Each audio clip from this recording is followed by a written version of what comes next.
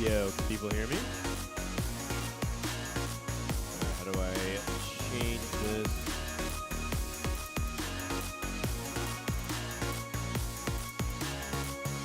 Is this TFT? Yeah, this is TFT.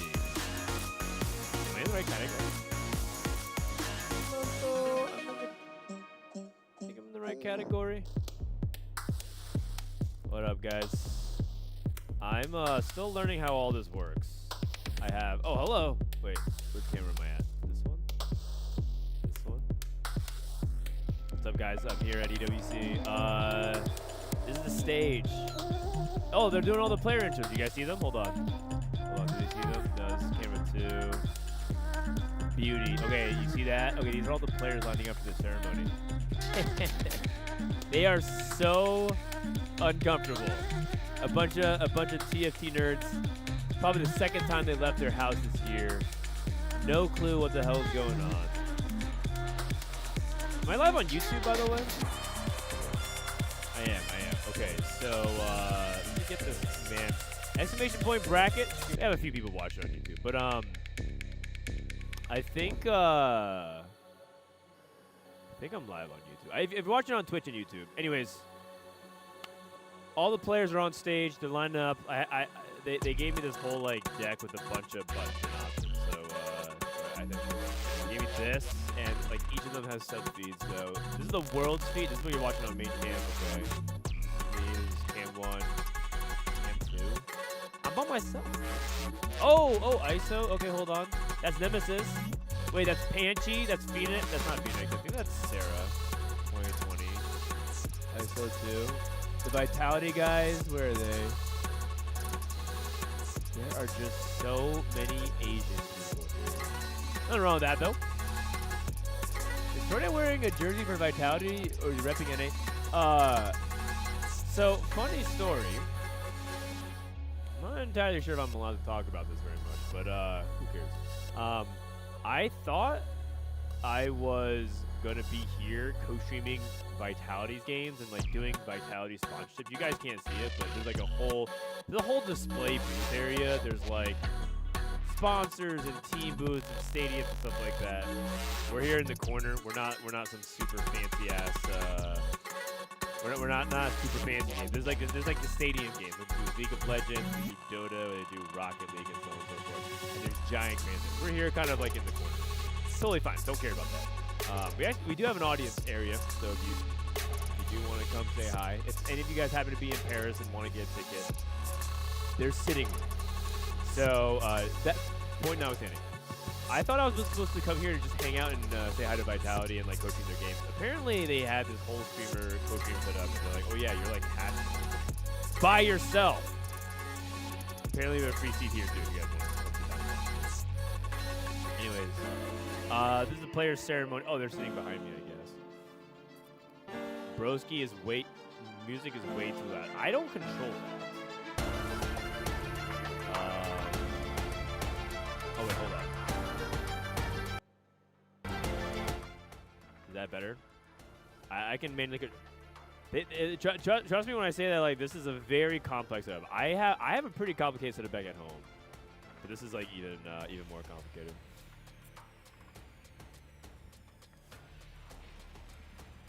What's the playlist? I have no clue. It's just some generic stuff. So also another thing to note is that I am on a delay, but I'm on a 10-second delay. Why? I think they recognize that I think last time we had like a 5 to 10 minute delay at EWC, and that killed it. I think for me, I literally sat here for like 8 hours a day by myself talking to nobody, and then waited. And then I was on a 5 minute delay. I couldn't even talk to chat, so I was just sitting here just yapping to nobody, and I think I lost my voice by the end of day 3. So I think they changed the policy, so I'm only on a 10-second delay. So you guys will, I didn't ask for permission, but I just put chat on the screen anyway, so I can like read it with you guys and hang out anyway. Why are we not watching Godlike versus Fnatic? So if you type exclamation point bracket, they put the schedule up, and that's the schedule that we're just gonna be watching. I think it's because Godlike and Fnatic play tomorrow, guys. Oh, if you're asking why. Can I show my screen? think I can. PC. Oh no, this is Twitch. Actually, I think I can hear. Especially can't hear me. Wait, what? Is my mic too soft? Hello, hello, hello, hello, hello, hello. Test 1, 2, 3. My microphone's too soft. My microphone's too soft. Okay, I'll have them fix that in a sec. Someone type bracket for me. Thank you. So the bracket is so today they're going to be doing groups A and B. I'm sure I can like add my cam or something here, but whatever, doesn't matter. Today we're going to be doing groups A and B, and then tomorrow we do group C and D. And we're doing every match of group A. The cool thing about this format. Oh wait, no, this is not that cool. Okay, but every match will be streamed. It's just that there's going to be a stream A and stream B. However, they said that I will be watching all of stream A matches. Okay, they said that I'll be watching all of stream A matches. So I'll be forced to watch Weibo Gaming versus T1, which is cool because that's a good one. ZETA versus JD, which is cool. Although I kind of want to watch Mouse. Okay, well, and then I'll be watching Vision versus Movie Star. Oh, I see what you're saying. Why are you not watching Godlike Infinite? No, I know what you're saying. Why am I not watching that? Well, they said I have to watch the Group A matches. And then the fourth match will be Vitality versus Flash Wolves. Wan In. Wan In. I know a bit of a boring answer. And I would help people AGAL. Yeah. Actually, watching. Maybe we could. Oh no. The thing is, maybe I could just pull up the B stream. You know what? You're right. Chat, you're right as fuck. I think we're just gonna watch that match. Who cares? What are they gonna do? Kick me out? I was gonna enjoy the rest of the day in Paris. So yeah, I mean, we could do Fnatic versus Godlike. I think, okay, hold on. Team Vision, if you guys don't know, trying to see if I can pull it up. Thank you, brother. Okay, I'm like. Wikipedia, TFT, EWC. Why are you such a liar? Okay, so let me pull this up. Acceptors. So the other match, Team Vision. Who's Team Vision? Jen Bai, that guy's a beast. Finalist in Set 15 Worlds. Flancy. Runner-up in Set 8 Worlds. Mo GG from Taiwan and Koyui, who also did well at regionals. I believe we need to Set 16 Worlds. So, Team Vision. Okay. I mean, I feel like people would want to watch the NA team. Oh, sorry, not Nemesis. It's Godlike versus Fnatic. I think I want to watch that match as well. So you know what? You're right, guys. You're right. Is this one the league stage? No, this is not the league stage. The league stage is over there, and it looks really cool. It's awesome. They're having a good time. And we're over here. Fnatic has a TFT team. Yeah, Fnatic has a TFT team. They signed Darth New, Bosso Skills, Philip, and Stellar Minheem. It's like the group of. It's like the. It's like the only group that from that Discord server that signed up successfully for the qualifier. All right. Thanks to my assistant, my PA assistant, they got me a Red Bull. I am dying. No caffeine, man. Anyways, I started stream early just to see if it worked, and everything works, I guess. So we're cool. I love that you're there in person. I love IRL TFT events. Good luck, Vitality. Woo! Vitality love watchers. I gotta tell you guys. I have to tell you guys. I don't think. I think they're right by me. I don't think Vitality is in a really good spot. Their scrims apparently have been going so badly. I want to show you. Can I show you? Did they exit Discord on my PC here? I asked Vitality how scrims were going. I asked Milk, and Milk replied, smiley face. And I said, Milk, in our entire time of friendship over the past 6 to 7 years here, you have never once sent me a smiley face. Like, usually it's a Pepe frog. Usually it's all caps. Usually there's some kind of emoji going on, but he just types smiley face back. No other response, man. It's doomed. Scrims are going horribly. And then I asked their manager how it was going. They said they basically waver on a daily basis between whether or not they're fucked or they're back. It's basically like after one block they say we are so fucked, and then the next good block they say never mind, we're back. So business as per usual. Let me see. Can I look at these ISOs? Okay, who's this guy? At EWC, nothing is granted. Oh, it's T1. Oh, is that SCSC? Oh, look at that guy's kind of handsome. Okay, we got the players. I have they call this the beauty cam. Where's the beauty cam at? The booty cam. Oh wait, oh, hold on. World feed. Oh yeah, what up, Phoenix? You want to sit down? Battle for the Yeah. ultimate prize You in can sit down, esports. hang out if you want.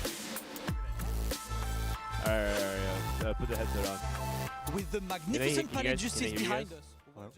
Hello? Testing. They said our audio's a little bit on softer side, but hopefully we can turn it up. Can they see me? Where's the camera? I mean, let me see. Oh yeah, world feed with cam. Yo, what up? Wait, it's Phoenix, guys. Actually, this is they wanted us to show us this opening of EWC. I see. Anyways, how's practice been? It's going good. Feeling confident? I mean, I'm confident in our team. I don't think our scrims are, like, the win rate's probably not great, but I actually think I have a team that just logs in during tournament because I feel like they make really obvious mistakes in scrims at least. I feel like a lot of people are making mistakes. What up, Vitali's in chat? Is that Kevin Hart? No, that's Phoenix, man. The other global sensation. I probably Garage can't stay guy. long. I was just trying to gank you and see how. Oh, okay. So you're playing Fnatic? Yeah. Okay. Oh, no. We're playing Virtus Pro. Oh, sorry. I have it. They're all. You're playing Virtus Pro. Okay, Virtus Pro. The Vietnamese team. Are you guys afraid of them at all? Not really. I'm not going to lie. I don't even know who's on their team. Good. Don't even worry about them. They're scrubs. Do you have to go? Yeah. I mean, what time is it? Yeah, I should probably just be. Okay, ready, okay, just okay, in yeah, case. they're I about have to do walk the intro. out in like 10. Yeah. All right, peace. Good luck. Okay, now I'm lonely.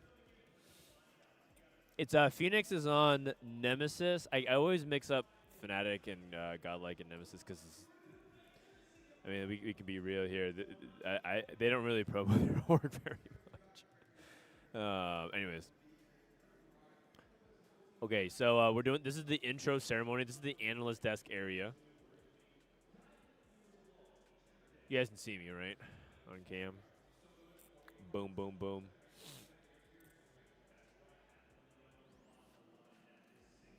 Oh wait, we need to listen to the world feed.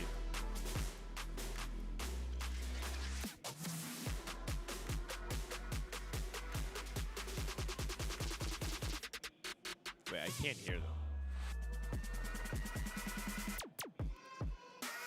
Oh, sorry. I have town audio. An amazing feature for them, and that's the point, obviously. Quite significant, isn't it? Hey, we've got a fun format this year when it comes to TFT. Listen up. This is everything you need to know. Wait, I have a button that says mainstream without audience sound. Can you guys hear this? Oh no, this is world feed, sorry. We kick things off with the group stage. Ouch. 16 teams are split into 2 groups, each needing to battle through a brutal double elimination bracket to advance to the playoffs. Adapt or be crushed. As every match will be a best of 3, every team's skill and coordination will be pushed to the ultimate limit. Lose Sorry, twice and it's a bottom 4 exit, but win twice to advance to the playoffs. Win twice. 8 teams remain, but the safety net is officially gone as they move into the single elimination format. No second chances. One bad series and your favorite team's tournament run is over. It'll still be best of 3 matches, so don't count any teams out just yet. All that leads us to the grand final, where the 2 best teams have a final best of 5 showdown to be crowned winner of Teamfight Tactics at EWC 2026. Who will have the best strategies? Who will hit their power spikes and crush their opponents? And who will be the team to take it all? It's all happening right here at the Esports World Cup 2026. Who will hit their power spike? You know what? That's honestly, that's the phrase of the day. This is not a game. Dude, these guys take gaming so seriously. Holy cow. You know what? I'm very, very hard to hear. Okay, sorry. It's one of the most unique formats. I asked them. Oh, I'm typing in chat. Sorry, I asked them to look at audio. But we've got a lot of great Hopefully, hopefully that changes soon. So we're in the 6 months. M-Senon Go2G. Thank you for the prime as well. Appreciate you guys supporting the chat. The channel, excuse me. We got Group A coming up. We got Weibo, Vitality, Vision, and Ghoul. Godlike. Excuse me. Why did I say Ghoul? Yeah, and Vitality doing amazing right now. They have the biggest streamer of TFT right now here on How come I can't hear the And of course, according to Group B Amazing, we have MCOY, the Spaniards, that are really representing. They were obviously doing so amazing, and that's another team to watch for sure. Yeah, they're going to be loud for sure. T1 bottom right. This Group A is looking stacked. Let's take a look. Oh no, we can hear. We can hear. Group A is looking also stacked. Equally as stacked. And of course, great competitors. You can hear the casters, right? They want us to like show it though. When does ZETA play? We don't talk about that. Okay, I pegged that Group A is stacked, by the way. I think Vitality is I'm gonna root for Vitality, but it wouldn't surprise me if it's just like a toss-up. Strongest team in Group B is probably Virtus Pro or JDG. Oh no, Aurora has Hwanmei. Although I will say that I think Hwanmei's 4v4 play is different than his solo play. We'll talk about that a little bit more. Talk about a little bit more later on. Wonderful streams for you to watch at home. This is Stream A, but we also have our Stream B. We also have Stream B. I'll hide it. I'll hide it. This is T1 and Weibo to start things off. This is actually a really good match. It's the reigning. It's actually the rematch of the finals last year. We do have Stream B taking place, and I encourage you all to have both streams up and open. Godlike versus Fnatic. I'll take a look if we can watch it. You guys want to watch the Godlike versus Fnatic, right? Because you guys are a Western audience. Fnatic versus Godlike. Fnatic is Darth. Bosso skills. Minhee and Phil. Sorry, I was listening to what he was saying. And then Godlike is Rico Mastery, Daysik, Dehua, and Gobo Steer. Gobo. They're a full CN roster? Yeah. Who are the better teams? So I would say that China in general is probably, when in doubt, bet on China. If you're, let's say if Polymarket is foolish enough to open up the prediction lines. Not that you guys should gamble. Gambling is cringe, as you know. Unless it's on Riot products, in which case thumbs up. But if you were a betting man, I would say when in doubt, bet on the Chinese teams. I would say that the top APAC teams are T1 and Virtus Pro. I think people think Flash Wolves is good, but Flash Wolves and Scrims, from what I heard, have a losing record. Not entirely too sold on that. And then from Americas, Vitality is the best team on paper. I will say I think Nemesis, Phoenix, and Panchi's team, I think they put the most work in. So it wouldn't surprise me if they actually make the Americas run. That's Phoenix's and Garage Guys teams. They're the same guy. And then I would say that from EU, the best team is probably Mouse. We'll see though. Dasa couldn't get his visa. They said that there was a last-second Hail Mary. They literally had like dude, it was crazy. They actually had like the courier hand delivering it and trying to run over to him, and he has a flight for today. Man, just leaking everyone's scrims. No, I'm not leaking anyone's scrims. I'm just telling you what happened.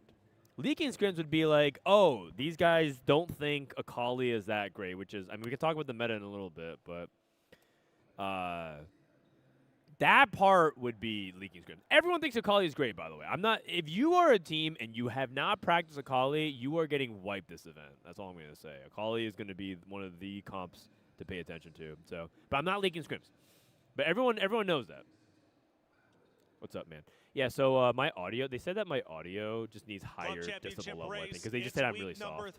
And then whenever they listen, even if Wolfie's like down here, they say it's too loud. Which is a lot of money, by the way. So if we can and just a chance increase and the opportunity decibel, to really yeah. revolutionize your team, your Okay, wow, he's roster. pumping up me Now, a lot, Navi guys. is It's going in from first 0 place, decibels to but as 5. Trav said, Vitality have been Oh, dominating the okay. Allianz Vault. Are we good Will now? this Test 1, be 2, the 3. same in TFT, and a real chance to get some major Is there a way to club fix the championship delay? points. It's about 10 Navi second delay. is not Sorry, guys. competing in TFT, but they're not the only two we're looking at. So, We're looking at several others. yeah. Yeah, AGAO are currently in 3rd place. Also have a team in Teamfight Tactics, as well as Virtus Pro. They and say it's Team okay? Fight both joint in 5th place. Okay, they say it's so good. Thank you. Any one of them teams right now can really look to jump up the standings. Yeah, definitely so. The fact that Navi's not playing in TFT is a big deal, given the fact Basics that also again, had everyone's visa issues, looking to yeah, catch for sure. up to them. There's a very real chance. Now, our first matchup, though, is going to be incredible. We're talking T1 versus Okay, like they wanna talk to me? Gaming. You've got Okay. the title defenders Am I allowed to going swear? against a roster of T1 who has been desperately trying to Can I throw get gang into signs? the winner's circle. Now, No. they have a chance this year, and they bring in a new gun. Yeah, 100%. It's I mean, okay. we have Tianlong that I'm been doing pretty amazing tough in like running that. Final table here on TAC It Round. used to be He's 5 minutes. Yeah, it someone used to be that's 5 helping minutes. It's 10 a seconds player now, that thank was God. the MVP last year, playing so well, doing the GP Man, look at that that he B-roll. does, and Amazing. sometimes also Stuart. Opening Now ceremony, with a 4 meta minutes more and developed, 45 it will be a seconds. chance also to see the gameplay Is this so 44? Yeah, I this think is it's a great 44. matchup. It's good Should I enough to change be it to the the semifinals, title? even a finals matchup. I think Is the Jax here first game takeable? of the tournament is gonna be fantastic Probably to see, not. to see if Weibo Gaming Probably can not. continue their dominant The run from difficult the thing WBO. too is that competitors are if you arriving get this the morning, Jax and hero Dion had a augment, chance to catch everyone's up with gonna a couple grief of you. them. So the thing is, you might be able to tempo. You might be able to tempo. One thing about it is that you might be able to grab something like the Jax hero augment, play for 2-star win streak, and then bleed out to a 5th, and that's fine too. Remember the context changes. You know what? I am gonna change the stream title. Oh yeah. Also, I need to run ads now. Sorry. All my mods are asleep right now. I might be modless. All right. EWC 4v4. Be cool, guys. Be cool. Oh, hold on. I think we need world feed. Godlike here. Godlike, how are you? Gobo! Good. How you feeling? Dude, they have Feeling great. Broseph playing. How are you feeling? I'm feeling amazing, man. Ready to win today. We gonna high roll today? Of course. All right. Good luck today. See ya. Dehua. Fnatic, how are you? Dart noob. You ready to go today? Ready as always. All right. Good luck today. Take care. Take care. Take care. There goes Are you ready? Vitality. Yes. Okay, good Vitality, luck. one of the favorites here from America's the #1 qualifier coming on in. I'm gonna go ahead and grab someone real quick. Oh I my gotta grab God. Soju. Soju, I gotta grab you, brother. Yes, How's it going, man? How are you feeling about today? He's so I'm handsome. tired. Pretty confident though. Tournament as a whole, I mean, this is such a stacked 4v4 event. How you feeling about your chances? You're the #1 qualifier, but you just shared the bus with last year's finalist and last year's winner. Yeah, Setsuko just like 2 minutes ago was saying that the winners are probably gonna be on this bus. It's gonna be us and Weibo. All right, well, best of luck today, brother. Good luck. Ooh. All right, take care, guys. All right, Digon. I see you, man. I see you. Not bad. That was fun. How do you think Vitality's gonna do? You know what? It's like I would say Vitality is still the best America's team, and I think that they are top 3 in this field at potential. Because the thing is, this is okay. I promise you, I'm gonna nail this by the end of the weekend. Up with the players. Some of them might be sleepy, but they'll be wide Okay, awake sorry, once they but hit the stage, ready to play against their opponents. I'm figuring it out. Boys, let's talk about it. It's time for our crunchy story of the day, and it's our matchup Crunchy story of the #1. day? It's T1 versus Weibo Gaming. Oh, Both Crunchyroll. Titans, Oh and like shit, I we're said, sponsored sir, by could very anime. well be either our semifinals matchup going into day 4, and maybe even anyways. our grand finals matchup. Yeah, exactly. I mean, What was I T1 saying? coming into this, I think in the EWC 2024 and 2025, both reaching top 4 this time around. Is this their time that they can step up as well? And Weibo on the other side, fantastic, dominant last year, only losing 3 No. games in total. They're to the they're making Japanese Guan team. sit like for that. Weibo, last year, they were not the favorites, and they demonstrated that power of friendships is almost more important than individual performance, and that's exactly what we Power want of to see friendship. here. These guys We were are not proud friends to last want year, to have but people who have been I to bet they're an friends SSC, now. Been here throughout all EWCs, and especially the rest, and now with more people coming in, Sanjop doing amazing also during the set, and I mean, we have a hype one. Yeah, I think the experience of T1 is going to be huge. They brought back their entire roster from last year. This is Virtus Pro. That's Milo, Maris, the runners up. This is the strongest team from Vietnam. I think they're better. I think they're better than YBY's team. I think YBY's team struggled a little bit. One thing about 4v4 guys that you have to understand is that individual skill is a ceiling. It doesn't mean that's the baseline of how your team's going to perform, right? Even the academy with Weijin and Disso, we didn't put a lot of time in prepping, and they're individually insane. That doesn't mean that we'll be by default beating everybody. So I actually think Virtus Pro always plays really good as a group. Their teamwork is really good. I think the reason why.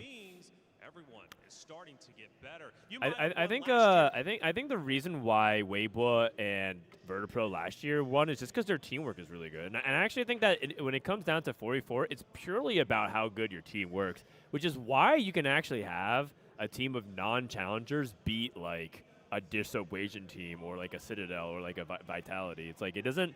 There's actually a team of that, by the way. One Korean team that's here is actually just a team of people who aren't even challengers. They just like are a group of friends that like practice and like study 4v4, and then I think some of them actually hit challenger, but like they're not like a competitive team or like a team of pro players. There's actually like a little group of Korean friends that just qualified.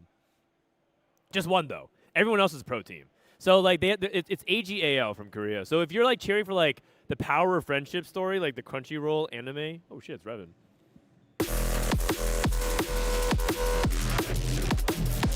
To win, it's all about ZETA gang. Oh shit, R farming. Title, that's Guan from Weibo.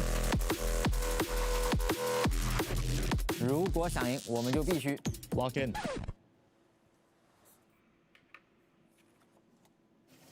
No! Come on, man. How is he doing that with a straight face? No. What? Okay. No. With the teams riled up and ready, let's see who will be the ultimate winner of teamfight tactics here at the Esports World Cup. God, that's so delightfully cheesy. All right, you know what? What's really nice is now we have a new emote. K3 lock-in. All right. Excellent, excellent. Oh, opening ceremony time. Okay, here we go. Let me know if the sound bounces off, but because I'm constantly adjusting things. If you guys are coming in, you're just in time for opening ceremony, just let me know about sound bounce.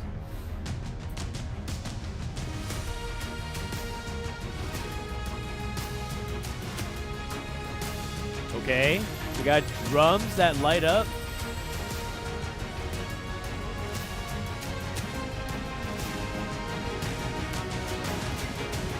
Yo.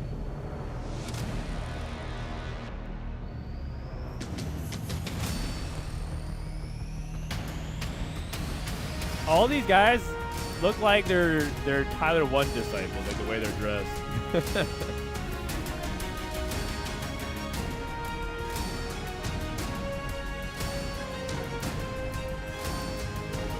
Wow, we have ninjas!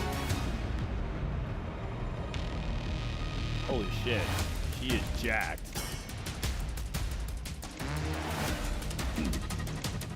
Okay! Got a little headstand freeze. Well, we got choreography up in here.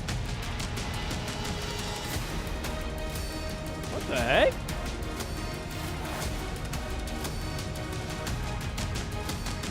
Okay, the dive roll. An aerial. Gainers. Hero pose. Flares. Oh, air flares. Oh my god. Wait, this is why it's called digital athletics, baby. Oh, and a baby roll. Okay. Not bad, not bad. These guys are sick. Better than the World Cup halftime show. Honestly, man, BTS killed that. I think BTS did a good job with the halftime show. BTS and Shakira? Is it Shakira? I'm not gonna make that. I kind of tuned out after Justin Bieber came up. After Justin Bieber came up on the halftime show, I kind of tuned out. Welcome, everyone, to the Teamfight Tactics Tournament at the Esports World Cup 2026. We are going to witness a brand new story starting How do you know this these words? year. I studied However, breakdancing when I was last in high year school. we saw Weibo Gaming battle out with one more take. One more take. Guys, it's a little slow. It's live. That's right, Kitty. Right here, officially, it is time for No, the you're live. greatest You're team live. fight tactics players on planet Earth to throw down for glory and, of course, for your viewing entertainment. Ladies and gentlemen, every single lobby is going to test my their God, skill. one more Every thing. single decision made could be the difference between Oh, it's Highland walking Rock, away, dude. I love this guy. lifting up that EWC 26 trophy, Oh or my God. walking away empty-handed. The pressure does not get any higher than this. It is going to test their camaraderie. It is going to test their skill. It is going to test their resolve. Dude, and the at kicks, the end, dude, we will Rob is know is who is the best rocking it. team fight tactics team on planet Earth. Hell yeah. The club championship is the Like, ultimate damn, race Rob- for glory. Rob is Across rocking it, 7 man. weeks, I like how competitors I will met him battle it at out a to Street climb Fighter the event. He's a ladder cool guy. and raise the ultimate trophy, the club championship totem. I am in front of the totem hall where this Saturday I will be welcoming the new winners of Esports World Cup Team Fight Tactics. But of course, it is not just about lifting that trophy. It is about securing Good, those those guys valuable actually. club championship points, along with putting your keyframe into that totem hall etched in history, like Weibo Gaming did last year. After 2 weeks of competition, the battle for these points is starting to be very intense, and you know this week is going to be as well. So without further ado, it is TFT time kinda to welcome matters all of for our club teams boys. for Esports World Cup Team Fight Tactics. It is time to welcome all of our teams for Esports World Cup I'm Team not gonna Fight lie. Tactics. I think in this intro, I've heard the team fight Last year's tactics. winner, Like no one the says underdog, team fight tactics. can We all they say do it this TFT. year? Virtus Pro. This is the most team fight tactics has ever been full named, like government named, in any TFT most tournament in experienced history. team They here just keep at saying team fight EWC. tactics everywhere. Can we just say TFT? Whoa! Coming in with 1 veteran and 3 new prospects. P2 Twad. AGAS. RY. This team is good. This team is very good on paper, and that's HN in the back. And of course, the sole Spanish representative. They missed out on last Dude, year, we have- but they're back in full This is strength. MKOI, Movistar, Safo, Revan, Dale Som. Dude, Dale Som, when they said that he is like EU Robin song. That dude's old. Making their first appearance at EWC. Godlike. Godlike Esports. Dehua, Gobo, Rico. Rosef's playing, I guess. GG. Powered by the experience. Is that Kubica? Wet jungler. Mouse. Travis, Wet Jungler, Og, Kubica. This is a team of EU All-Stars.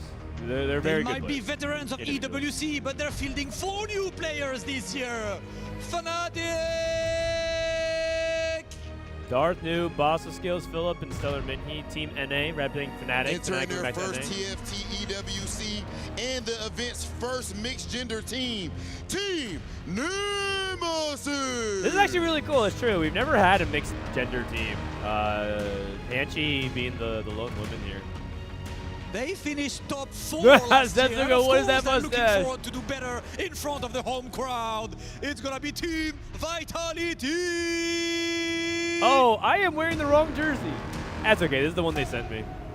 That's okay. That's all Fighting done. Not on me. out of China. Oh, shit. Aurora Gaming. Aura Huanmei, Aura Lilo.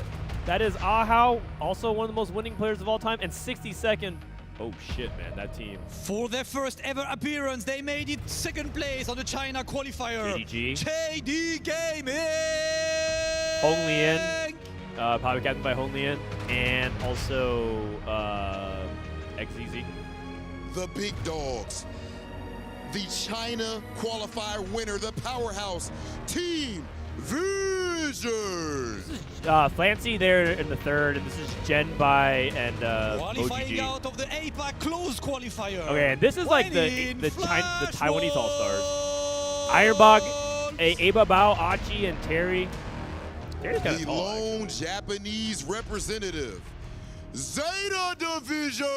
2 world champions, Summertimer and title, both in the middle there with Yatsuhashi And for the and first Mori. time at EWC, first at the APAC close qualifier, Mongshim, Red Force. This is a team of Korean underdogs. No one knows who they are. We don't know how good they are. They're a group of friends. They beat T1. Finally, our they're the title #1 seed from defenders APAC. They're of completely EWC underdogs. TFT 25. Reigning world champions. Weibo Gaming. Tianlong, Guan, They Sao crushed Pimi, every key LPTZ. and every dream of their opponents Tianlong last just year got to Worlds this set. in order to Guan, make theirs come true.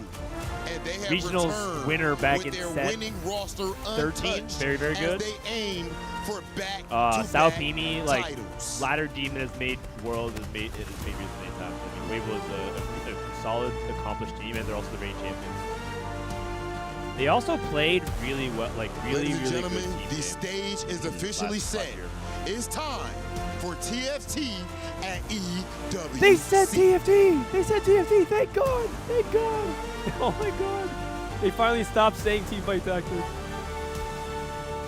Oh man, they did it. Okay, honestly, that was a pretty good opening ceremony, right? But only one can truly be the winner. And will it be our returning title defenders of Weibo? Honestly, shouldn't they do an intro like that for Worlds more often? That was kind of hype. That was kind of hype. We're so happy to have each and every one of you along That was kinda hype. the ride. But we've got some things to talk about. The Esports World All right, so the Cup first match for today is going to be incredible Weibo versus T1. only It's is going to be Weibo Weibo versus T1, guys. T1, but there's also plenty of ways for you to get involved, including our EWC play. There's another match going on the B stream. If you want to check it out, including right here, our play esportsworldcup.com. You can watch that. There's like a whole like B stream. I can show you guys real quick if you don't know what that is.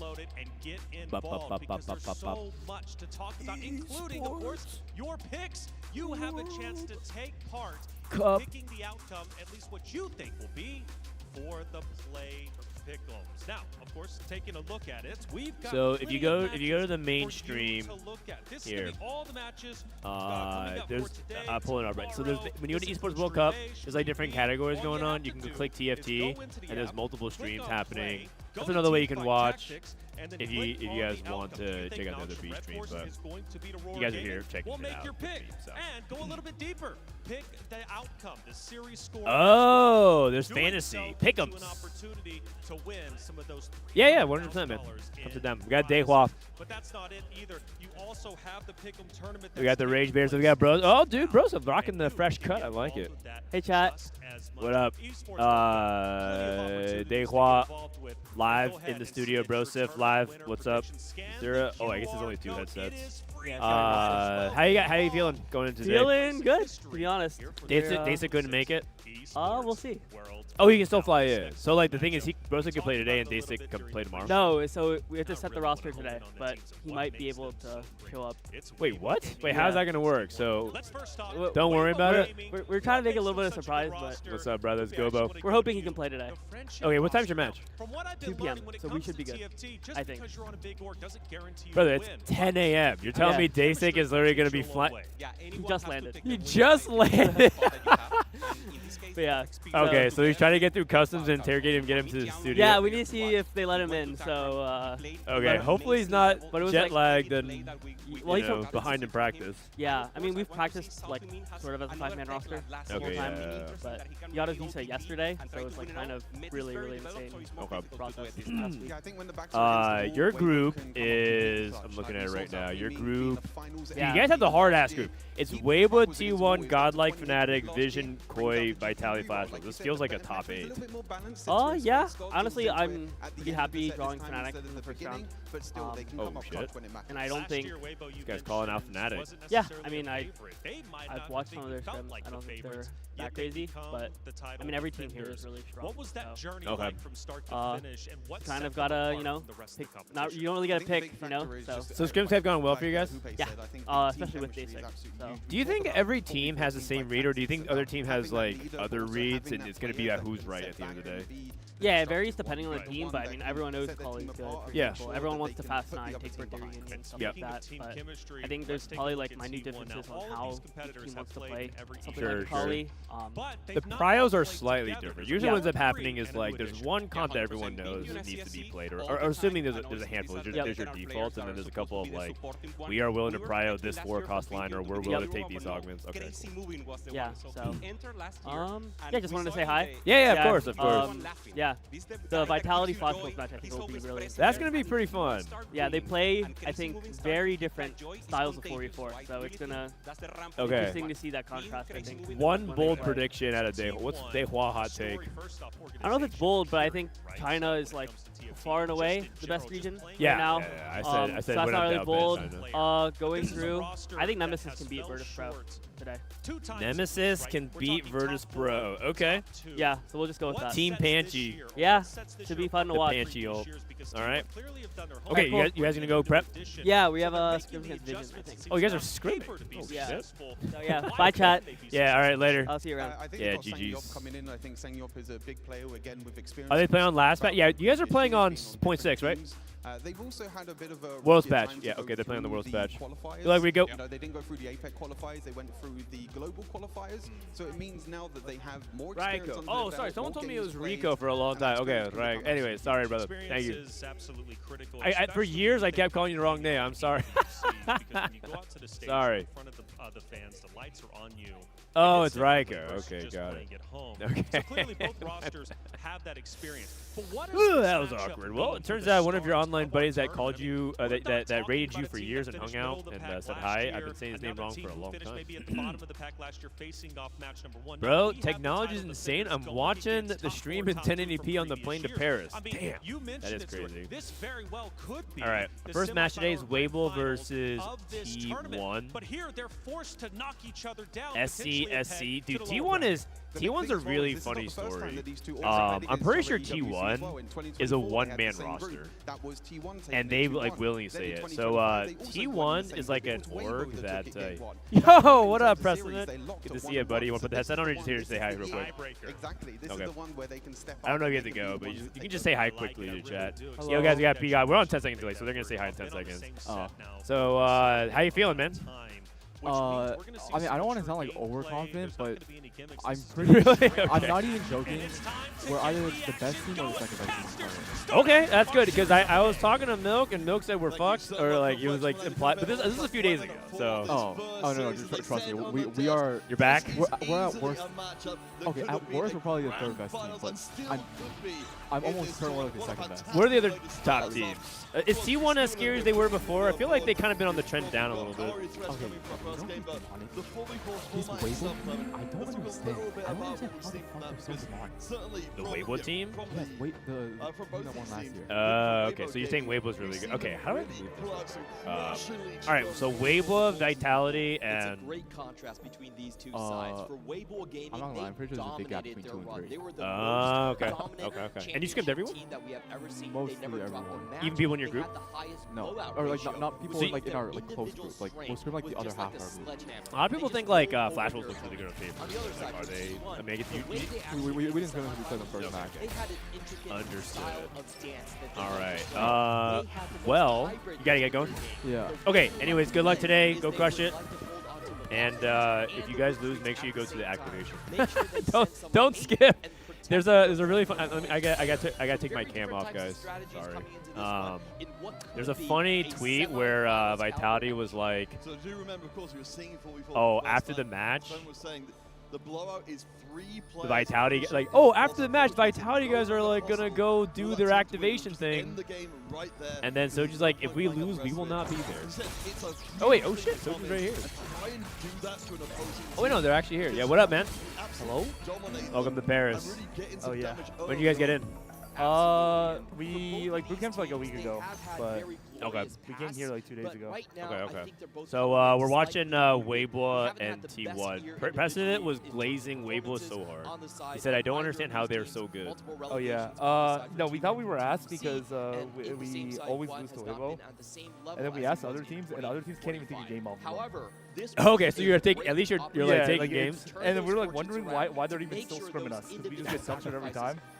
But no, their teamwork is insane, right? Like they're just usually like individually really good as well. Yeah. But yeah, it turns out that they don't lose to anyone. So maybe we're like the best of the worst. Okay. Do you think, I was asked this to other teams, do you think like, do you think every team has generally the same reads about execution, or do you think there's going to be slight differences like in reads going I think like there's just certain comps that you can't really, like certain comps are better than others. Yeah, you don't have to link anything. Yeah, like certain comps are just like mandatory, certain comps are just bad, and then certain comps are good from win streaks, certain comps are bad from win streaks. And then it's just also like augment selection. I mean, I think there's a lot of skill. Do you think there's a lot of edge dispatch for teams? Yeah, it's just like since it's at the end of the set, I think like the bad players kind of just get weeded out because you can't just like fluke the early season. Yeah, or like gameplay or Syndrome. Well, I mean, is Akali anywhere near that? Oh no. Okay, all right. But like, yeah, I feel like the meta reads are like pretty similar, so a lot of like individual skill will shine. Okay. I think that's like a big reason why Weibo are so good. I think all 4 of them are just like insanely good individually. I don't even know if their teamwork is that good. Oh, I just think like they just load up with like 4 tennis boards and lose. Okay. Whereas I think other teams are just like bad. Other teams are just bad. Like we thought we were asked, but then we walked onto the stage, we looked around, and we just saw the names of the other players. And only one player can get out of the lobby. So as we're seeing right here, our observers completely on cue. Great job by them. Is going to be going over to SCSC's board here. He has been a stalwart alongside Bintum. All right. Are you guys gonna go scrim, or are you guys just hanging out? We don't play until like 2 hours. Yeah, I don't know. Okay. Made us wake up early. Realize looking at these matches taking place, it's the teams But yeah, if there were betting lines, control who's getting You would have on Weibo. I mean, I was talking. Everyone has the same opinion. It seems like everyone says China's like insanely good. So. I think it's only Weibo. I think the other teams are like not. Oh, interesting. Not even like like Juanmei's team, Aurora. I don't know, because like for us, we were like really good and make sure that in the last items against the opposing team. but like before that, like our sons were like 50-50. But like recently, we've and been then like make sure there are more kills on both sides. Except for Weibo. Except for Weibo. Very important to kind of save. But yesterday, like, we actually showed we're taking a look across the T1 board. We just saw Bintum going into a very everyone says we should have won, but they had caretakers into a zone. Like execution That is one of those problem. It's just like one small thing is like a huge swing. But I feel like that like small thing, like usually when we scrim like bad teams, the game's over at like 5. But I feel like against Weibo, like we don't actually have like. It seems like at least from the very early going, we've got T1 managing to settle into a mostly comfortable spot. But I like do think Flash is like. Away from those side of things, certainly it doesn't start this way. And then I think us against like any team except for Weibo. T1 to start out. They have 2 players on Okay. Our screws are like and the full loss. Okay. Wow. Okay. Yeah. No, it's true because last year they were not going that well. They were like mixed, and so yeah, I guess that's the but we're all like pretty confident, and then T1 has been able to do, which is yeah, we're kind of just hoping they get RG and win streakers at the early start of the game, the whole way through, and then this is where crazy Caretaker moving Zoe. starts to shine when it Probably gets not stage Leona 4. Print though. He's Leona usually Print a feels lost worker. like, He comes I up mean, with the big from what win, I've come to understand, has the Frontline game is over a really 25 big minutes issue over the game. for a lot That's of the way people, T1 with a lot of likes to teams, or like as in trying to divvy up the frontline situation is like kind of awkward right now. And so like getting a Leona Print's like a really huge deal because you can just like you don't have to fight for the Morgana, you don't have to fight for the TK. Yeah, exactly. Leona's just taking the level up there. Oh, okay. All right, I'm gonna. Yeah, for sure. Go prep. Don't feel like you have to stick here. I also should probably do some commentary over this game.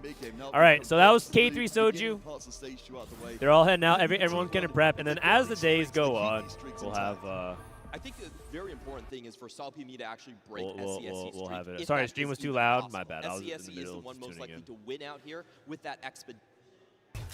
Okay, so that was my bad. Now it's useless. He's gone.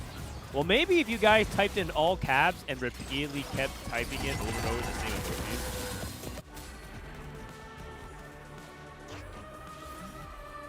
Soju's volume was too low. Oh, sorry. Okay, we will. I will fix that next time. I will fix that. Basically, he said, and I'm not even paraphrasing. He said, everyone else sucks. They are trash. He even used a part of the buy to describe the quality of the players that isn't Weibo. He said Weibo is good. Vitality is good. Everyone else, bad. He said that there were betting lines. Why did he say that, by the way? Should not say that. He said if there were betting lines, he said there's only 2 teams worth betting on. Game volume's a little bit too high. All right, give me a second. I'm trying to calibrate. I'm not on my home setup. I'm live in studio. They gave me like an entire dashboard of buttons and knobs and OBS. I'm trying to tweak everything, so just definitely let me know how it is for you guys. Okay, let's dial back in. How's the scoring work? Okay, so the way it works in 4v4, if you've never played, in 4v4, you add up your individual points and standings in the game. So if you go first, you get 8 points. If you go 8th, you have 1 point.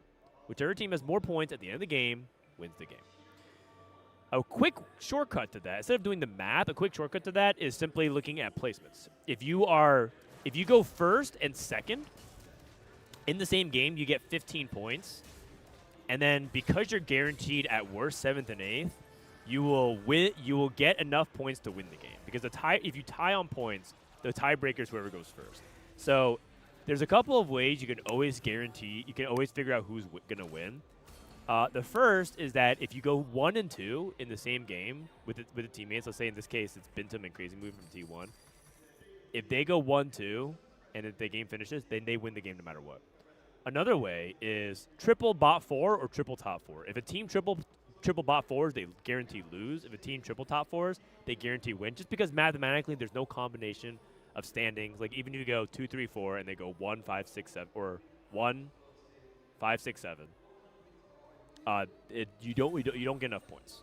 So those are a couple different surefire ways you can tell that a team's gonna win.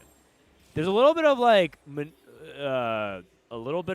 awkward point distribution stuff when it starts getting to like, okay, they tie at the bottom, so they have to like do this thing. But we'll cover that if it's relevant. For now, we can just kind of use that as a starting base and then go from there. All right, so where are we at? Bintum, Crazy Moving, Tianlong signing up. Okay, so we are at 3-1. Coming up on 3-2. The most important thing in 4v4 is lock in the lines, right? Where are people playing? Warrior Gym, so we got some AP, a lot of AP.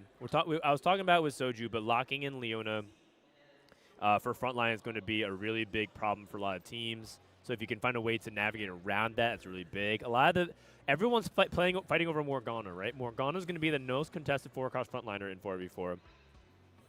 And Tom Kench is also a really big source as well. If you can play around the Vanguard front line, if you can get a free Leona, that could be a huge deal for all these lines that want to play around AP. And then both teams are going to have an Akali player. It's pretty impractical to always go for Akali 3. So a lot of times some people, if they feel like they're ahead with an early Akali 2 or whatnot, which puts a heavy premium on things like Kickstart and Caretakers, you can just push levels. 7 Zoes. Is level 5? No, it's level 6 Bintum. Zoe 3 with only Leona 1. Gonna have to figure out his frontline issues. What team is Ramson's on? He's on Citadel. Is this the Stargazer patch? No, this is the World's patch, 17.6. This is not the current patch with Timebreaker Shed and Stargazer Vex. Patience of Virtue into Belveth for Sao Pimi. I missed the condition stuff. I don't know like what Stargazer it is. Leona 3 for Crazy Moving with Teemo 3. Oh, interesting. And okay, it's Artifact Anvil. Void Gauntlet probably for frontline. You already have backline at him, so Void Gauntlet. Unless he's thinking about something extremely cheeky here and trying to go for some kind of AD pivot. I think this is 100% going to be frontline. You just need to itemize your 3-star unit.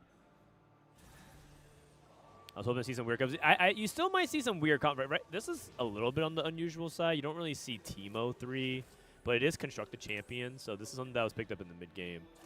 Guan with Shojin and Static Shift. So this is just going to be AP Flex. The AP Flex line in 4v4 is you're going to see a lot of teams even try to double contest it. Like you might see 2 people try to play it from time to time because one person thinks they can fast 9 if they can. If they cannot, they have to play AP Flex. And both of you can kind of figure out like, oh, I'm going to be playing around LeBlanc, and the other people are like, okay, I'll play around like Nami and other stuff. And you might go into some Space Groove as well. So we're on Thresh. We saw a lot of Thresh picks at the very beginning. And just to let you guys know, I don't have any observer. I'm just watching mainstream, so which is in a way relieving, although it's a bummer because I can't see like what people got and like what Stargazer it is. 8 Threshes, by the way. No Aries. No Aries, and no one gonna go for the free rerolls. 4 for Oshi, some weird combos. Yeah, because this is Starcross, so his Thresh gave him random 2-star 2 cost. Wait, that's actually really big for Jinx too. Oh my gosh. Yo. Oh, he's playing Nova. Okay, never mind. I mean, you can still play Jinx though as a temporary unit. Gunblade goes to the Akali. He's not gonna even buy it. The thing is, I think you still need to buy it though because isn't it just gold efficient? Yeah, looks like so he buys it. 5 Jinxes, but he sells it.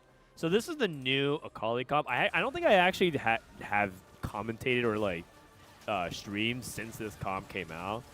But essentially, if you guys are out of the loop, we figured out that Akali 5 Nova has been buffed a lot, and people haven't really been playing it, and specifically itemizing her differently around Gunblade so that she can sustain frontline.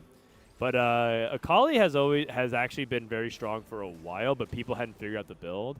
People are playing her with Jax as the frontline option. You don't have to play around Jax. Jax is just like a very convenient, like generally under contested frontline, especially if there's no playable Stargazer. But you can play like any frontline. Like, you know, let's say you're just stuck on Maokai 2 and it is what it is, and you eventually move on to TK. You could do that. But Akali in general is going to be the 2-cost reroll. If you somehow get like a high roll 3-cost 3-star Akali for any reason, like for free, you're in an amazing spot.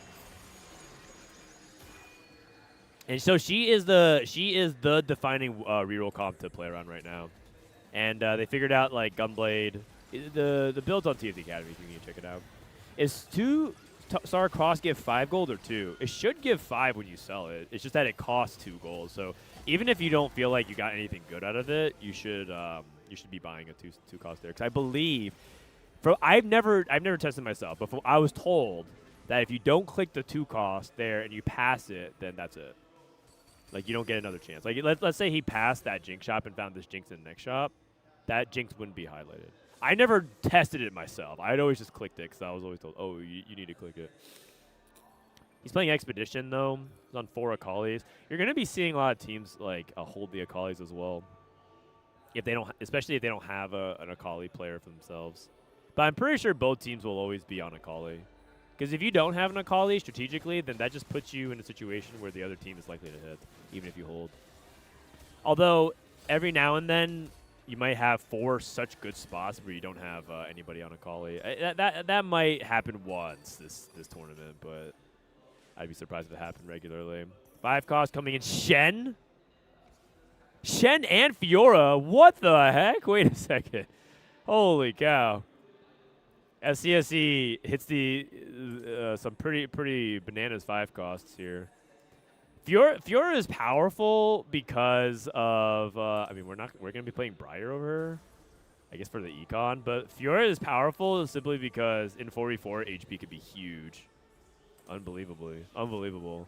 He's not gonna play her though. He's gonna play 3 Primordial. I don't know if I agree with this. I think that this is a little bit greedy.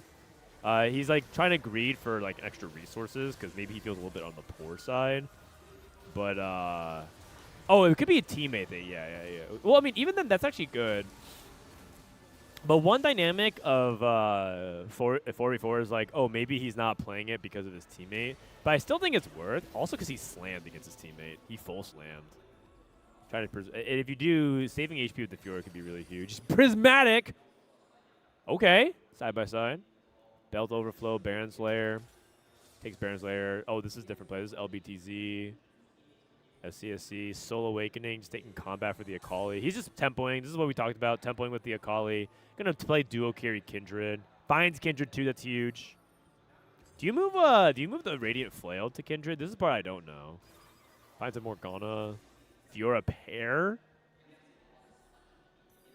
Frontline a little bit sketchy though. He's on 1 stars. If he sells Gragas, rolls for Fiora.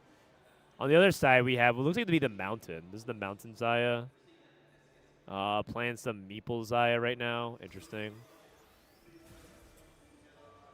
Sniper Emblem, put that on Corki. I like that. Stairs Gauge. Probably just makes that as a frontline now temporarily. Salpimi on Akali 1. Yikes. You don't want to see that. In fact, Salpimi, high tempo, but SCSC has the units, right? So you're stuck on Akali 1. Oh, God. He took Golden Gamba, and he got Giant Slayer. He's stuck on Akali 1, Kindred 1. This is really bad. So if you're T1, I'm looking at Salpimi as the player target. He just got 8-0'd. Well, that's really bad for Weibo. That's really, really bad. And this is what I'm talking about. This is sort of like the situation where if you are in the Akali spot and you're like dedicated as the tempo Akali and the Nova player, it can get real dicey if you're running into if people are holding on you. Akali 1. Yikes. Then we have Rammus 2. Trying to transition back into Meeple. Interesting. So he was playing. I mean, it's just because Stargazer is not that valuable. This Nunu's not even really doing much either. If Nunu can cast, great, but this Nunu's not doing. So he takes it out, which just makes more sense. So he has Varus' Obsession. That's supposed to be like a good item on Corki. It is Corki 1.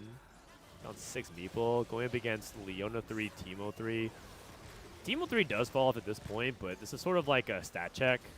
I think this is enough to get past it, though, because Teemo has no AP, so I think this is not actually that strong of a setup.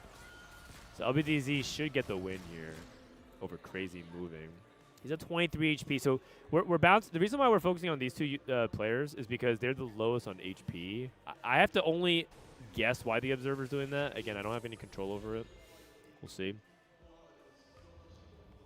Okay. Corki's that, yeah. It's kind of a cool setup, but it's largely enabled by his emblems because he has his emblems, right? Who's this? I mean, if this is LBDZ, you should be taking Corki. Corki 2 is a really big deal for his DPS, even if the tier is not that useful. He already has 3 items anyways, right? Zaya's holding the utility. So we have Space Groove for Tianlong. Tianlong made it to Worlds this past set. Made a pretty good run. Sang Yap made it to Worlds previous set. Irv's grab bag into Space Groove. These are 2 Space Groove players. Space Groove on Alawi. Space Groove also not like pretty good because it's cheaper frontline or 2. Frontline is again going to be the big thing. It almost feels like in a way we're like back to where we were previously, at the beginning of the set where there were just frontline issues. You know how like we complained the set like, oh my god, there's not enough tanks. In 4v4 especially right now, it feels like there's a lot of frontline issues. SCSC doesn't have 3-item Kindred. I think that might be one reason he falls off a little bit. It's close. This is a really close fight. Ooh, just barely. Wow, that's a really big win. Tianlong down to just 14 HP. But he's trying to go level 9. This is Zoe Thief for Bentham. Bentham at 82. He's so healthy. So I think T1 is in a really good spot. I think SCSC, the Lose Streak player, is pulling out to top 4, especially as he continues to itemize Kindred too. This is a really bad spot for Weibo. The cool story about T1, if you guys don't know, is that T1 is dubbed as a one-man team. Oh wow, he got Call of Chaos with tank gold. That's so insane because his tank is Mordekaiser 2 otherwise. Speaking of frontline issues, right? If Call of Chaos gave you this gold every single time, this augmented average in 2 is so good. Is the same patch as Worlds? Yes, it is. Yes, it is. T1 is entirely macroed by Binto.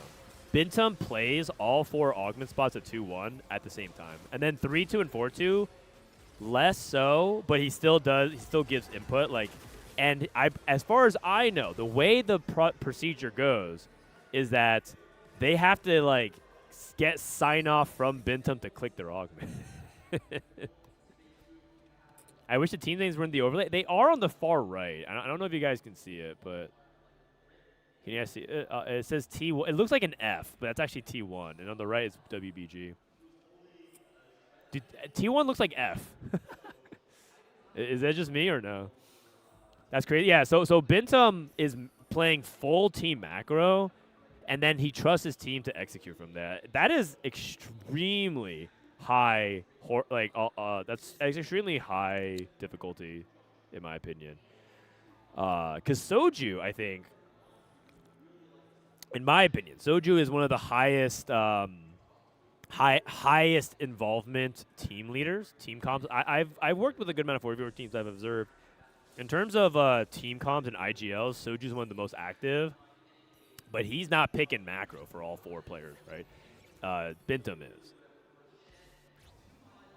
And so much so that I think like Bintum has actually started underperforming in solos because he puts so much effort into 4v4 for T1. Because quite frankly, as most of you guys have learned by now, a lot of the orgs that sign players, it's nice when they win the world championships, but it's really about 4v4, right? Like T1 would rather all these guys miss worlds but do well at EWC, which is exactly what happened, by the way.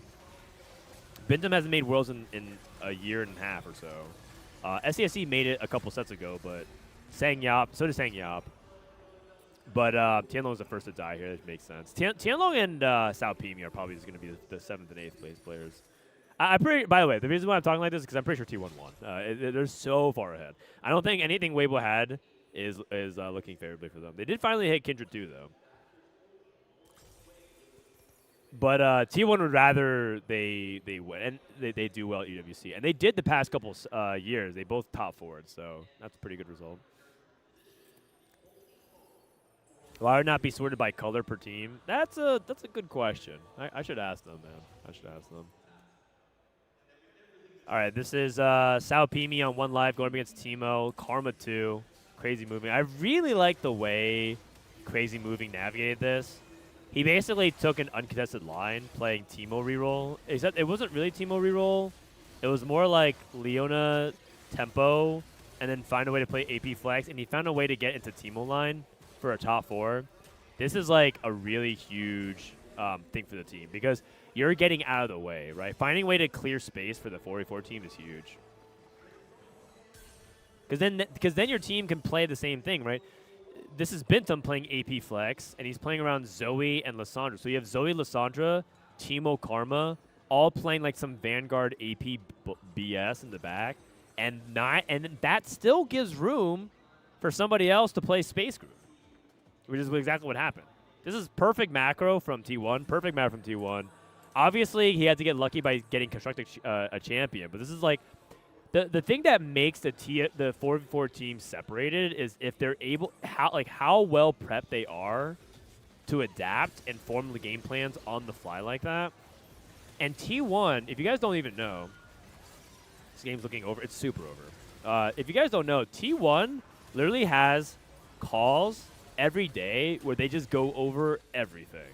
And when I say everything, they like go over everything. Wow, that's a big win for Guam, but I mean, as soon as he dies, the game's over. Because they have to 1-2 now. Weibo has to 1-2.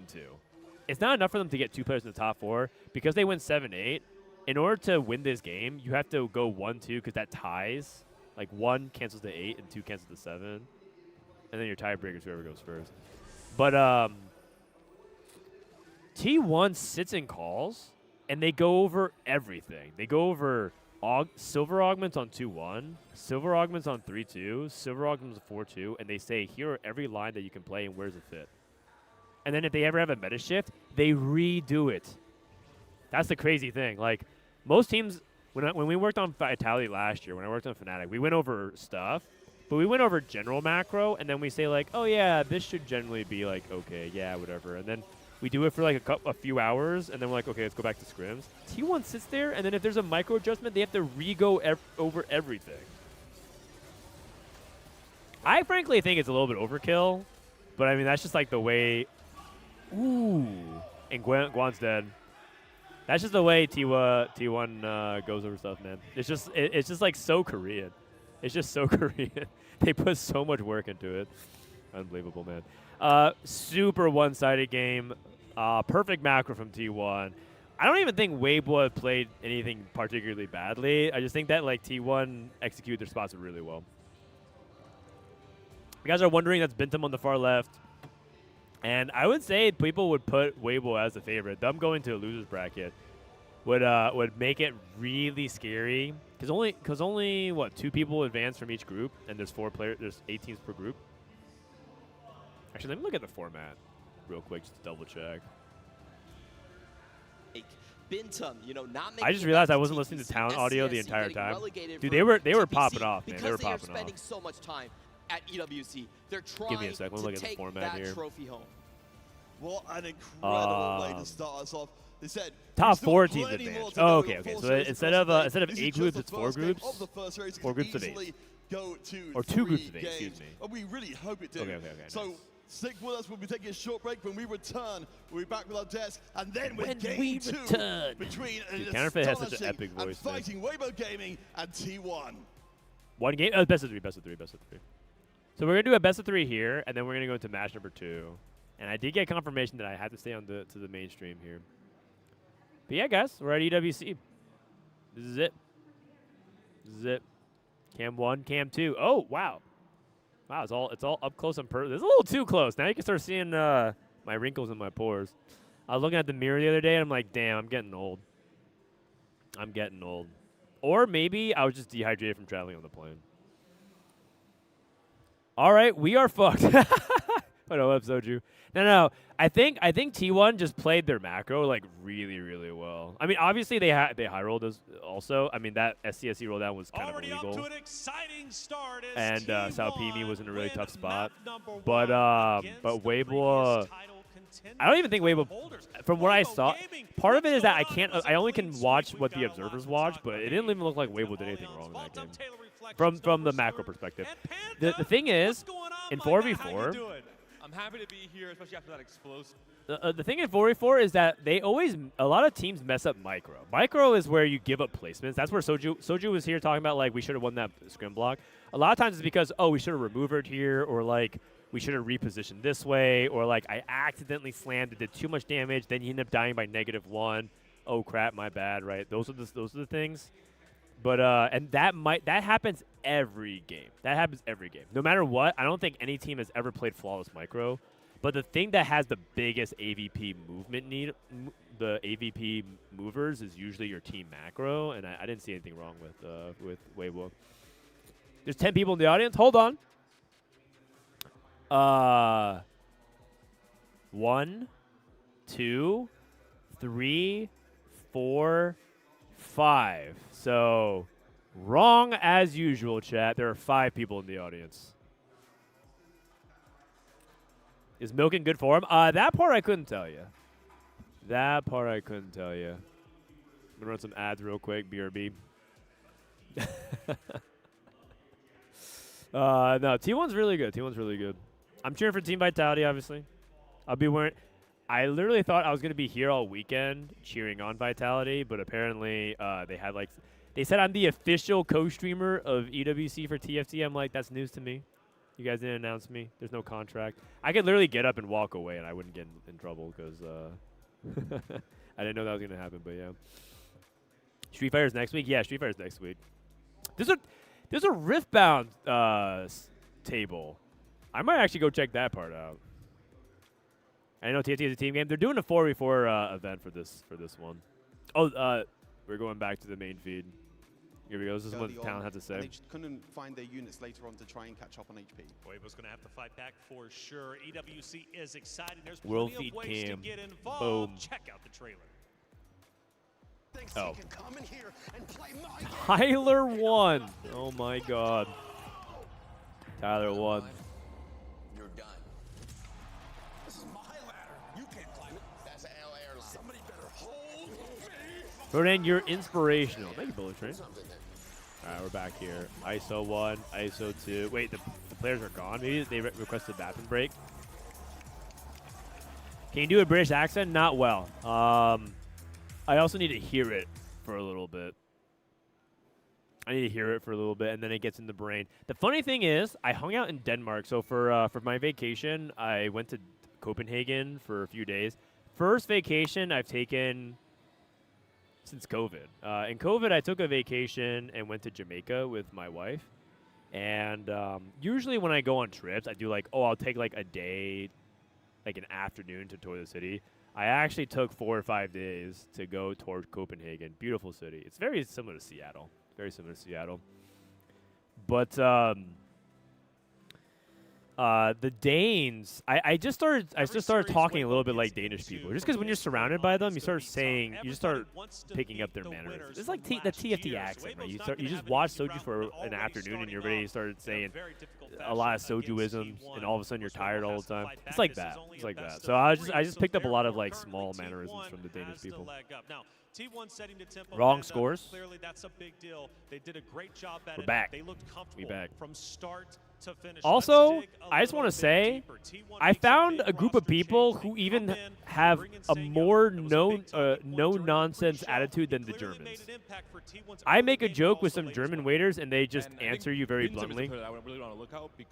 And matter-of-factly, very dry, because, you know, no nonsense at our work. The Danish people, they don't fuck around. Like we're like there having a good time. We're like, oh my god, like, oh, what do we want on this menu? And like, you know, we're like, oh, we'll have, you know, the oysters, and we'll have like the pork loin, and you know, we'll get the tartar as well. And we look over to the waiter, we're like, did we order too much? You know, and we're like, haha, we probably ordered too much, right? And they're just like, no. It's just the game plan itself comes from the stage we're onwards. Then they take our menu and walk away. Yeah, and I think the big thing as well is that we talk about the 4v4 environment TFT. Not a lot of players are maybe understanding that from an outside point of view. We saw the Danes do not really want to banter. So much HP early on, he was able You're gonna love the Finns. I'm making my way up. I'm making my way up. Some of the units from WBO as well. LBTZ playing the Corki on the back line.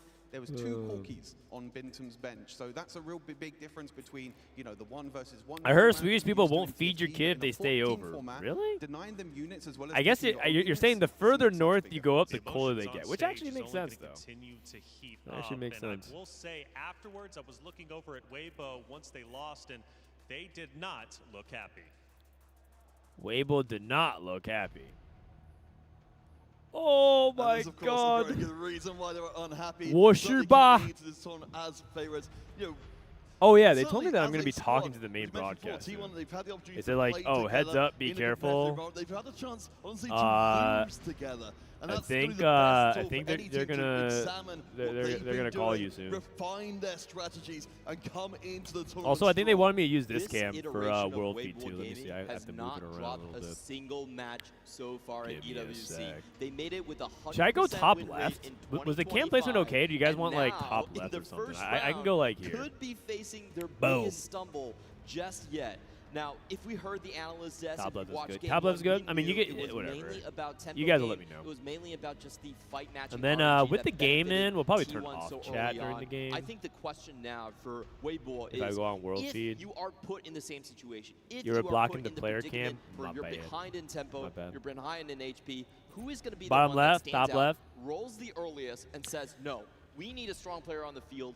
We have to stabilize." When are you going to try Set 18 out? Set 18 is in a couple weeks, right? Basically, Set 18 comes out when EWC is finished. So EWC finishes, I fly back, and then Set 18 releases on PBE. So that's probably when I'm playing it. If they go 0-2 in the first race as defending champions, that's probably when I'll be playing it. It's going to be devastating. T1 get to set the pace here in game 2. You know, we're talking about the idea of WBO trying to blow people out.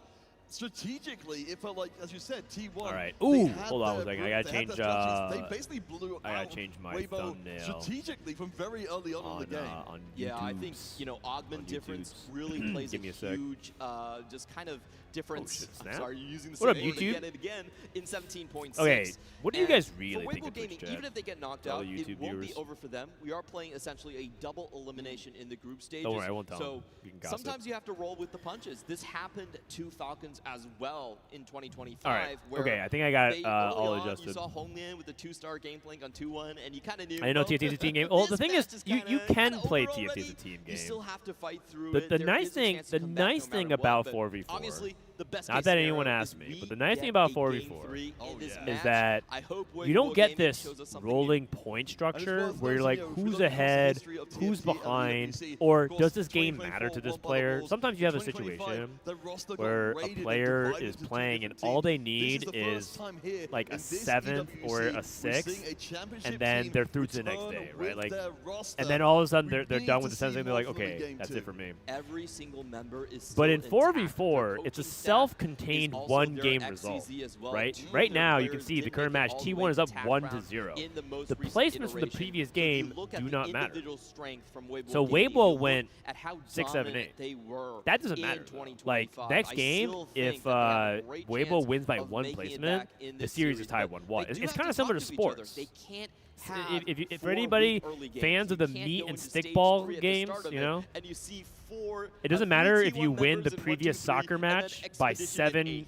You know, by that 7 is kicks. not an acceptable situation for you to The be. next game, T1 if was you able to if you string together lose, all of the streaks okay, that they don't even wanted play in the best of 3 previous in game. soccer. Of course, a lot of it did If come you down lose to by RNG, 50 points in but the it NBA, it was doesn't also matter about if you win negotiating their if you win spots, the next right? game by 1 You have point. to have more people to actually contest for tempo.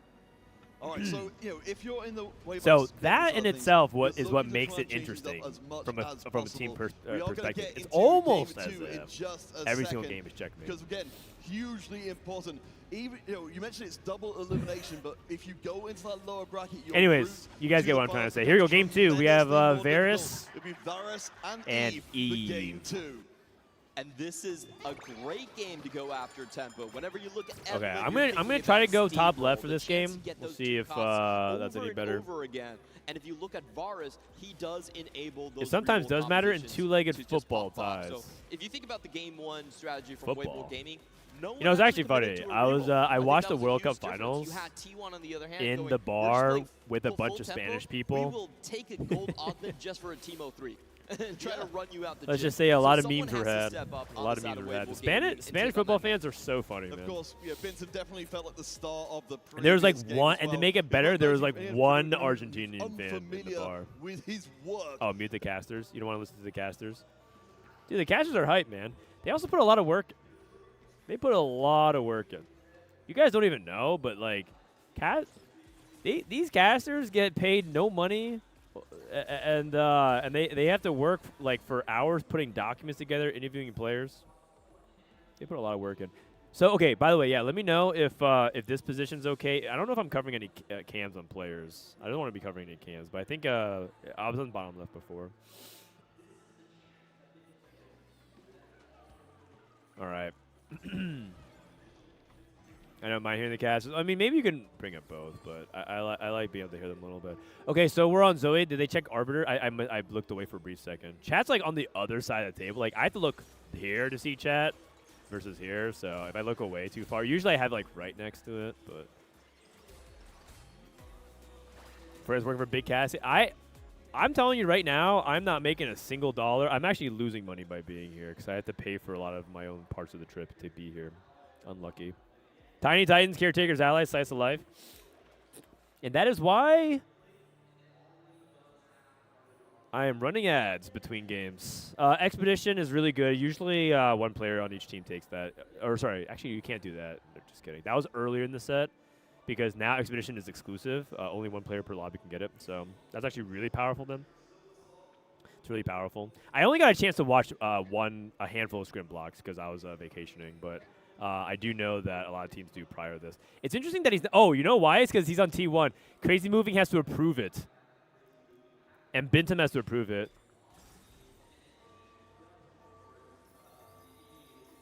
No.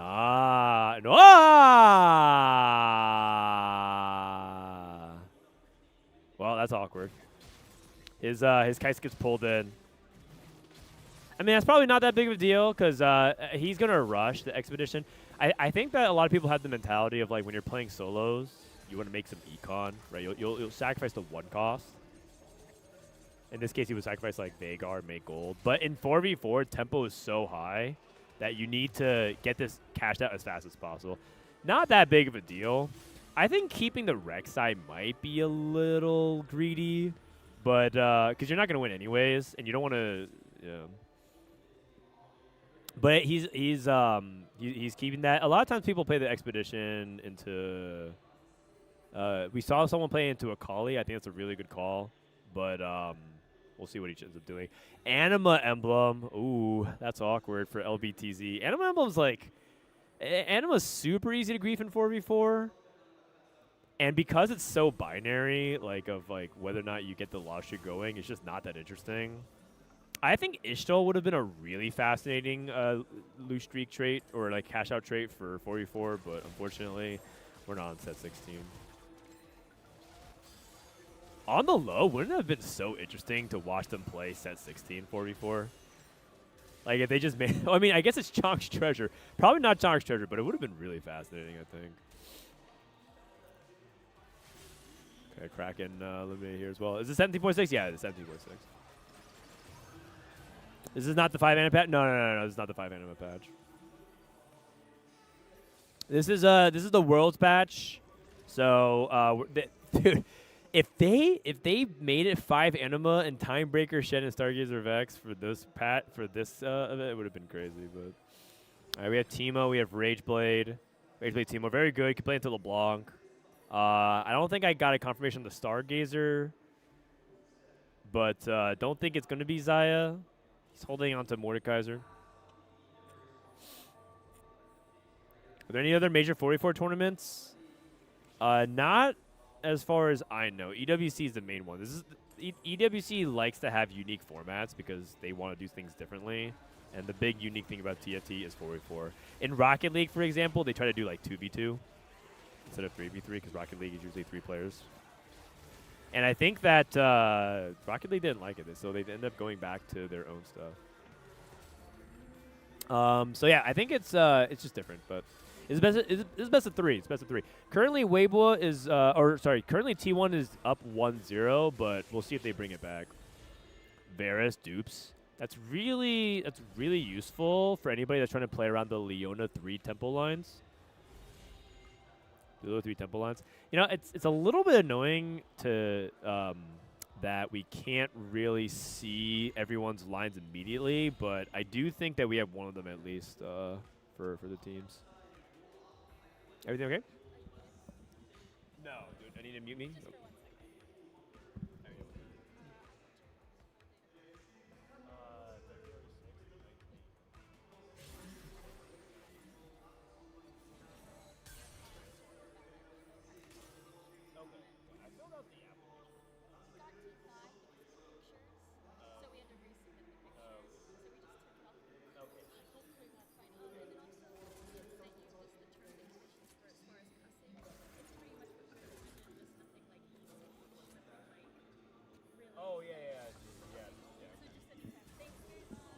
Yeah. The guys, they said no hate speech. So, let's be cool now. She came over and be like, yeah, just letting them know no hate speech. I'm like, okay. Are we supposed to be able to hear them? Oh, no. Anyways,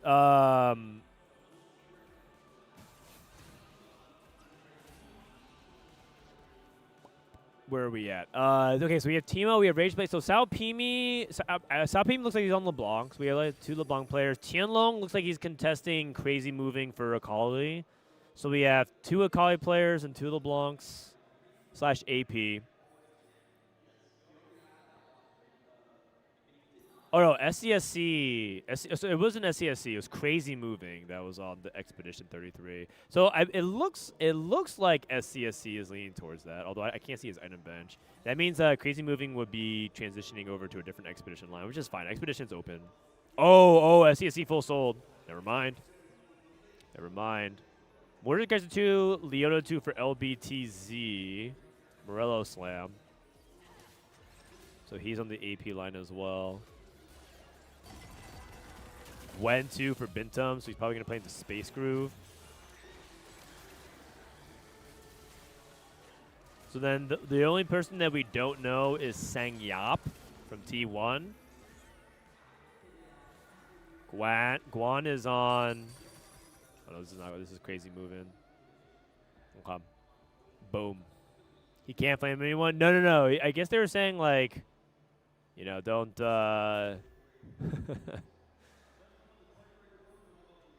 Yeah, don't do anything that would get the whole world mad at you. If you were saying things on a public platform. Sorry, there was a World Cup joke in there somewhere. I can't really think about it. I didn't get much sleep last night, guys. I'm not that witty. Don't be racist. Yeah, basically TLDR. ... All I know is people did not like Argentina. Because they were saying a lot of the people were just not being very cool. Okay, so SCSC on 5 loss. So T1 and Weibo both got the 5 loss, and LPTZ got. So I would say Weibo is looking better this game. Weibo's looking better, macro-wise. This is Sang Yap. Sang Yap is Kraken with augmented power. Let's see what he gets.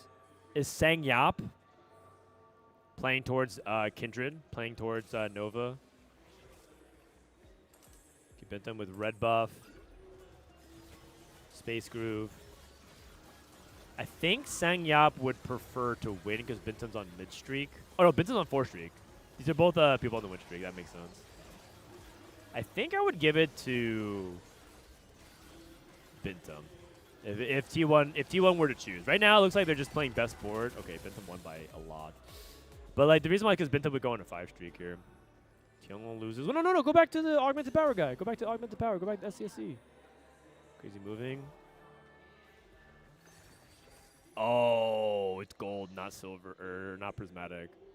Constructed Campion. Oh, Constructed Companion. Can you do something interesting with that?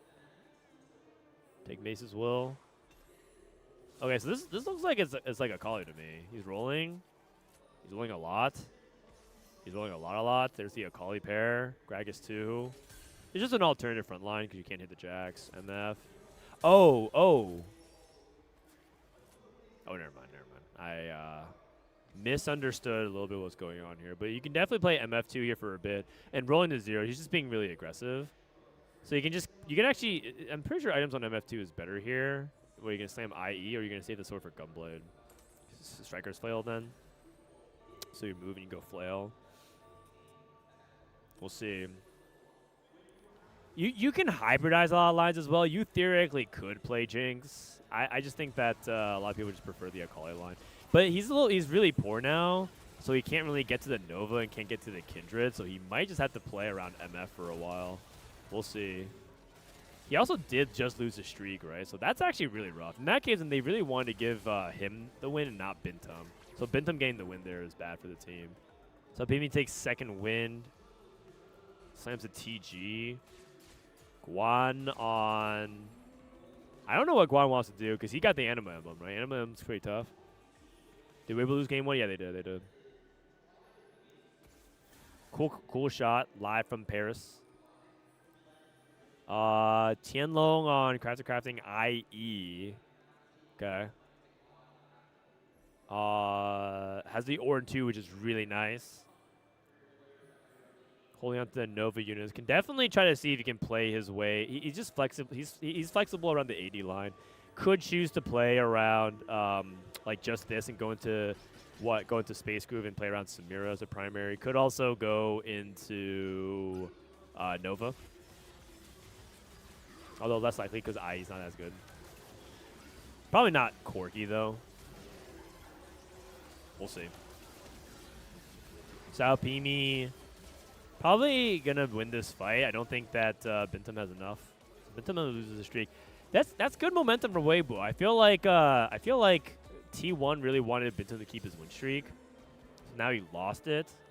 And T1...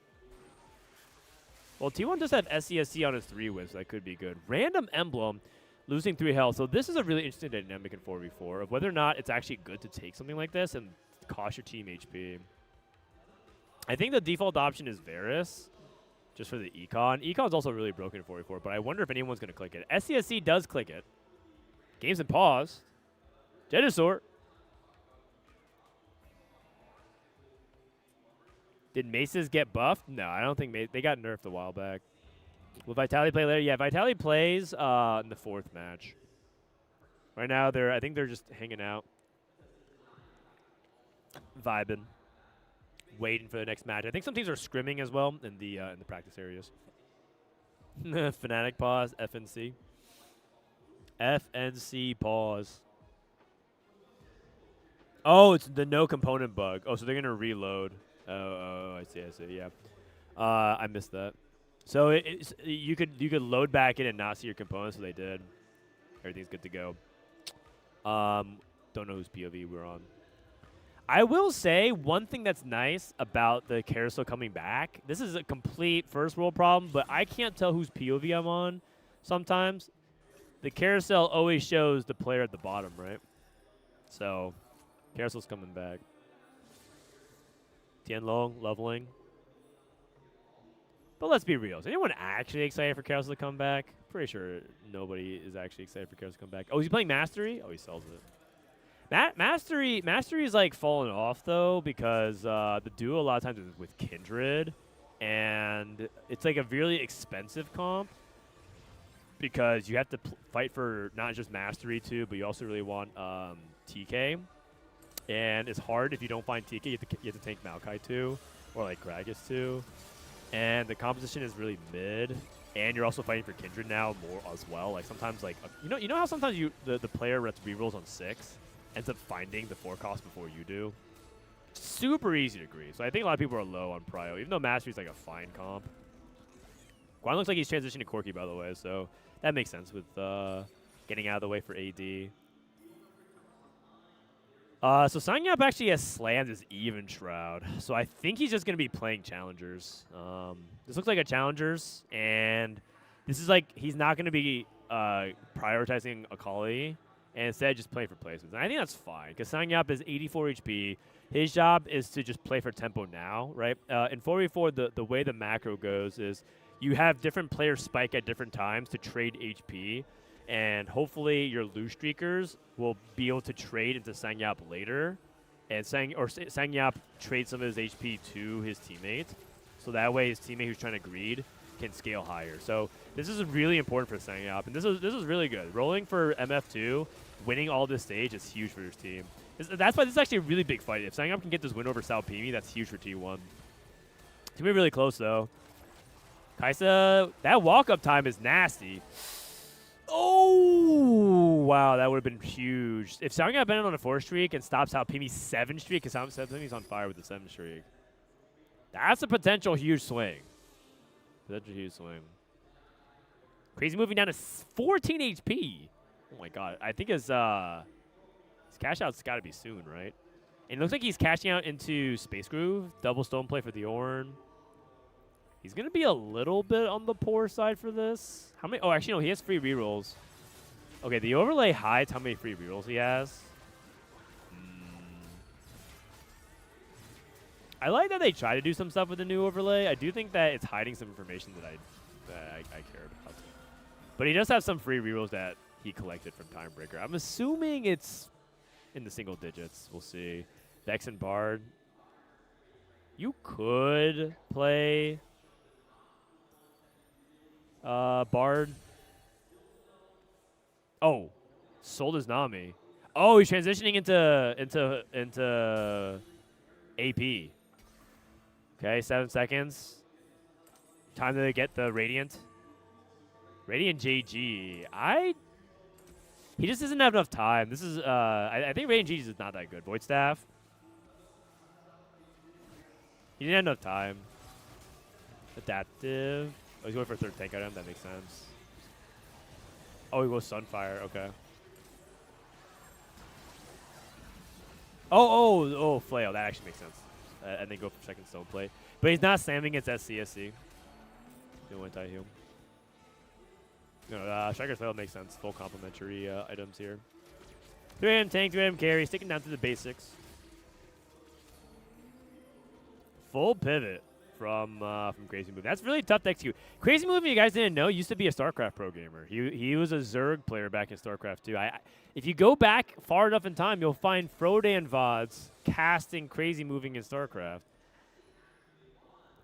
15 years later, Frodan's covering Crazy Moving in TFT. What a time to be alive. Roll down from SCSC, 3 rolls and he's done. He's really poor. Far too poor. Not a single Corki. Oh, God. That is terrible news. Weibo is in full control. So SCSC is the player target. Not a single Corki. Can't even use his 1 buff, 2 buff. Like, can't even use his duplicator. So if you're Weibo, you got to be targeting SCSC. That's yikes. Can't find Nar 2. That's right. He's stuck on Nar 1. Ram is 1. Guan.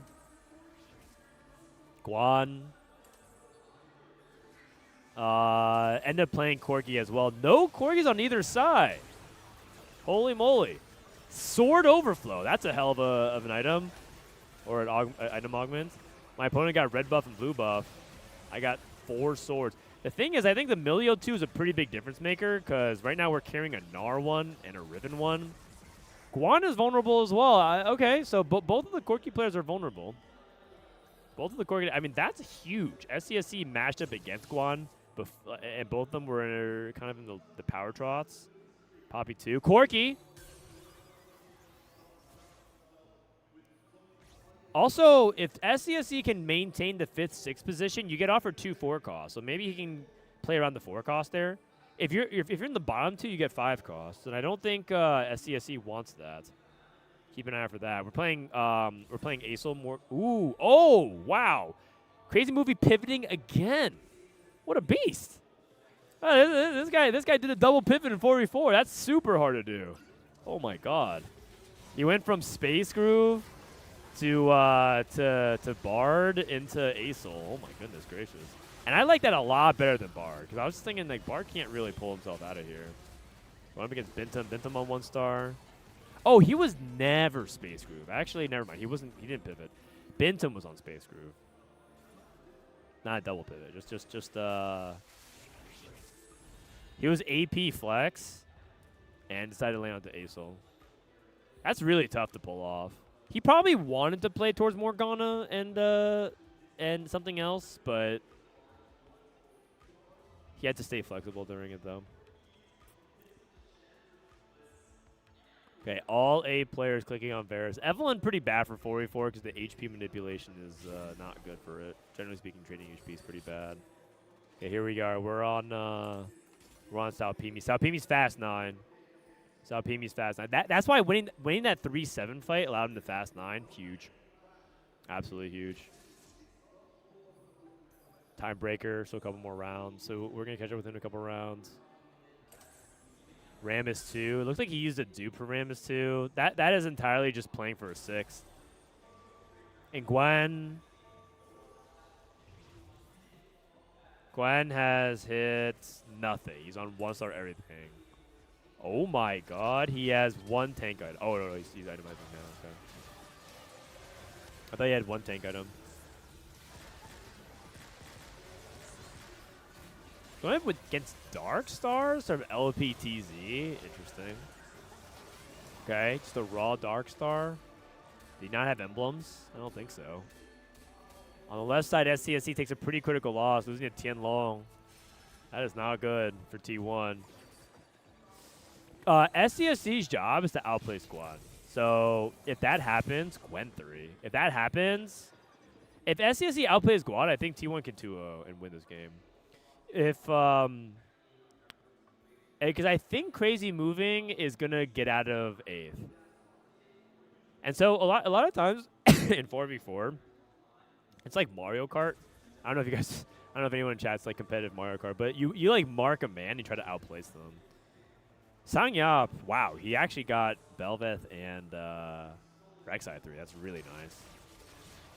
Really huge. It's interesting that he'd rather itemize Belveth 3 than MF 3. I find that fascinating. Also, he's still playing 3 Primordian. I feel like I would I feel like power really matters here versus like the 1 and 2 gold. But maybe the Primordial is like too much. Actually, Primordial is a lot of damage because you have a lot of star levels at that point. Tianlong. Another thing to consider as well in 4v4, power level is a lot lower. So a lot of people are griefing each other and also holding. Oh, wow, another Akali. A lot of people are holding units. So that's stopping them from capping out. So things like the crazy moving board is actually very strong in 4v4. Even if it doesn't look strong traditionally in solos. Did you say professional Mario Kart? I did. That's a Blitzcrank 2. Here comes the transition from Sao Pimi. Graves 2. I mean, Sao Pimi will win the game if he can get to cap. He is extremely light. Because Fast 9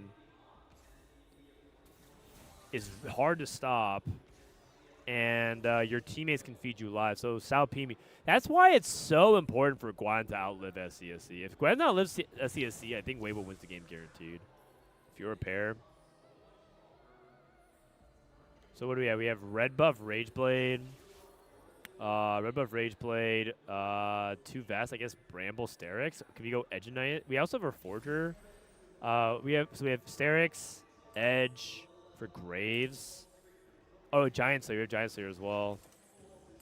That means we can just go Sterix plus Bramble. I think that's fine. I think you still want 3 tank items here.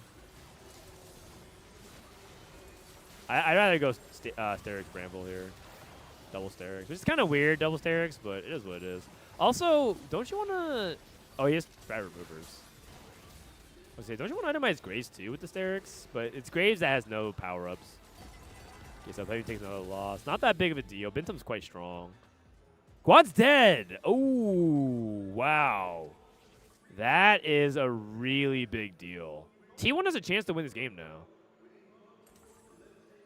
SCSC did his job. He outlived Guan. That is really big. Like, he can just die. If anything, he should... He's not slamming his last item. Okay. I mean, I think... Unless they have ghost... Unless they're ghost tracking, I think they should just sack him. Like, try to make sure that he just gives a free win to his teammate. Like, I don't think you should let... He probably doesn't beat any teammate, though. He's really weak. Yeah, Bintum should beat him. Oh, Bintum's trying to sack a life. Are they trying to... They're trying to get SCSC over LBTZ. Oh, I don't know what his board is. It could be LTBZ's board is bad enough. This also could be that T1 thinks that they can't win with just 8th because they know that Sao Pimi is likely first. So if they're trying to sack their trade Bintum's HP, it's because they think that they can outplay LTBZ. LTBZ lost, and SCSC got the win, or Crazy Moving got the win. Another big win. Hold up. Can we go to LBTZ's board? Observer can't hear me, but this is so far. This is perfect execution from stage 5 from T1 because they know everyone knows Sao Pimi is going to win the game. Man, he has 2 lives. It's 4v4. He's capping in Fast 9.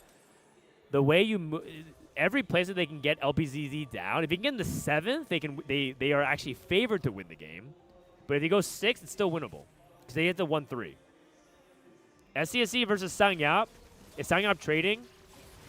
LTBTZ on Karma 2. Playing 4 Darkstar. Bintum, if Bintum can win, this is the right hand side fight. If Bintum beats LBTZ, oh, he did not though. LBTZ wins. Oh, yikes. Okay. SCSC beats Sangyap. Sangyap at 1 HP. Oh my god. That is way too close.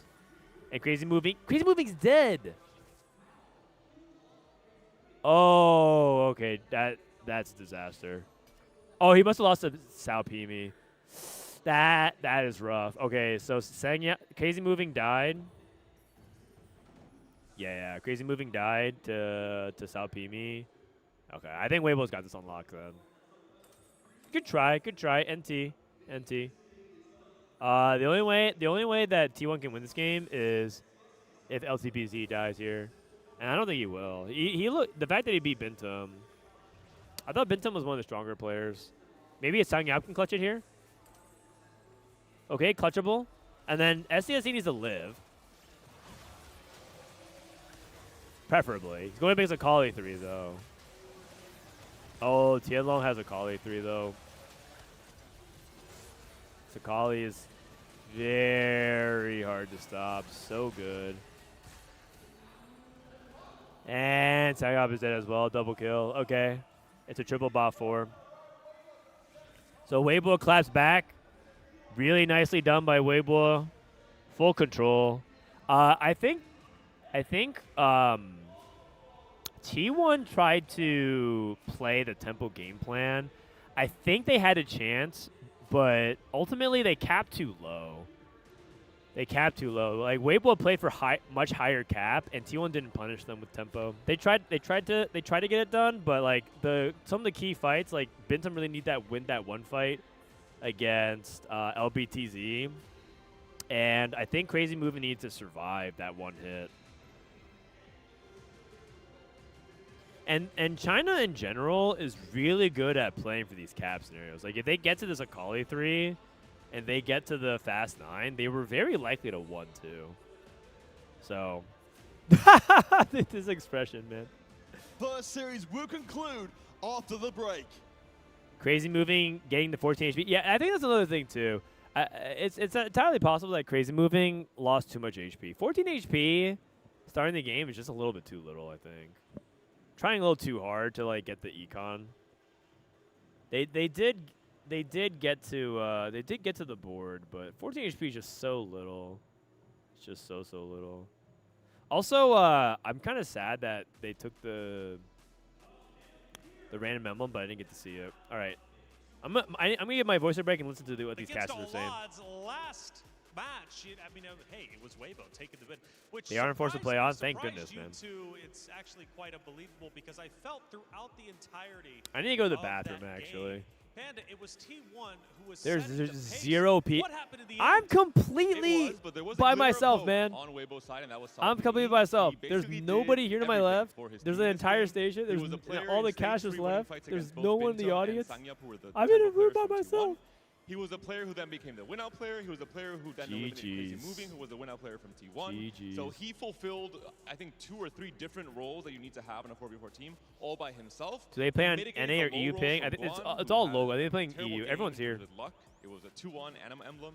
Go to the toilet? Yeah, I'll go to the toilet. Be right back. He's on his 4-2 roll down. Be right back. Somehow, some way, Salpimi basically carried the entire team on his back in this game too. Yeah, it sounds like at the start of this game that it was kind of the same as game number 1. We had the branching out, we had the caretakers, the same again for Bintum. This time it was a Gwen, wasn't the Zoe this time around. But I think the big thing is, kind of what I said at the start of the day, like Weibo, when their backs are against the wall, when they're in a situation where they feel like they're going to lose, they come out of nowhere. Salpimi, the finals MVP from last year, coming in completely clutch in this game number 2. Yeah, even looking at the emotions of Weibo after they get the win, they even themselves seem surprised, which is a big difference from game number 1 loss where they all looked a bit, disappointed, obviously, naturally so, losing to T1, but then they come back all of a sudden. After all, this is the friendship team that surprised everyone from last year.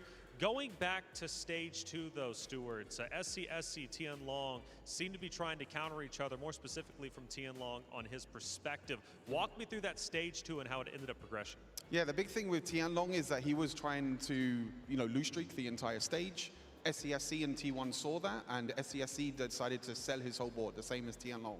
In teamfight tactics, if you do that, lose streaking is very important to get a lot of gold, but if you realize that you're against that lose streak player, if you fight 2 open fort, we call it players, that have no units on their board, both of them actually win the round, which means that Tian Long would have lost a lot of gold. I think he was on an 8 losing streak at one point. So at what point do you cut that off? At what point do you say, enough is enough, and I'm done losing, now it's time to start winning? And how do you go about that process? Because you've been losing, obviously you have the gold, but then how can you readjust into a winning strategy so quickly?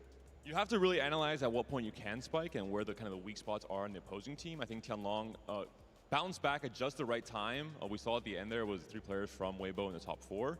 I was surprised. I thought Tian Long would be going down early. He was playing kind of a Akali Nova from behind. I was not super confident on that game plan. It worked out in the end. He outplayed the players he had to, and it was kind of a technical win for Weibo in this game too, despite it seeming like there was a stronger late game from players like Crazy Moving. Yeah, and Guan going down though, at that point I thought, okay, we're looking at kind of the same thing from game number 1. T1 are about to take this. When you lose Guan like that and you're looking at your team, of course, from Weibo, how do you recover from that loss? you have to play very aggressive. You know, once you lose a player in 8th place, I think it becomes a position where you have to come back fighting. You have to try and get, you know, at least one person in first place, which, as Panda mentioned, you know, Salpimi being that first place player, playing tempo, playing towards level 9, reaching that early blitzcrank, that early Graves, that was their win-out player. So it was down to, you know, the other 2 players to try and roll down aggressively, try and make their board stronger, and the fight RNG in the end, I think, made a big difference to knock out both T1 players. So Panda, it seems risky though. I mean, you're basically weighing all of your hopes and dreams on one player. In this case, for Weibo, Salpimi, right? Salpimi drops the ball. Does T1 win this? Of course. I think even with different matchmaking, as Stuart's mentioning, T1 wins it. I think we were coming here to the analyst desk expecting a T1 win. Absolutely. I think those last few fights, everything panned out perfectly for Weibo. Maybe they deserved it because someone like Guan had huge low rolls the whole game. His game was unplayable. It was almost a guaranteed 8th from stage 4 onwards. So there was kind of this mitigation of low roll from Salpimi, but also I think a lot of things happened that favored Weibo at the very end there with the matchmaking.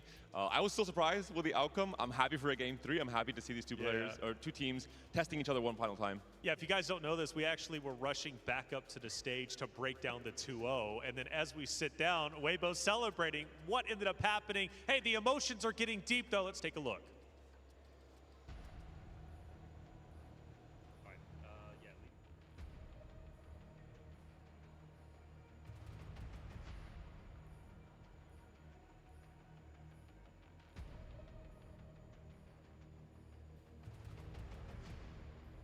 It's 1-1.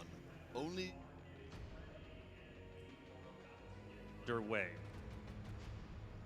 All right, back to the stage we go. The competitors are gearing up and getting ready to play the final game number 3 in this best of 3. For Weibo, all looked lost. I thought they were going to lose 2-0, but against all odds with the hero of Salpimi, Weibo ends up taking game number 2. Now, we go to game 3. T1 has been setting the tempo.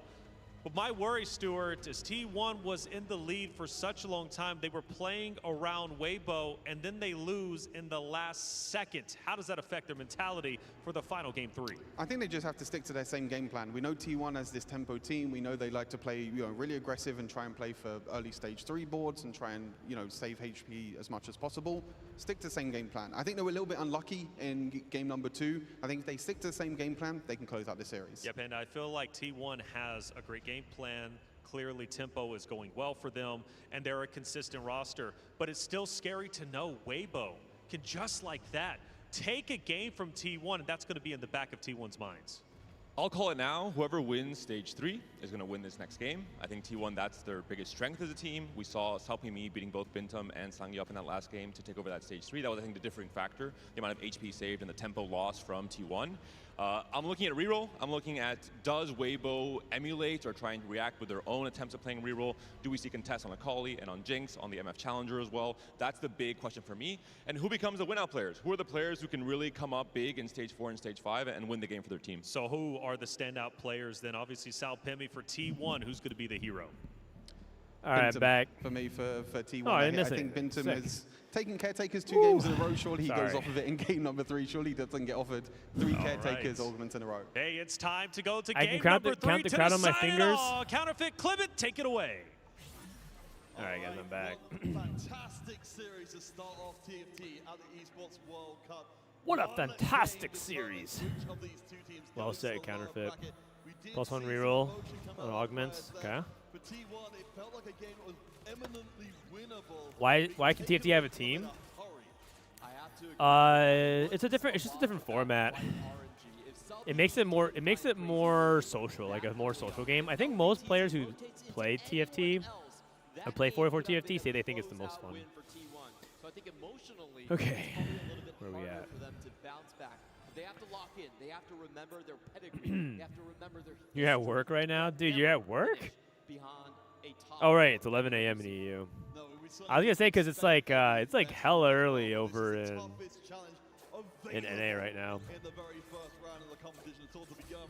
All right, so we have Salpimi on 1-3. +1 rerolls. +1 rerolls is actually really hard in 4v4 because you have so many different divergent lines that could happen. You have to roll augments really quickly, and that's going to put a lot of pressure on IGLs. I have to imagine this this encounter is really hard for like the Bintums of the world. Very, very hard. On rolling down Can someone explain the rules? Just type estimation point 4v4. Unless if you're new to, actually, I don't know if I have that in YouTube chat. But.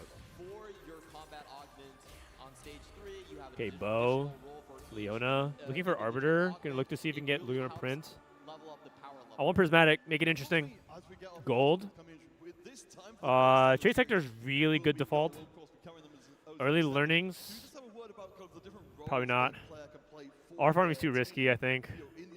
I think R farming has like some really big hits, but I don't think like if you get like Blitz 2, it's super good. I don't think you. I think it's really risky though. I think he's gonna go for it. Wow. All right. They must value that really highly. Sona 2. I guess you can try to play towards LeBlanc. Gunblade, yeah, that's doable. Yeah, because Gunblade you can play it as well. Okay. I think this is one of the ones that are kind of mid though. Because like you could hit Sona 2, but then if you don't get anything else, like let's say you don't get the front line, you don't get the Morgana, you don't get like LeBlanc, Sona 2 can't carry by herself, and you're going to be punished for a long time. So I just think that the payoff isn't really worth it. On the low, I wonder if he can slam Quicks over here.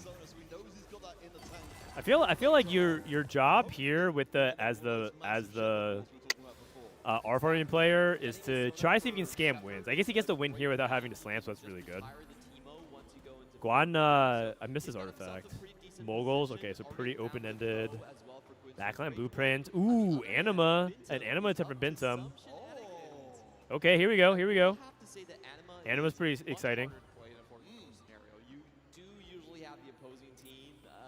Anima's pretty exciting.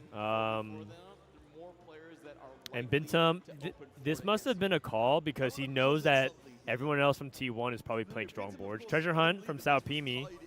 Sao Pimi, is he going to open? Soft sack. Crazy moving. On Woven Magic. Kind of funny that we're playing Caitlyn and Woven Magic, but... Oh, he has a lot of upgrades. TF2, Caitlyn 2. Is Bintum still telling all team what to pick? Yep, that's correct. This mode has IGL? Yes, they do. Who's the Opper? The Opper is the player. So, in my opinion, the way I would categorize, it's like there's IGLs, and I would say that it actually adopts a Dota system. I don't play Dota, so apologies if my terminology is incorrect. But as far as I know, in Dota, there's not like positions, there's priorities of feet, who gets fed first, right? So instead of saying like mid and jungle or whatever, there's like 1, 2, 3, 4, and 5. And so in TFT 4v4, there's basically prios of like who has the ability to like call and lock in things, and you kind of have to move around them, and they're the people that get the priority of what they want.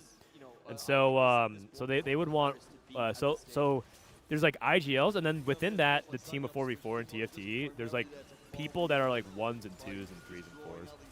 But the thing is, it's not really solidified. There's like players that generally, a lot of teams will play very abstract, like, okay, I'm willing to play more like a 3 or 4 in terms of priority, right? And then there's some teams that would be like, if I'm on the Akali line, you just give me the Akali lines. And so it kind of ranges. It's not like super hard and set in stone, and also 4v4 is still pretty young. We haven't had many tournaments develop actual like role dynamics and things like that, but that's kind of what goes on a little bit. So for example, on Vitality, I think the 1 is Milk. I think Milk actually tends to be the person that, like, if he takes the line, like, you're not going to force him off of it. Emblem augments on 3-2, they're actually very hot. Especially it's called position 1, too. Yeah, okay, sorry. But that's what I've come to understand. I guess, okay, maybe it's a bad analogy, but I was hoping that it can help, like, give you a sort of sense of, like, what I'm talking about. Basically, I think there's priority orders for who can get what comps and like what they want to do. So they're cooked. No. I mean, they're fine. Vitality will be fine. I think, for example, Precedent's probably on the lowest priority. I think Precedent plays like a 4 because I think he will just literally make his plan work after everyone else has picked their lines. At least that's what happened last year. What happened last year with Vitality was that Milk would call his line and lock it in, and he couldn't really pivot. And then Soju and Setsuko would sort of debate a little bit, and then Preston would figure it out at the end. And I think playing that position, number 4, is like the hardest, because you just have to kind of like let your teammates do their thing. I will say, playing tempo on your team. But you know, there's no. But I don't think that's like if I asked them, is that how you plan things out? They would say no, because a lot of teams are just kind of figuring it out. But structurally, in my mind, that's how I organize it. So we're looking at Weibo Gaming with the 4-loss streak. We'll get Talon with the 4-win streak. So yeah, that's how the dynamic goes. No griefing. Bintum's still on a. Oh, he's on a 3-loss. That was a tough one for T1.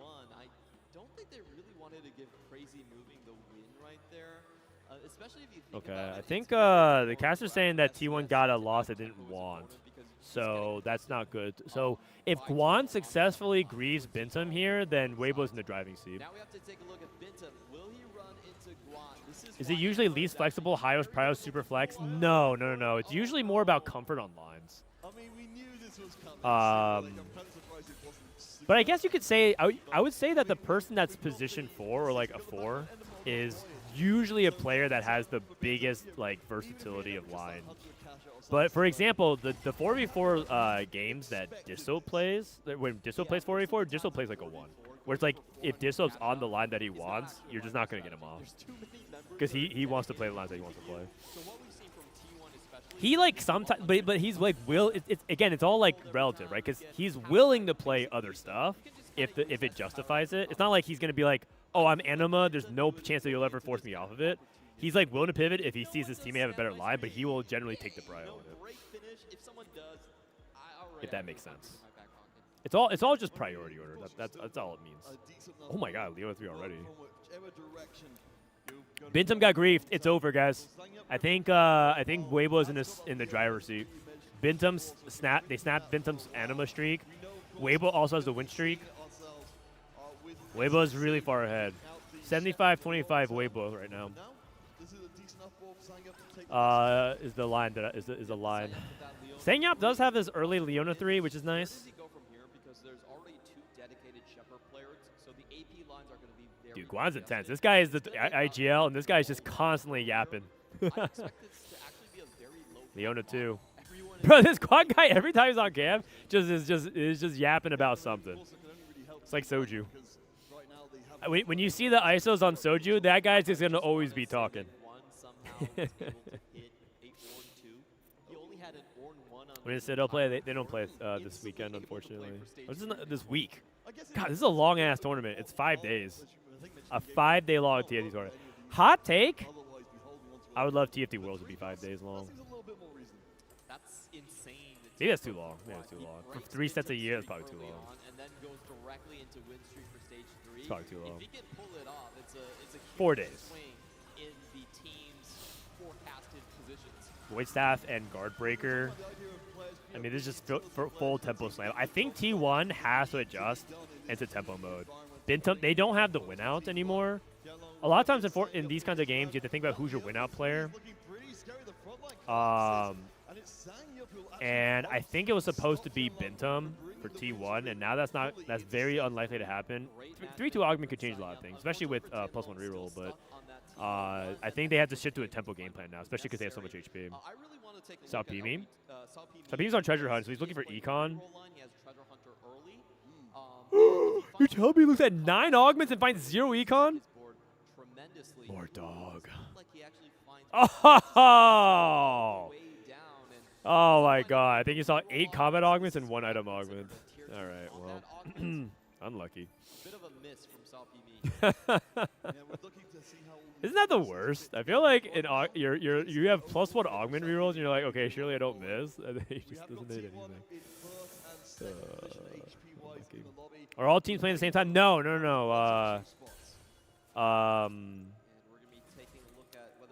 They're playing. Only 2 matches are happening at the same time, and there's an A and B stream. There's an A and B stream. But he's still quite a ways away from getting good Akali items. Where's Mortdog? Oh, he's a deity that we pray to, and that we finally remember.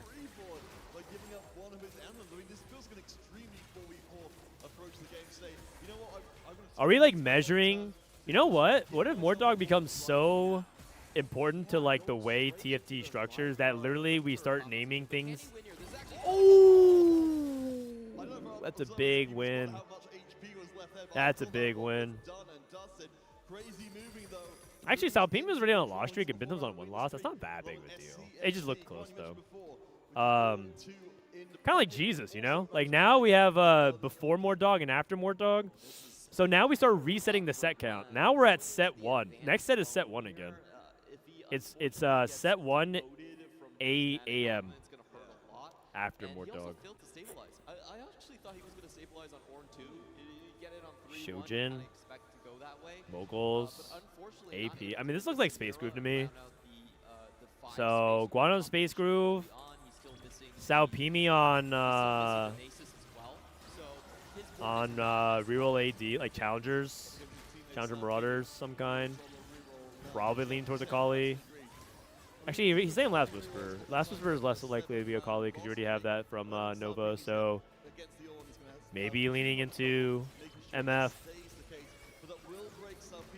This would be interesting. That would mean that the MF is a higher power than I would give it credit for. How many people in the crowd? There's actually more and more people coming in. And believe it or not, there's actually some TFT fans here, for sure. I'd say that we're almost at 10 people. There's a couple. There's some people filling up. And you know what? That's double the amount of people it was like an hour ago. So based on the way we can model it, I'm pretty sure it's safe to say that we're gonna fill the entire stadium by the end of the day.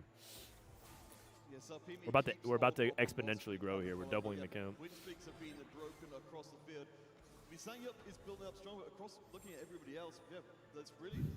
If this is a Silicon Valley company, we would sell our evaluation at 100,000 audience. Bintam? Oh, wait. Bintam actually got constructed camp into Vagar 3. That's huge. That's why he won that 3-2 fight. If Bintam can 4-streak here, I think if I'm saying yup, I want Bintam to take this win. Yeah, Constructed Champion's so good for 4v4. Oh, he got Giga Wipe, though. Not bad. T1 has a lot of HP control. That was a pretty big loss. Crazy Moving also loses here to Salpimi. No big win streaker for T1. This is not looking good for T1, guys. Winner of this moves on to the next part of the bracket. This is not looking good, though. Crazy Moving. What's the move for Guan here? For Guan just needs to not go Wave. He has the worst spot for Weibo, and his spot will be to stabilize. He is rich, so I would probably go for a 4-cost line here, yeah. I think you go for 4-cost line, hope that you can, like, win stage 4, and then play for, like, the 5 to 7 range. And hope that Bintam goes 8th. I think but the thing is, Bintam is... The way Bintam is vulnerable is that he has no front line. He has Constructed Campion for his back line, so I guess you have to hold, what, Rammus? So then your Guan, you like all in on 4-1 and you hold all the Rammuses. You might even all in at 4-3-7. 4v4 timings are a little bit pushed up, like, because you know that rolling early to 0 is not bad. Rolling early to 0, like holding extra units is not bad. It's like good. It's definitely good. Hi, I'm new to TFT competitive. Would like to ask, how does it work? Like, how does team fighting against other teams? Who has better placement total wins? Yes. Every game is its own self-contained game. So right now, the series is tied 1-1 because whoever wins that game just wins a point for their team. Kind of like in any other game, series, like League of Legends, you play a best of 5. It doesn't matter if you win by 10,000 gold, if you win by 1, or if you win by 5 towers and all the inhibs and they didn't take a single tower. It doesn't matter. A win's a win. It's the same concept. You just add your team places. That's how it works. Outside of that, you can play your teammates. That's kind of what that's where it gets a little weird for some people. In 4v4, you can play your teammates, so that's actually a good thing. The reason why that's a good thing is because if in Team TFT you can't play your teammates, then what ends up happening is like double up. You end up funneling and hyper greeting, so that way you only have 1 or 2 players play giga first or eighth, like super first or eighth, whoever's the best spots, and then all it becomes is whoever greeted harder wins, because all that matters is who wins in 4v4. If all you could do is not play your teammates. So playing against your teammates actually keeps honesty in the game, which is like kind of weird. It opens up more diverse strategies, tempo options, aggression options instead of like hyper greed. Kind of think about like double up. In double up, you just funnel one player, right? And then it kind of becomes like who's like crazy ass double up boards can just beat each other quickly. And I don't play that much double up though, so maybe some double experts would correct me, but that's kind of the same vibe. Yeah, CSE rolls, find space grooves. That's Guan. Sorry, Guan actually rolled and played space groove. That's fine too. Forecast. He found a forecast line. Prismatic. Ooh. Chaos. Chaos into 40 free rerolls. Oh my god, that's so good. 40 free rerolls is so good in 4v4. So good. So good. Imagine you roll 40 times, you don't find LeBlanc. He has Morgana too. You can ditch Leona. Brother, you got 29 rolls. It's time to roll. It's time to roll, baby. He's poor. He's gold poor. He's gold poor because he's holding Akali's on the bench. Double Morgana too. Tianlong has Morgana too. Dude, SCSC is... Oh, he's like waiting because next turn he can even sell the Sona. He has more gold. Also, he probably has teammates in his pool. Probably it's Bintum. Salpimi on Akali too. Yeah, Bintum is just going on to the okay. sort of slow bleed out game plan. He has found his bard though, so 7 people should be online here. I have to say, SCSC ooh, is so nice trades, nice trades. It's not even funny. He's still sitting on 22 rerolls. Both everyone played their team this round. Salpimi is the player to pay attention to. I think Salpimi is pretty vulnerable because he tried the tempo with Akali too, but he ended up losing a lot of HP. And yeah, the Akali Nova board is good, but only if you hit like Kindred 2. LeBlanc 2, right? SCSC rolls. He has aura farming. Okay, now it's good. Wait, he's back. The only thing he's lacking is items. This is really big for T1. T1 spot, they could do it. I said that they were playing for high tempo, top 4. They could do that. One-star Akali going into 4-2 after cashing out 2 treasures. So if he can't... This is Guan. Guan's board's good. So Guan should get out of the top bot 4, I think, here. He even has glass cannon. I don't know if he wins every fight for the rest of the game, but Guan should get out of the bottom 4. What about Tianlong? You know Salpimi is in a weird spot. Oh, it's actually so close. Oh, wow, very close, very close. Good trade, though. Salpimi lost again. Ooh, guys, this is not good for Weibo. This is not good for Weibo. I think T1 shifted, like Bintum shifting this game plan. They have to adapt all of a sudden mid-game to tempo and aim for the triple bot 4. Was a really good call in stage 3 based on how things went, because the end of stage 2 went horribly for T1. Like they got all their streak snapped. They lost their anima player. Like their anima player got the streak snapped, and so the shift to tempo here has been really good. Xiaopimi doesn't even have Kindred. Yikes. The thing about it is like Nova Emblem's good, but you kind of have to have Kindred and not like this Caitlyn sucks. 6 jacks. I don't even know if you can go for that. Oh god. Nikali 8th. Kindred finally. Okay. He has double combat. This was his treasure hunt. Ooh, that's really bad. Crazy moving. If crazy moving gets this, oh wait, this is LBTZ. So LBTZ, he has 6 Corkies. Epic roll down 6 Corkies. Riven's assassinating the Corki in the back line. Oh, that would be a disaster if this Corki dies. Oh my god! That is such a big deal. Holy cow. Oh, he wins anyways. He wins anyways. Woo!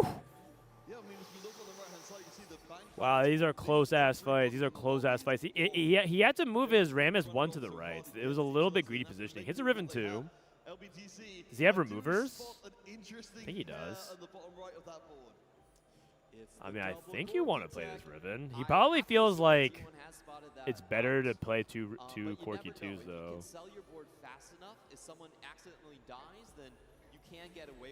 SCSC, good spot now. Very good spot. That Morgana, too. As long as now he gets his 3rd item. He has a dupe? He can clone that Corki if he wants to. He's denying the Corki. He also has the duplicator to do so. Okay, so he's denying the Corki 3 attempt.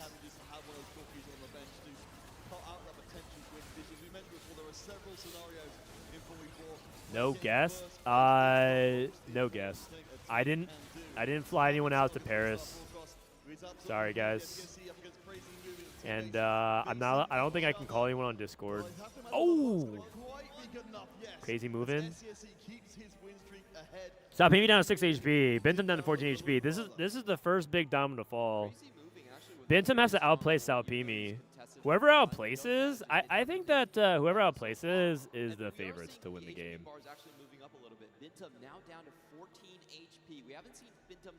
I give the slight edge to T1 right now. But he hasn't been able to find a front line. The Rammus 2 has evaded him, has been denied. No Rammus 2, still on 1-star Rammus. He does have Galio too though.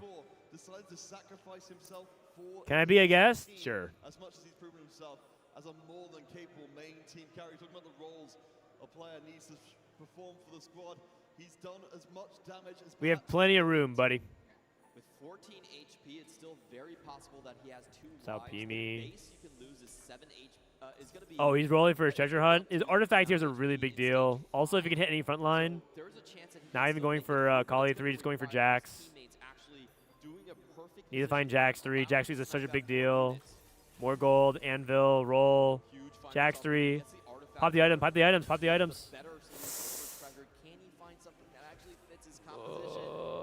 RC.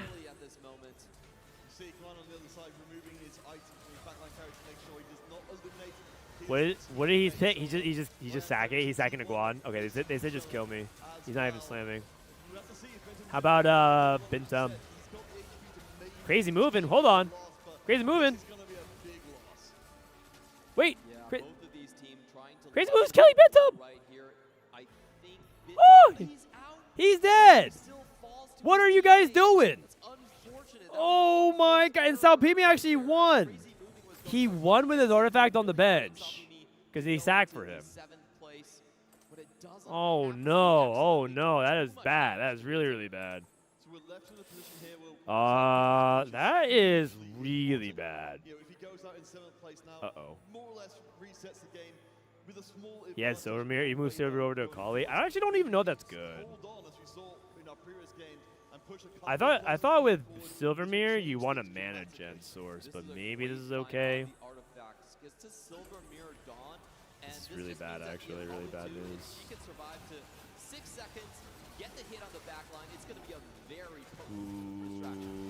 Okay.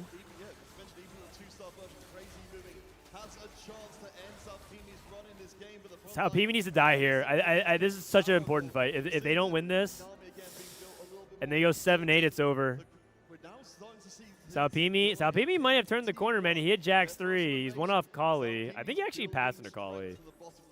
Oh no! Oh no! Oh no! He hits a Kali 3. It's over. Cell roll. Cell roll. Roll. No. Crazy. Oh my god, this is a disaster. It was looking like T1 had the slight edge, and now all of a sudden that disastrous fight there is super bad. Sangyup is tanking. SCSC, this is their last chance for real. SCSC needs to win this fight against Salpimi. If he doesn't win this fight, it's GG. They have to win this one. This is the last chance. Otherwise, they're just going to stack for him. Oh! Oh, no! It's over. It's over. Wow. This Jax 3 was such a big hit. This Jax 3 was such a big hit. And this Phantom Vex 1 actually cooked as well. And this Akali also just whittles everything down over time. Oh, my God. I thought it was going to be too slow. It's over. South Peak just beat 3 T1 players in a row. And that's Akali 3. GG's. GG's. This is the round where SCSC really has to show up here. Yes, 21 HP across the board for Weibo as well. That is that is just enough HP to make it hurt as well. None of them are at 1 life. They have to hope for a Weibo error. And Crazy Movement has to hope that he can survive this fight against Guam, but I don't know if he will. If Crazy Movement wins, the win share is not 0 for T1. If Crazy Movement wins this fight on the right. Salpimi. Wait, Salpimi's losing. Hold up. Oh! Oh my god, he won! Oh my god! Oh my god, Seiya really lost! And then Crazy Movement. Oh! Wait, did he kill him? I think Crazy Movement's dead. Oh my god, it was so close. No, that's actually, now they have to 1-2. Oh my god, it's too close, that's too close. It's over. Unfortunately. That's it. That was too much. There's too many gut punches in a row. Like, there was still a chance from the win if Crazy Moving won that fight. And also Sangyap almost killed Salpimi. It still would have been really tough, just to make it clear. D1 would still be the underdog, but now I'm pretty sure overwhelmingly Weibo favored now. Wow, what a swingy game. What a swingy game back and forth. In hindsight, it didn't really matter that Bintam went 8th, because it was going to be Crazy Moving or Bintam 8th. I mean, it's okay. Salpimi can die here. It's fine. His job is done. His job is done. Now they have to do is just stop the 1-2, so. Oh, that is actually so sad. I was kind of pulling for T1. But Weibo, you heard it from a lot of players. They think Weibo's the best team in the field, and they're the reigning champions. And they're like cooking in scrims, so makes sense. There's a lower bracket. Oh yeah, there's a lower bracket. This is the first match of group stage. Akali's broken. Yeah, the thing is, Akali still like needs to have that like snowball momentum, but the fact that he was able to like pull out a 6 here was huge. Big ups to Salpimi. He pulled out really important fights. Unfortunately, T1. This was actually a really close game. Very, very close game. I mean, it's still possible. It's still possible that T1 wins this, but I don't think it's gonna happen. Actually, depending on how much HP it is, it might be mathematically impossible. No, it's possible. They have to win out. They have to win every fight for the rest of this game. SCSC needs to win this against Sangyap. Whoa, whoa, whoa. Oh, he's trying to slam halfway. Slam, buddy. Slam. Oh, he thinks he's much stronger. Oh. Oh, my God. Whoa, these guys are geniuses. That's a perfect loss.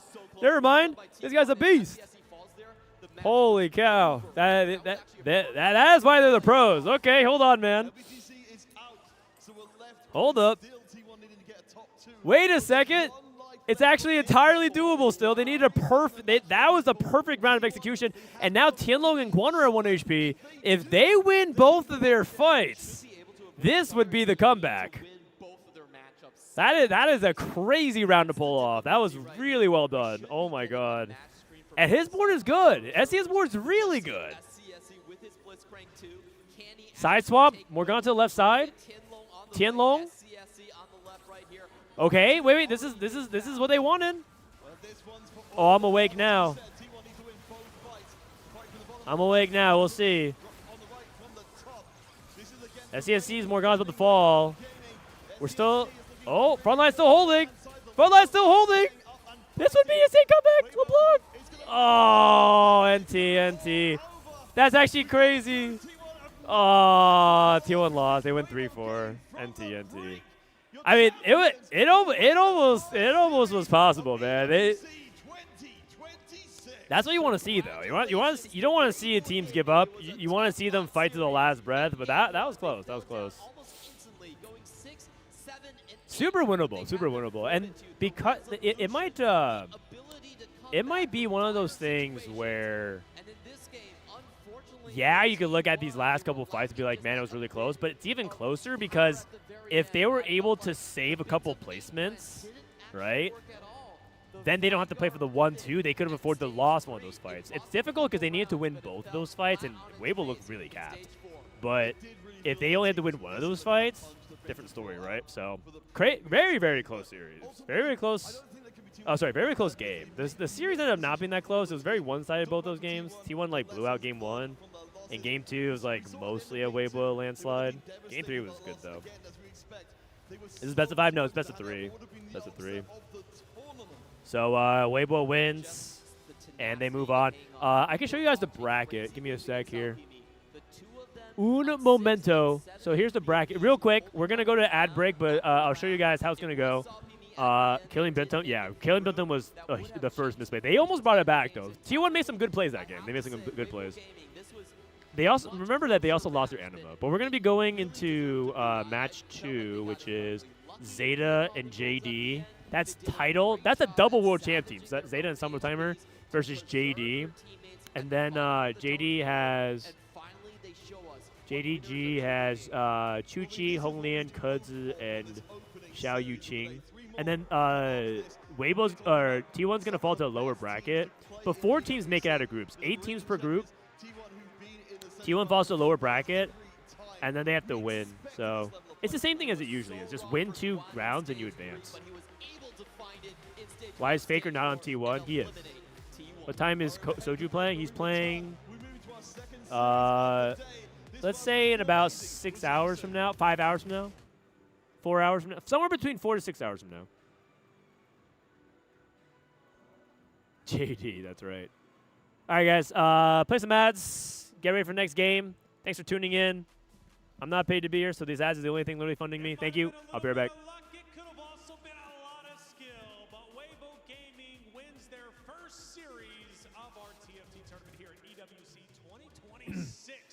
My goodness, though. 6 hours from now. I think it's probably 4 to 6 hours from now, yeah. Not Soju, Koju. Oh, sorry. I spent a week with the Danes, and now all of a sudden I don't get jokes anymore. That's crazy, man. Actually, maybe you could watch the other bracket, the other stream. Let me see. Is there a B stream I could watch, potentially? Let me check it out.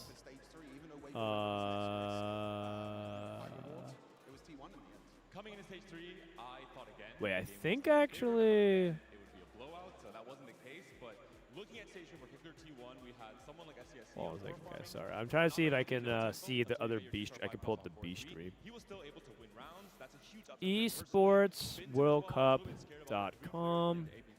But Bintum found a way out. He played into the TFT. How come there's the? Oh, there is. Okay, so this is the B match. All right, let me see. PC. So this is the B game going on right now. Yeah, the turning point is really removing items. Weibo Gaming were playing against each other. They had a low HP member. So this is the B matches going on. Wait, it's not playing. Oh, it is. All right. So this is the B stream.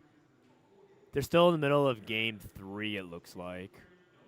Bottom left is 1-1. How? This is Juanmei's team, the reigning world champion Juan Mie.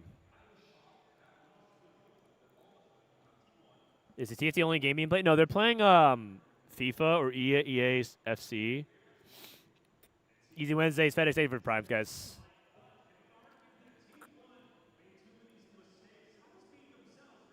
Void Staff, JG. Lilo's getting the win over Aha. Okay, so it looks like it's pretty close right now. I can't tell who's ahead. Riven, Space Groove, Tiny Giant. Oh wait. Okay, this is the team, guys. This is the team, the Korean team. NS. I don't like the font they're using. It looks like NB or N6. NS, Jihan Ning, Silux, Sam D, Tiny Giant. They are a group of friends that just sign up for the qualifiers to see how far they can go, and they don't actually play solo competitions. They just said, like, oh, wouldn't it be cool if we, like, made a run? They're, like, literally the power of friendship. Like, you know the anime, sports anime tropes where they're like, I'm just looking for friends to play volleyball with or whatever? That's that. They're literally just like, oh, my God, we're just playing, you want to just sign up and play TFT, see how far we can go? And they beat T1 in the qualifier, and they, like, qualified over Flash Wolves, over YBY's team. So that's cool. And they're going up against the world champ team, Juan Mei. Juan Mei, 62nd, multi-time world finalist. Ahao, multi-time regionals winner, world finalist as well. So this would be a pretty big run from them. But the thing is, they specialize in 4v4, right? They like, it's not like they're not trying. Or, like, they're just, like, showing up and being like, oh, let's see what we can do. Like, apparently they, like, studied the 44 meta, like, pretty in-depth. Kaisa 3. They're not even Tacticians Trials players. Dude, that's crazy, man. They don't even play like Tier 2, according to some people. I don't know how true that is, but rumor has it they're not even playing in Tier 2. They're just, like, they're just like, literally the power of friendship team. That's sick. Kaisa 3. Kaisa reroll. This is a comp that I don't expect to see a lot today as well. Interesting if he can pull out a good placement. He's in 7th place right now. Going against Ahao. Oh, no, Ahao's on the other side. Playing against Jihan. Playing Nova MF. Nova MF. Akali. That looks scary. He's dead. Oh, my God. Wait a second, dude. I think they're doing it, man. They're doing it. Oh, Tiny Giant's dead. Never mind. Oh, but their advantage, man. Their advantage. Okay, so Aurora has to go 1-3. Aurora has to go 1-3. Basically, when you go 6-8, you have to whenever you go 8th, you really want to inverse it with a first, and that kind of makes the 8th okay. So if they have to go 8, and then to match the 6, they have to go 3. So if Juan Mei Lilo go 1-3 in any combination. Oh my God, a double world champ team. Set 6 and set 5 and 15. Or 17, sorry. We're waiting. Whose board is this? This is still Luck. Jin. Riven. Thresh's Lantern. Pulling in Ross 2. Going up against Lissandra 3 with Hold the Line and Little Buddies. Hold the Line is really scary. Okay, I mean, if they're pulling us up like Kaisa 3 and like MF Akali, they're really trying to make it work. Okay. So Silak gets the win. Sam D is dead. Okay, so now it turns into... Oh, the 1-3 is really possible because Silak is likely to go 4th. So Jihan has to get 2nd or better. Jihan needs to get 2nd or better. Unless Silak can pull himself into a 3rd place position, but I'm not sure. Are NS players only 4v4? Yeah, they're not actually players who are dedicated to 4 or to solos. They don't try to play solos. I was here 2-1, man. Thank you, Alex Thunda. Lilo is the one on the Lissandra. Going against Juan Mei. Juan Mei's playing MF3. A lot of 3-cost reroll. That's actually interesting. And the theory in 4v4 is that 3-cost reroll is really impractical because there's only 18 copies, so it's really easy to grieve.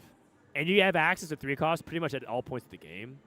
So committing to a 3-cost reroll is like considered to be pretty risky. Okay, Scylla gets the win. Scylla, so this is the team HP trade. Oh, this is like really, this is all execution now. It's all execution at this point. How'd you get around Paris? We took the subway, which and I gotta say, Paris might have there's a lot of really beautiful things about Paris, and many great histories, extremely good food, depending on if you like French food or not. I mean, there's just good food everywhere in Paris. So many cool things. Their public transportation system, though, is straight ass. Oh, my God. I do not like it, man. I don't like it one bit. And also, it was so hot and sweaty during the heat wave. Oh, my God. It was miserable. It was miserable. They said no racism? My bad. My bad. Do they have AC? No, man. But let's just say that I had a really good bonding experience to the armpit on my left and the belly on my right. It was so crowded. Everyone was sweaty. Oh, my God. Oh, my God.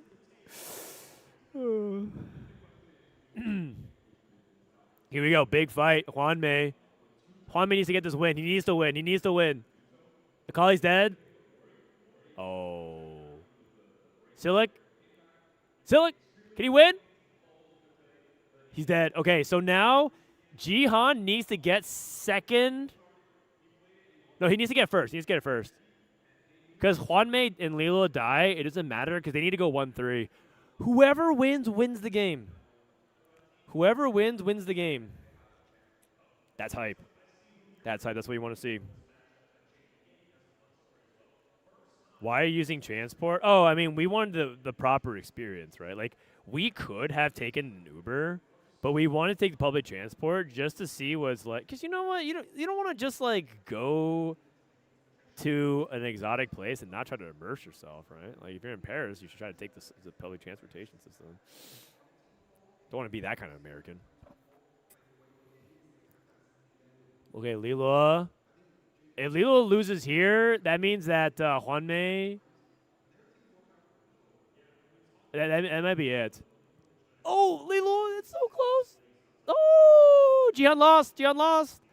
Wait a second, but it was a close fight. It was a close fight. And Juan May actually beat the Ghost. I don't know who's going to win, guys. I do not know who's going to win. Oh, my God. So close. It's almost close enough to the point where I think it's positioning. Fran doesn't go to the New York subway. Oh, I've been to the New York subway as well. Imagine Paris, but with more homeless people than you could possibly imagine. And some of the sickest street performers as well.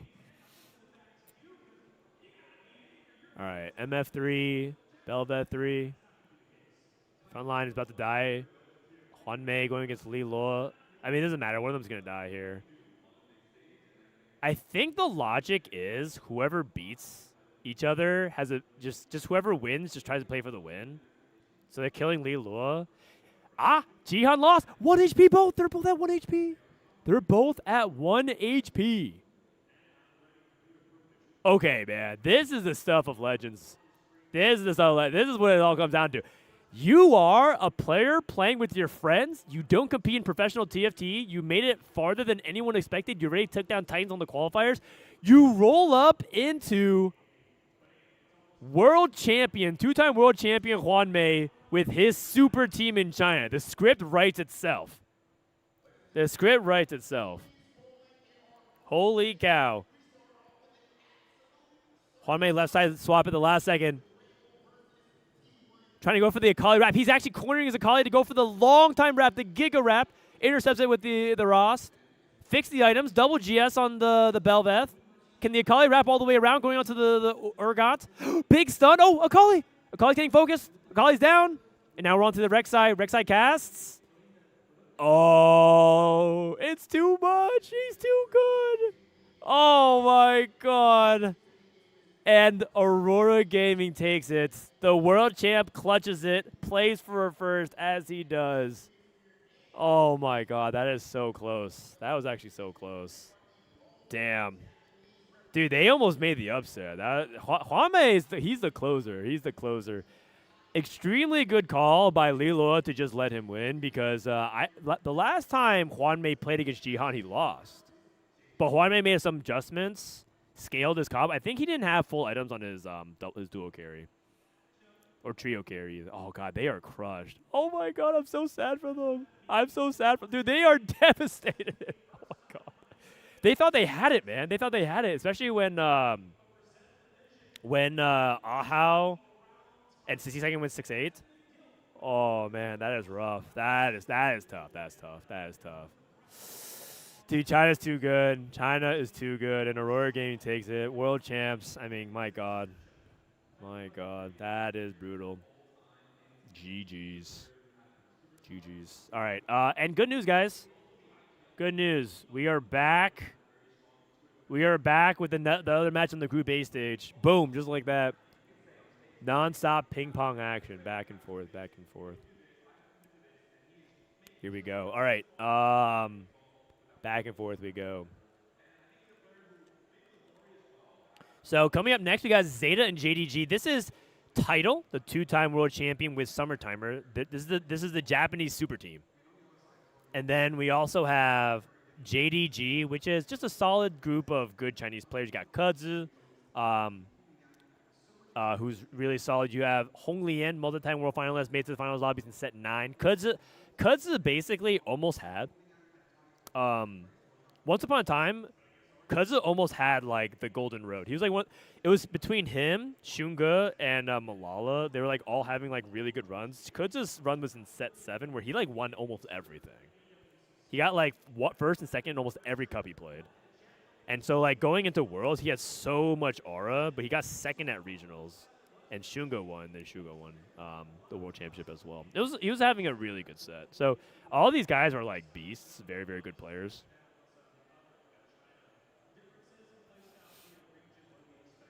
We'll see. We'll see what happens in this series. I would say that I personally think ZETA can hang individually, but I think the thing about ZETA is that they're one of the weirder teams. I think Japan in general has historically had a slightly different read than the rest of the field. And I think that also carries over to 4v4. I think ZETA has a really interesting read on stuff. Every single qualifier, every single tournament I've ever seen them play, ZETA plays a different meta. Or not when I say different meta, they play the same things. They play Akali, they'll play the usual suspects, but they have a couple of pocket comps that and willing to try things out that people aren't. There's Title, two-time world champion. Dude, he looks older, man. Wow. It's been like 4 years of watching Title compete. He looks a lot older now. He used to be like this young prodigy in his teenage years, and now this guy's a vet. And, I mean, one of the best players of all time. Don't forget to drink some water. Thank you. Thank you. I'm going to be here a lot. I think by the end of this week, I'll probably lose my voice. That's probably how it's going to go. Playing at 12 for a Tuesday? Yeah. I mean, to be fair, there's not many seats. There's only like 1, 2, 3, 4, 5, 6, 7, 8, 9. There's only 10 rows of seats, and each row has 1, 2, 3, 4, 5, 6, 7, 8, 9, 10, 11, 12, 13, like 13, 14 seats. So they can seat like a couple hundred people, it looks like. Oh, no, wait, times 2. So they can seat like 400 people here. All right, here we go. Let's turn on the feed. Especially players who kind of playing listen to the game sounds. Kind of holding on to a lot of HP, playing tempo early game. Let's listen in. At least the Chinese can open for each other in this format. Winky face. It's true. Maybe that's why China is so good at this format. They've been sacking for each other for years. I didn't say it. Wait, they changed the overlay. Poggers. I like that they have their usernames. They have ZETA's username and they have JDG to make it very clear. Okay. Well, there you go. Boom. All right, so Lotus. This is one of the players I know the least about. Let me see if the casters. Shout out to Jupistan and Barry Baden. Those guys did a lot of stats. I'm trying to see pull up if they have any data on these guys individually. On the stats. This is JDG. This is their first ever world appearance for EWC. Qualified through China, qualified finished second. Hong Lian Kud's already competed at EWC, representing Weibo a couple years ago. This is oh, that's not Lotus. It's Chu Chi. Chu Chi and Xiao Yuqing. Okay. Okay. Oh wait, Hong Lian is called Lotus. Oh, this dude's rebranding. Oh. Hong Lian means Lotus. I thought it meant something else. Being the second seed in China has some weight, and when is Robin playing? Robin doesn't play today. Come back tomorrow and ask the same question. Maybe he'll show up. We have EU Robin playing. We have Dale Sob. That dude's looking old as fuck. Oh wait, they said no swearing as well. You know what? Who cares? No one's watching. No one's telling me anything. I think championship weekend is going to be stacked. This weekend, yeah. I mean, the top 4 teams are going to be like a bunch of big names.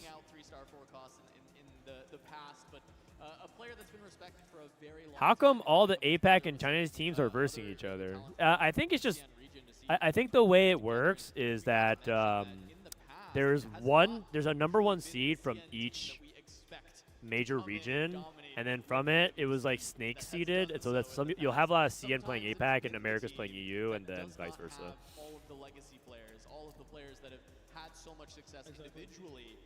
Hong Lian is like Red Lotus. Oh. Summer Timer, set 14 world champion, winning with Sypha, if you remember. Okay, Stargazer. Looks like they went Tactician's Kitchen at 2-1. That one's got to be a really good pick. Ooh, Fortune Strength is so tempting. But if you're like if you already have 2 win-out players, I don't think you click Fortune Strength. You instead click High Tempo. Thresh's Lantern is very good. That is very, very good. Excellent start here for Yatsuhashi. Yatsuhashi, probably the least accomplished player on the Japanese team for ZETA, has been competing for a long time, has made it to Worlds before. All these Japanese players have made it to Worlds. Mori, Mori was the player that should have won Set 16 Worlds, if you guys forgot.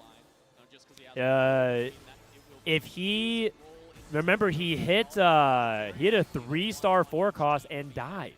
If he itemized correctly, he actually would have won probably would have won that lobby, probably would have won the World Championship. Over Darth Noob and Saya. In a way, it should have been even a bigger checkmate scam, but he mis-itemized. He needed to put Jewel Gauntlet. I want to say it was on Zaya. Well, it was a forecast. It was a forecast AD range champion. Was it? I forgot. I forgot what unit it was, but like essentially the unit doesn't do anything. Like he needed to put the crit on it.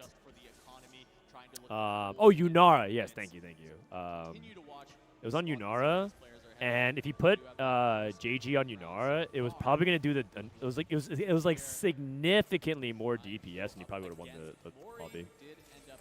Because with 3-star forecast, if you have bad items, you just fix it eventually over the course of the stage, and then you win the game. Absolute cinema, man. There's some really, really fun games that happened in TFT in the past year. I think maybe this is just me drinking the Kool-Aid too much, but I know that the game, everyone has their opinion on the state of the game, especially this set and potentially next set and more Dog XYZ. But I feel like TFT competition has only gotten richer and more fun to watch. Even with the checkmate bullshit. even with checkmate being checkmate. I feel like it's just been more fun. Like there's so many the storylines get richer and the rivalry between people competing for the top and Jed's sword being Jed's sword gets funnier and memeier and richer. It's just fun to watch TFT these days. Oh, full sell on both sides, open. Which world champion's the coolest road? I mean, I think Malala's story, as in terms of a single, like if you were to make a single season documentary of it, it's got to be Malala. Big fan of that run, but I mean, I'm very, very biased. I think Dissoap has the coolest road. I'm very biased. And inevitably, Wage and Iverson's first win. Boom. Hashtag Team Academy. Hashtag Vitality still never wins. Hashtag Let's Go Vitality. VIT win. until this weekend. Hashtag until this weekend. Hashtag VIT win. All 8 players on KO. Items is really high prio. Soraka still sucks. Itemize everyone, like front line and back line, and play is aiming for tempo just to. TFT is a very good game despite all the complaints. It's because so many people complain about TFT. You know it's a good game. You know it's not a good game? All the games that people aren't complaining about because no one plays them. Those are dead games. Artifact on the board versus just this Stargazer emblem. I think Stargazer. Well said. Here we go. Ages of the Dawn for Mori. But he has an AP-ish structure with the Vanguard, too. I wonder if he's probably going to play into Corki from here. Actually, this makes a lot of sense. He slammed his Rod for Crown Guard. So we got Corki commit from Mori. With a Void Staff Stargazer emblem, either he's going to ignore it or he's going to play into Lulu. I don't think Lulu's very common in 4v4 from what I've seen, especially because the front line, you're running into frontline issues these days. Maybe you have to tank Pantheon 3, because Jax is going to be harder to hit. Big win here for Mori. Nicely done. Last was Spa. And title with... Sorry, I'm getting I'm getting a little whiplash. Title with another win. That's really big. ZETA looking like they're in a good spot right now. I'm liking it. I'm liking it. For now, at least for ZETA, things are going. I hope a Western team wins. I would like a Western team to win EWCs. Past couple years, Weibo won last year. 2025, and then in 2024, it was I forgot which team actually won 2024. I was with Fnatic more, so like after they finished, we actually just like left.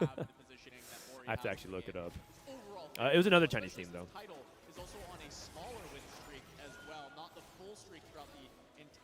Anima 59.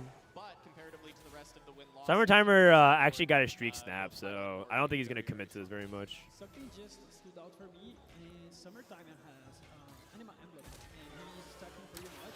Wolves, that's right, that's right. It was Wolves. Thank you, thank you. Wolves, that was Li Xiao and Li Tuchuan's team, right? It was Saren, Li Xiao, Li Tuchuan, that team. I remember who was on it. I don't remember the name. It was because it was weird, because it was like, it was Chinese players, but it wasn't a Chinese org. That's why it was weird to me.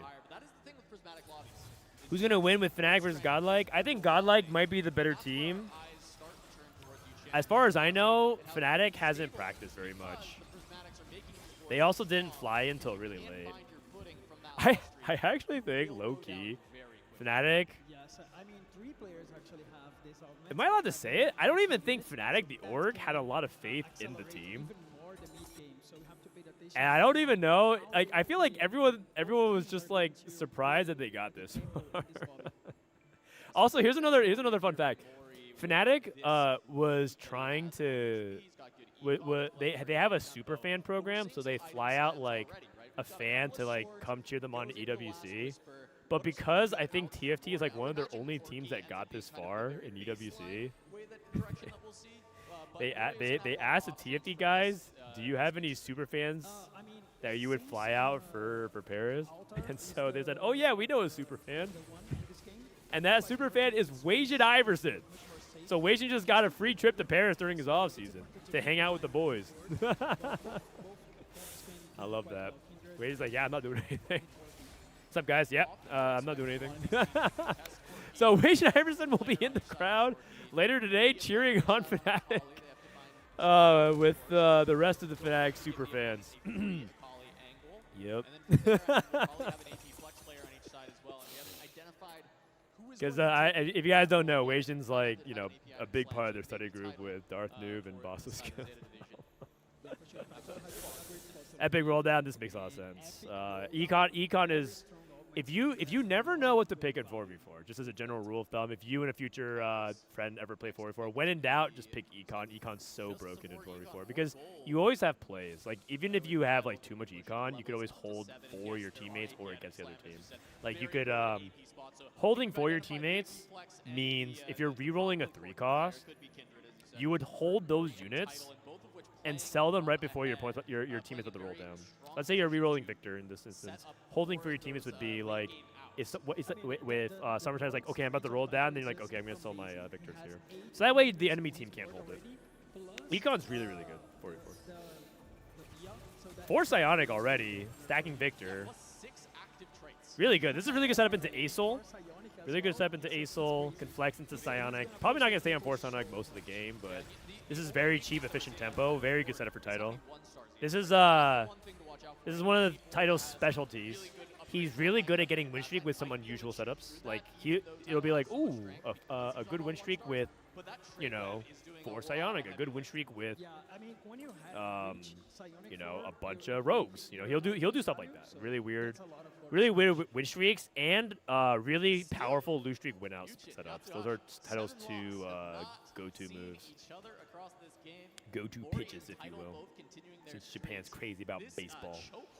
Is Vitality playing later today? Yeah, they'll be playing later today. Hey man, how you doing? Good to see you. Yeah, if you want to hop on, feel free. Guys, we got a special guest. Hello, Alright, guys. it's Holy Thought. Holy Thought, yeah. Holy Thought. I just want to make sure I pronounce it correct. All right, we got another fellow co-streamer hanging out. What's up, man? Fine, thank you. All right. Are you cheering for a team? We got ZETA and we got JDG. Yeah, I'm cheering on Tidal. Tidal? Okay. Last December in the Paris Open, I had the chance to play against Tidal. Oh, okay. Checkmate, yeah. Oh, that's right. That's right. He won, right? No. Oh, who won? I don't remember. No, I don't remember. Yeah. It wasn't one of you two. HU1H, maybe. Oh, okay. Actually, yeah, that guy's really good. All right, so Kale versus Rock. Actually, the 12 health here is really interesting for 4v4. I feel like some people might take that. Even though a lot of people want the items, I think some people might take it. HP is very important. Yeah, I think a lot of teams don't value Soraka very highly, but that one's a really big potential changer. I'm actually impressed because I feel like 12 HP is a lot. And maybe okay, so Yatsuhashi is at 36, so he doesn't want HP. So you get to cash out next fight. Yeah. Okay, and he's gonna cash out into what looks like to be Nova.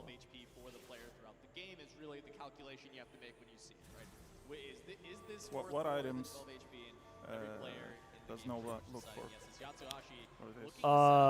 Well, he's playing on Akali, so you're looking for either really good melee ones for Akali. So I think it's like the usual stuff. I think Death's Defiance is good. I think people said Prowler's Claw was actually really good on Akali, but I haven't actually looked it up since a few days ago.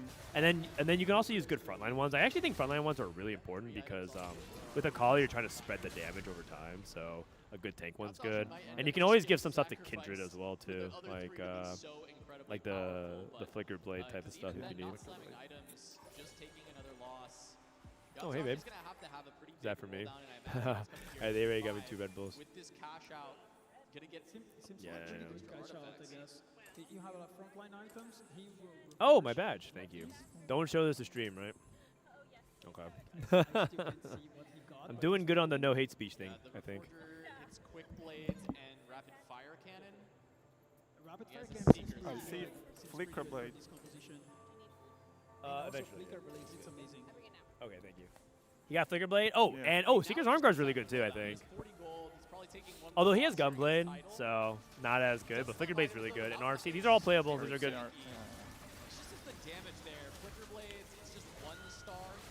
He's on 1-star Kindred, or 1-star But this is actually good enough to win, because this comp is really broken. How much of 44 have you been able to keep up with?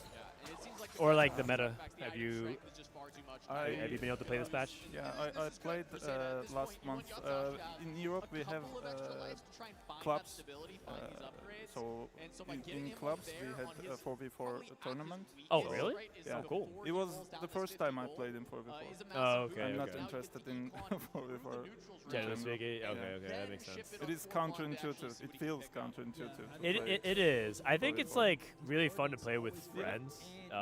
But yeah, it's like one of those things where if you are used to normal TFT, it's definitely like a little bit unusual. You have to manipulate and use your removers in order to keep your HP. Yeah, exactly. Okay, so these are the two Akali players. I think Yatsuhashi's spot is better, especially if you can hit Kindred 2. Level A, here comes the roll down. Is he the one that epic roll down? Well, that's Kindred pair. Oh my god, that's huge. And then Morgana is also a good hit as well. Wait, and then he's looking for utility. I think Last Whisper is probably better than Even Shroud, but oh no, sorry, he already has Nova. Just kidding.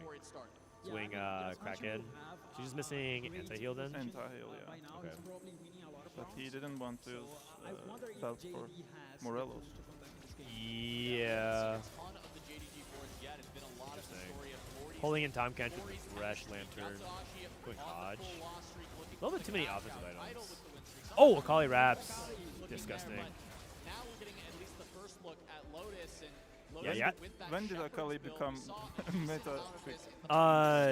Basically people just didn't know. Like it was actually always good. It basically started catching on after Worlds, specifically 4-4v4 scrims, because some teams, like one team, saw that it was like good in the stats, so they just tried it, and then they found out, and then it started spreading, and then all of a sudden word got out, and then now it's like taking over. So it was cool because it was a really good line for the World Championship, and nobody played it. Yeah. And this is World's patch, right? Yeah, this is a World's patch, 17.6. Yeah, they I don't think they want to play on Stargazer Vex and Timebreaker shit. Would have been, and 5 Anima. Oh my god, that would have been silly. Might have been really silly. There's more units on the board. There's more damage being dealt. Yeah, and we found just a lot of good 5-cost units already. Frodan's just short? No, man. Everyone in EU is so tall. That's the difference. I'm actually not that short. It's just that EU people are huge. I don't know what they're feeding you. On the other side of that, we saw Yuchin, who's the other player that was on the full loss. Okay, we have Summer Timer playing AP Flex. Has his shred. Looking for anti-heal. Playing with Aurora. I mean, they did make Aurora stronger, but I don't think she's that good. I'm a little bit worried about his board. I think that Aurora's not a good carry, and I don't even think if he hits Karma 2 it's good enough as well. I think he's actually very vulnerable. Oh, is that Alawi 2? That might be huge. I think his bard collected an Alawi 2. Ah, close fight. Yatsuhashi. Okay, JDG is bleeding out the HP here. Both Title and Mori. Cash out, item cash out. For Fortune Strength, we don't see it. We'll take a look in a second. 2 front lines. Arzar is not good. No Reforgers. Oh! Yeah, that is not good. So he's going to go Arzar's Vex. Ooh. Okay. And then he has double tank situation. I guess that's okay. You're gonna move the pages over somewhere else on Morgana. That's fine. Because I think this is the one that steals MR. Yeah, at the very least he can. Yeah, this is the one that steals magic resistance, Ages of Dusk. I think that's like really unfortunate for him. I never hit both. I heard it's pretty good. Okay, 100. Okay, Yuching is strong if he upgrades, but he's not a Kali 1. Unfortunately for him, Yatsashi's already hit Okay, the same units. Megatron Cloak. Yes, I mean, he found the Vax. It kind of. When was the last time you clicked Soraka's Embrace? Never? You never even clicked it one time, not even to see if it was good or bad. Just did an amazing job in the Because, like, your useless champion dies first, so Start to see the commitment, I don't like the devotion of these that players to one or the shield other. goes to At this point, I expect to see a Yeah, wall of to the Gale and some odds popping that you up don't in a really care moment here, about. but we'll see if anyone ended up on Okay. the stock. Oh, Fast 9. Here we go. Birthday present Graves. Okay, here we go. 80 gold to try That's a and hit. make Yeah, something that's a hit. happen. Playing around a Graves too. Needs good front line. Cards in the shop, but that's not what he needs. He needs front line to pair Okay. up with this. Morgana. Fiora. This is Fiora. going for a full 5 TK. cross transition at level 9, trying to find a win out from there. Yo, Shen. Get Shen in. So it's Fiora 2, Graves 2, pair of Vexes. A little bit late. Blitzcrank No Maokai, no Maokai, but it's fine. after this round. Doesn't quite have the APM to get there. Does have the double Vex instead of the I need to get items on Graves as well. Well, so how much HP is this? Chuchi, 32. This is reasonable, especially if Honglian gives him the sack. Try to stack up the grave with the upgrade. Honglian did not give him the sack. Full slam. Need a couple more rounds to finish his transition. Ah, looks close. Fiora does a lot here. Yeah, and we'll see how much HP ends up losing for not Ooh, not enough, quite not getting enough. the finish of it. Not I feel like into Lotus there and Chuchi's in a good spot though. That was only he's at 21. He's actually still at 2 lives. potentially having some Graves win out is equity, actually but not that he is great. very low on gold, and it's about finishing that If you transition think and like then you need getting 7 that rounds, grave stacked up. 7 for full cap. Right. Yeah, but it's 4v4, so you have like teammates to sack for you. But at the same time, he just played a teammate that didn't sack for him. So Boards have already kind of reached that's a little He rough. finds pretty the insane heights, he finds and you the don't get Vex. enough turns Yeah, to yeah. stabilize. Okay. Yes, speaking about the stabilize, Yatsuhashi just took a loss. I think He what decided to roll down stabilized that again. board is He might Blitz be, to Fiora to at talking with first. his team, trying to save some Because HP, they're also because off tanks, he or might be in the they spot can. that Yeah. Because your front line is just so vulnerable. You need time for Vex. Yeah, that makes sense. Okay, Yashihashi at 11 HP. If he loses, he's dead. This lobby has so many items because of Kale that it end all of these artifacts. Oh wow, Kali raps. It's crazy raps. Oh my god, this comp is so crazy. In this spot, it's gonna be We still have Anima being played as well. on the summertimer there, gonna lose a lot of extra Same. HP, but it does keep Yatsuhashi alive. Yes, I mean, I don't know, we didn't see who faced Yatsuhashi, but he took Yeah, a you bad loss, could take and this. he had so little HP already, He's also so missing he anti-heal, right? tried So that's to actually save good. him, because Okay, yeah, watching you, the you, eighth you, place take, is you can very take this. important in the 4v4 Chooses match. against it. Yeah, and I think He's going in doing Power so, though, Graves, they it put looks Summertimer like. in a precarious So that would go situation. How Coolant. big of a loss that So you can go was. Deathblade. At 17 HP, he's gonna be on 2 lives remaining. Oh, he doesn't need anti-heal. He has a Akali. So he needs Akali actually wounds in it, so that's what makes it also really nasty. I didn't know that until now. Oh yeah. When you click it, right? Like Yeah. Nova. Yeah. I didn't know. So he has DB and then he has frontline tank, and so I think his setup is really good. Dominant early game for Zeta, they're looking very strong. So we have Zaya. This is Alter. Look at this Zaya we have not seen because of the entire time. Radiant This is Kraken. I mean, it's not exactly this, but it is pretty much there. I mean, Red is more this preferable, Giga right? Abyss, this If is you Giga have Abyss. had the chance. Radiant red buff? I think the stats say that it was Radiant red buff, yeah. And also, he has the altar activated. He's I always looking go very for strong. red Yeah, buff I mean, that is a when I did. potential win out angle. You have Expedition? Expedition, Yeah, if you can, that's the preferred one. But I think Kraken's like still fine. As long as it's not like Deathblade or something or Giant Slayer. You really want the attack speed. Anything that gives more attack speed. Oh, that's a big Nunu stun. Another big stun. Wow. Okay, the thing is, Tidal kind of just lacks real oomph, though. Okay, good trade. You need it to. Oh, Zeta's down to 1 life each. Chuchi's down to 1 life as well. And if they don't pay dividends on Yasuhashi making a deep run in this game, Okay, Summertimer down. I mean, we were worried about Summertime. I think we actually said exactly this, which is like, even if you get Karma 2, it's not good enough. Yeah, just no upgrades. And he did get the 9 just now. If Summertimer can actually 2-star his board, he would be very strong, but he either needs to scam around or get a sack. alongside the Doing against Graves Hong and Lian. Fiora. This is Chuchi. Chuchi's down to 1 life as well, and this is a fast 9 player. If Yasuo actually beats this is massive. This is actually really, really a big round for the game. Kali is dead. If Yatsuhashi can get this win, though. Oh, he's on. Is he on the Vex? No, and Yatsuhashi's dead. The Summertimer wins. Okay, so Chuchi is living. That's a really big round. ZETA can still win, I think. They can still win, but it's really tough. They have a lot of HP to work with. Tayo's at 2 lives, Mori's at 3 lives. And then Shuyin and Lotus are at 2 lives. And Summertimer gets another cash out. Summertimer can actually cash out and maybe beat Chuchi if he can cap.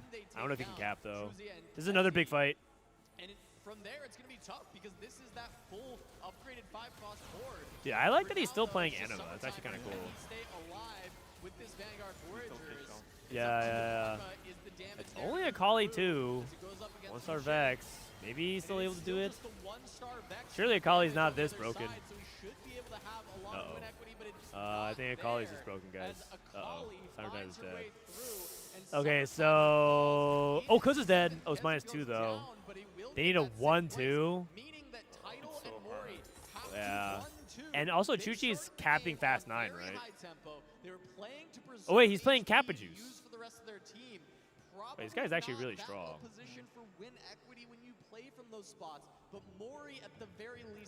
How good is Lich Bane on, like, Milio?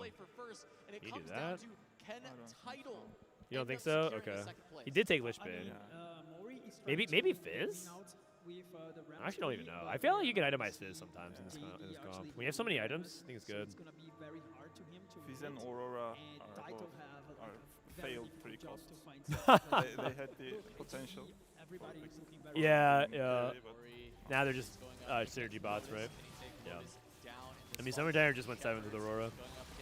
I think Fizz is like kind of underrated in the Meeple setup, but you know, you're still not super excited.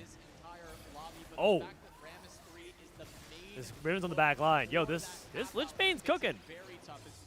Okay, this is actually doable. And Mori stacking Kappa Juice. Wait, Chuchi's dead. Wait, I think Title beat Chuchi. That was their fast 9 player, man. Yo, wait. That is so huge. We didn't watch this fight, but like that guy was their fast 9 win-out player, and Title actually just clutched it with 4 Psionic. With this board? Really? Victor, Victor plus Aurelian Soul. Oh my gosh. Both of those items are radiant like. Yeah, but I was told that they're like not that good though. Still. But like, that's what Dishsoap said. I don't know. Maybe he was talking about a different context. As Mori tried to sell a lot of board to end up finding a little bit of the quirky, no, not sell board. Okay. This is also really big.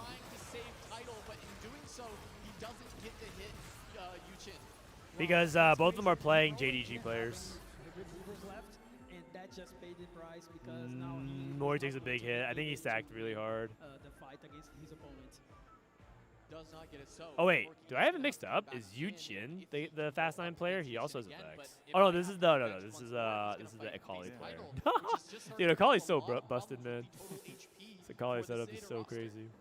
Yes, I feel like ZETA just tried to save Yatsuhashi. Okay, so Taito needs to hit Blitz 2. He's holding Vex to deny Vex 2. But they're still playing, they still have hope. Yeah, I mean, the team play is good, right? Of course, if they believe Mori is their most powerful member, if Pop this. And he had no way to stop himself from hitting Tom Kench cash out. They had to go this direction, and they need Title to be strong enough, but that Oh, that's rough. That's rough. So Title sells the Vex instantly. And also it gives him a free level, I think. That's actually insane. He hit it on level 8. Oh, Blitz 2. Wow, that's an insane hit. Yu Chin, Vex 2 on 8. Gross. And now all of a sudden, I'm pretty sure Yuchin has a really good chance at top 2 right now. He needs Title needs to win this fight now. He removed for Mori. He removed for Mori for the Ghost. Yeah, he removed it for the Ghost, so he gave Mori a good win. But Title needs to also win this fight as well, otherwise it doesn't really matter. Big laser. Everything's clumped. Big Nunu stun. Let's need to wake up. Let's wake up. No, it's actually so crazy, the Vex 2. This is because of the items. He put the Yeah. items very late, so. Yeah. He gave Mori a Ghost win. Oh, it's actually two. That's crazy. One title might have a chalk, but the Vex 2 is just too powerful. And those items just being Maybe more. Okay, maybe he didn't need full remove. Like maybe Mori needed only like two units. A full 4-unit remove is like too much, right? And you're not on setup, so yeah. Probably. Look how many hats he's got. He's got a lot of hats. Oh, he's straight up sacking for title now.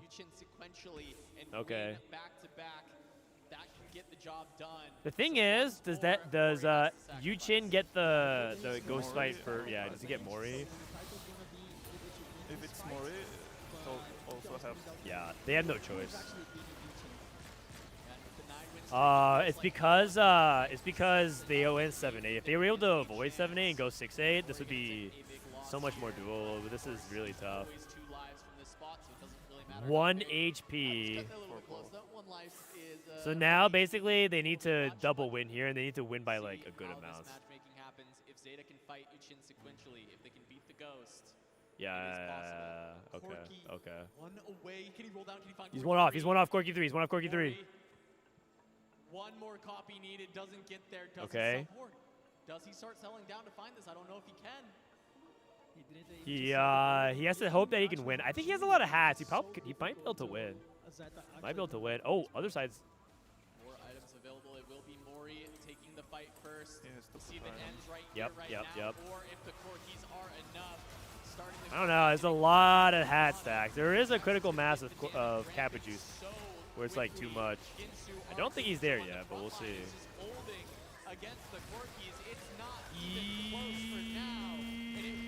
Dude. Chat is too OP. They're just winning everything, man. Close. It was close. But also, they didn't even win the game, so. All right.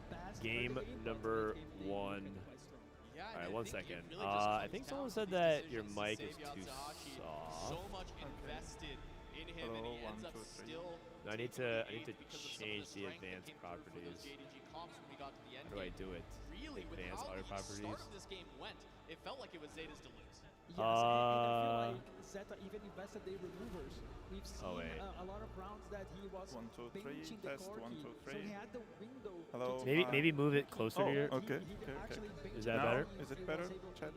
Maybe it's a little bit better. So the removers paid the price. Still, this is one of the closest Hi, hello. 1, 2, 3. Incredibly tight spot. You never. No. You just can't hear him. He talks, but you just can't hear him. Yeah. Anyways, so are you here the whole week?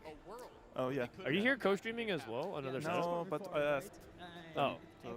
Okay. I was expecting that, but they said that you're here to enjoy the event. Oh, so they just have you here to just enjoy the event? Oh yeah. Oh, so you're here to do good press for them. So you're an influencer. What are some influencing things you've done? I put some videos for social media. Okay, got it. That's cool. What are you doing this off season besides this? Playing Path of Exile too. Path of Exile. I heard Path of Exile was pretty good. And I heard the season's really good. No, yeah. But I play SSF and hardcore. So yeah, it's kind of single player game, and I make everything so hard for me. Okay. Yeah. So you're a hardcore grinder. Oh, check B stream. We can check B stream. Let me see. So here's the B stream. Yeah, we can check B stream while we wait for the A stream to catch up. Where are they playing? I couldn't find. I don't know. I think they're on a stage somewhere else. Yeah, what? Yeah, I mean, if you find them, let me know. In the alternative universe. Yeah, this is Kubixon, HN. Oh, this is Mouse. This is Mouse versus AGAL. Looks like we got the right colors as well for this one. Looks like they're in the middle of game number 2 at the moment. And then we got the Akali for HN set up. So it looks like the game number 1. Oh, this is game 1. Oh, Yeah. okay, cool. They started late. This is game number 1.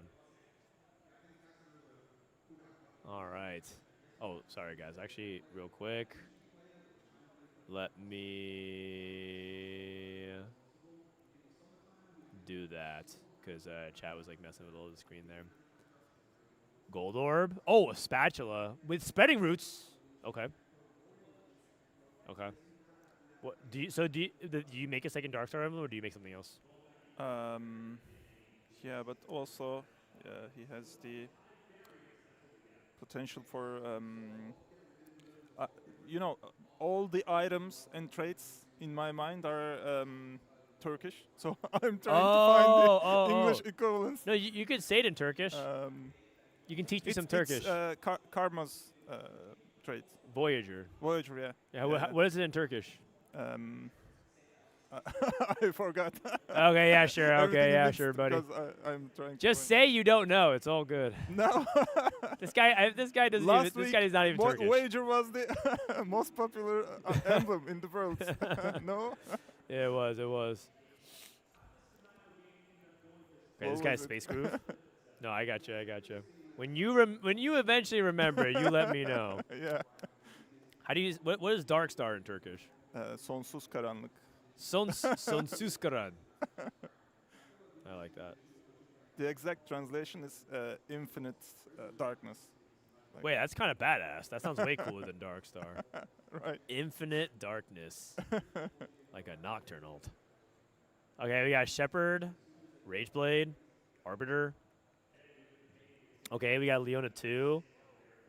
RY. Not a lot of Leona play because we haven't seen too much print. Saw like a couple so far. Okay. I don't know how good Earth is from this spot. Looks like he skips it. Just because, like, I feel like you're not making any emblem with it. Maybe you make a Voyager emblem if you had extra items, but I guess you can make a second Shepherd emblem. I don't know how good that is. Pilfer. Okay, Pilfer. Oh, Pilfer. Interesting. They buffed this augment a while back. Yeah. I don't know if it's good, but I do see people picking it more often. 2 players clicked it, right? Pilfer, yeah. Else. Oh, it's better than 4v4 because you can feed your teammate. Oh, yeah. right? Yeah. Earth's Gambit. Looks like he has Earth's Gambit, and he made. Oh, he hasn't gotten his spatula yet. But Primordian's nice. Primordian to Akali, and then you can have a Reforger as well later on. So you make Nova Emblem if you win. Nova, right. Yeah, if you don't win, I'm wondering if you. I mean, he has a Reforger, but I'm wondering what pan items you make in this line. I haven't really got too many reps on it, so. Gold gets a spatula, Nova, Rogue Emblem. A lot of emblem play out of Mouse right now.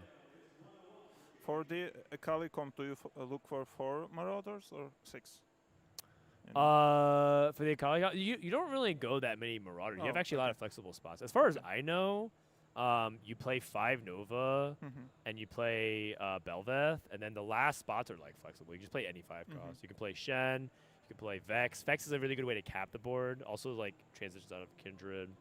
Some people, we saw someone play Graves. So you can just do like whatever. You can cap around Fiora though. Yeah, you can cap around Fiora. Maybe with the Reforger, he might do that. Yeah, we'll see. All right. The A stage is starting back up again, so we'll dip back in a sec here. We shall dip back in a sec. Is Vitality match after this one? No, Vitality is the one after the next one. Oh, okay. So this is match 2, and then they're match 4. Oh, okay. Match 3, I think, is Godlike versus Fnatic. Oh. That's the one that people want to watch here. All right, this is the last round we'll look at, and then we'll tune back into the A stream. Varus versus Evelyn. This Evelyn one's good. A lot of gold, which is huge. The duplicator might be really good though for the people that need it, right? Like the Akali players. Even if you can just use it for Akali too. It seems like most people are playing for tempo and then maybe eventually get 3 stars. Oh, they have the items here. Yeah. In the bottom left. What the heck? It's so weird. It sometimes shows the XP and the unit costs, but I don't think it's necessary. Like, I think it's cool. I don't think they need to keep it there. Yeah. Right. And also XP is sometimes wrong. Like he's 4, but it shows level 3. It also says 52 EXP, but he's 2 out of 60, so it's confusing. I think it means how much gold he spent on EXP. Maybe. Maybe? Like, I don't know. It is okay, but it has to be updated all the time, like automated system. Maybe it is automated, but it's kind of comes slower, I think. I'm pretty sure it's image recognition, so it's like updated quote automatically, but it's like a little slow. Okay, Og. Taking a loss here. Okay, let's go back to the main feed here. Boom. We're back. On the other side. All right. Sona modifies each level to be 2 XP less. So I'm expecting a little bit more fast 9. Well, at least one player. Like I don't think everyone can fast 9, but you'll see at least one. Both teams will be having a fast 9 win out player. Usually you want one player to go fast 9 because it has the win out potential, and one player for reroll. Other 2 do whatever. Yeah. That's still pretty common. In this case, it's going to be Akali. I don't think people play around Kai'Sa very much. Oh, yeah. We saw one team try to play around Kai'Sa. They got Kai'Sa 3 and they died in 7. I don't think she's strong. No, not anymore. She might be playable early game, but you're not that excited about it. But I don't think he's making 10 either, so... Oh, really? Not even hold Rek'Sai? I guess he has double Vanguards. It's probably fine. Okay. Okay. Team on Vanguard. Yeah. Give me a sec here. Is Soji playing today? Yeah, he's playing in 2 matches. Oh, hold on. We might see some Lulu gameplay. It's probably Limit Medallion. I think this is the only playable Lulu one I think right now that isn't Mountain, and he's not starting off with Mountain. So if JDG wins this one, we over. don't play the 3rd match, right? That's correct. Okay. It's just bracket. There's no group scoring. Clutter Mine seems to be pretty good. Clutter Mine's really good when you already start off with 10 gold as well. It offsets the Clutter Mine downside, right, so to speak. I don't think he can make 20 though. Hong Lian. Oh, he's already helping his teammate. Oh, this is Mori's POV. Sorry. Thash's Lantern, really good early. Does he have a unit to pull? He might be thinking about taking an offensive item, but I think Lantern makes the most sense. Ooh, Mordekaiser is really nice. I don't pick the Lantern in solo queue, but I see it a lot in tournaments. I think it's pretty good. The stats say it's good. Especially in the Space Group meta. It was really good. What is the best unit you can pull? In the early mid game, I think it's Ornn, because Ornn gets the item. So he comes in with a random Warmogs, and then all of a sudden you just have twice as much frontline. He can come in with like Sunfire as well, which is really huge.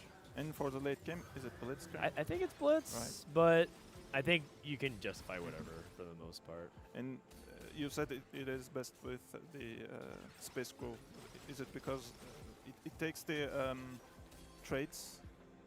Well, no, just because you already are playing Ord already. Oh, so, okay. so you're holding extra Ord. A lot of times you're holding this random unit and doesn't do anything, but a lot of people, it was really good during the Space Crew setup. These days, I think you can just play like anything. So pulling a random Vanguard is nice. Ooh, Darkstar and Meeple. Are you happy about these? No. No? Okay, okay. I think Soju had one game with exactly 2 emblems. Mm-hmm. But he chose the core kid lane, I think. Yeah. I think because it's more reliable. Mm-hmm. The Darkstar emblem is good, but you kind of need to have, like, a lot of things need to go right, I think. Oh yeah. And I don't think you're able to lose streak and play into Darkstar. Mm-hmm. Because Need Darkstar tempo, needs to get to 9. Right. And Meeple can stay at level 8 for a long time. So if you're like behind, let's say you're lose streaking, I think you generally don't want to play Darkstar. At least that's my interpretation of it. Oh. Nice, good win. Okay, and then Kudzu making 20 as well. But everyone's very rich. Everyone's very rich. It's a gold opener on Sona, so there's gonna be a lot of cheap boards early and a lot of greed.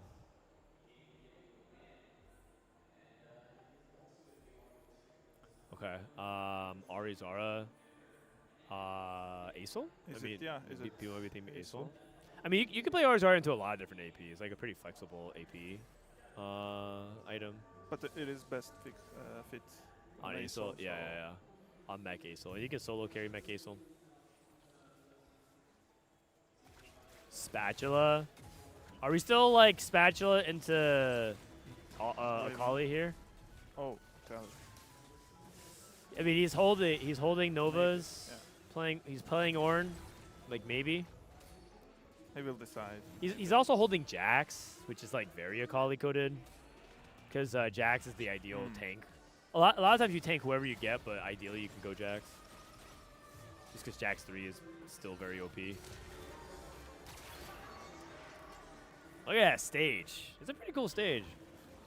I kind of wish TFT World Championship could happen on a stage like that, right? Like everyone represented.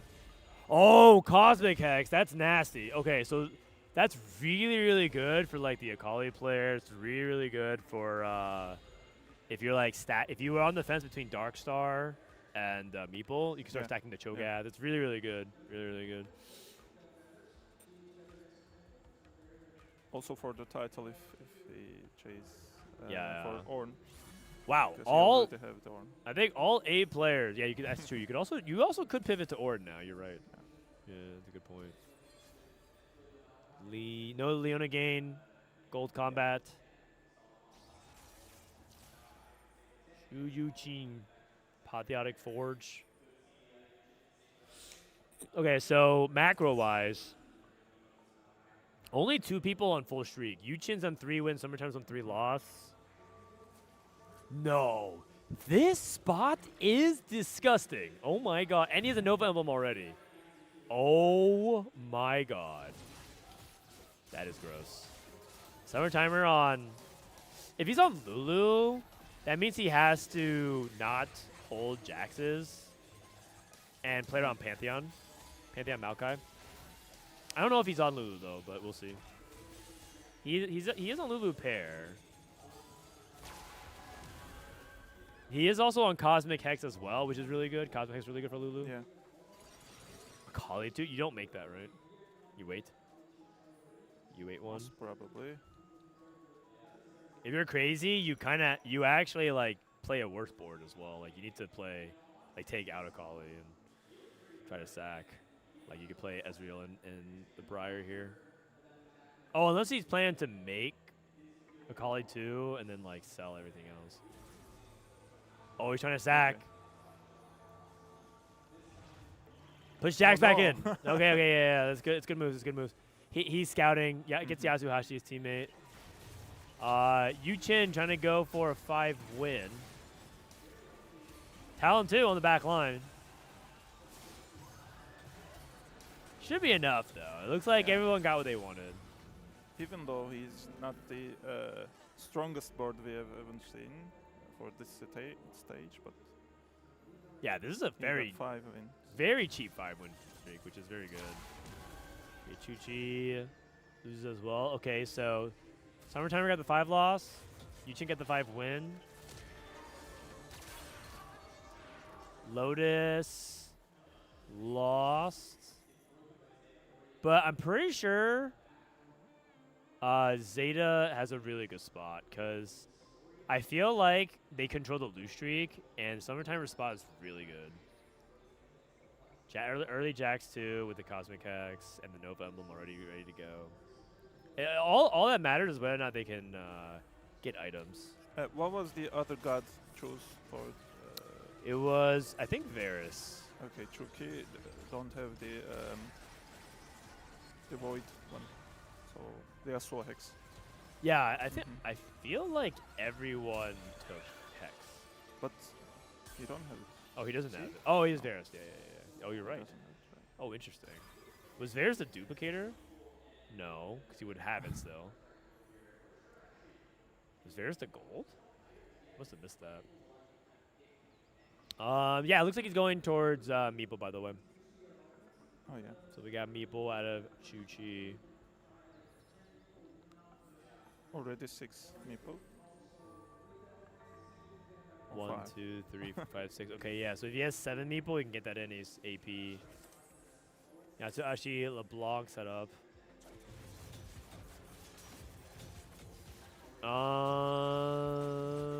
Open belts.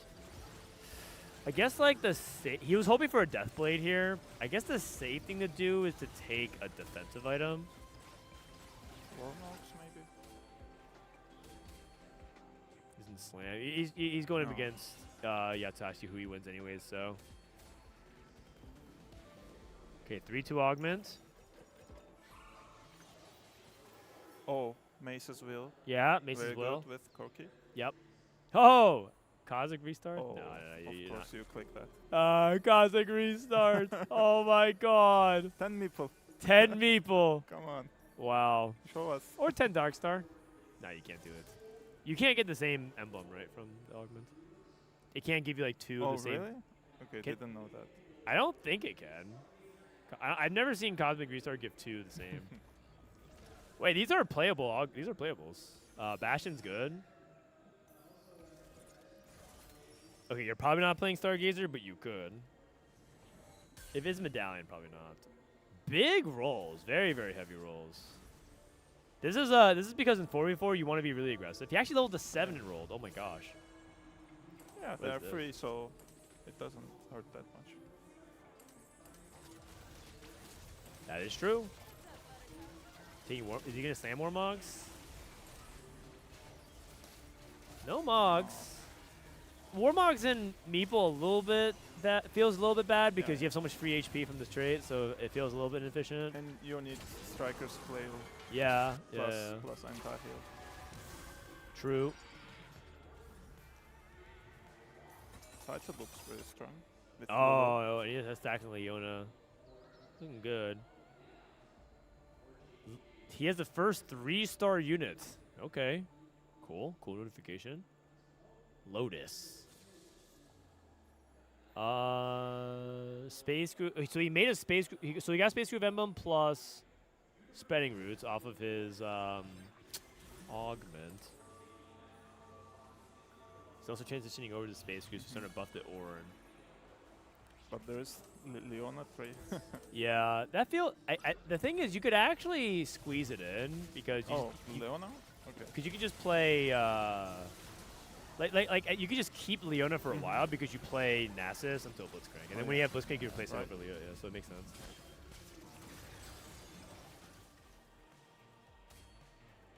So I think that's something you could do. Summertime on a 1 win. Yuchin free falling. Title actually with the 4 streak. Summertime with the 2 win. Things are looking better for ZETA game 2. Starlight Hex. I mean, that's pretty good. I feel like a lot of people are not going to be clicking on the Varus unless they need it for a 3 cost. Huh, a couple Varus clicks. Title might click the virus. Yeah, yeah. A couple of people are clicking it. A couple of people are clicking it though. Discord message. Important message on Discord. Oh, sorry. Looking.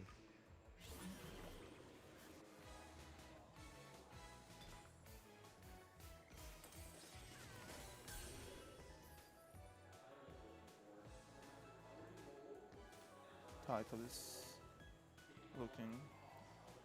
Sorry, yeah, I got a notification. Main broadcast wants to talk to us sometime in the near future. I don't know when though. So they're gonna eventually dip it. I guess I have to do an interview with the coach, main broadcast after. All right, we have Lulu 2 Medallion.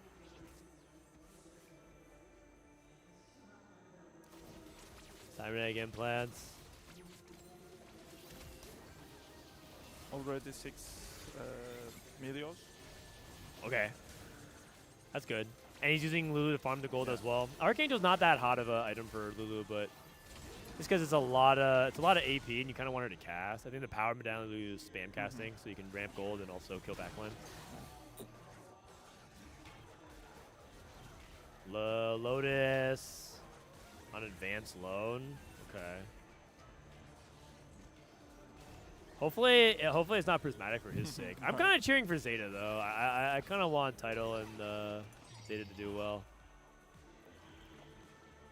Do you know the odds for prismatic? For gold, I think it's. I don't. Very little, right? Because I think it's like 12% for prismatic or something like that. I remember that Dishsock was very unhappy because he took that one. Yeah, I think so. All right, so Chuchi. I don't think he's like that contested on Rammus. People are holding the Jax. Yeah, like the Jax is very contested this lobby. Chuchi has kind of like 2 dead emblems though in the Dark Star and the Stargazer. I wonder if he tries to tie it in. How would you tie it in? I guess you could play. Karma maybe, but you don't have to. You could. Yeah. You want more frontline though, is the thing. Yeah. Yeah, I don't know. Chuchi's in a bad spot. If you're ZETA, you target him. You got to hold the Rammus. Lulu cast, big time cast, nice, big win here for title.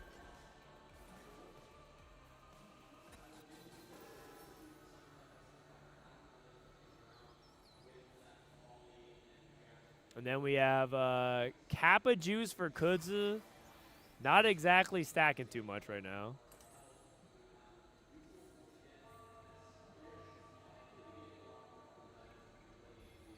Did he reforge that? Did he reforge? I don't think so. I don't think so. That'd be kind of strange if he did. Okay, so wait for the drops. See if anything crazy here. Kudzu's about to go level 8 though. This is what we see very commonly. Even if you're on Akali 1, just push level 8. The tempo Akali line. The tempo Akali line. Maokai 2. Kindred. And Aatrox 2. Akali 2. And Kudzu just needs a 2-star front line. Looking for Jax 2. Believe it or not, the odds are not that good to hit 2 cost on level 8. It's 20%. Rammus 2 for Chuchi. And it was Karma in the end. Yeah, I guess it's Karma. Yeah. I mean, it is what it is, but his front line is like really, really vulnerable. He's just basically playing Poppy and Meepsy, and then he's playing like 5 damage dealers.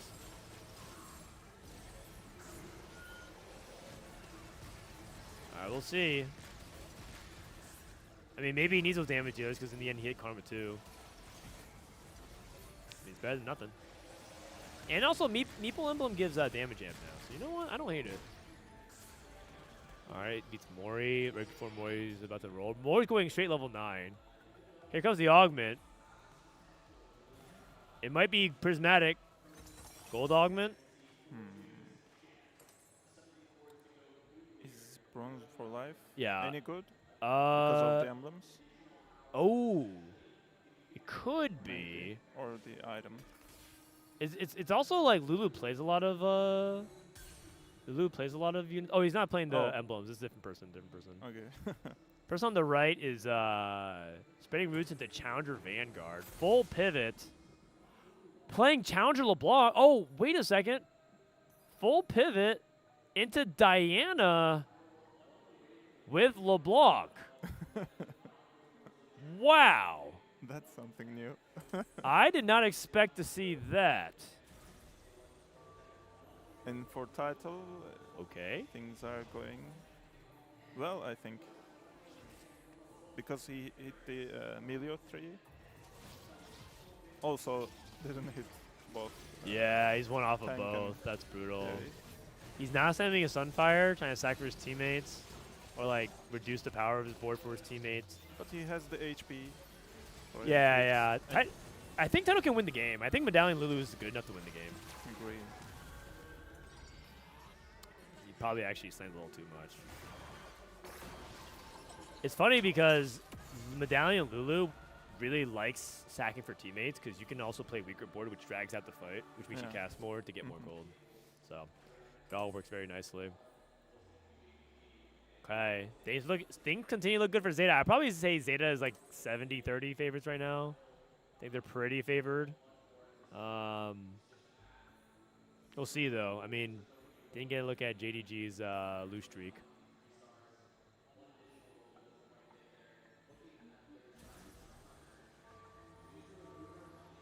All right. Yatsuhashi with LeBlanc too. I don't think a single Zeta player is missed. I think they're all looking good. Remove on the Kali. Yeah, Summertime tries to give HP to. That's crazy because they're all so far ahead. Yatsuhashi's like pretty healthy that they feel like they can actually trade like this. That means Zeta's in a really good position of power. Chuchi's not weak though. Title had to win this one. Yeah. 16. And we know that this is a very greedy lobby, right? Another duplicator bundle. That's really good for Title. Cryogenic Hex is also good, but Title can just take that for Econ. Depends how greedy Title is. Also depends on how many people are holding his units. Yeah. And the blessing is important. Yeah.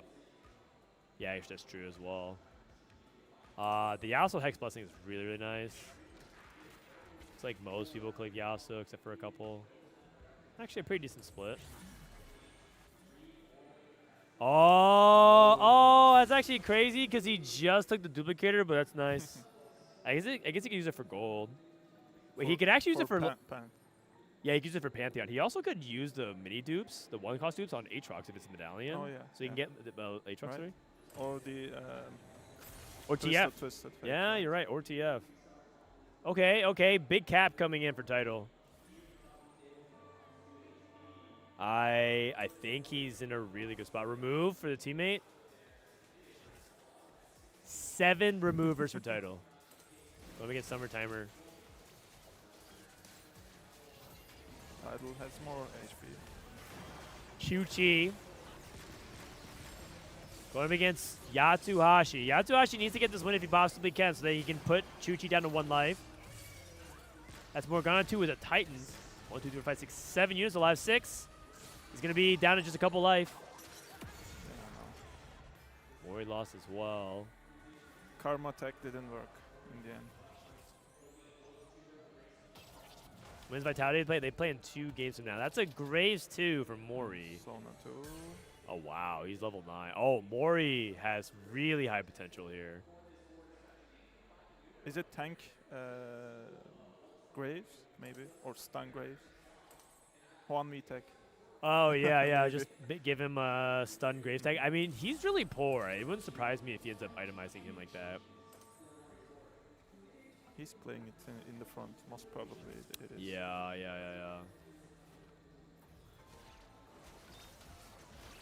Akali. Yeah. Let's see if it works.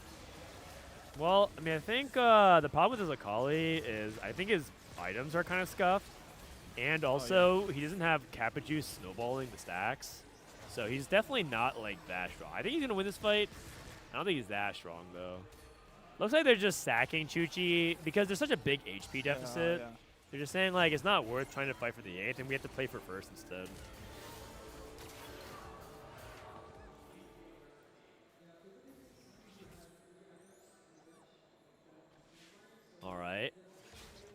Lotus. I don't know what he's missing. He's missing tank items, I guess. A third tank item. Or maybe. Oh, he's a crit, sword. Crit. Oh, this one. Yeah, this one's good. This one's good. I'm trying to remember the English codes. The mana item. Crit mana item. Crit mana. Oh, belt and attack speed. Nashers. Oh, what? He put second. Why? What do you mean? Second void stuff. Why? Oh wait, what? Oh, he has Pandora's. Oh, he's gonna. Yeah, but. Oh wait, what? I thought he. Okay, the striker's flail is good, but. Yeah. I think it was misclicked. I think I think he meant to make like Giant Slayer or Shojin. Yeah. Or maybe Nashers. At first. Yeah, no, I think it's a mistake. It's a mistake.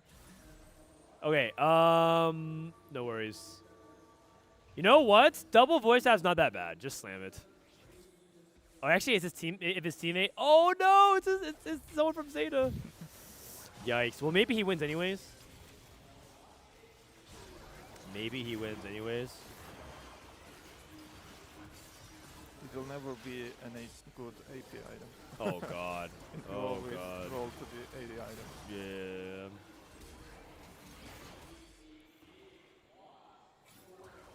Okay, well, it might be cooked. Let's see.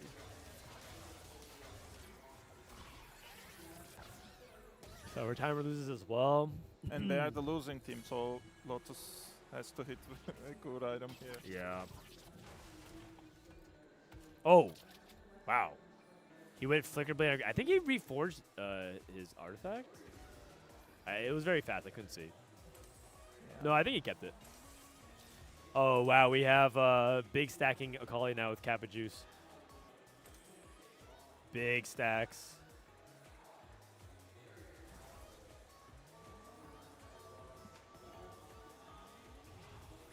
All right, cuts it at 36 HP. Summertime at 18.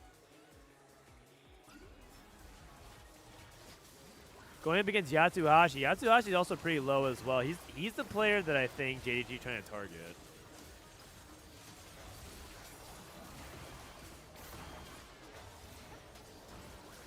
And then I think he's losing. Oh, Kali's dead. Wait, this is actually a pretty big win if Yatsuhashi's able to get this win. Ooh, it's close. Summertime also very low. All right. So bad for ZETA. Yeah, that's actually that's a pretty significant set of losses. I'm not sure what's going on with Mori's board. I thought Mori's a fast 9 player, so it looks like he's just not stable. He's with Graves, I think. Yeah, he's playing like the tank Graves. He needs time. Summertimer? Oh, was it Summertimer that was with fast 9? He's on 5 loss. Title hits TF3, so Title is like very high cap. I think they just want to avoid the 6-7, but I think it's fine. Mori has he's playing like Graves Bard Sona. Very weird combo, I see. No, that makes sense. Now, if it's okay though, because if Mori and Yatsuhashi die in 6 and 7, and they tie at the bottom with 5-8, then Title can play for first. So it should be okay. Ideally, they don't have to, but I think it's okay. And Kozu loses, so the goal for ZETA is Mori outplaces and gets at least 5th. If they can go 5-7, then that means that Yatsuhashi has to only get 3rd and Title can play for the win. I'm pretty sure Title can win. Pretty sure Title can win. Mori also has some win share in this lobby, I think. I wish to see that Graves upgrades. Yeah, I can't see.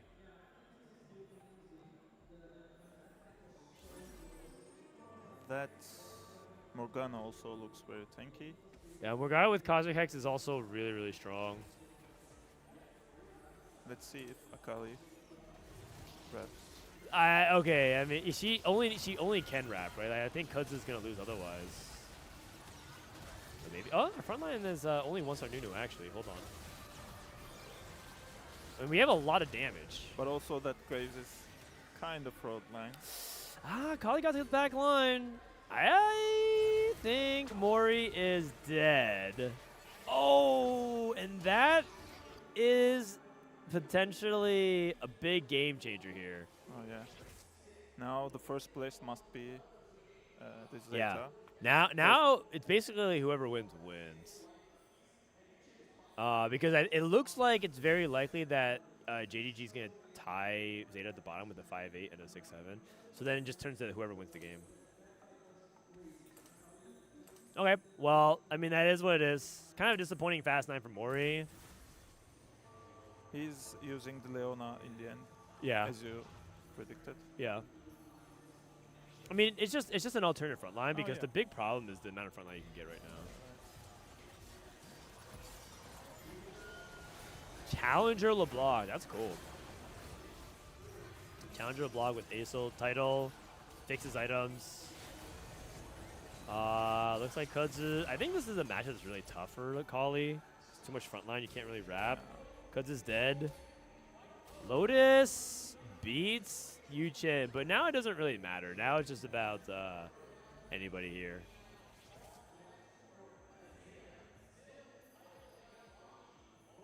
Both of them are really low HP. Do you think Lotus has a chance of winning this game? No. I don't think that Leona is that strong. Well, I mean, he's got Space Groove. Yeah. If he gets Blitz too. But before this round, it was looking like in favor of JDG, but now it looks like Thailand Yatsuhashi has the HP, so yeah, I think it'll be. We will see the third Oh, match. wait, Blitz pair. Oh, okay, hold on. And he has a Okay. lantern pull still. Okay, right? I cursed it. Oh no, it's not a lantern. It's not a lantern pull. JDG. No, it's good. This is really good. It's really good. Wait a second. Pause. That's potentially a huge change here. Who's he playing?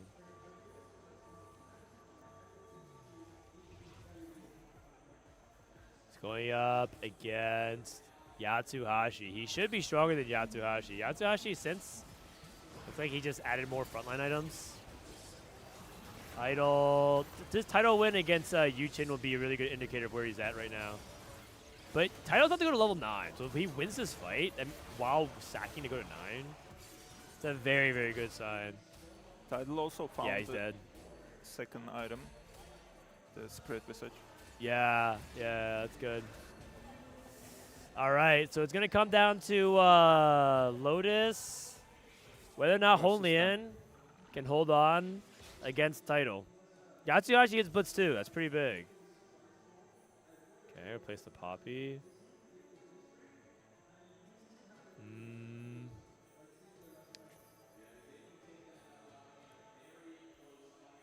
Okay, and then Title went to 9 to play what looks like to be a Ross or Morgana. Why is he clumping in this way? Interesting positioning choice. I guess it doesn't really matter because it's just damage amp. And it doesn't really matter on his tanks. Okay, he's going to Yatsuhashi, but he positioned his best. He's positioned well into Lotus. So Lotus is playing Title's Ghost. And if Title can win with his Ghost here, that'd be a really good sign for ZETA. But no. Should be a win. Kind of close. It makes me think the Oh, Ghost. Yeah, right. With the real one. Yeah. Title should be winning. Okay, so Yatsuhashi's dead. So Title and Yatsuhashi.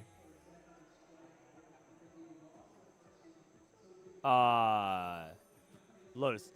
This is where I was talking about, like, it would be good to have forced the 5-7 instead of the 6-7 because then they would have already won the game. But now Title has to win the game now. Title has to win the game now, so here we go. Actually, I think they would have stayed the same either way. But regardless, see if Title can win this game. He actually moves off of the Hex. He's trying to get the win right here. Same side Pantheon, moving back his tank line. He's actually clumping the TF as well. But Blitz is hitting the tank, so... Balance still looking okay. Still looking very okay. He will throw the blitz away. Punch away. Oh, no. Big Oh, play. Lulu's No. dead. Oh, hey, nice and easy, nice and easy. Not even close. All right, 1-1. ZETA striking back. ZETA clutching it. It came down all the way to the final 2 players on each team, but Title clutching it and ZETA. That was really close. 1-1. All right. Sorry, the stage hosts are doing their thing. We'll take a look real quick at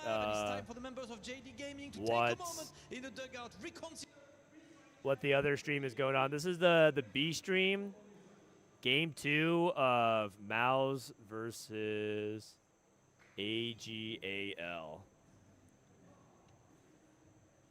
All right, so this is just in the bottom it says 0-2, so I think AGAL won the yeah. Right? I think Mouse won. No. China won, so Mouse, the EU team. I think this is a really strong EU team on paper. Yeah, right. Yeah. I want EMA to win. Me? I mean, I want them to win, but then lose to us.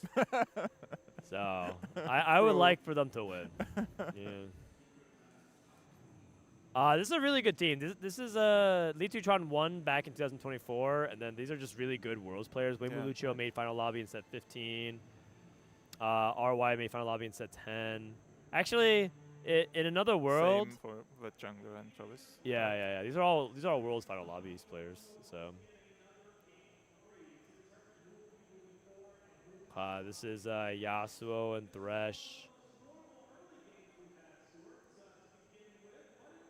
By the way, it's very cold in France, right? Well, I think it's cold because of the AC. Actually, yeah, but even in the outside, like. Oh yeah, it's kind of it's kind of cold. It was really hot last week. Yeah, because of the heat wave. It was burning. Yeah.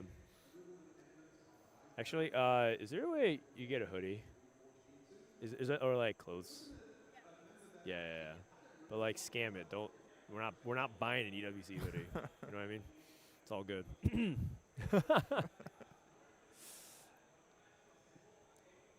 Okay. That's Belvet 3. That's nice.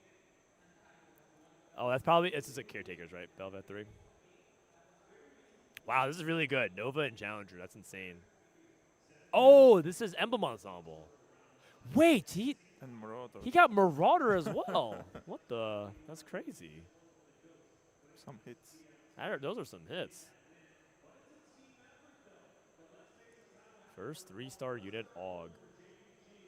And then Meeple and Bastion and Anima. Okay, that's playable. Play it on Corki. That's what he's doing. Wei Mu Liu Cho. So he went Salvage Bin. Trying to just play Salvage and Tempo into Akali. Emblem Ensemble 4v4 is really chaotic. I actually think it's not that bad in solos, but I think in 4v4, it ends up having a lot of times where you kind of contest your teammate.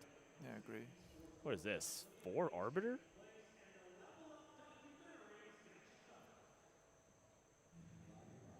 Hogs, Spotus.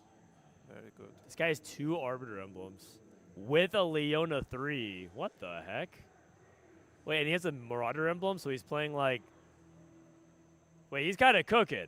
He's playing Marauder, Arbiter, Master E. I don't even know what to think about that.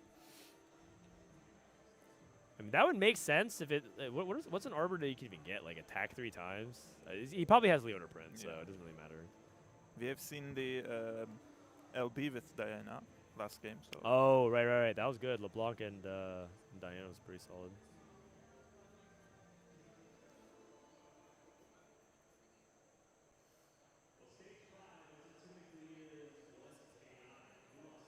All right. Looks like a pretty easy win here for Wet Jungler. Oh, he's double pinting Leona. Holy cow. So he actually has so much Arbiter value that he's actually double pinting Leona. He can go for Leona 4 potentially. I mean, that is huge. If you can get Leona 4, your front line would be super strong. Yeah. Sniper, Shepherd, Space Groove. That's actually good for Space Groove. You can fit all those in. Because Samir's a Sniper and Timo's a Shepherd. You can just play Lowy. And then this is the Corky player from Weiwulucho. Weimu.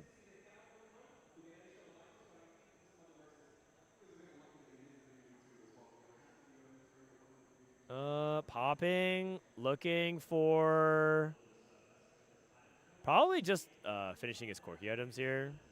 He has anti-heal. Oh, okay, Riven, good rolls. He's got a lot of rolls. Holy cow, he's so rich.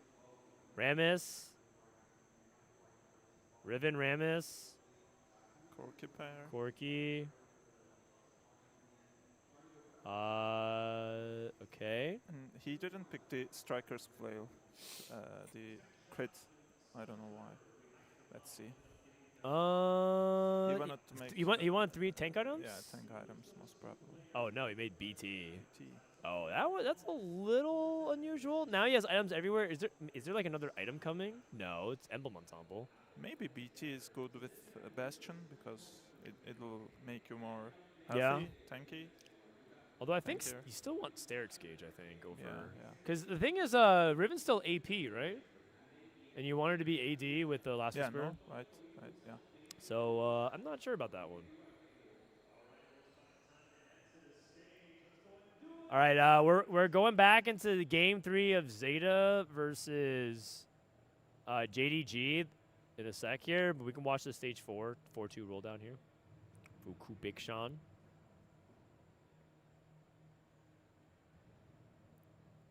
All right, and we have Karma. He's still stacking the Cosmic Hex on the 1-star Cho'Gath.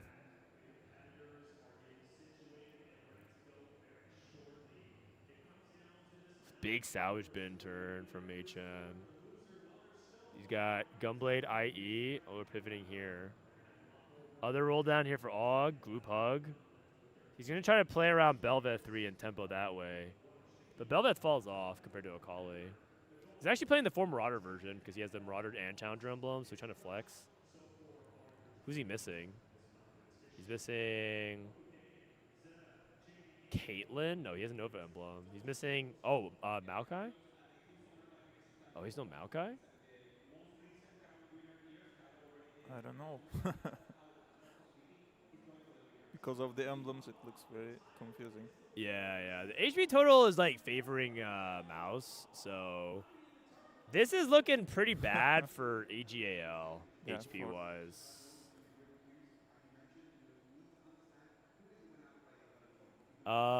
Space Groove emblem. I mean, this is looking pretty solid so far. And then still looking for Akali 3. I don't even know how realistically you can go for Akali 3 here. Thinking about saying a second Kraken. That might be worth. And then you go third item for Akali later. Yeah, with the crates. Okay, second Kraken on Akali. That's just because Akali's his best unit right now, so it's not like an efficient item on Akali, but you can move it later. Akali got wrapped. But jungler has Zoe 3. Yeah, Zoe 3 is really good. Okay. Leejuice went down to just 11 HP. Not looking good for him. Oh, he lost? Oh no, that was Weiwulucho. Sorry, a little confusing. I thought it was, but I think they had the wrong POV. Solar Hex, that's really big for a lot of the people that want it. Og is still winning, by the way. 91 HP. Yeah. All right. Okay. We'll check back in. If Miles wins, we'll watch the end of Game 3. But we're going back into this game here.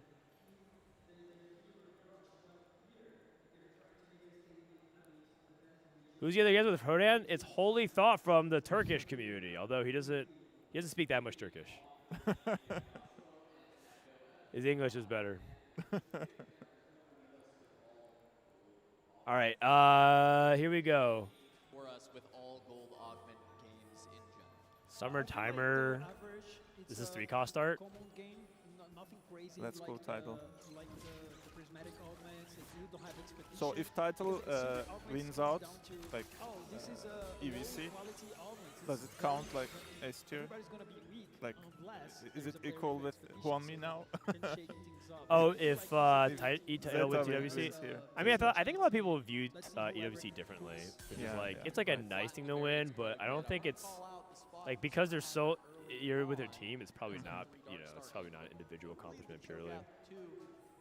Also, Huanmi said that opens are not considered as that as big tournaments. That big tournament. And I think to a certain extent they're right.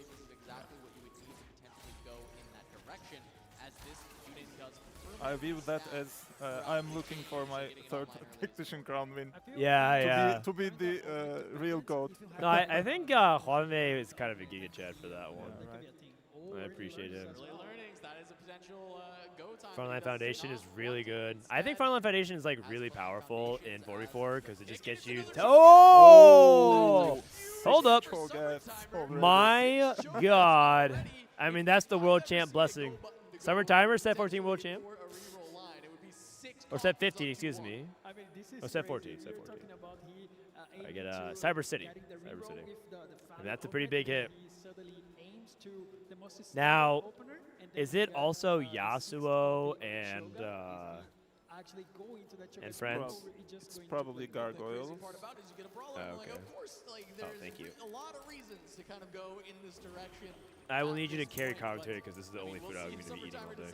That is his place to be or not, as we have a Space Groove emblem once again. Space Groove and yeah, I've seen that Kazi already is Stargazer.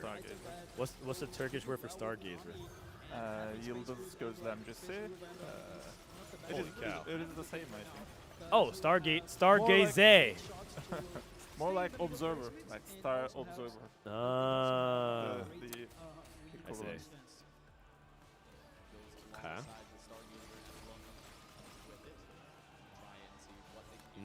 What'd they give me? What is this? Duck and veggies. Great. As a Chinese man, I approve. All right. Those purposes, we'll see what they can potentially use out of this. All right, so we have Infinity Protection. To the Akali line? Most What do you probably, think? yeah, right? Basically nothing in the early game. I don't pick this augment a lot. But later on you have a I think it, like to come back in the game. So Bro, that guy's yawning like crazy. Sorry, what were you saying? the melee carries like this augment, and I don't think as many melee carries we have in this set, right? Okay. That fits the infinity. Yeah, I mean, I think you could play it in a couple lines. I think you could play it in Corki and Riven. I think, right? Yeah, I think you can play it in the Akali line. I think you probably backline the Akali. The weird thing is that you want to backline the Akali. So are you going to put like the Infinity Protection on the front line or the back line? That's a question. Some people used to play in like the Mastery thing, but I don't think Mastery is a very common line to be seen this weekend. It was used in Mastery, right? Yeah, I don't think it would be seen a lot of that though. Not sure, how much was Yatsashi's fault there. It felt like he was forced to open court against the JDG player the entire time. Soraka's Miracle, come. Plays his cash out well. He hit everything. I mean, I guess it's okay. This is always one of the okay options, I think. You're not like super happy about it. We didn't see any Anima games, right? Anima. Not full. It's really hard to pull off Anima in 4v4. I think because you have multiple people that can open on you in the early, and so we've had a couple people try it, but they always get griefed. So I actually think that's maybe why T1 lost the previous series, because Bintum really tried to go for an Anima and had to pivot, and it didn't work out. So he went 8th, and that put T1 in a tough spot. They still almost won, but I think going for Anima cost them. That makes sense. He has the tools to come back and do a decent job in here, so they trust their teammate, they respect that. Well, yeah, and it's amazing to see that much trust go towards the player All right. on this roster. Yatsumaki has still been to the TAC crown. Tidal wants to cast very as much as strong player in possible. his own right. But you look at names like Tidal, Summertimer, who had Do we know what the Stargazer is any chance? No, right? Tidal has 2 reunions, Okay. native to a Stairs final Cage. lobby, so he gets a little bit overshadowed. Oh my God! Cosmic Hex. Take the lost streak Or the Cho'Gath. Oh, Dude, yeah. that's yeah, actually right? nasty. I feel like a lot of people are going to click Cosmic Hex. It's going to be an artifact after 8 rounds. I think a lot of players Oh my God, it's there, nasty. but didn't see which Hex it was. I don't know if you caught it, but we'll see it in a moment, I'm sure, if we do. Tickets for TFT were $500. What? Yeah, I mean, over the course of the game, You have to pay $500 to be here? select an artifact, they will scale I'll save you. I'll tell you what.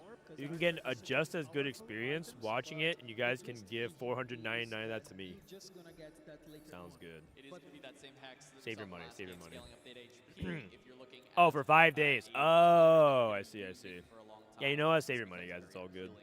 selection. I mean, some of you guys are super fans, though. You can come say hi to me and Soju. I'm literally right behind the stage, so if you guys come, you guys can come say hi. That is Space Groove on Leona. Look at that. And it is there. He did take And he it. has 7 units. He has 7 Cho'Gaths already. Oh. 2 copies away for the Cho'Gath 3. So this is maybe optimal circumstance. Okay, and then we have. Kind of the last one cost remaining that we've seen. Trying to think about like what's happening on the other side One here. Cost has had some very, A lot of AP times flex. over the course of the Space Gods, but this time it really is So just when Cho'Gath. you are observing yourself, like observing in game, yeah, do you go to the players or do you focus on one player only? I jump around. I have a hard time watching the game from one POV. Oh, okay. I know some people like really want to stay on one POV the entire time, but I like jumping around. It is the exact opposite for me. I have to see one person and see the game, see the journey through his eyes. Oh, interesting. So yeah, when I'm casting, streaming for the co-streaming for the Worlds, I try to open one POV and stick on it. You should just steal one of the setups, man. There's nobody here. I said to them, I'll talk to them. I mean, there's really it's nobody possible, right now. right? Yeah. You sat here for like an hour and a half, and like there's nobody till 11, right? Yeah, Nobody's yeah. coming. You should just do it. I'm not even kidding. I'll probably ask. Don't ask, just do it. But make sure you don't say it was me. just tell them that that Precedent said it was okay. Yeah. I like watching the whole lobby because I feel like you get like so much context as to like what's happening. But a lot of times, if you watch, I understand why a lot of people watch one person's POV. Box is the same way. Box told me he doesn't like skipping, like jumping around. For example, in this game, we had to see the Cho'Gaths, the journey. if he finds the last one. Oh yeah. I want mean, to stick in summertime timer all the time. Oh, okay, fair enough.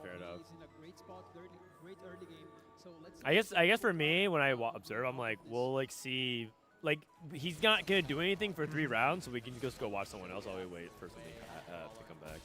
He didn't slam Gargoyle, by the way, to make the wait for mana.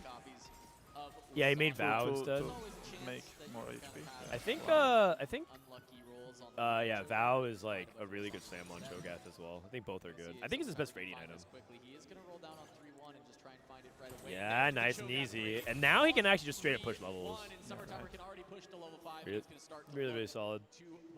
This can be a win outcome in the end. Yeah, it's quite good. What's up? This can be a win outcome in the end. Yeah, I think so. Let's see which item he's going to select here. And then you just do you always go with 6 Dark Star from here? Like what's the play? Yeah. Why not? Jin is the ultimate carry in this comp. But if to look for level 8 carry, Karma is also good. Okay. Going against Mori, his teammates. Mori has Kraken. Probably gonna go towards the Kindred line. This Cho'Gath is a beast. Yeah, and it's really nice that he goes so slow. He's getting so many kills. He's also dealing lots of damage. Not only tanks. Yeah, Cho'Gath is the carry. Oh, is side effects good? Because he has such much high HP. Oh, I think forward thinking. Oh wait, forward thinking is insane. Because because he's gonna be strong on stage 3 anyways. Oh yeah. So he can actually negate the downside by like winning some fights anyways. Plus, if he has teammates in his pool, he can like give them wins on forward thinking, and then like win out later. Oh, yeah. So like it'll be all right. You're gonna lose This is Boar, Stargazer Boar. I see two Leona 3s. Yeah, double Leona print. Oh, and we have Teemo 3 off of the Constructed Companion. He has bodyguard training. Teemo 3, Leona 3. They're both naked. Yeah. What do you think about Teemo 3? It was a thing, but I don't think like. Does it really worth it to keep it in the end game for the what's it? His trait. Shepherd? Shepherd, yeah, that one. I don't think 3-star that affects that much. Okay. To Shepherd, right? Yeah, it's a little bit nice extra HP. I think it's good to just play for placements though, because you have to think about it like. For the time being, it's very fit for the spawns. Yeah. And also he have the Ginzo, so He's actually trying to cap the board very high. it's the perfect choice. For Yeah, now. I think it's fine. both are on the Leona 3. We saw them both with Arbiter. Okay, like I think in 4v4 you can't really be like evaluating only on like how good it is in solo queue, because in solo queue this is terrible. I'm pretty sure like you're averaging like a 5.5 by playing this line. But I think like the strength of this composition is that on stage 3 you preserve like a lot of HP, and then you're trying to trade for your teammates. The thing is, he doesn't have that much HP because he's lost a lot already. So for this to work out for JDG is that they need to, one, he's lacking items because he took combats, and two, after he's done getting items, he needs to start training his teammates later, but he needs to win right now. So it's really, really important that he wins all these fights. Like this win against Yasuhashi, really, really important. I'd say it's really important. Kudzu going up against Summer Timer. Summer Timer getting these wins is so big. Oh my god. And the thing is, Cho'Gath's finishing all these fights as well. In all fights. Wow. It's looking pretty good for Zeta right now.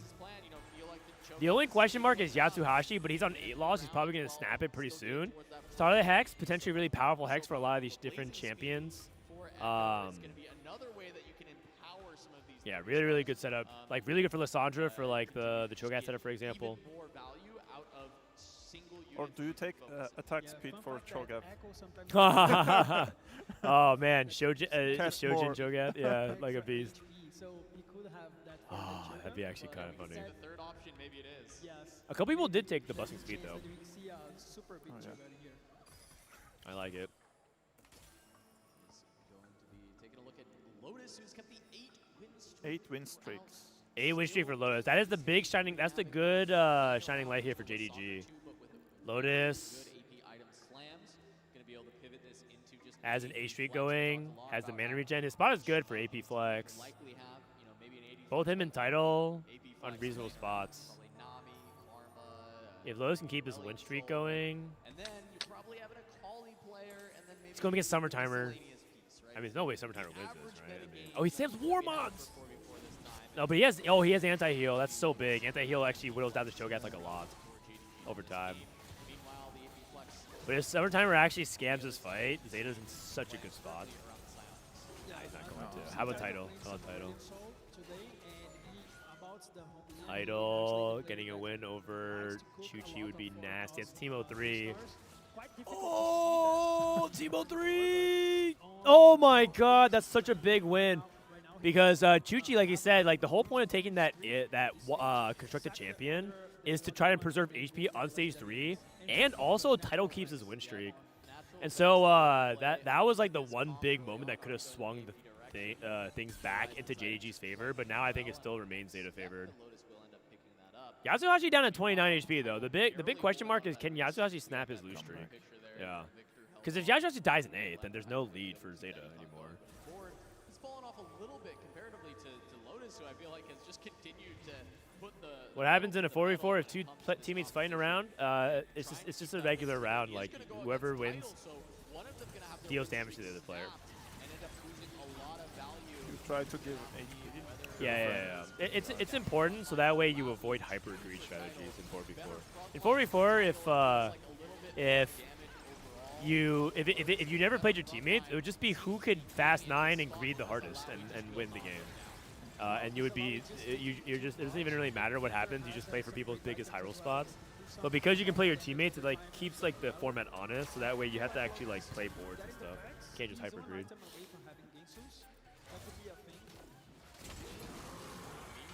Wow, he wins another fight. Insane position for, was it Mori? Summertimer has won 3 out of 4 fights on stage 3 with forward thinking. Unbelievable. Unbelievable. Yes, totally. I mean, when you take the forward thinking. So for the late game, do you Dark Star the Cho'Gath or Jhin? Oh, I think you're supposed to Dark Star Jhin. Because Cho'Gath doesn't really deal, like, he's not dealing enough damage to justify the stats. I think it's gotta be Jhin. I think after some HP threshold, you have to choose Cho'Gath. Maybe 10k. Fair enough, fair enough. Maybe there's a certain threshold for Cho'Gath, but I was told it's like almost always Jhin. Oh, okay. But I mean, maybe you're right. This is an early Cho'Gath. That is true with Cosmic Hex. I believe in the end we will see Cho'Gath Dark Star. I believe. It is called Powered Dark Star or something, right? Power? The one you chose to be. Oh, in English it's called Supermassive. Oh, okay. Yeah. Or Chungus. You know what Chungus means? Yeah, and I mean he's gonna have to fully stabilize like biggest big. Yeah, chunk. basically. Yeah. It is a slur. It's not. No? Okay. It's not. The only people who consider it a slur are the Chunguses in chat. Not much damage on Summertimer's comp yet, so Yatsuhashi is going to be able to easily find Okay, important win here for Yatsuhashi against his teammate. 17 HP. Really, really important time for him to turn this around. Gold augment. The augment choices in here, a lot of good options. Glided still pretty good. Now I'm also some tempo as well. wondering what Summertimer will do with forward thinking. Yeah, I think we'll see him Is it probably early go push for 9. 8 or 9? I think he goes 8 and then sees what happens and then try to go 9. I personally think would try to go 9. Where's the transition point? Because again, in 4v4, it's like one of those things where you can give life to your teammates now and they can give to you later. So I think it's fine. Akali 2, big hit for Juchin. Because it hits, Nami 2. That's not good for Yatsuhashi. This is a pretty good roll down for JDG, except he doesn't have a frontline tank. Ooh, he's stuck on Tahm Kench 1. No more Ghana. Yeah, but infinite protection will help. Oh yeah, true. Infinity protection will definitely help. Kind of interesting. I never thought about infinity protection for the back line for this line. Wonder if that's actually good. Wow. Malicious monetization. Oh, that's his teammate. So his teammate's farming infinite off of him. Oh, no. Yatsuhashi is the one that's making most monetization. Sorry about that. Idol. I see Dark Star emblem. Yeah, Dark Star and Brawler. 6 Dark Star already. Oh, wow. He took Earth. Oh yeah. And then got Dark Star emblem immediately. Yes, I mean he got the burst out. He chose the Karma. Yeah. For like big damage, but I can see a world where you pick the Cho'Gath. I just don't know how useful it is to him. Don't worry, this Cho'Gath will be thick by the end of this game. He'll be really thick. Oh. No. Oh. No, he removed for his teammate. No, that's actually good. That's actually good. No, it's smart because now the Cho'Gath will also get more feeds. Oh yeah. So he's like sacking while helping his teammate. He did roll though. He did roll the 0. Wow, actually this is terrible. He rolled a 0 and this is his board. Oh, Karma too. No Jin. But yeah, no Jin, no Karma 2. Not even a Kaisa 2. Yeah. What the heck? That's terrible. Oh god, that's awful. Wait, I actually kind of think his spot is not that good anymore. Now I'm like kind of worried for Zeta all of a sudden. Solar Hex, but we already have red buff. Oh, but we kind of want the hexes. The Cosmic Hex is very good on Cho'Gath. Oh, he didn't play. He didn't play around it. Sag.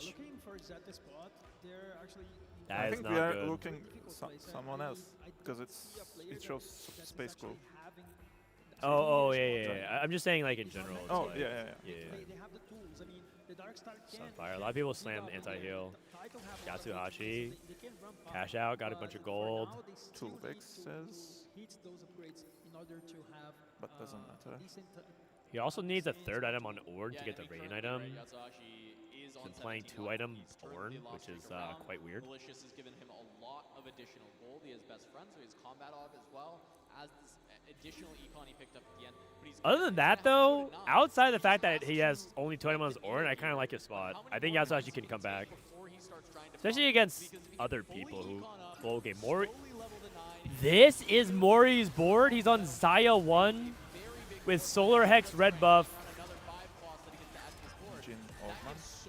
I think there is so much DP Biss going around, I don't even know what to say. There's double Sunfire, there's red buff Solar Hex, there's another red buff Solar Hex somewhere else as well. Mori might be in big trouble, guys. I think Zeta's in trouble. I don't think anyone has a good spot except for Tidal. I think Summertime's spot is okay. Because he can't go to 9. And if you're stuck on 8 with Karma 1, like your board's just going to fall off. Pantheon. Important hits. So Cuz is the worst JDG spot. If this is the worst spot on JDG, that is pretty good for them. This spot's actually not bad at all. I like the Solar Hex on the Shen. I think people underestimate Shen as an anti-heal holder. But I think Kezi should save some money for level 9. Yeah. I don't think he can get that much stronger on 8, so I think he has to go 9. Yeah, after Nami 2, I wouldn't expect him to look. I think this might be the 3rd series in a row we're gonna watch China win. If Zeta loses here. Guys, you have to win, please. Someone stop CN. They're too good. They're so good at saving HP. Koi eyebrow raise. Oh man, Mori's probably in, I think. He's on Zaya 1. I mean, that's a good item, but can't even make that. Yeah, this happens anytime you show weakness, we'll say, right? That is pretty good. What you need on your roll down. Wait. Level 9. Anomaly. So now, oh, he's saving Anomaly for tank for Orn. I see. That's a little greedy, but I understand why he did that. And then we go Nashers TG. Yeah, probably. Nashers TG. Shojins to the Blitzcrank. Yeah, I like that. This Cho'Gath's been scaling all game, but is it enough? You could also go double man on Nami as well. A lot of people like that. But I like it, generally speaking, what you said. And then Anomaly goes on Orn, right, so you can guarantee the Radiant Warmogs, and Blitz takes the utility. Zaya 2, finally. Zaya 2 is like really late. Also, I think his teammates are back in the pool now, because he was playing against a bunch of JDG players, so... He made Morello a Nunu! Oh my god! He has 3! We have D-Pay Trubis. Oh my god. Morello, Sunfire, and Solar Hex. Holy cow. Holy cow. Spread backline. That's good news. Oh, and that doesn't hit the Acel. We have good TG though on the Maokai to stall for an extra round. Another Nunu cast. Only hitting Victa. Zaya. Oh, Morello diff. Summertime lost. Oh no, sorry. That's the previous round. Gets a pretty crucial win actually here. Yatsuhashi down to 5 HP. They just have to avoid the 7-8s. I think ZETA is basically 8th. They just have to avoid the 7-8s, but we'll see. Shen's a pretty big upgrade. Shen's a pretty big upgrade. I don't know if I like this positioning. It makes them very vulnerable to getting wrapped, but we'll see. I think it will move or right. Somebody from JDG that is weak enough for Yatsu. Okay, we'll see. We'll see. Oh! Oh! Oh! Akali. I don't know about that one. We'll see. Okay, Akali's getting wrapped up by the Riven. Wait, no, he's actually 5 head. He knew that Riven was going to wrap the other way. Also, these Riven names are really good. Wow. Demon mode. Okay. He wrapped instead of getting Yeah. Mori's dead. Okay. So Mori's 8th. We knew one of these guys was going 8th. Oh, wait, it's teammate fight. It's all good. Okay, so Lotus is the player. Okay, so they need Lotus to die here. Tidal also on a 6th loss. Can we look at what's going on with Tidal here? Summertimer stabilized. He's going 9 now. I mean, I think ZETA has some win share. So hopefully for ZETA, Tidal has been able to stabilize and turn this around. Yeah, ZETA really needs Tidal to stabilize here. For the side of JDG, and that's who ZETA needs to fall immediately, is this Aurelion Soul from Lotus. Tidal is on level 9, 2 stars. He just doesn't have 5 cost. The problem with Tidal is that he went to level 9, but he's on 5. He's on low cost units. But his items are good. And his setup is fine. He just doesn't have the 5 cost. Oh, wait a second. Oh my god. The crit from Aestel was so insane. It one-shot the back line. What? That's such a big win. That is a huge win. Yatsu also wins. Okay, hold up. So Lotus just takes a hard 7th. Yo, that's huge. That is huge. That's a title clutch. Blitz 2. Oh, Blitz 2. Okay, Yatsuhashi. Yatsuhashi. Wow, with those items, this is one of the most strong blitz. Yeah. I think Yatsuhashi can win outs. Right? He has like all the things in place to potentially win out. His best friend's augment's really good for this comp too. I want to see Chucky. Okay, he's playing Tidal. Yeah, he's going Tidal against looks Tidal. very weak.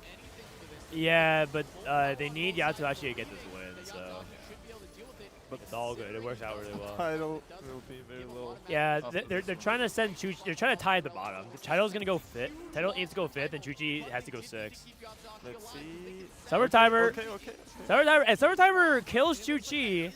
Wait a second. Hold on. Tidal's looking alive. Look at this. Look at this. So now Tidal has to get one more placement.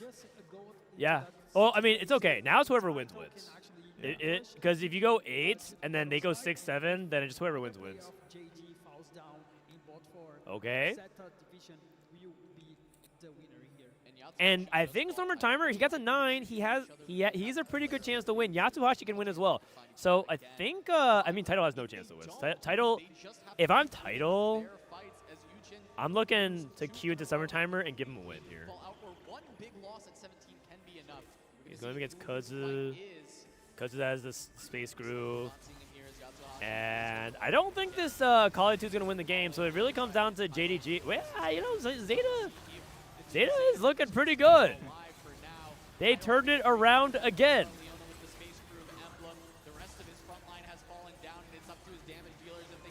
Oh, that was a ghost fight. Tidal's going to die. I mean, it's fine. He did his job. Honestly, Tidal is so clutch. Oh, if Tidal actually survived, it would have been a triple bot 4. But Tidal is really clutch. This 5th was actually massive for the team.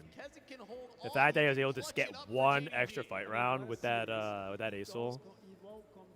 And then now it's just really whoever can win the game here.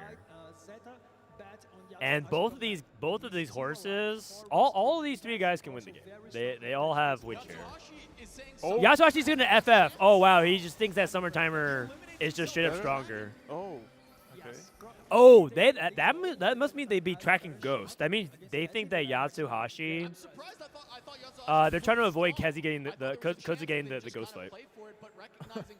No, they're matchup tracking. This is actually cool. it's a very advanced play. Yeah, right. But like they're matchup tracking to recognize that he's gonna get Ghost, and so they're not giving him Ghost. Wow. And then now they're trying to cut it down by 1 turn. Okay. Okay. 5-head. That's allowed? Yes, it's 100% allowed, for sure. Okay, good positioning. Because he can't move the Nami, he knows he can put the Cho'Gath on the far left side, and there's no threat to wrap. This is looking good. It is super massive Cho'Gath, I think. Is it? Okay. Yeah. I love to see it. Big chunkish Cho'Gath. In English, we call him Cho'Gyat. Cho'Goat, yes. Oh. Wait, I think they're 1 more fight. Okay, Morgana 2. What can he do? I mean, Morg 2 probably has to take these items. He has any removers? He does. Yeah. Shen 2. Wait, those are 2 big upgrades. Okay, surely you move these items. Like, Riven can take... Like, surely you move, like, Riven items to Shen, and then Shen items to Morgana. Is he out of removers? If he's out of removers, that's a massive potential mistake. He might be out of removers because he could have put it on the Shen that wasn't upgraded and then upgrade the Shen. He doesn't move. He's greedy. I think if you're Kozu, you probably have to swap. I think this is it's giving him too much what he wants. Yes, you lose the mana regen source, but I think swapping the other side would have been a better chance. Oh, I think this might be too much.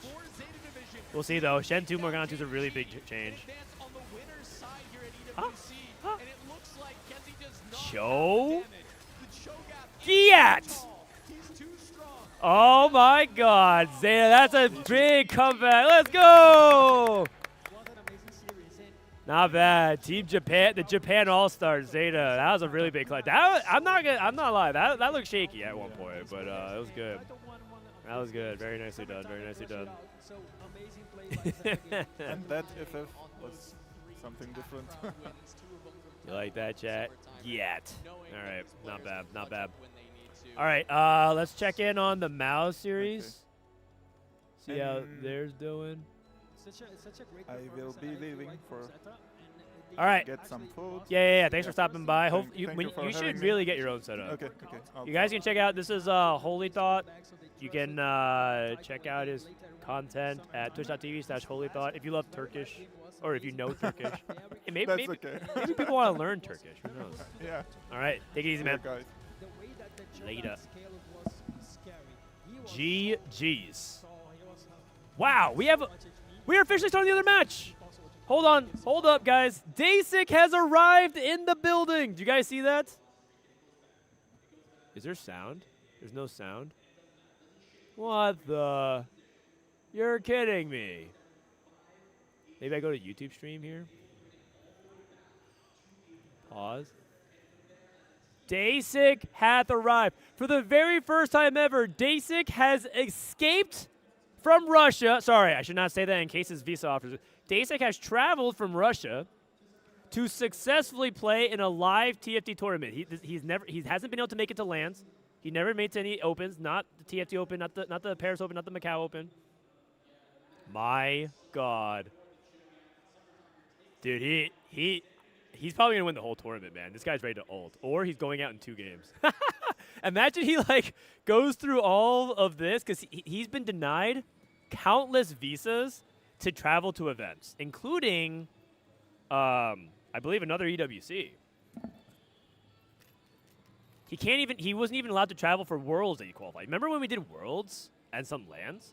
Dasik wasn't even allowed to travel for those Worlds LANs. He had to stay at home and play from Russia. This is the first time he's actually this. I'm not even exaggerating. This might be the first time Dasik's ever met some TFT players. He might have been in the Matrix for all he knew, but he never gave up hope. My God, what an inspirational story. All right, we got Fnatic on the other side as well. Man, this is the match that I want to watch here. So we got Philip and Bossa Skills, Global Steer, Minhee, Dasig, and Dark Noob, Daehwan, and Raiko Mastery. Let me open this up here real quick so you guys can see. Oh no, you guys can see it, right? Philip, Warpath, Frontline Foundation, Salvage. Do you guys want my cam here? Do you guys miss me? I can also eat off camera, which is actually really good because, as you guys know, I haven't really eaten today, so I'm gonna take a quick bite here. And you guys can listen to me talk with my food in my mouth, which is hopefully not triggering for too many people. It's actually slightly triggering for me. No Leona print for Philip. Unlucky. Worth the wait in 2.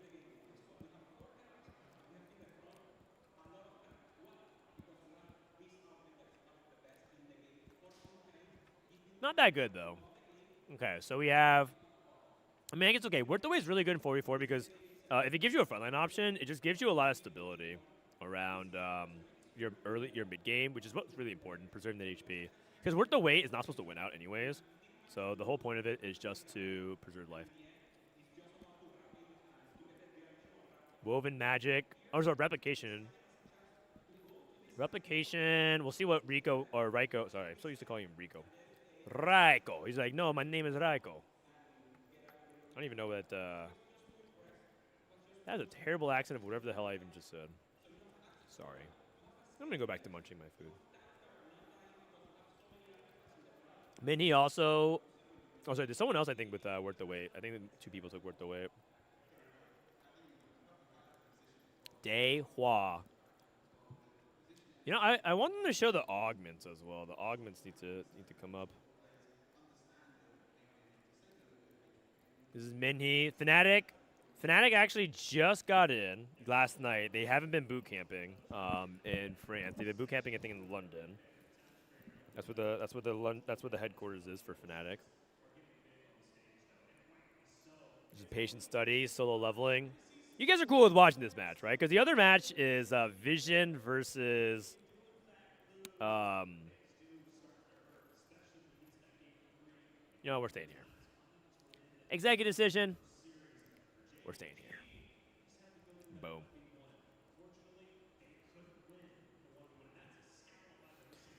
All right. Daehua with soul leveling. Soul leveling is interesting because you can actually have a lot more. It's waging around. I have no clue. Soul leveling is an augment that actually is better in 4v4 because you can actually manipulate it to get like the full streaks, and you can like even use it to make sure you can guarantee better EXP farming as well. So. Yes, we'd like to see NA lose. Dude, NA's not losing. Can you guys relax? Yeah, EU finally like almost won another Worlds. Congrats. I'm glad that you guys are happy for second place. But, and you outplaced NA in final lobby. That's not happening in EWC, man. Okay, actually, I do think if I were to pick a favorite, I actually do think Godlike is favored, and they are the EU team. Oh, man. I think you're right. I think you're right.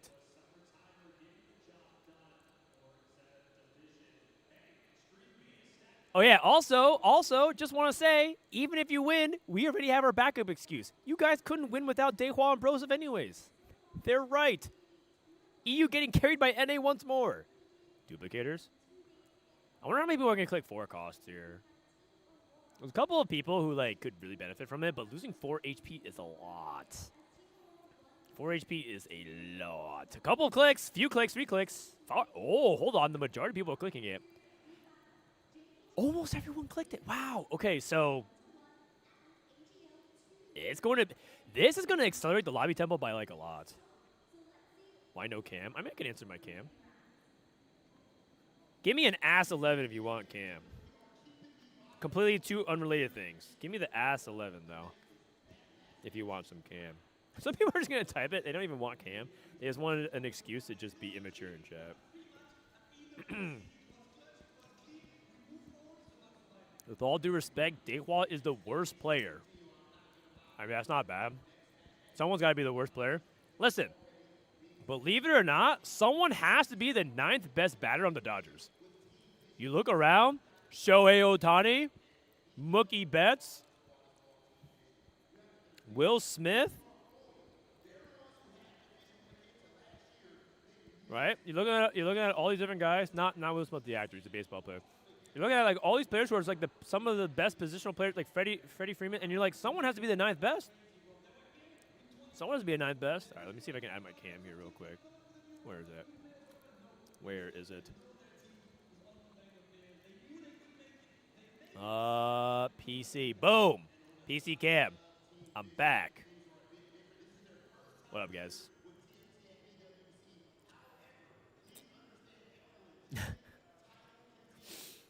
The slap guy? No, the other guy. Actually, you guys are being kind of insensitive. Will Smith's like some humble white guy from like the Midwest or something like that. Dehua is closer to Disso than we are to him. Exactly. Okay, anyways, a lot of forecasts. We got Corky here. Honestly, you could try to see if you could pivot into Corky a little bit from here. I don't think I personally would, but I think you could potentially explore it as an option. And if there's anything that we learned from the past couple weeks, you could totally just play something like AP Milio as your duo carry with Corky, and even prioritize Milio to carry you for stage 3 and stage 4 until you get to Corky online. It does run to item issues. The reason why people don't do that more often is because your item economy is like really awkward a lot of times.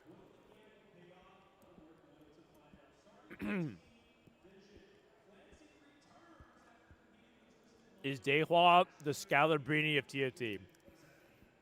I mean, that analogy is hilarious because I also have a video of Dehua playing T-Lives 1v1 in basketball. When they came to my coach team at regionals, they played 1v1 basketball.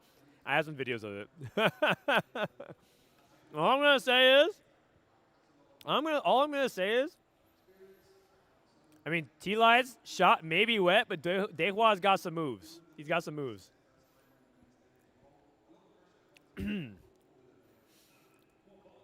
Minhee. Oh, wait, his word the way was Lissandro. I thought it was Nasus, too. Because he had Nasus, too, so I thought he got Nasus. But it's Lissandro. Oh, that's interesting. Early Morgana for word the way is also good. The thing that defines, I think Fnatic is actually quite an interesting team. Because I think stylistically, Minhee and Darth are willing to take big risks. And I think Philip is very risk-averse. I think Bosso Skills is down the middle. I think Bosso Skills is, like, risk-averse, but he's willing to do some, like, crazy techs that he has. Like, he has big reads. Fnatic have 3 5 streaks. They have 2. Oh, they have 3. They have 2 lose streaks. That's actually crazy. Thank you. Sorry, I was too busy thinking about Dehua versus T-Lives 1v1 in basketball. Don't worry, we're saving that for the Greg files. Whenever I need to blackmail Greg into something, I'll be like, remember the video I have, man. Of you versus of T-Lights. The thing is, T-Lights, you would think that you would have him down as a like what kind of basketball player he is, but he's totally not the player that you think he is. He's like a 3-and-D guy. Big grab bag, Epoch, and plot armor. Epoch, so double econ. Is this the Akali? Does the Akali rule finds mastery? It's kind of sad, the state of mastery. Like, they buffed him in back-to-back patches in situations where he was, like, fine. But in 4v4 and the way the meta shifted, he's not that relevant anymore. I think in 4v4. I think in solo queue, he's okay to play. But I do have to make a couple changes to the TFT Academy tier list. I need to move up Akali. I need to move some other things. Mastery might move down. Remind me to do that after this game.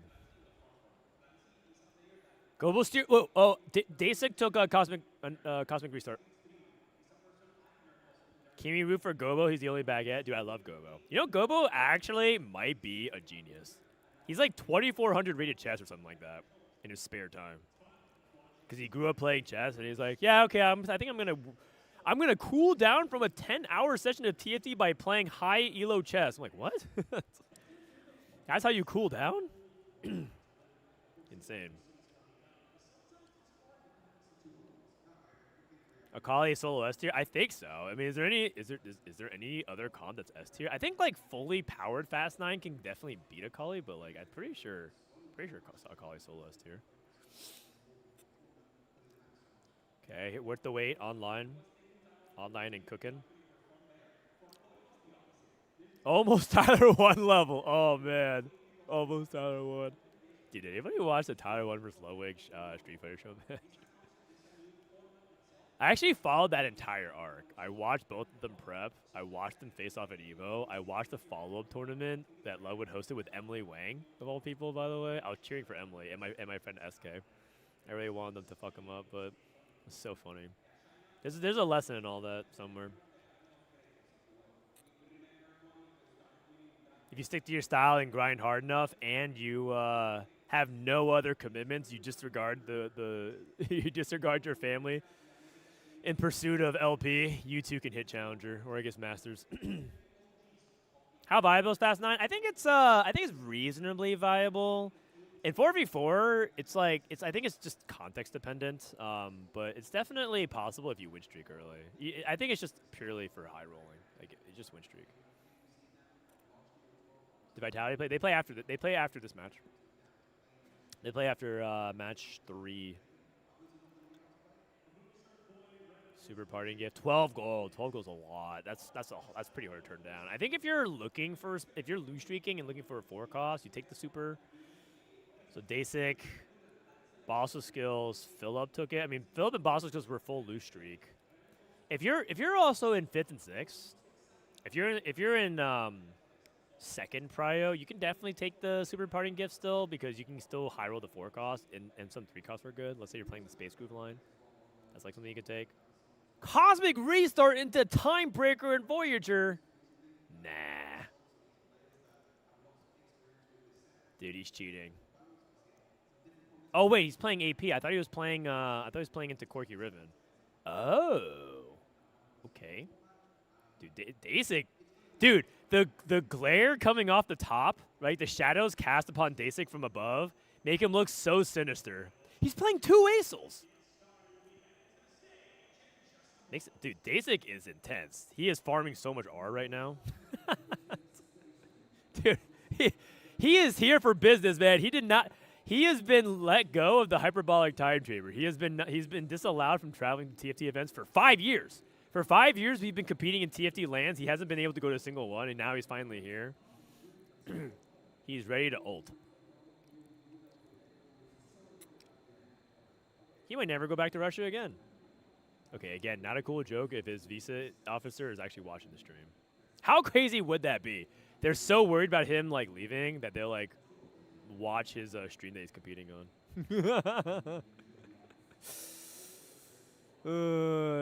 Jokes. Jokes. Okay, Minhee looking good. Early Morgana is really nasty. That 4 cost from Evelyn was really powerful with his setup. Fnatic needs to lean on him a lot. Philip snapped his loss streak. Philip needs a 2 win here. Bad setup for Bosso skills. Bosso skills the most vulnerable player. Bosso skills and Dehua on paper based on their HP and their streak look like they're the most vulnerable players. Where's Turkish Greg? Oh, he went to go get some food. I think he thinks I'm stupid. I think I might have been yapping and blabbering too much. Or I think he didn't see enough ass emotes in chat. So honestly, that's on you guys. DB Last Whisper, so that's Corky for sure. I mean, I don't think I don't think you're like 100% always have to play Corky, but he has 2 Ramses in the bench, so it's good. Savings account. Many such cases. Okay, where are we at? Wow. 2 rolls. Rammus 2. Rammus 2. Pan. I like that Rammus has sort of been adapted by the Yordles. It feels like the Yordle, like Rammus is a Yordle now. Not by his not by his birth, but by his upbringing. It feels like he was like Rammus has just kind of been part of the Yordles. Dehua cooked himself with that solo leveling. Yeah, that solo leveling, it's better in 4v4, but it definitely did not pan out well. Philip has 3 upgraded 4 costs. Oh my, he's actually just a black hole of 4 costs. He's taking all the 4 cost tanks.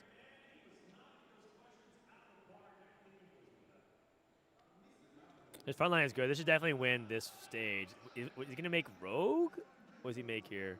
Makes Rogue DB frontline item, Vow. Rogue DB frontline item, Vow. I think that makes sense. And DB. Oh, we can make Edge and Knight. I didn't realize another Anvil. Oh yeah, that's also a 3rd item potentially for Rammus. All that's good. All that is good. I just joined on and watched 4v4. Is it possible to even play Anima in this time tournament? You can. A couple of people try, but it's a lot harder because in 4v4 you have multiple people who are going to be trying to grief you. They're like incentivized to grief you.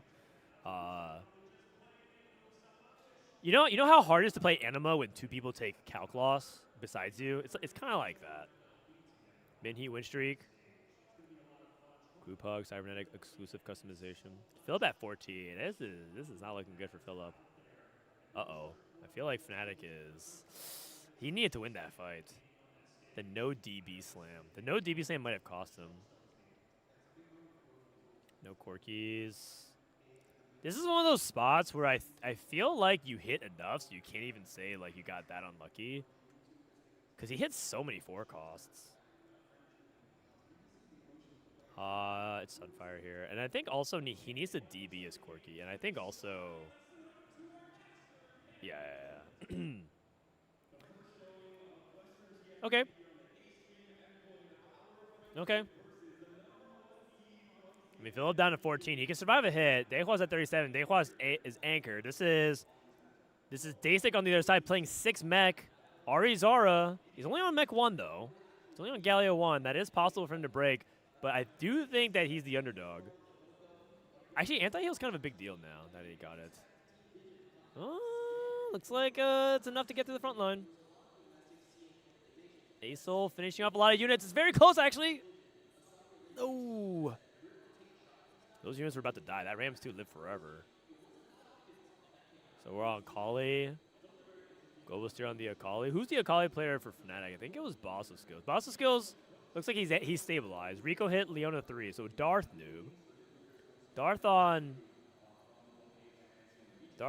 Nami Vanguards. Nami flex.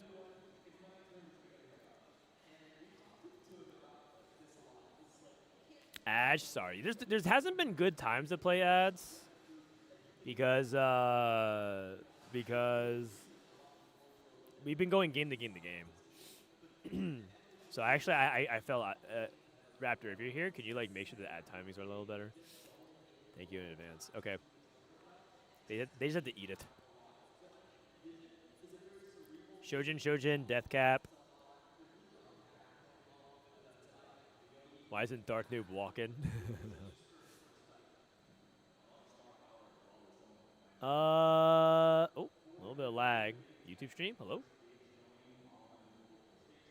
I need editor roll for that? Okay, let me fix that real quick. Darth really needs to win this fight. Kind of a big deal for that. I think I got this.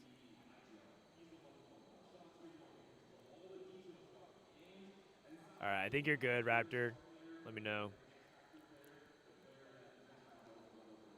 Super parting gift again. That's potentially pretty powerful for the 5 costs.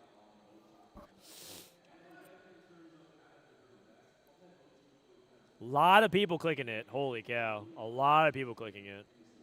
Also, I think that a lot of people just don't want Evelyn's buff, but we'll see. Nunu v Nunu. I mean, Nunu is still a decent frontline option, but a lot of people are not looking for that as their primary. Morgana and Nunu are Morgana and TK are like the 4 costs people are trying to look for. Looks like we got 5 costs. So Boss of Skills took it because he needs the gold. You'd rather take 10 gold and 5 gold. TK2 is a pretty big hit. And this is what we're talking about. A lot of times you can't get to Jax 3, so you go for TK as your front line. I actually think Boss of Skills spot's pretty good. Got Rage Blade on this Kindred. It's also pretty solid. I don't like the slam. I think Bosco's skills needed to wait to see if he queues up into his teammate. Going up against Minhee, which is fine. That's actually okay. So just one of those things where, like, at this stage, micro matters like a lot, so you have to make sure that you're just cognizant of it. Like, intuitively, you think you should just be slamming, but I think if he queues into Philip, he needs to get the life here. Because he's pretty strong. I think Bosco Skills might be the strongest player on Fnatic right now, like, board-wise. Bosco recently started a job, a JOB, so he actually, unfortunately, deprioritized TPC, and he got relegated this set, but he did put a lot of work into 4v4. I expect him to be in better 4v4 form than TPC individual 1v1 form. Oh yeah, Koi, Mad Lions Koi. I mean, if you guys want to watch Mad Lions Koi, we'll watch it between games. But I'm pretty sure this is the better matchup. Sorry, I said no hate speech. Right. No hate speech. EWC is going to have to find me from $0 to $0. Comment 2.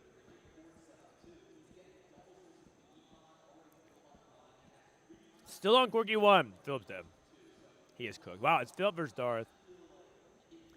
Actually, I think Philip should win this because Darth's at true 1 life anyways. So Fnatic might be like, oh, let's just sack Philip. Realistically, though, it would be kind of nice if Dart, because Dart's at 11, which means that he dies next stage no matter what, versus theoretically, if Dart loses just by a few, it's fine. They're just killing Philip off. Also, Fnatic, unfortunately, has a pretty bad track record of in the EWC so far. I'm pretty sure Fnatic has never won at EWC. They've qualified multiple times, but the last 2 rosters they had, they've lost in group stages pretty badly. So there's a little bit of a Fnatic curse going on at EWC for TFT.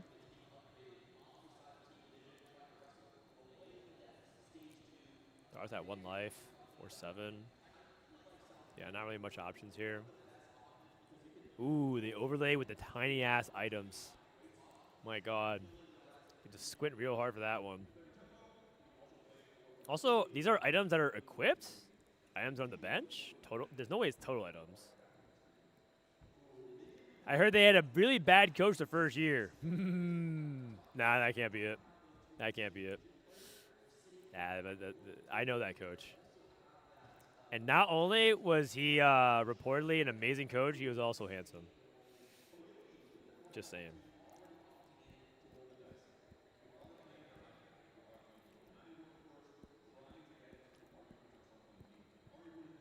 Fnatic has bad management. What? Hold on, man. Let me go to bat. Let me go bat real quick. Fnatic management was not the problem. It was not the problem. Fnatic management has only been really supportive. In fact, you could argue that Fnatic was overly supportive in the first year. They probably over-invested and over-indexed on what the advance, because they had the roster was pretty nasty. They have Malala and Dish Soap. They even signed Dish Soap like before he won Worlds, and then they had Wage and Iverson and Kiyu. It's a pretty solid roster, man. Bosco's lost. But the thing is, we didn't realize it at the time, but 4v4 is very, very, very different from solos. Like, you can't, there's so many things to learn about 4v4, the format, that the reality was we didn't play that well. And that is what it is. Didn't have that good of a read, didn't play that well. A lot of mistakes.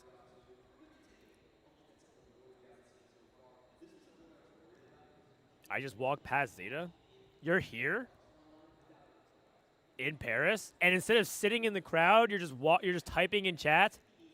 There's no way you spend $500 on tickets to type in chat from the venue. Come on now. Sit out with a curse stop.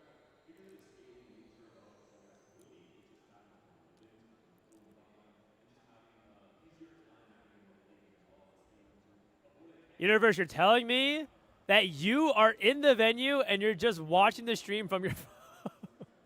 You know what, man? That's +1 viewer. No, you can stay right there. It's all good. It's all good.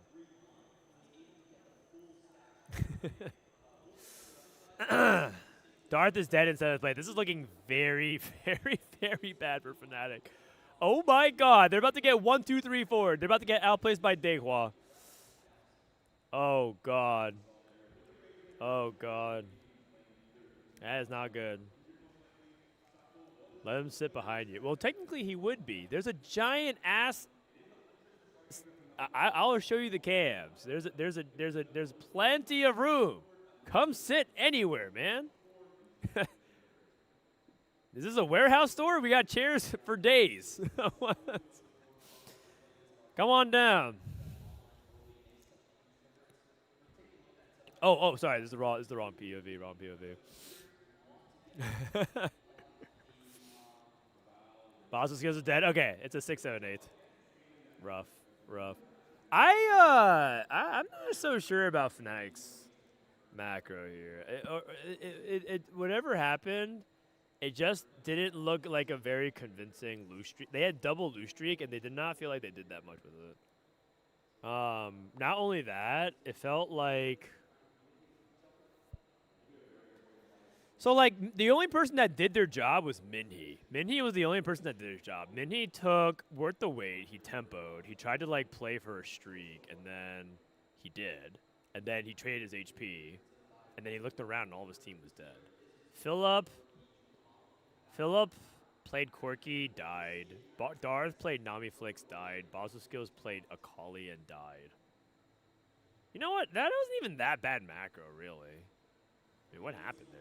It's just like, okay, you know what it is? It's just that I don't know if you're allowed to, like, hard loss that much and be clicking Evelyn and minus HP augments.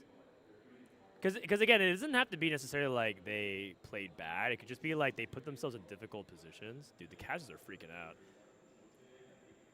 Okay, that's a different stage, by the way.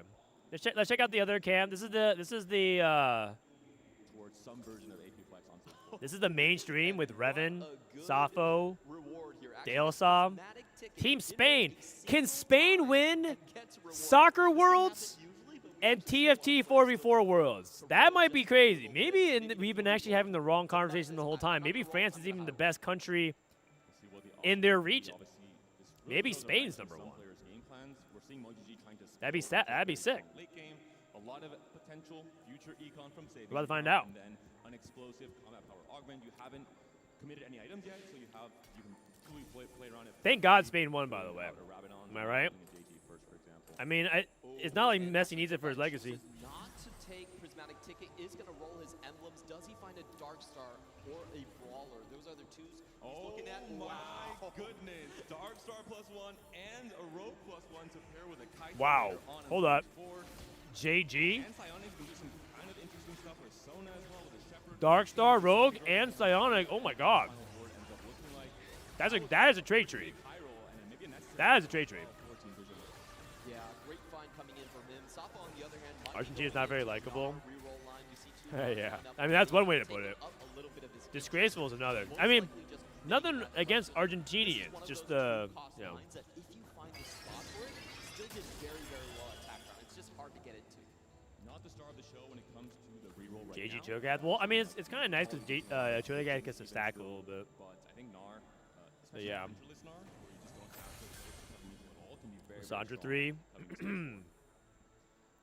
Now Dumbai getting a good burst of synergy right here as he does find the Lissandra 3. Lose singularity. So he rolled for Cho'Gath, or for Lissandra 3. He's still rolling.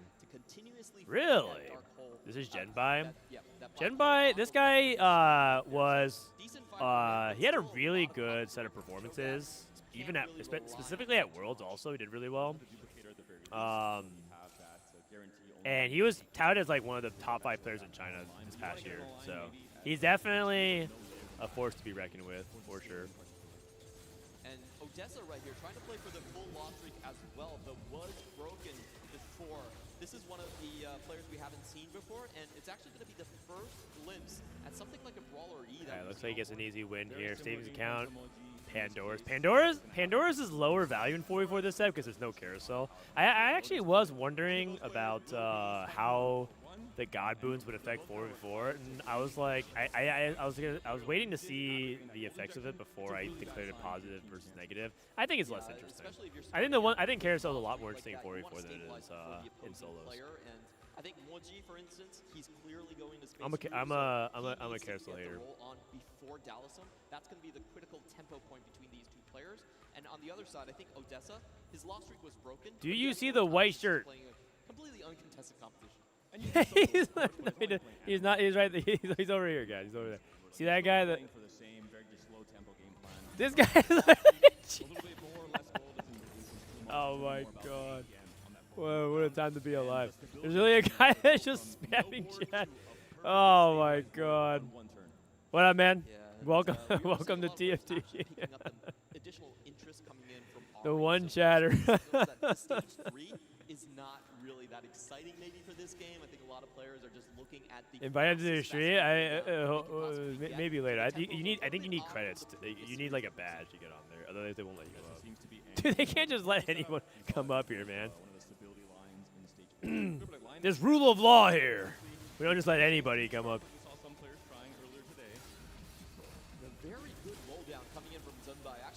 Clancy at level 7 with a rogue emblem as well. Looks like he also took spreading roots, some emblems. Brawler and rogue. I guess you. Oh no, he has Nova and Brawler. Sorry, Nova and Brawler. That's gonna be Kindred for sure then. Nova. He doesn't love us. I'm not saying I don't love you guys. It's just the thing is, what if that happens? First of all, I might get in trouble with the EWC by saying that could happen. But second of all, then what happens to the second chatter that comes by and sits down? And eventually, one of these days, I imagine over the course of the next 5 days, there will be someone, a second chatter that sits down in the audience. I hope so. Direction to go when you have a NAR player on the side of soft. So this is one of the most interesting spots actually early on. You can tell where they're trying to go. You don't want to stampede? Yes, exactly. Odessa. Last Whisper, Giant Slayer, DB.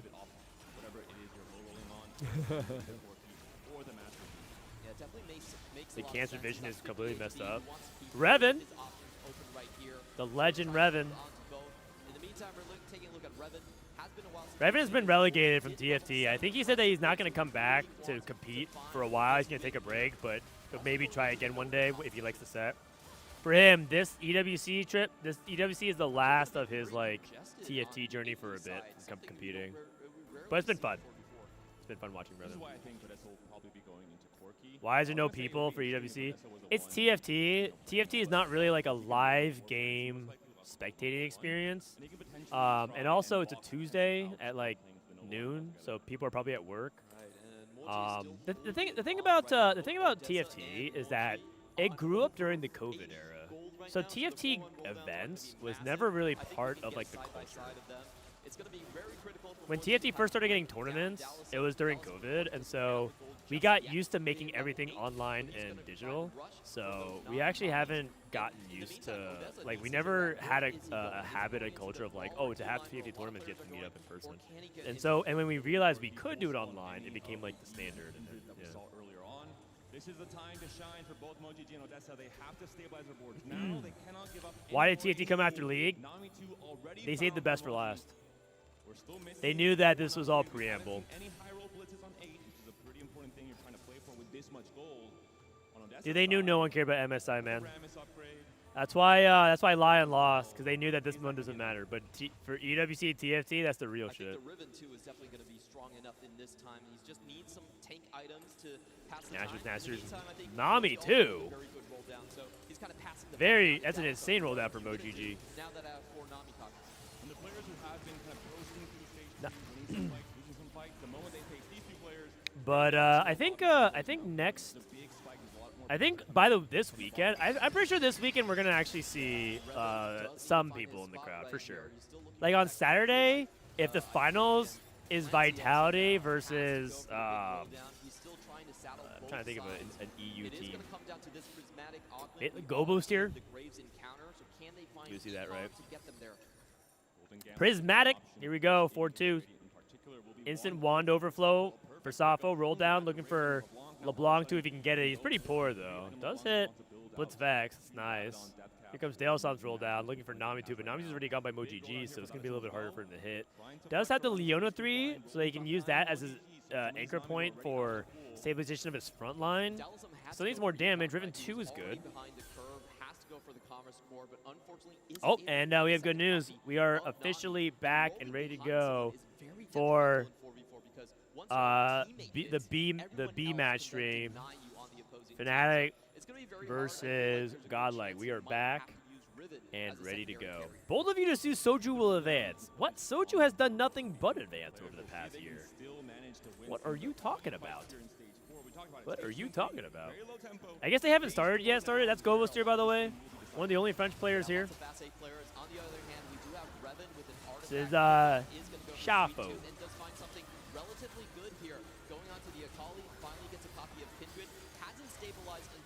They haven't started the game yet, but we are loading in here in a sec. Looks like it is loading now. There it is. Boom. Ari and Kale. All right, let's do it. Is there no sound from the PC? Oh, PC sound. Let's do it. It is warping it. Speaking of not warping it, then the PC says no. Actually, you know what? Too loud, too loud, too loud. Way too dank.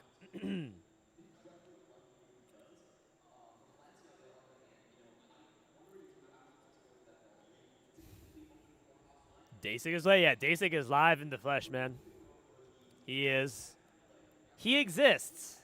For all we know, Dasik could have just been some Russian AI programmed to play TFT to take down EMEA from within. Who knows? But now we know. But now we know. He's real. I mean, wouldn't it have been convenient? We have never actually seen Dasik in real life until today.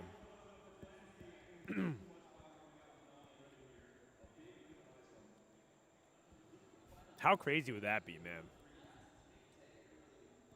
How deep does the rabbit hole go? Did Putin invent TFT? More dogs, a Russian agent! Wait, it all makes sense now. It all makes sense now. I knew it. And he's been compromised.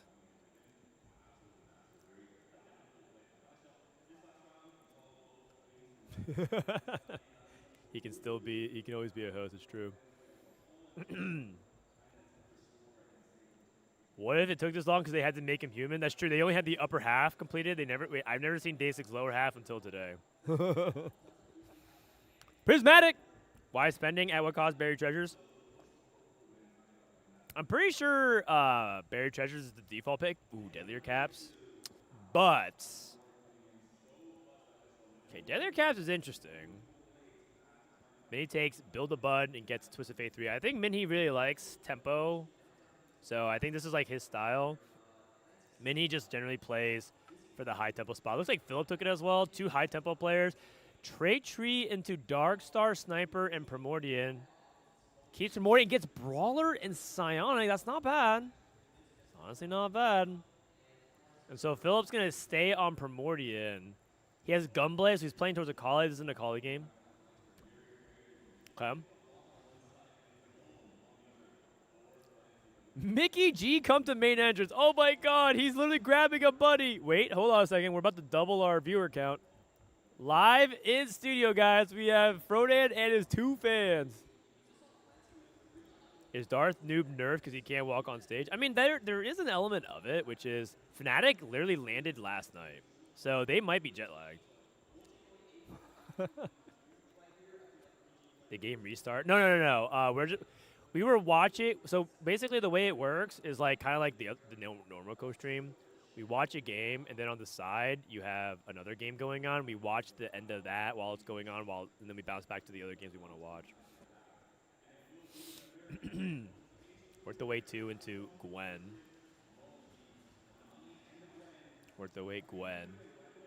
Darth took Band of Thieves. Oh wait, no. So he didn't take. He didn't take Build a Bud. That was Band of Thieves. Go Booster took Birthday Present. Jet lag's above it? Most certainly is not. Especially because a lot of 4v4 is communication. And in 4v4, you're playing more than just your game. The really hard thing about 4v4 is that you have to it's best when everyone plays at 110% because you need to like play as well as you can for yourself and also do a little bit extra to help your teammate. Like scout for your teammate the more you scout for your teammate, the better, right? Because if everyone's doing it, then you cover all bases, make sure nothing's missed. The more you're able to like extend and help, the better. So like jet lag really sucks in 4v4 in particular because in 4v4 in the end you just go away if you're like whatever, it's like for my own game. If Godlike 2-0s, does Vitality start right after? No, because this is the B stream. This is the B stream. The if it was the A stream, the answer would be yeah. The A stream is this match. What's going on? Koi versus whatever. This is the B stream.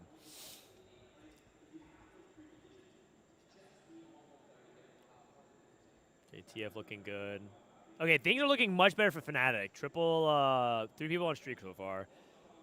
3 people on streak. Morada from Daysik. Is that hard commit? Or is that we stick together? I think that's we stick together.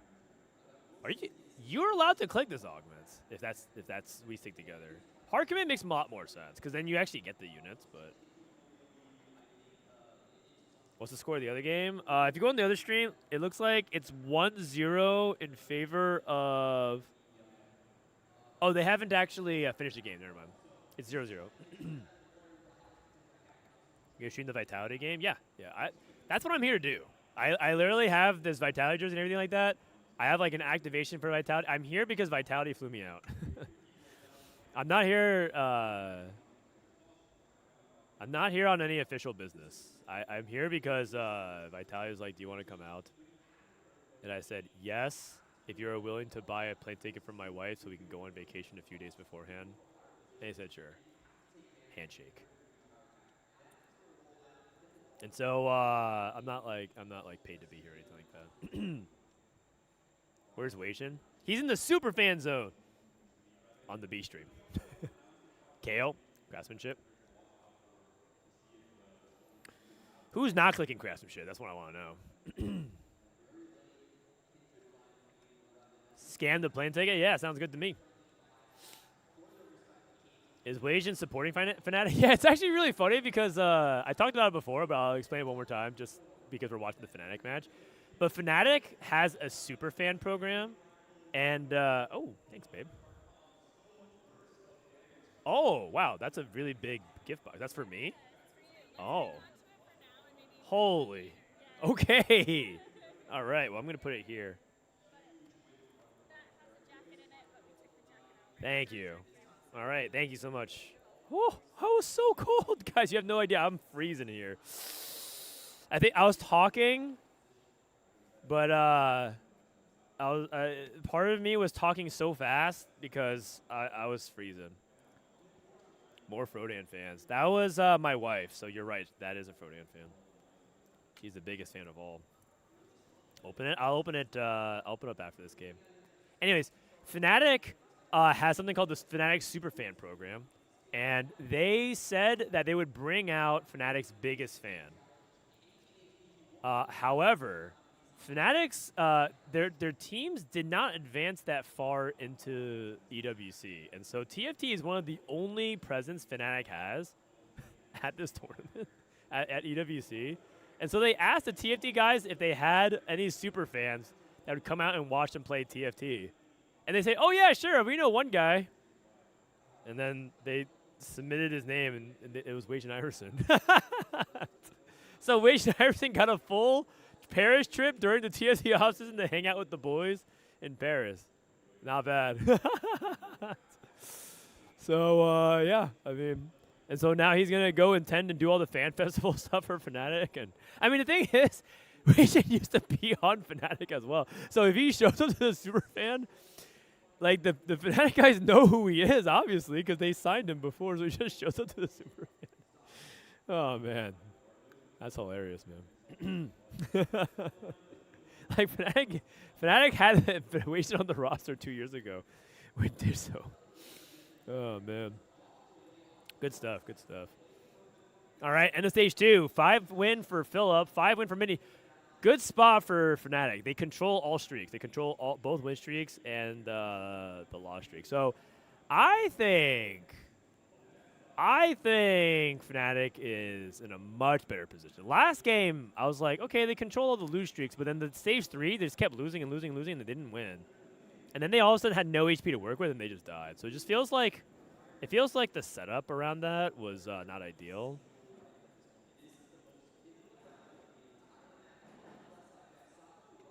But I think this game is looking better. Hope we can get it for streak. Yeah, he said that he's willing to do it throughout the week. I think today, he's like, cheering on the Fnatic boy. He specifically said he's not supposed to be on.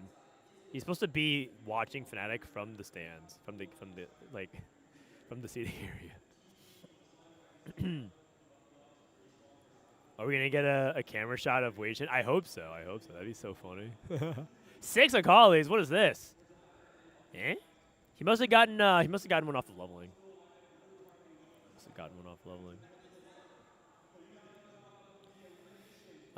We have Shojin, Rod, DB. Okay. We have 2 Akali players. We have a lot of AP flex. This person looks like they're LeBlanc. Boss with skills. I don't think he has Leona print though. He's only had 3 Leonas. So he must have combat. Are your fans back in the crowd? No, I think they may. Wait, we have a new fan. See the guy in the jeans? We have a new fan, guys.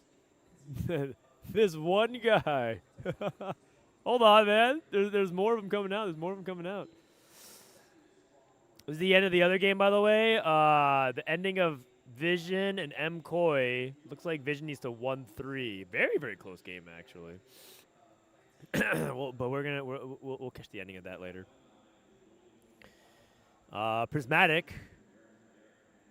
1 buff, 2 buff. Cursed Crown is still a really good augment, but it's probably too risky to take in 4v4, I think. Can you hear comms on stage? No, I personally can't. Belt overflow.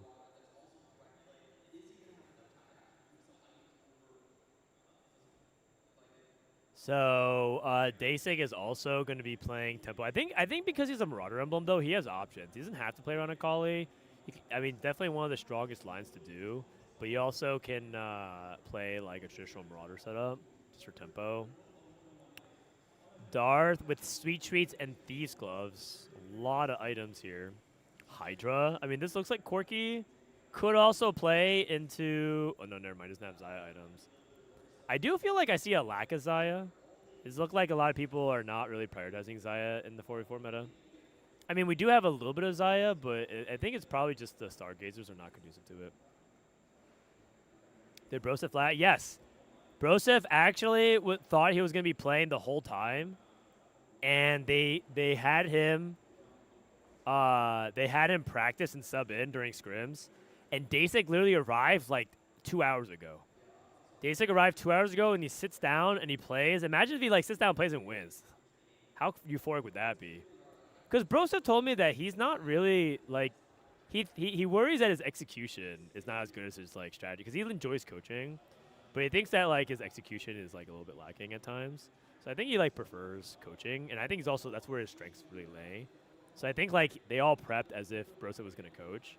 So if he sat down, I'm sure he'd be fine. Broseph's obviously he's a strong enough player to play solos, but I think Broseph said he would prefer to coach. So Broseph's in the crowd. Well, not here, but at the B stage, yeah.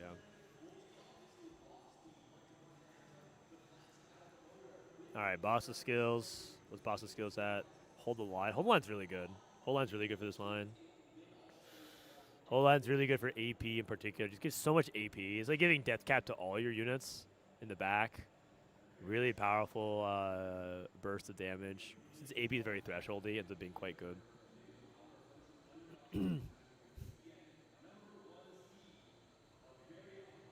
Radiant Giant Slayer Rageblade. To the most passionate innocent Setsuko, you played well, but you really do keep getting unlucky. Don't blame yourself. I cannot believe. Okay, I thought I was doing drama. I was doing drama reacts every day for 2 hours. before I left for vacation. And I was like, damn, I did that for like 3 days in a row. That's crazy. I'm glad I got it all in before I left. That way I feel like I didn't miss anything. And then for 3 days on afterwards, back-to-back-to-back bangers. Genusaur's ruling, right? The follow-up with that into the Bebe. It was just like constant. And then Juanmei drops his podcast. I was like, what the heck? This is just crazy, man. I can't believe I missed out on so much. I thought I did a good job spacing it out. Looks like Vision won, by the way, over MCoy. All right, we got Gobo Steer. 6 Akala is looking pretty good.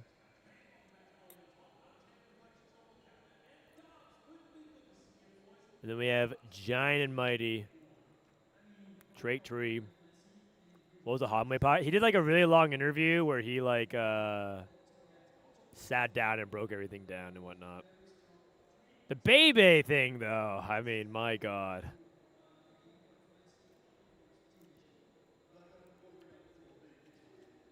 I need to hear Bebe's voice. If I hear Bebe's voice, I think I could do the whole reading in his voice, but I need to like hear him talk. I need to hear him read like the first paragraph, and then I could do it. I'm like that girl from My Hero. I just need to have a taste of the blood, and then I can transform. I just need like a little bit, and then I can do the whole reading in Bebe's voice. But it's been a while. It's been years. It's been literally years since I heard Bebe's voice. So like now it's like hard for me to conjure it. It sounded fake. I thought so as well. I thought so as well. Because I was like, there's no way. The only explanation I have is that Bebe goes through random like manic episodes, and I think he just kind of got into another one of them.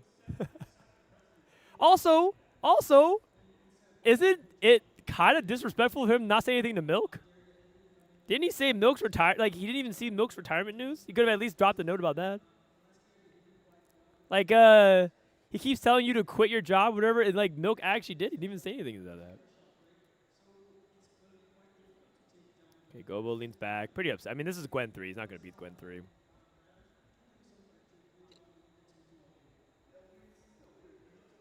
Funny thing about Bebe's tweets is that he's completely serious. Yes, that's the thing about it, is that I think he's completely serious.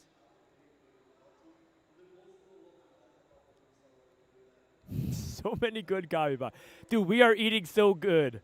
The shit posters in chat are feasting. Thanks to Bebe. Holy cow. It is we were a field ripe for harvest. It's been kind of slow. But, I mean, if there's one thing we can agree upon, this is a goated offseason. Set 17 may not be the best set of all time, but in terms of the offseason content, this might be one of the best we've ever had. Sadly, not for the right reasons, but we might have had. This is probably the best the offseason has ever been. Absolute fire. Absolute fire, man. It carried us during a week of no content because that week led us into EWC, and EWC is PB, and then we're back. Okay, 2 anvils.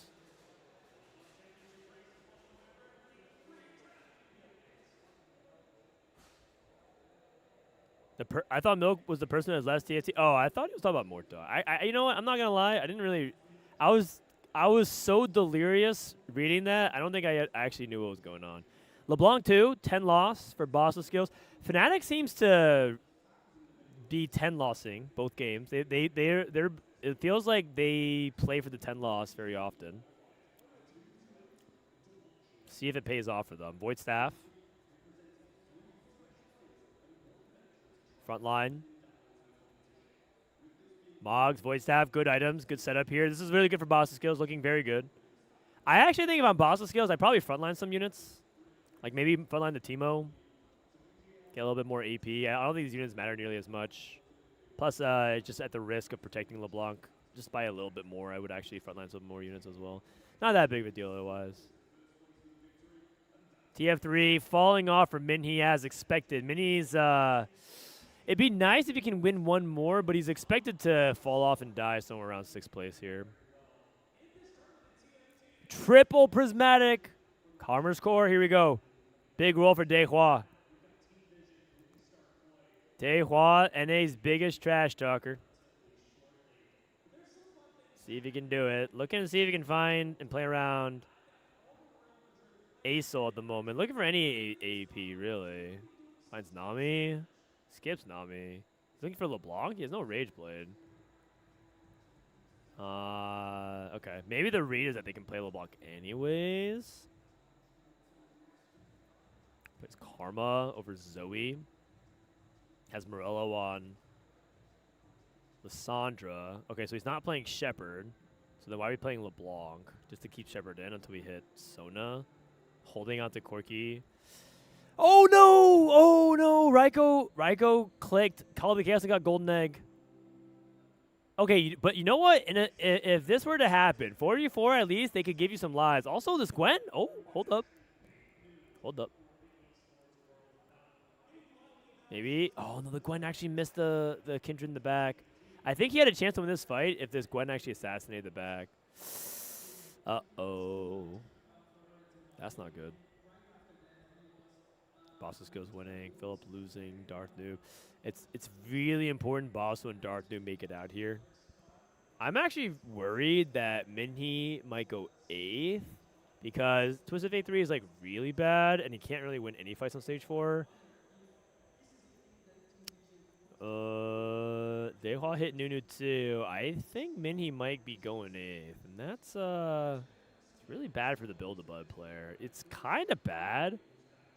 It's really bad to even go 7th with Build-A-Bud. I think Build-A-Bud's mid-floor has to be 6. Bottom 5 or NA? Wait, you're right. Minhee, Darth, Philip, Dehua. We're 4, 5, 6, 7, 8. Oh. EU's 1, 2, 3. And the one non-EU player on Godlike is also in 7th. Yeah, Minnie's in a really bad spot. Minnie's in a bad spot. Godlike up 1-0, by the way. So if Gobo or if Godlike wins this, Dehua loses to Gobo Steer. I think they're just sacking Dehua.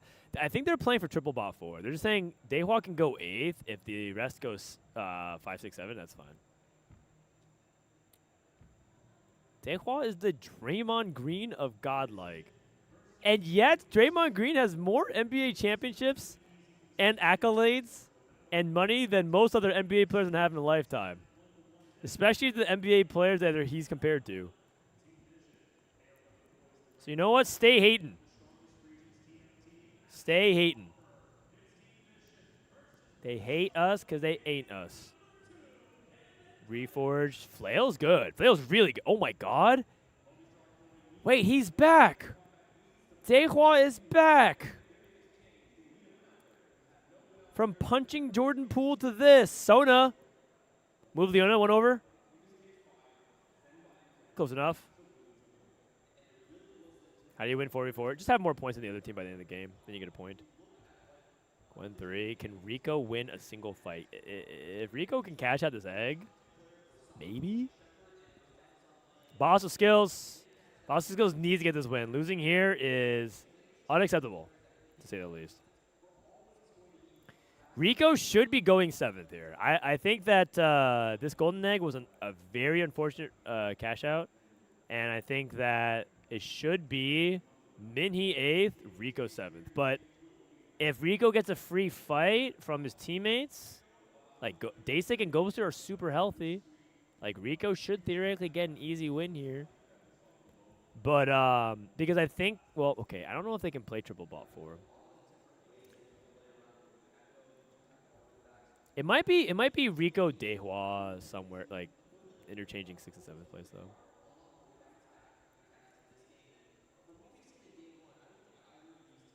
Okay, move the Leona 1 over.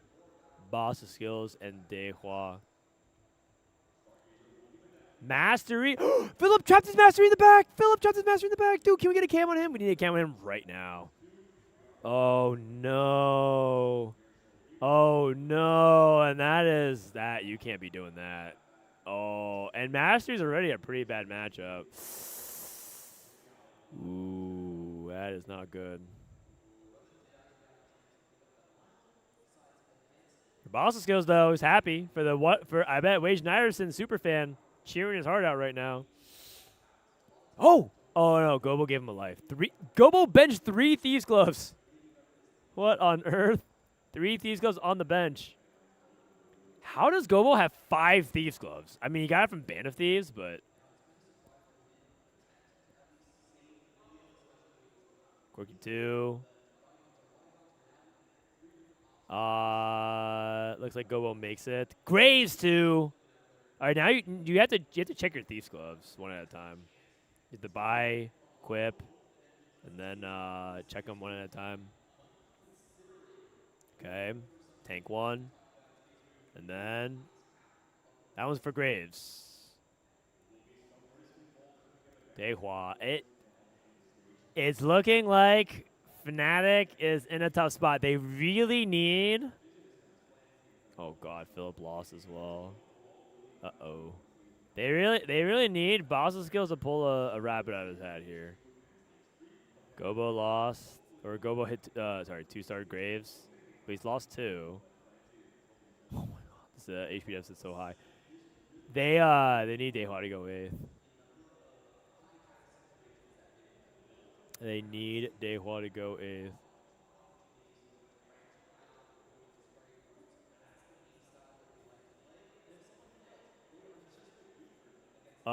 Boston's tank Leona's wandering to nowhere. But looks like he's going up against Minhee. Oh God. Dehua, they need to kill Dehua off. This is Dasik though. Dasik's getting life. Oh, Dehua! Dehua's alive. Minnie's dead. Minnie went 8th. That is terrible news for Fnatic. Your Build-A-Bud player tempo went 8th. That's pretty much as bad as it gets. Brosif win streak. He's not even playing the game. That's a Brosif W. They're talking about Dasik. It's because they originally programmed Brosif into the graphic package because Dasik hadn't arrived.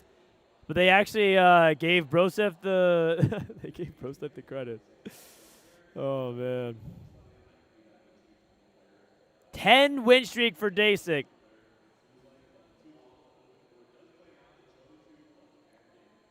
Oh, they're sacking Dehua. Dehua's job was to not go 8th. Going against Boston Skills. Both players unequipping for the Ghost. This is it. If Boston Skills wins here, Fnatic still has a chance. If Dehua wins here, Fnatic is just dead. Not guaranteed, but like I'm calling it. Oh God. The Ace's about to blast. Oh, Cole. Oh, he ran out of beam. Oh, okay. There's a chance. Oh, no. Philip lost. Oh, Philip needed to win that. It's okay. Because then they can still play for the 1-3.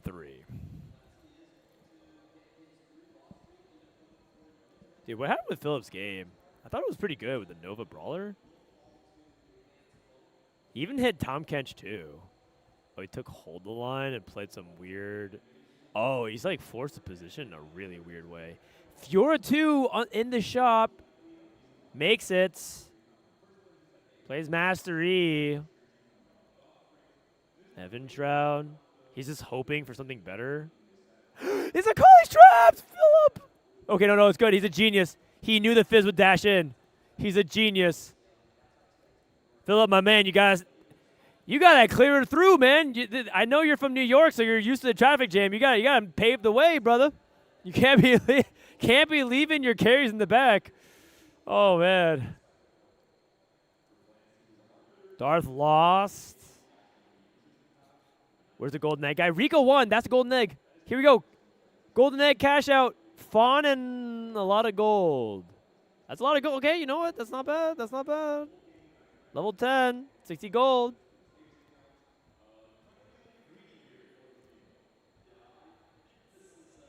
And roll down level 10. Surely we can add something of value. Sure, you can add like a Morgana. You can add 2-5 cost. Jin is good. Plural, right? Like you could add multiple. Jin 2 is good.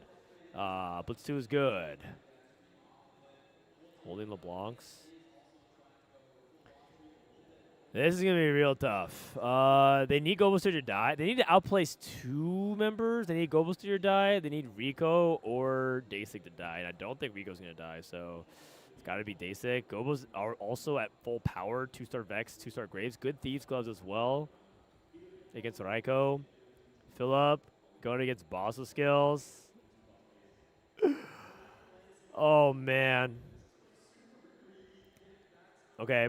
Oh, Gobosteer's. Oh, Gobosteer is barely alive. Dot's lost again. That's probably going to do it. That's probably going to do it. Okay. I don't think they have the HP to do it anymore. I'm pretty sure this is guaranteed now.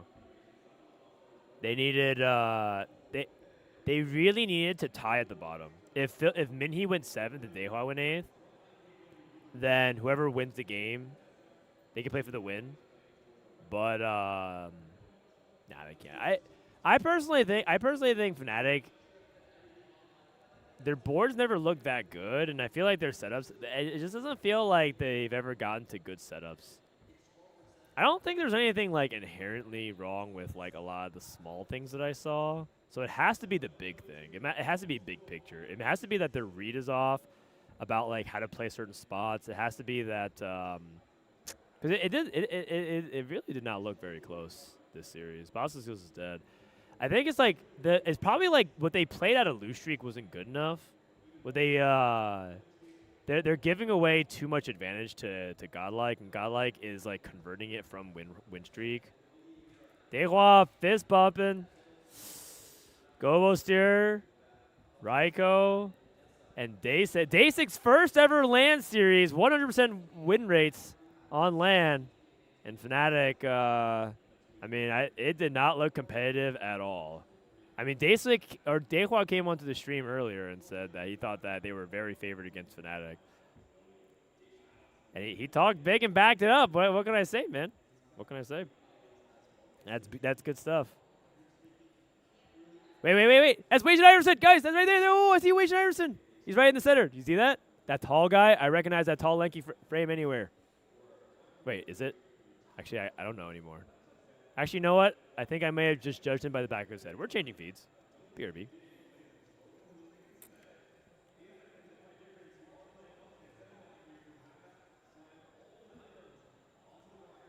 Here we go.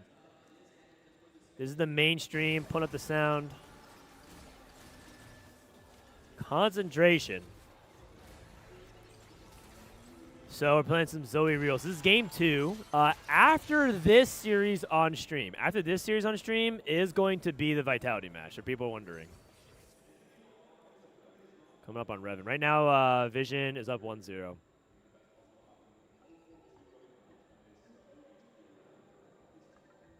Time for the Garage Nuke. Do they play today? I think they play on the B stream.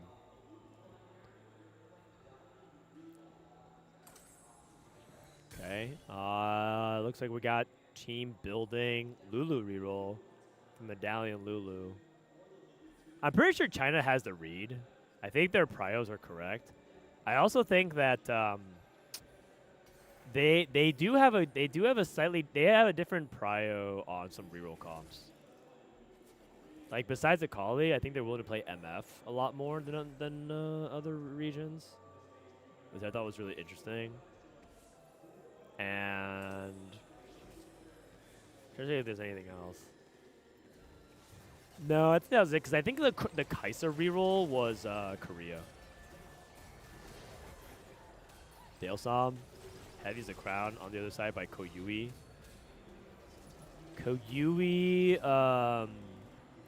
Koyui is I think he's like a player that grinded through tier 2 and helps, I think, Data TFT out. He grinded and made Worlds, I think, last set. It's set 16. Lore and Legends. Oh, never mind. I thought this is the concentration player. Wow, when he hits 4 Zoes, I just realized, though, that because he's not the concentration player, he can hold and deny the concentration player. Okay.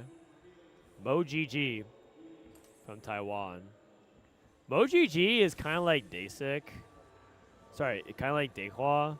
He's the only Taiwanese player on a Chinese team. Dehua is the only NA player on an EU team.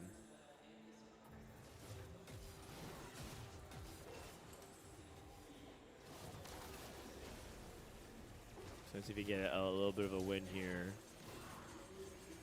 Just say Mog, bro. His username is MoGG though. That's like saying just call him Kasoju.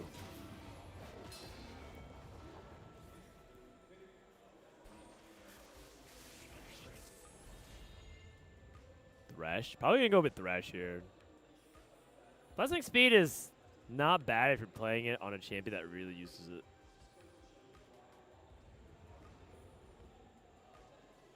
Karma, Aurelion Soul, and Mech.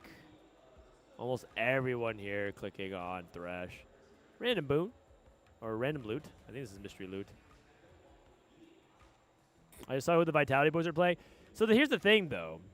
That Flash Rolls team is really accomplished on paper, but a lot of people are saying that the Flash Rolls 4v4 squad is not as intimidating as their 1v1 prowesses.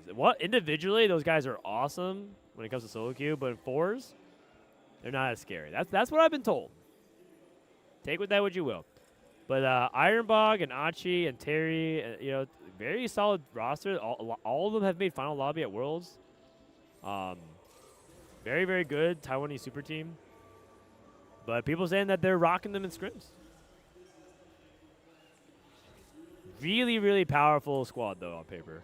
They're the Portugal of TFT, all names, no chemistry. Whew. I'm going to pretend like I knew what that means. I just know one guy on Portugal. Are players allowed to stream their POV? No. They're not doing any streams. Oh, this is an interesting graphic, by the way, for this other series. They actually crowned an MVP. It's Rico Mastery. Sorry, I keep calling him Rico. Raiko. That's what he said. He rolled the R for me.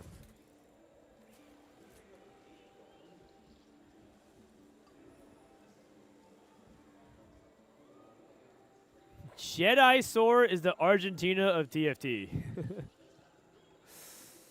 Jedi Sword. Okay, so double Rage Blade. This guy's trying to go fast 9. Flancy's trying to fast 9. Is he trying to fast 9? I mean, I see double Rage Blade, and I see Stairs Gauge, and I see Misfits, and I see Saves Account. I'd be surprised if he's trying to go for fast 9, given that right now I feel like he's a little poor.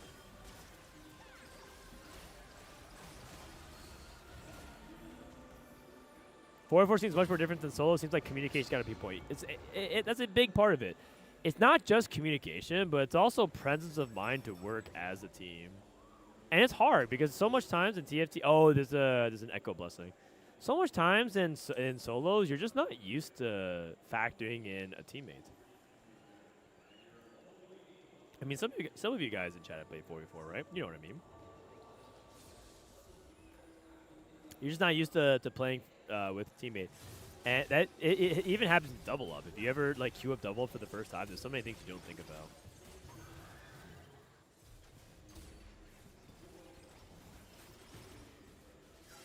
Argentina double yellow card, Jetasaur double warning.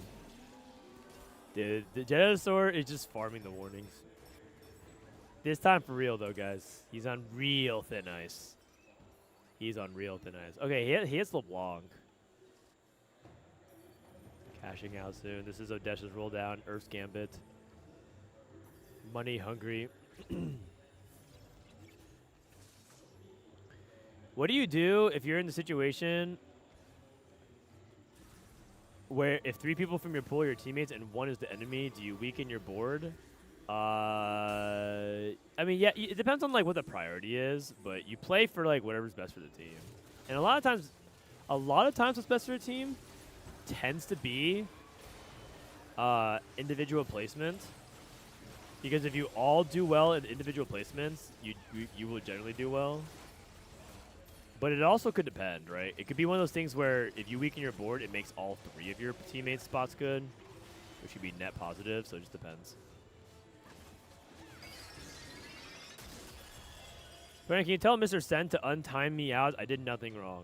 If you got timed out in Sen's chat, you must be bottom of the barrel rage baiter. How do you get timed out in that guy's chat? Isn't Sen the nicest dude in the world? Must be real fucked up.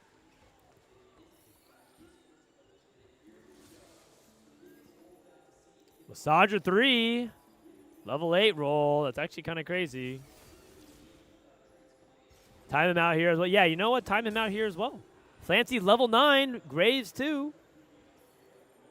The heck? A true fast 9. 4-2. I said AI art is better. Yeah, I knew it, man. Okay, man. Sure. Deserved. I mean, brother, I don't know what you're expecting with that one. Did you expect people to be on your side? I don't know what you were hoping for by admitting that one out loud.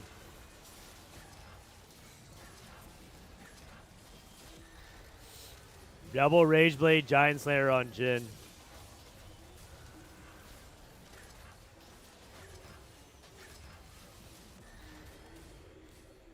Listen, it's an opinion, right? You have your own opinion. It could be a bad opinion, but it could be your own opinion. But the thing is, if you're like saying that in this environment, you know exactly what you're signing up for. It's like you can't go on the plane and yell things that threaten the airplane security.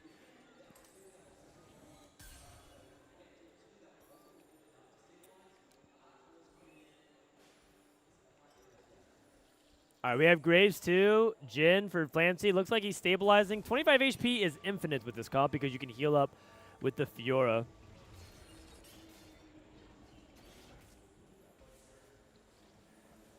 Please sign my Riftbound card. Okay.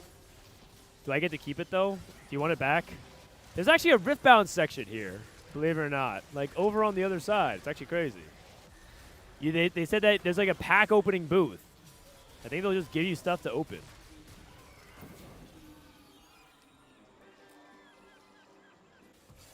Okay, Clancy looks pretty stable. A sack coming out from Safo. Koyui's LeBlanc's about to die. Oh, unfortunate. Pretty sure Koyui's about to win that fight, but Heavy's the crown. Artifact, random boon.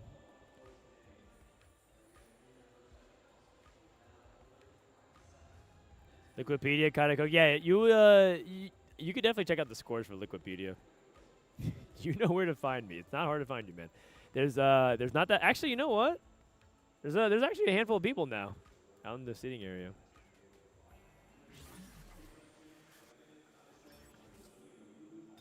All right, we're on Revan's POV rolling down. He's on 8 Pantheons. Holding a Akali's, 6 Lulus, not a lot of Lulus. Okay, more 3. Who's older, Dalesom or Frodan? Who do you think, man? Better watch yourself, buddy. Also, what does Liquipedia say? I actually don't know the answer to this question.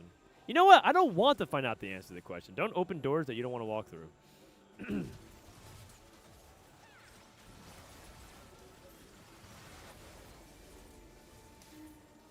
I mean, it's pretty valuable to hit this Lulu 3. So I think Revan, I usually peg Lulu. If you hit Lulu with Medallion, usually you can win the game. I will say, though, that it's one of those thresholdy things where, like, if you are stuck on Lulu 2, you just go, like, 7. Deosam is 25. No, he's not. That is not true. He's 25? No. 25 plus what? I can do math.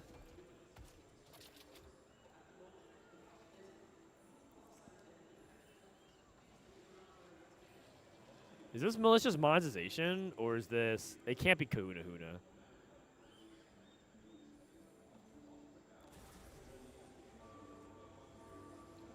Frodan, do you have a marker? Not on me, no. Is there a pun? Is this a punchline somewhere?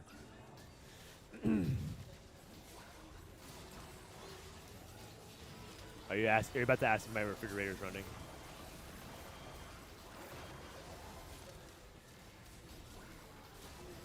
Looks like the fast knife from Clancy is pretty good to go. So Clancy's spot is looking good. I'm kind of worried for Mad Lion's Koi. Oh, well, MoGG just lost. Again. Zenbai just lost. Hold on. Maybe there's a chance. What is this copy pasta? While official age breakdown for the entire Teamfight Tactics player roster are not universally documented, veteran competitors like Dan, Frodan Cho, and David Dog Cairo, who are in their early 30s, are the oldest and most recognized name. Dog is here? There's no way. Dog's not here, man.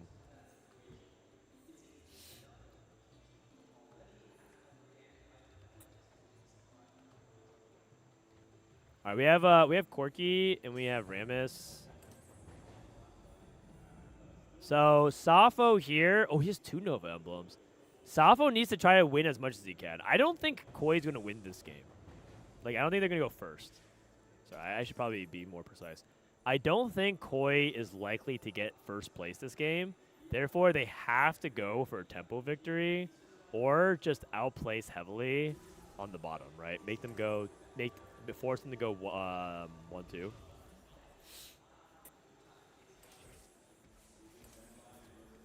We'll see, though. It kind of depends on who's the first domino to fall. MoGG at 1 life. He's on Kindred 1, though. Very beatable. Zenbai needs to give him the life if he can't already, if he hasn't removed already. Safo. Oh, this is MoGG. MoGG is dead. Dude, China's ruthless, man. If they think you're, the thing that I notice about China is that if they think you're not worth saving, they will just kill you. Holy cow. Merciless. Not even bother. They're like, yeah, whatever, you're dead. It's okay, we got this. And like I said, it's okay to win. It's okay to go 8th if you can win the game. You go first.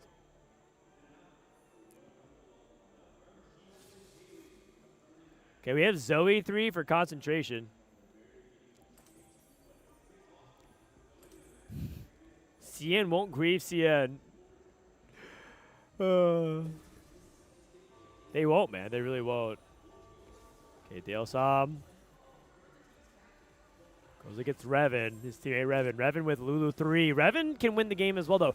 I think Mad Lions have some win share, though. Here's the thing.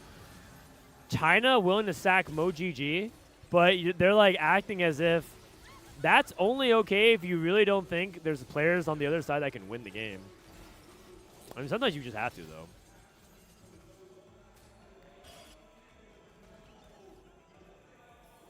I'm legit shaken. I'm sitting next to Vitality. I'm legit shaken. Dude, don't be weird, man. Just say it with your chest. Right now, I'll PayPal you to just turn to Setsuko and look him dead in the eye and say Disoap is better. Just say it right now. Where are you? Just say it right now. But I need a video of it.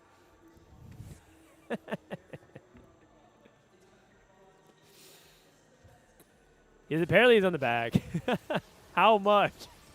I don't know. No, what's your price? He's actually gonna do it. He's actually gonna do it. Oh wait, yeah. Read the Bebe. No. Read the Bebe pasta. Read the Bebe pasta. Yes. To the most passionate in Setsuko. I mean, come on, man. That's not even that bad. Read the K3 one. Read the K3 one though.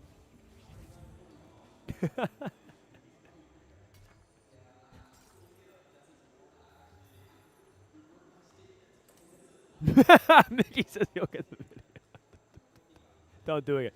Guys, don't get kicked out of the venue, man. Player harassment. What if they lose because they're too busy reflecting on Bebe's words? They finally have a moment of introspection for the first time in their late 20s. Causing them to have a quarter-life crisis. You can't be doing that, man. You can't be doing that. And then all of a sudden they can't concentrate. The comms are falling through. And Milk is the only person locked in. Huh? Wait, what? What do you mean?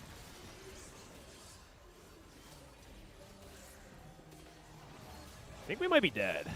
Odesha is not looking like he's in a good spot here. His front line is crumbling. Oh, wait, hold up. The Corky missiles? Maybe? Nah, not good.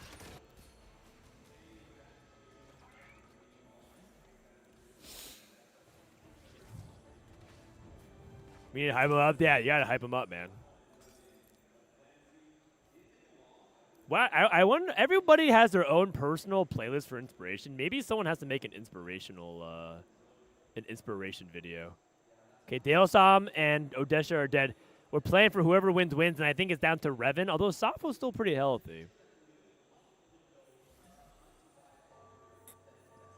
I expect Milk to be Akali. I mean, I expect, yeah, that makes sense. Soju's probably going to be, or Milk's probably going to be a lot of the Akali player on Vitality. Game's over. No, it's not. It's not over. This game's not over. Anybody, whoever wins, wins. Clancy down at 10 HP. If Safo wins here, that's a really big deal for Mad Lions Koi. Come on, Safo, you can do it. He did not do it. Revan's down to 3 HP. Wait a second. What happened? Did Revan not hit frontline? Is he still dead on frontline? Genbai down to 1 life. It's close. It's very close. What's going on with Revan? I thought Revan had the Lulu went out. I missed the voice calls. Yeah, same. They're all too grown up, man. They're all too grown up. Wow, good Thieves Gloves on Blitz. Kind of mid on Fiora. Clancy looks kind of strong. I don't know. If Revan's hit, they just lose. That's correct. That is also true. Forget about playing for first if they triple bot for him.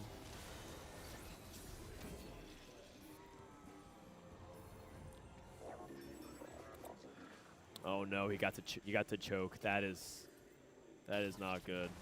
That is not good. Revan. No, I mean, maybe he's just bad Thieves Gloves. Oh, itemization matters. I think Nash is like a really big deal on Lulu. Crit maxing is huge. Oh, he got Jax 3. Yo.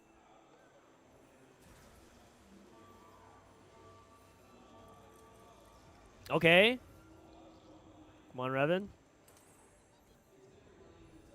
Over Genbai, come on. Vamos. He has 1 bow and 1 cloak for the cybernetic. Doesn't want to make a Kraken. Got the gold. I do not think he's positioned well for this fight. Oh, Jax casting again. Yeah.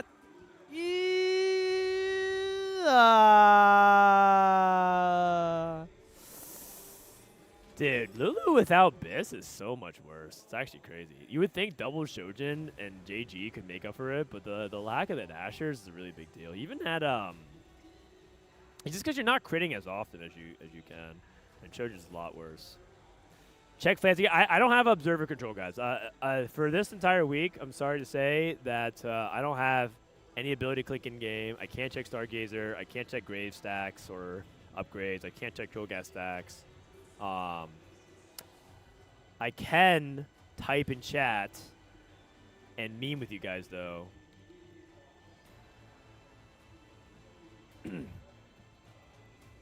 EU is so bad.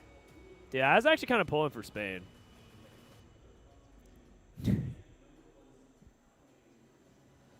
Huh? Do I need anything? Can you type in ass 11 in chat? No. My wife asked if I need anything. I said, can you type ass 11 in chat? But you don't do that. Don't do that. It's just an emoji twerking. No, you've seen this emote, right? Oh, you think it's funny? That's pretty funny. Okay. What do you type to get it though? You type ass 11. Ass 11. Yeah. Did the Koi guys? Yeah, the Koi guys lost. That's okay. Vitality's up next on stage. That's correct. I need to go to the bathroom. Okay. Do you want me to entertain? You want to entertain chat for a bit? All right. How do you guys like her dress? Is it good? All right. You guys can sit down, hang out with Taylor while I go to the restroom.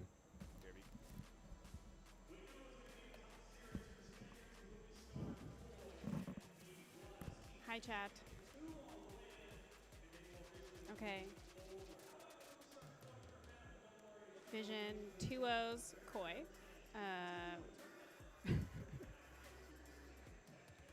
Vi and Powder from Arcane. No. I'm Taylor. I'm Frodan's wife. The venue's crazy, you guys. I got here around like noon, and it took me like 2 hours. Wait, you want to see my hair, dude? Look at that. It's really healthy and long. Let's see. I love Paris. Levi's doing great. He's at home, causing a ruckus, being a good guy. What do you mean what color is Dan's real hair? It's blue. Thank you for the mic check. How's that? Wait, okay, like all the way? Like that close? How's that? I gotta show you guys my hair because I never get to show it off. But like, look at that. To like stand on my tiptoes to even get it all in the shot. Okay, wait, can you guys hear me now? I can talk louder. I can definitely talk louder. Hooray! I'm pretty mid at TFT. Definitely very casual. Closer, closer. Oh God. I'm Mrs. Frodan. That's me. That's what my EWC badge says, you guys. My job title is Frodan's wife on my EWC badge, which is very fun. It takes like 2.5 hours to blow it dry if I do it myself, which that's a really long time. I met Frodan at at EVO 2019 at the Red Bull party at Mandalay Bay.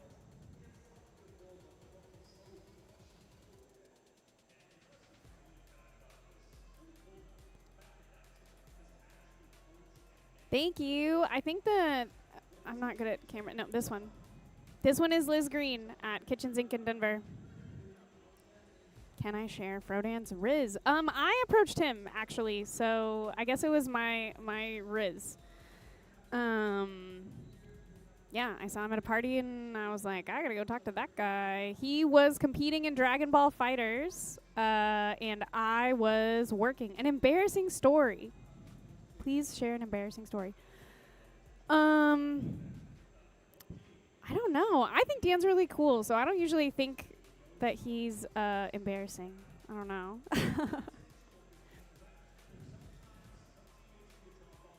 Bro's got aura. I have aura, you guys. He also has aura, don't get me wrong. But I think I have aura. He did have blue hair. My hair was also already orange at the time. We've been doing this fire and ice thing the whole time.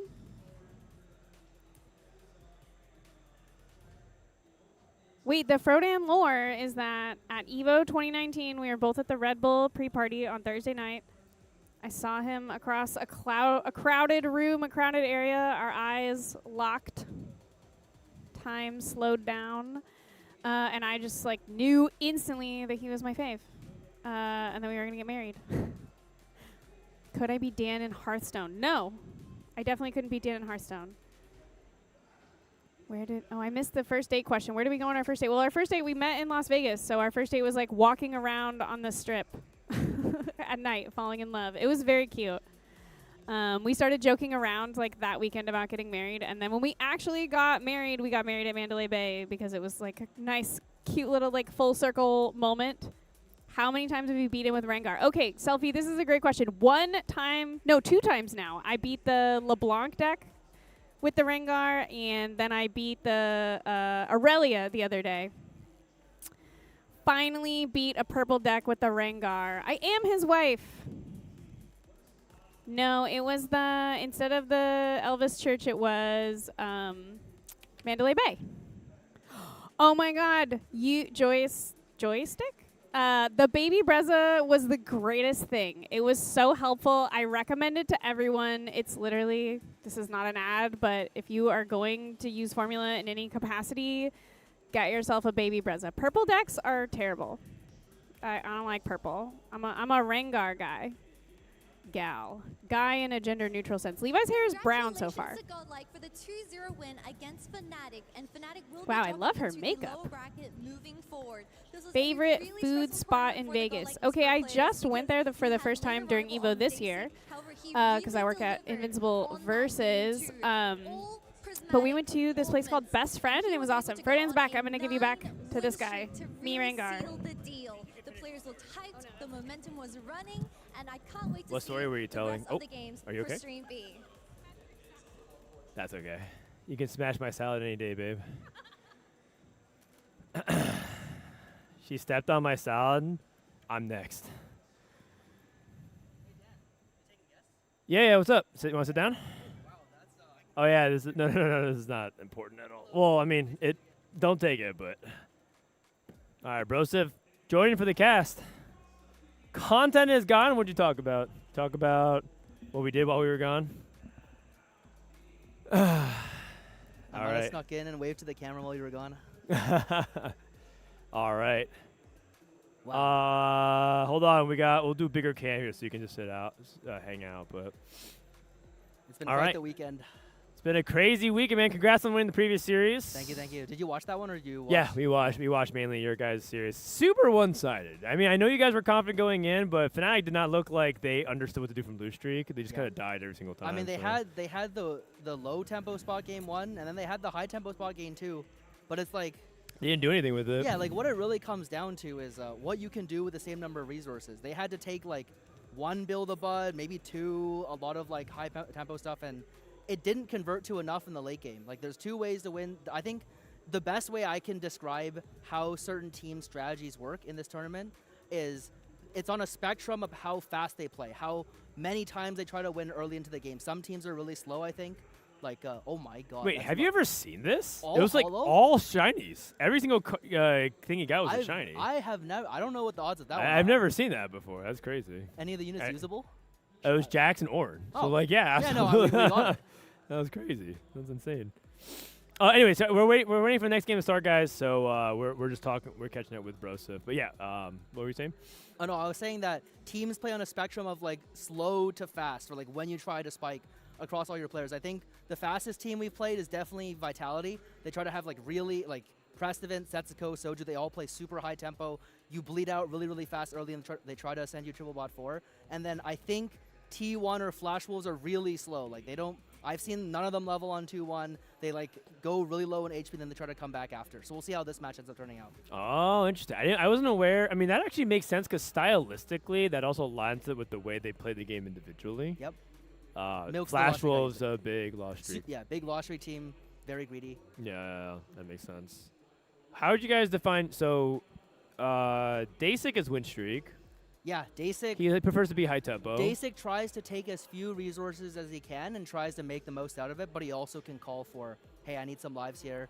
Okay. I can win, so give me some HP. Dehua is very often the lower resource guy. He plays lower tempo, tries to greed more power for stage 4. Gobo does something similar to Dasik. They just take lower resources and try to win as much as they can, and what makes them so good is that they can win more than other players given the same resources. If you saw either of Dasik's perspectives, I think both games he rolled on level 6 and level 7 and beat all the enemies, which made their game really, really hard to play. Normally they would be trying to send Dasik bot 4, but Dasik won't go bot 4 there. Oh, I see. Sorry, I'm getting Broseph in the cam here. But that's cool. Dehua's like more loose streak going. Oh wait, hold on. Matches to start the day. It is Vitality started? Flash Wolves. I've got Oh, the Soju. interview. I've got AQ1H here with us. Soju, what do you think of this matchup here with Flash Wolves, one of the representatives from APAC? It's kind of unlucky that we played them first. We respect them as good players, so yeah, we're like kind of confident, I guess, but not the most confident. Jin, you want to get the translations there? We're confident, but not the most 前面 confident. 搜剧这边说，感觉第一轮打你们，感觉还是比较幸运的，比较庆幸的。虽然他们比较有信心，但是也不算是满怀的信心吧。然后也想听听你的这边的看法。我跟搜九看法一样，我觉得我抽到 VIT 也挺幸运的，因为我们觉得 CN 队比较强，所以其他队伍的话，感觉训练赛中的话。 虽然我们没有跟 VIT 有训练赛，但是我感觉以过往的经验来看的话，我们觉得我们可以轻松拿下。He agrees with Soju for the most part. Well, we are of the same boat. We definitely feel pretty happy that we got matched up against these guys. At least it's not a Chinese team because we think that Chinese teams are like super strong this tournament. Yeah. We haven't scrimmaged against them yet, but based on past tournament, I guess, meetings, we think that it's going to be a fairly simple victory for us. Any final words to AQ1H? Yeah, so we scrim China a lot, and we actually just beat everyone except for one team in China. And I've been asking around, and everyone says that it'll be an easy win for us. 那他这边也说，他们其实跟 Look 很 him in 多 the eye, 中 look 国 him in 的 the 战 eye. 队都就是打过训练赛，然后基本上除了一支战队以外，其他人全部都被他们疏通了，所以他感觉对他们来说，对他们而言，而且他也问了他一些朋友，他们都说跟你们打也算是他们轻松能获胜的。那你有什么想回复的吗？我觉得训练赛叫做训练嘛，所以正赛见吧。Well, scrims are scrims, and tournament is a different matter. So we'll see you on the arena. All right, spicy here with our words. Let's see if it Okay, gets spicy in game vitality and Flash Wolves. Fighting words from both players. Shout out to Digon, of course, for the interviews. Dude, I'm excited. I'm excited. This is what it's about, man. This is what it's about. TFT is so low stakes. I love some good shit talk. You get a lot to go with in 4v4. Yeah, There's a lot on the line. There's a lot on the line. There's a lot on the line. Boom. Hollywood Rob. Bring us home, Rob. I'm going to update the title. Vitality vs. Flash was the main event. This might actually be the most stacked matchup on paper this weekend. It could be. Yep. I mean, between that and maybe Juan May's team has like really stacked players on paper, and then you have Title's team on paper as well. Yeah, the number of world, like there's so many world finalists, world 100%. Like you look at ZETA on paper, and they've all made world finals more than once. Oh yeah.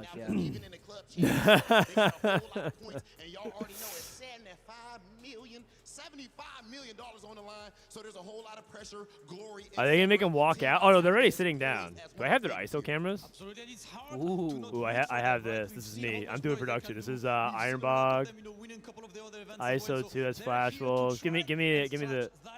Ooh, Vitality guys on the left. Wait, there's like an audience.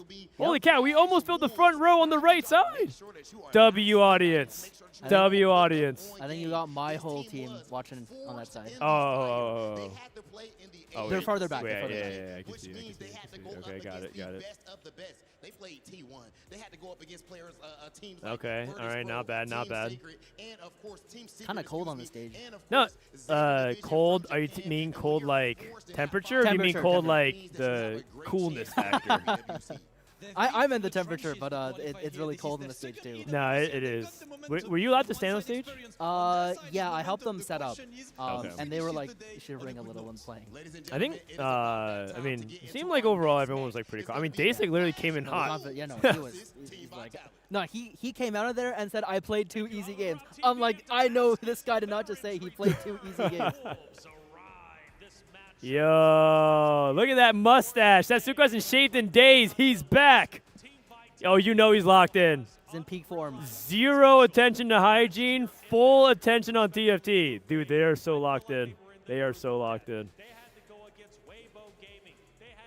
Nah, he probably took a shower. Milk probably forced him to. Most infamously, one of the boot camps, Setsuko was playing so many games, I think like not even joking 18 to 20 hours a day, that Milk and Setsuko had almost a falling out because Milk's like, you have to go and you have to go take a shower and like take care of yourself. And he was like, leave me alone.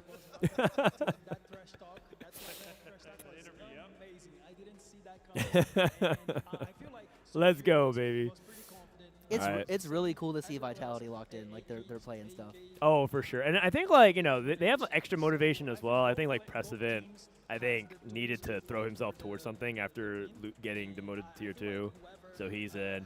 And then also there's a little bit of like this is our last hurrah with Milk, right? Milk's a good friend of the group, and for like, I think Soju was saying that Milk was like, you know, one of his best friends in life, period, even outside of TFT.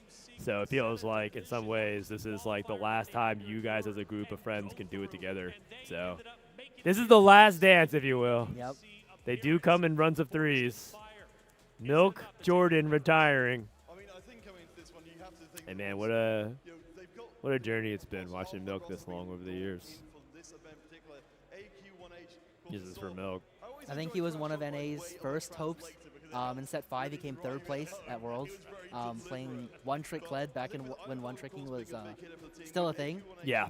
And then he made it back set 12, placed like top 10, which is like super impressive. And then kind of, I wouldn't say moved on with his life, but like had more life to live, I think, outside of just TFT. And it's going to be exciting how he plays. I think he's usually the lose streak guy on the team, as he has been for the past 2 years too, I think. Milk, yeah. I mean, he also is, I've been kind of talking about prio stacking, where it feels like there's not like a set, I play this. Some teams do. Say like, these are the comps that I play. But sometimes you do have a priority in terms of like, hey, this is like what I prefer to play, and if I get that line, I'll like, please let me take those. And I feel like Milk is one of the like, hey, if I get a good line angle to play like a Kali or a really powerful line, they will let him do it, and the rest of the team will like fall in line. Yeah. Yep. So I usually go the prio is Milk, Setsuko, Soju, then Precedent. But sometimes Soju Precedent kind of mix it around as well. Like Soju's willing to flex if he needs to. Yeah, sometimes the spots are a bit more rigid. Like if you slam 80 items, your number of options go down a lot. Yeah. But in terms of like open-endedness, it feels like a lot of times they usually let Milk do his thing because they considered him to be really strong on the S tier lines. Like if he gets an ability to get onto, I guess in this case it could be a Kali this tournament, they'll probably have him. They must have done some learning in the last, because we scrimmed them about 3 days ago, I think, and yeah, who Milk, won? That we got 0-3'd without Dasik. We got 0-3 that one without Dasik. That was also our third scrim after starting at 2 a.m. I think. You like got 0-3? You mean you got 3-0'd? No, yeah, we got 3-0. Yeah, okay. We lost. But Dasik is back to save us against VIT. We 3-0'd them the previous time we scrimmed them, and we only scrimmed them twice. I like it. Can you explain the format? Format is best of 3 for group stage. You have each game is your placement scores added as a team, and the team who has better placements will win the game, and the tiebreaker is first place. Yep. Now, oh sorry. Yeah, I was gonna say, and you can also play against your teammates like normal matchmaking. So. Yeah, they're in a double elimination bracket. So lose twice, you're out. Win twice, you're into top 8. Yeah, that's it. It's eight team groups, which is different. Usually, I think in the past we did 4 teams, right? 4 teams per group, and we did Swiss or something. We did round robin. It was a robin. Yeah, we did 4 groups. 4 groups of 4. Now we're doing 2 groups of 8, which is functionally the same thing. Yeah. But with the double elimination bracket, you might get less double jeopardy, which is like you can't beat the same team twice. Yeah. So you should theoretically play 3 different opponents in your groups, which is what they want. I think that one happened at the open or the global quals actually. I think. Yeah. ISG got eliminated by VP twice. Yeah, twice. Yeah, it is what it is. Soju's eyes are red, dude. These guys are grinders. Everyone's been grinding, and if you haven't been grinding, it's because you've been traveling. So. If you're Dasik, you've been stuck in. I don't even know the journey. I would love to hear Dasik's journey to how he got here, like physical journey. Oh, I mean physically, it's like he got notice that his visa was coming. This was yesterday. Yesterday around 2 p.m. local, he heard that his visa was coming. He didn't know if it was approved or not. It was at the courier is what it got updated to. So then he's not going to sit there and wait for the courier. He starts driving to the courier center with his bags packed. They're already all packed. He gets the visa around like 6 p.m. or so is when it gets there. And then he calls us to try to look at what the flight options are. He says, I heard him on the phone. He says, I can go to any of the 3 airports around here. Just pick what's best and let me know. And then the plan was to have him take the, there's one flight at 9 p.m. So in terms of timeline, I think he had about 14 hours to do a 10-hour journey That's what he had left. So there's only like 4 hours of leeway. So it takes 10 hours to get here, and there were like 14 hours before like the match started basically. Oh my god. And we got him the 2 a.m. flight, and we told him to go there early in case he could take the 12 a.m. flight because it was like full, but he could try to go on standby. He missed that one. Then his flight got delayed an hour and a half, so he nearly missed his connection in Serbia, in Belgrade, but he barely made it with like 5 minutes to spare, made it all the way to the airport, said, I don't need my bag, just left, and then he made it to the hotel and did his photo shoots and made it right in time for the game. Holy cow, he actually doesn't have his bags. Oh, no. He dropped his bags halfway through. I think the bags didn't even make it onto his plane is the assumption right now. Like when between the planes and the connection was like a 25-minute connection since it was normally 2 hours. But wait, that's crazy. It got delayed an hour 35. This is a complete anime story. This is unbelievable. He was using my keyboard, my mouse. He's like, he literally just showed up with nothing. Yep. He's like, why is your mouse so bad and your keyboard so good? I'm like, bro, I just use this mouse, man. That's unbelievable. Thank God you don't need your own like mouse and keyboard for TFT. Oh, you do? Oh, yeah, your actual own. Yeah. No, yeah. I meant like yeah. some people like if they don't have their stuff, it's over. For shooters. Yeah, it's over. But anyways, guys, the game's gonna be starting in a little bit. Trying to see. I'm not sure what's going on. We can check in real quick. I mean, we can keep looking at these guys. Look so tough. We have Terry. We got the ISO view. Yeah, we have the ISO view. We have another dude. They're zooming in on Soju's face, and I think chat thinks Soju is gaining some weight. Guys, come on, be nice. Stress, winning, dominating, traveling. He's been too busy, man. He's been too busy. Also, that's none of your business. Also, shut up. Okay, peek these real quick at the other match while we have an opportunity. This is the VP versus Nemesis match. The health on the top and bottom are pretty even. Keon is about to roll down. He got a nice sack, I think. Okay. On 4-1. We'll see his roll down. I don't know who gets to control that one. Yeah, we're gonna hop on board though. Take a look. Here we go. The most anticipated match of the night.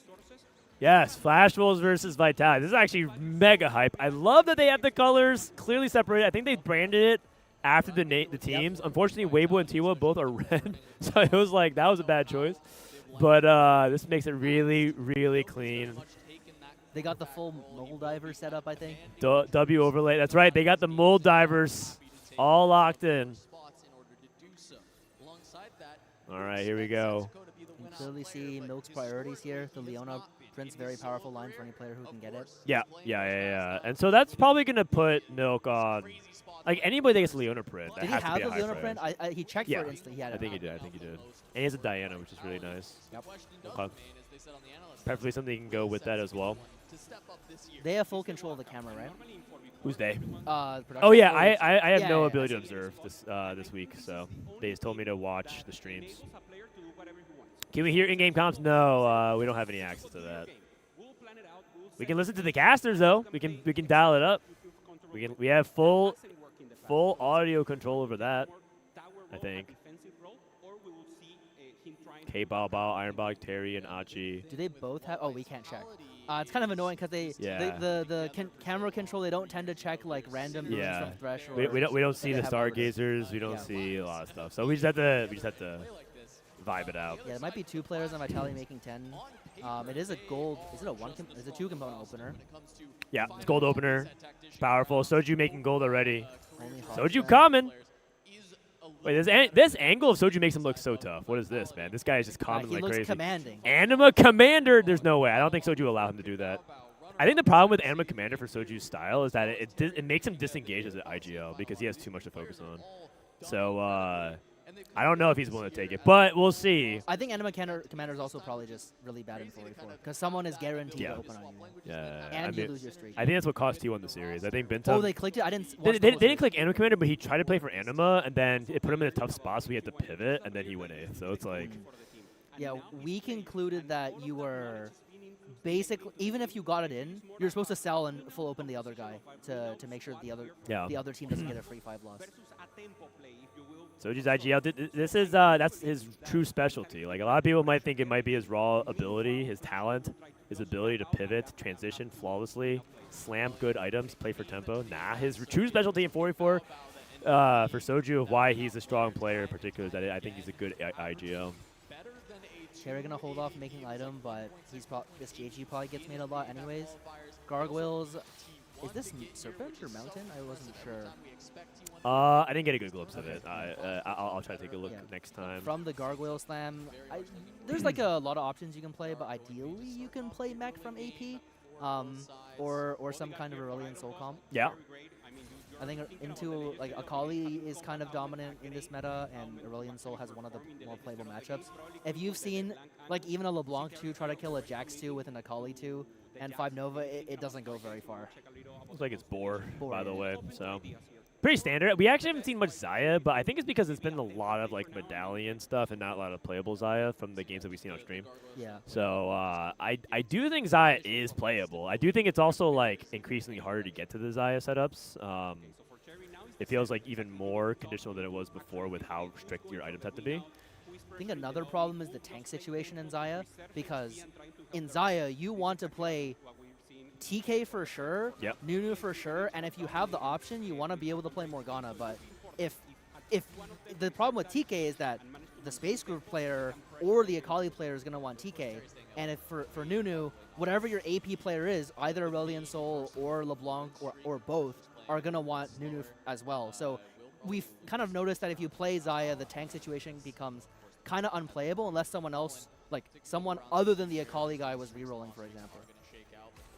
Yeah, that makes a lot of sense as well. I think that's really good insight. It takes up too much space. Takes up too much space, and yeah, it's just too hard to pull off. But we'll see. I mean, he's holding on to it just in case. It also has a bad direct matchup into Akali because there's not enough single target. Oh, yeah, that's right. Single target, and also very predictable. Easy to wrap. Yep. Treasure Hunt. I quite like Treasure Hunt on the patch. People playing this into Akali a lot. This will be Akali a lot, yeah. Yeah. I agree. But it's interesting because we saw the Treasure Hunt players sort of struggle to maintain tempo if it goes badly on their 3-2 roll down. Yeah. Because then they're too poor for the rest of the game to do anything. Because part of the dynamic with it is like if you miss on the Nova emblem, you're kind of in a really bad spot if you're not streaking stage 3. But we'll see. I mean, I think Treasure Hunt's baseline is still so high. It's still one of the highest resource golds in the game, right? Yep. And combined with the gold opener, they should usually have a pretty easy time with it, I think. Yeah. Birthday present. Birthday present. Setsuko. Setsuko. Xayah on 2-3. Setsuko with a level 5 prematurely. He is in his comfort zone. This is exactly what they need Setsuko to do. Last EWC, if there's anything that we kind of sat down and talked as a team, is kind of halfway through our event. I think we had a conversation. It felt like we weren't letting Setsuko do what he feels really comfortable in. It felt like he had to conform to play, like Gangplank and all the other stuff. And he couldn't really be himself, which is like push tempos, play for the high win streak, trade, try to go level 9, things like that. And this is him in his natural element. This is where he's the strongest. Was there a good Fast 9 comp on that patch? Do you remember? It was you could. I don't remember what it was though. I think like people were playing Varus. Oh yeah, it was. Yeah, at that point they said it was like a flex kind of Varus. Yeah, it was like you played Swain and Jarvan in the front, and then you Swain, played Jarvan, Cassante, Varus. And it was like very expensive, but it was like really hard to pull off. So yeah, I think this meta compared to that one leans a lot more towards Setsuko's strength, which is that like both AP and AD are viable comps. Like uses TGs, which is great. Uses a variety of carry items. So I imagine he'll be walking straight there. Yeah, and this is exactly what he wants as well. He has upgraded front line. He has Xayah with damage. He has teammates who are willing to help him keep his streak. This is Achi with a free win. This is exactly what Vitality wants. Now, the weakness of the weakness of Flash Wolves is that players like Ironbog and Achi and Terry are all willing to like 10 loss to start their game. And I think we witnessed a little bit of the problem with that with Fnatic, which is at one point, even if your setup is okay, you just have no HP to play with. So I think they have to be really careful about how they proceed, because I think Vitality is a team that's very good at pushing their tempo leads. Yeah, unlike in solo queue, your team is guaranteed to lose lives on average, right? Yeah, like you're guaranteed to fight your own team and someone's going to lose a life, right? If there's 6 lives on your team, you can only go so far. Yeah, I agree. Pressing the lone lose streaker here. Level 6 for Setsuko here. Level 6.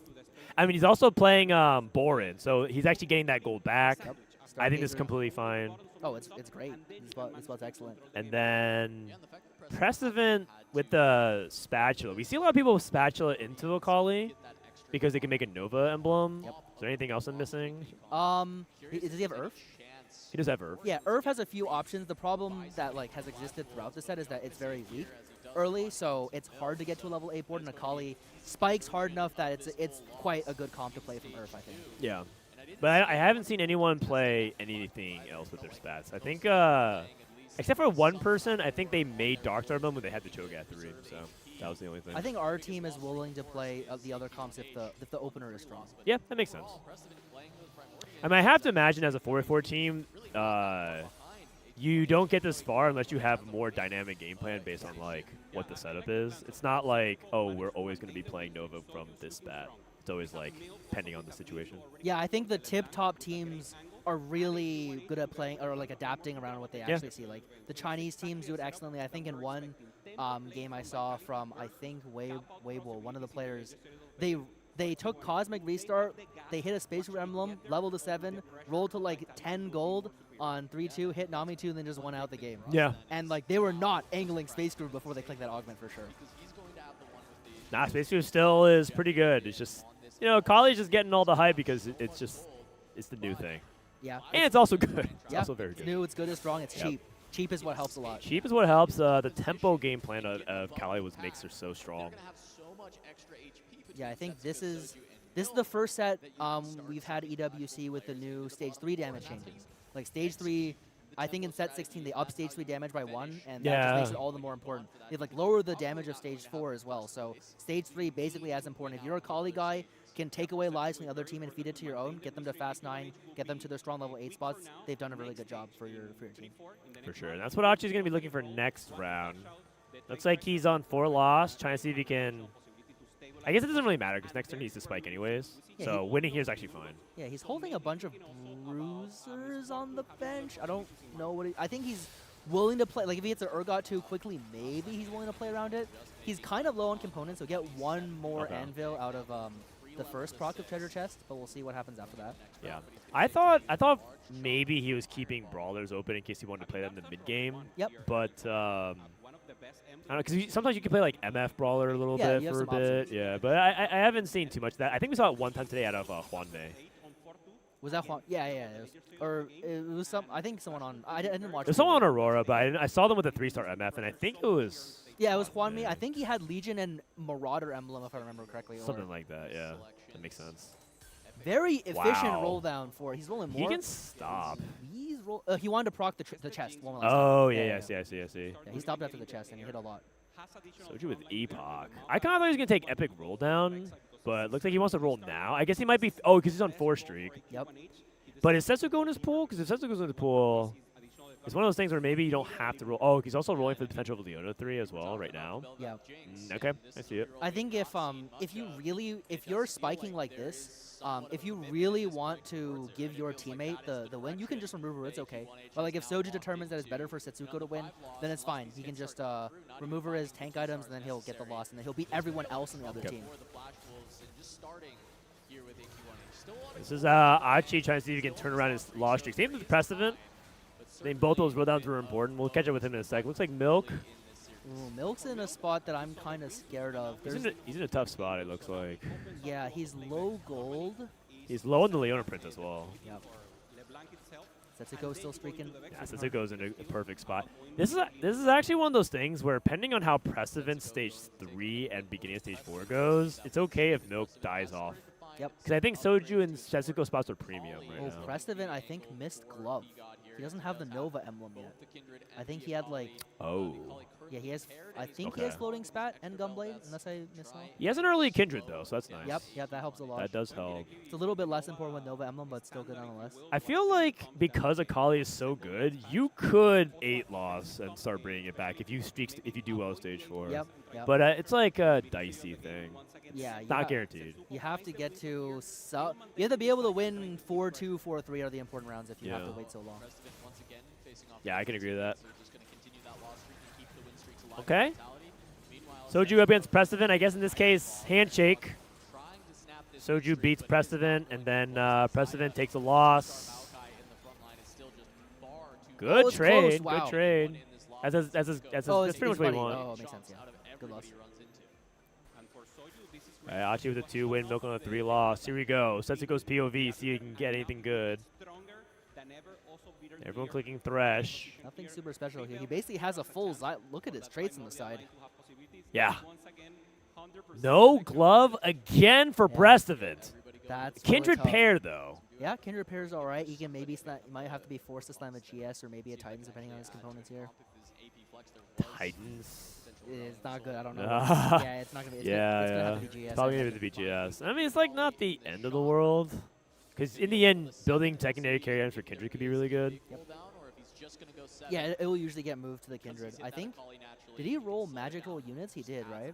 I mean, he has a lot of upgrades. Yeah, he has no components as well. No components, no Reforger. Yeah, I think that explains it. Yeah, his units don't look bigger, so. President here at 50. Yeah, I think looks like Soju yapping. Everyone tuning in. It's kind of funny because the angle of which the camera was shooting was like almost as if Soju is telling right behind him. He's like telling what to do. The lighting for Soju looks quite tough though. Like it highlights the angularness of his jaw. Actually, that's right, his jawline. Oh man. Soju against Setsuko. I guess it's win-win either way. I think they prefer Setsuko to have this, but I think it's okay if Soju keeps it as well. Yep. At a certain point, you Oh my God! Perfect, perfect execution there from Vitality. Soju gives the streak to Setsuko, but takes barely any damage on the back. It's a bore win for Setsuko too. I think they're fine. They're totally fine with this. It's a bore win. You're right. And if you're playing this game on live right now, you can just sneak the Vex right onto the board because it's also a Stargazer. Yeah, that's right. You get bored. I haven't actually played any live on 17.7. I don't know if you have. I played some number of games. Okay. This is Milk. How's Milk doing? Can he pull himself out? Looks like Milk is gonna have to play some AP, whatever. Looks like he's doing LeBlanc. Yep, just LeBlanc. So we have LeBlanc. Pressing on Nova. I think Soju was AP flex as well, and then Setsuko on fast 9. AP flex. Probably Aso with the. Do you have a Kid Morello? It's probably Aso because he has the Arizara, but I mean, I guess he's technically open to playing a lot of stuff. He could play his like Nami Karma stuff. The problem is you run into a tank problem pretty frequently. Like maybe Milk won't go for the Morgana, but that comp is a lot better with Morg than without. How did Milk get the Anima emblem? Thresh probably. Oh, that's rough. Yeah. And I wonder if he already had committed his Reforger as well, because he had big grab bag. Ooh, so I wonder if it was one of those things where he either reforged into Anima emblem or he probably double reforged it into Anima emblem. Yeah. That's tough. That's tough. Or the Donner fully stacked for Achi. Little bit low on health here, actually. Lost both 3-5 and 3-6. And you can see, like, even Vitality's weak players were not really all that weak, right? Like, they have a lot of health for right now. Like, the other team has bought 3 in health right now. They have to do a lot of ground to come back. On stage 4, which I think is what their specialty is, but it's still gonna be tough. It's gonna be tough. Roll down. Ross. Ross is always like one of those weird things to make. Wait, he's actually just playing Belvet Jinx. He's playing Belvet Jinx. Oh, wow. I did not expect to see much of this weekend. This comp we committed to never playing, so we'll see how it goes for their team. Yeah, this is mainly because it requires so many more resources than the Nova comp. And it feels like you have to get so many more things online before you're as competitive as the Kindred 2 Akali 2. Yeah, I think I played a practice scrim, and I concluded that the comp just loses to everything. Like that late people game, play. yeah. It just loses to everything. It loses mid game. I had like 3-star Jinx on 4-2, and I lost to every 2-star 4-cost board. And then you're also contesting the same window of rounds you're trying to win as your Akali guy is the problem. So like you just lose your Akali guy, and then you don't have a streak, and then you just go 8th, and there's not much you can do. It might be one of those things where Terry had too good of a spot. Oh, Prismatic. Wow, and just some combat here for Setsuko. Yeah, if he can get gold, invested plus. Loses a streak on 4-1, but he's seeing. I think it's not quite such an easy decision. He's deciding if he wants to take Barons, component heist. Yeah, he might not have enough items. Yeah, he's quite high on gold, and I think the gods don't really give many items. Most people are double thresh here. Oh, okay. He has a TG, can go for another TG, has a rogue emblem that is probably just going to get tossed away. Ezreal, is he 3-time breaker? No, he's 2. He only has Pantheon and Ezreal right now. Karma 2 for Milk. Milk just needs to be stable on stage 4, which I think he should be. Yep. Yeah, LeBlanc, he's triple combat, right? Yeah, triple combat here will probably be totally fine. Yeah, and he has Leona 3. So usually the big problem here is you don't have good front line, but I think he should be okay. He should be competitive with some fights. Yeah, he took a humble DK this year with the red buff Sunfire. The issue is Precedent. is also really low. Yeah, Preston's also really low. We'll see. I think they would prefer Preston to win this fight, but I think Milk's gonna win. Oh, the Kali wrapped. I think the backline's dead. This. Oh my God. This is one of the reasons that Never mind. LeBlanc has like fell a lot in like it's like meta tier in 4v4 is because you will just lose every fight to Akali 2 if you don't have LeBlanc 2. Like it will bleed to death. It has no AoE. It's not good against Jax. It cannot beat the comp. You'll lose to both players. Oh my God. On Akali. Preston has 2 Vexes on the bench. That's actually really smart because Preston's gonna sell that for Setsuko right before he goes to 9. Yeah, this kind of holding is... It's holding for your team. It's one of the big innovations of the past year to 4v4 where like a lot of teams experimented with that. In year 1, it was all about griefing the opponent, and in year 2, TFT or 4v4, a lot of people are understanding how to hold for your teammate. Yeah, if you think regular TFT is like unsolved, then 4v4 is like super unsolved. Yeah, there's a couple of frontiers I have theory crafted of what the next level, what the true advanced form of 4v4 looks like, but so far, no one's been able to do it. Might be too hard. We're only human. It could be. Okay, and that's a LeBlanc 2 from K Bao Bao. Achi looks like he's in a bad spot if he can't get to... Even if he gets a Akali 3, I don't think his spot's that good. No, the Akali 3 in this setup like is not nearly as strong as any of the Akali 2s, to be honest. It's because the Nova Strike itself is really powerful. And then you make up for... Because part of what makes Jinx and this Bel'Veth thing really good is sort of like the overwhelming amount of flood of resources. You have so many people to itemize. But Nova and the Akali makes up your anti-heal and your Sunder and Shred. So you get so much efficiency out of your comp. As long as you can fix the one thing about that comp, which is frontline. Yep. It just does everything, but this comp does a bit better. Yep. And the big innovation that really made it go into the forefront is just this Gunblade thing. Like you feed 1,500 health to your Gargoyle's tank, like nothing in the mid game can beat it basically. Yep. Sounds good. This looks like a very dominant spot from Ironbog. He's got double upgraded tank, 2-star Acel, Dark Star Emblem, pretty efficient items all around. I don't know if he has his dupe left or not, but he's going to get gold from TK all throughout, and I don't know who can stop him this game. Setsuko's spot is quite good. Maybe it has to be Setsuko. Here's the thing about what Flash Wolves does, right? They play for big win-outs, and they play for the 1-2, like, very often. 1-2, 1-3. So... yeah, they're completely willing to take the 8th because they have 2 players that are playing for huge win-out spots. Yep. That's an Akali 1, by the way, from Terry. No, this cannot be a close. I mean, I've seen Akali. I should know better than to be surprised by Akali 1 winning, but it looks like it's not going to happen here.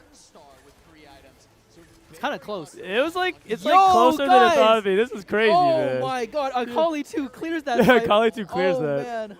Achi lost again, or he won. Precedent lost. Setsuko on a 5 loss. He's about to send it next turn. He's still greedy. Yep. Well, where's the Akali 2 guys? Oh, he's sending it right now. He's sending now. Gotta preserve the health. Yeah. I think if it was solo queue, he would wait one more. Yeah, but sure. Yeah, this is not such the case.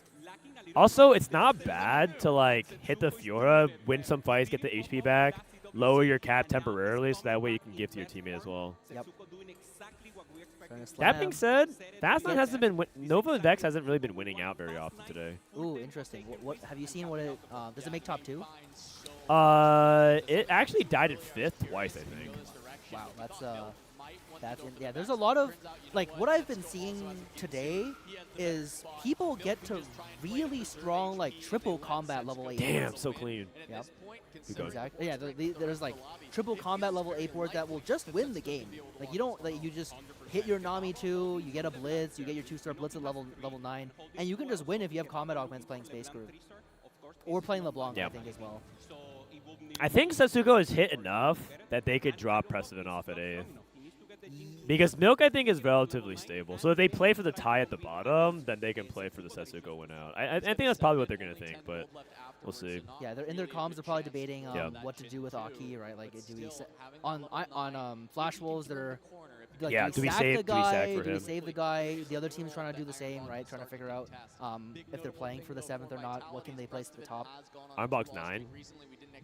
That's real scary. Yeah, he's playing. I mean, he's gonna roll for a unit somewhere. He's playing quite disciplined here, waiting on the thresh just in case Yeah, he might be able to use his gold a little bit more efficiently here. Whew. I still can't see if he has a dupe or not for this Jin. Setsuko locked in. Oh my god. That might be the most zoomed in cam I've seen of Setsuko ever. Oh man. All right. Thresh. That's right. The Thresh rolls is really big. Sometimes you get a component too, so you don't want to slam too early. Looks like nothing super good here. He can place IE on the Riven too here if he wants. Oh, he's trying to. Yeah, he's willing to sack. He's willing to sack. Doesn't get own team. Everything is getting slammed. Yeah, double red buff a little inefficient, but it's okay. He could. It's fine. One of them should be on the Riven here, I imagine. Yeah, I like that. It might be it. Oh. No, Milk. Oh, Milk is still on LeBlanc 1. Yeah, there's a lot being held on him. Oh, that is really bad. Actually, okay, this is not good for Vitality. Yeah, it might be the this fight. I mean, they cannot go. They cannot go 7-8. Pressman got to win. That's huge. It might have to be Milk and 8. Milk still got the dupe. He can't hit the last copy. Wow, he actually took 1 buff, 2 buff, and can't hit LeBlanc 2. That's actually insanity. Milk and Preston side by side here. I don't like. You just kind of. Preston did hit Kindred too, but his secondary items are pretty bad. He's got Bastion and Archangels. He's also got no more scaling here. They're gonna decide to sack Milk off. Yeah, I think Milk's probably not gonna be worth it. They dodge each yeah, other. they're gonna give Soju the life instead. So they have to play for Precedent 5th place. I think Soju can get 3rd. So the problem is he's playing Aurora Victor duo carry. This is a Soju special. I have not seen a single player in the whole tournament play Aurora Victor. Aurora Victor, not since like the reroll days, because Aurora Victor was a comp at the very beginning of the set. Yep. He's playing on level 8. He's level 9. Oh, he is. Oh, sorry, level 9. He's waiting. He has a Bard pair. He's waiting to transition over. Precedent wins against Terry here, be massive. Can the Akali get it done? I don't think Jax wins here, but we'll see. Especially because he had the burn over time. Who's Jax is it? It's Terry Jax. Oh, yeah, no, this is not. Big win for Precedent. Big win for Precedent. Milk's dead. That's fine. Achi lost as well. Bar 2 for Soju. That's the spike they needed. Ooh. I don't know if Soju has enough removers left to burn to optimize on this. That's okay, because he just played Milk. Yep. And now they're due Ghost. K-Bob out with the Sona 2. I mean, Achi's board is pretty good now. Yeah, in terms of 2 he's turned the cross corner. rewards, He's turned the corner. This so. is about as good as they get. I would not be surprised if it still died to something. Yeah. Plus, a little bit of position nuance here. Gets against Precedent's Ghost. It's the Ghost fight. Ironbot against Terry. He's not getting any quick resets here. Yeah, they're trying to see if the Ghost from Precedent can kill. I don't think it should be able to kill it. No, this is Soju versus Terry on the right. If Soju can get a win here, that would put Vitality in the best possible position, but I doubt it. I think Soju's just trying to bleed to a 4th. I think the Soju special here is if he can get a 4th place.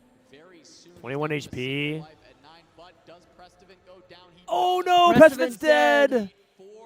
Now they have the 1-2. I think 1-3 was doable. 1-2 for... They have both the fast 9 spots. I wouldn't count them out quite yet. Well, yeah. Setsuko on almost 4 lives. Oh, that's a big cash out. Wait, Achi just got his stage 5 cash out. He had to level before. Oh and he my gets a very good god. item Oh here. my god. Precedent needed to get out of that 7th range. I mean, he maintained it. He low rolled a lot in the early stage of the game, maintained with the line, and now already. All right, let's see it. Terry versus Achi. Soju needs to win every fight. I think Setsuko can win the game. I think Setsuko, in fact, will win the game. But other than that, Soju can pull out higher than... he needs to go 2nd place. Oh, the Riven's on the back line! No, the Blitzcrank actually ran interference for him, and he didn't actually get on the front line. You cannot afford to bleed the placements here. Oh no, that's bad news. And Soju's down to 1 life. Soju 1 life. Did Setsi win? Setsi lost it. No, he won. He won. He still win. No, he did. He lost. He lost. Oh wow, that's bad. Okay, so basically, this is their last chance. I think a Ghost is on the table. Yep. So Soju needs... It would be like Setsuko has to win every fight except against Soju. and then they need Soju to get the ghost. Yeah, I think they're running into the hard part of the tempo dynamic. Yep. It's like Preston and Milk, they're higher health mid game, but they're not greeting as much gold and their setup. And now, what do they have? Aki ended up like barely scraping out a strong 6th, and then Ironbog turned the corner. Terry's just strong on Akali, and K-Bao, what is K? Oh, yeah, and he's playing the strong on the block spot. Yeah, one of Preston and Milk needed to avoid a 7 or an 8. Yeah. This is like also oh, Bard's stuck on the right. Oh no, oh, Bard pins all the units down, and it's over. Oh man. And that's a triple bot 4.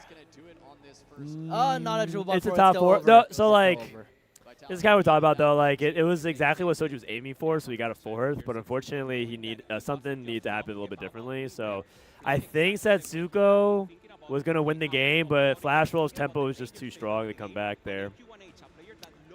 Damn. Okay, well, Flash Wolves showed off some of their strengths. Shout out to Ironbog, holding out as long as he did. He needs to go 6th.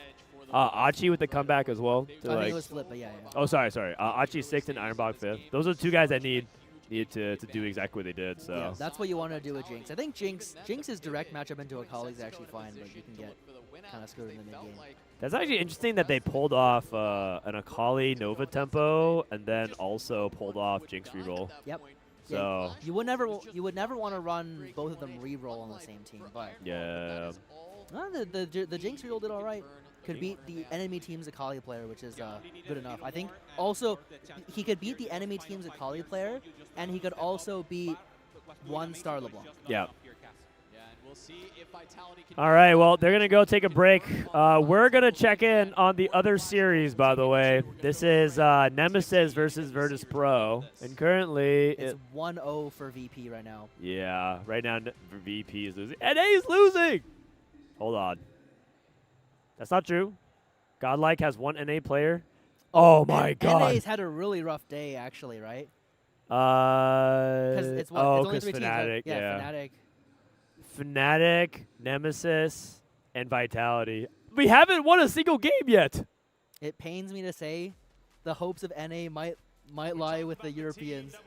It might be Dehua once more. Dehua, hope of NA once the again. Hope of NA once more, Dehua. Welcome back from set 15. Oh God. Oh God. All right, we'll see. Okay, this is we're just kind of dialing in here because it's hard to like know exactly where we are right now. Curse Crown, Tiniest Titan, Wand Overflow. Tickets? Oh, you guys are leaving? Oh, okay, cool. Yeah, no worries. Is Ticket like one of the premiums? I think Ticket is really bad. Really? And the reason why, or Ticket on 2-1. This is 3-2, but yeah. On 3-2 is actually much more okay. Okay. I don't like Ticket into Akali very much because... Interesting. Why is that? It's like hitting a lot of copies of your 3-stars. Okay, I mean, hitting a lot of copies of your 3-stars is not necessarily enough to be able to win. I think also Akali is like so strong on 2-star that you would ideally just take some items, slam, like roll for Akali 2, then push a lot of the time would be preferable compared to taking Ticket. Yeah. Okay, I see what you're saying. You're saying there could be much better. There's better augments for it. Daysig, what up, brother? Glad you made it. You want to sit down and chat for a sec? He said nah. He's probably dead tired. Yeah, he's got to be dead tired. I'm glad you made it, man. Welcome. Legend Daysig. Yeah. The legendary Daysig is here. Everyone say hi, chat. Daysig is, he's not a Russian AI influencer. He's actually a real person. He's also a very good cook. Ask him for his food. He's a good cook. This time in his chat. Yeah. Is Vitality not playing? No. Vitality plays again in game 2. But it's a little bit of a break. They're down 1-0. They're down 1-0 in the series against Flash Wolves. Yeah. All right. So we're just waiting because they force like a 10-minute break between each game. I think. Yeah. Like 5 to 10-minute break. Let's take a look at this other Flicker game. Blade MF. Flicker Blade MF, very low gold. Yeah, very low gold. The board is very strong. I would not expect who was that? Was it Maris to lose many rounds for the rest of the stage? Yeah, probably. Panchi, I think this is Panchi's board, has a pretty strong win streak spot. This is going to be probably just a straight fast 9. I imagine the gods lean towards making this better. Good item quality. I'm riveting, probably playing. We'll see what we get. I mean, he has items for Zaya, but I don't know if he's going to play that. It's probably LeBlanc. He has like all the Vanguards with Rageblade. Maris wins around on AP. Has really, really powerful augments. Really good augments. Yeah, very high value augments. If he gets to the board, I'd be very scared of like being able to even try to beat him as long as he can hit his board on stage 4. Echo Varus here. Scuttle Party, Doob, 9 gold for whoever wants it on the Scuttle Party. Mm-hmm. I'm not sure there are many rerollers in the lobby. There's maybe one person on VP who will play for the MF. I don't know if there's much else they can play for. This is Phoenix's POV. Phoenix is... I don't know if he had a... I forget if he had a good line. He has Time Breakers in right now with Nova. Might be a Kali. Probably not a Kali at this point, right? I would imagine... Oh, maybe. Actually, it probably is a Kali. Yeah, you're right. It's a Kali. He's going to get his Latent Forge cash out right here. I wonder if by the end of the weekend we're going to see multiple... Like, I mean, a little bit of what we just saw with Flashful, which is like one... Like, even if you play around Nova, it's like fine if you need to play something that involves Akali. Almost to the point where maybe you can even just play 2 Akali players. Yeah. I think if you have the right spot for it, you can definitely... Like, if both people naturally have a good Akali spot, doesn't have to be played as a reroll comp, right? No, so, you can play tempo. Yep, so you can just play 2 tempo, and then you just need your other players to have, like, win-out spots, because the Akali tempo doesn't quite win out very much late into the game. Right. Yeah, that makes sense. He has red buff with his Akali.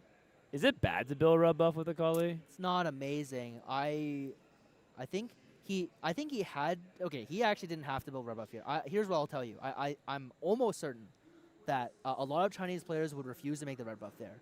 What I've learned from watching the Chinese play 4v4 is that they know when they're supposed to greed, and if you think about it, it makes a lot of sense why you're supposed to greed more in 4v4. It's because only half as many of your rounds against your own team matter, so that if you sit there and just greed your items more in your matchups against the other team, later into the game, you'll be able to beat them a lot more often compared to if they're slamming weaker items more aggressively. Yeah, that actually makes sense. Like, they all, like, you look at the Chinese boards every game, we're like, why are we getting rolled every game on stage, like, stage 4, stage 5? Their items are all better. They have 0 dead items on the entire board. Yeah, it makes sense because, like, a lot of times you look at a spot at, like, 3-1, and you say, am I not going to slam anything for 3 rounds? Yeah. But if you have most likely going to play 2 of your teammates, it's like you're only going to not slam for 1 round, and there's a huge difference between greeting for that. So and you can I just see both that. not slam. Instead of getting 3 guaranteed losses, you can, like, trade some health, maybe even take less damage against your own team and make up for some of the losses.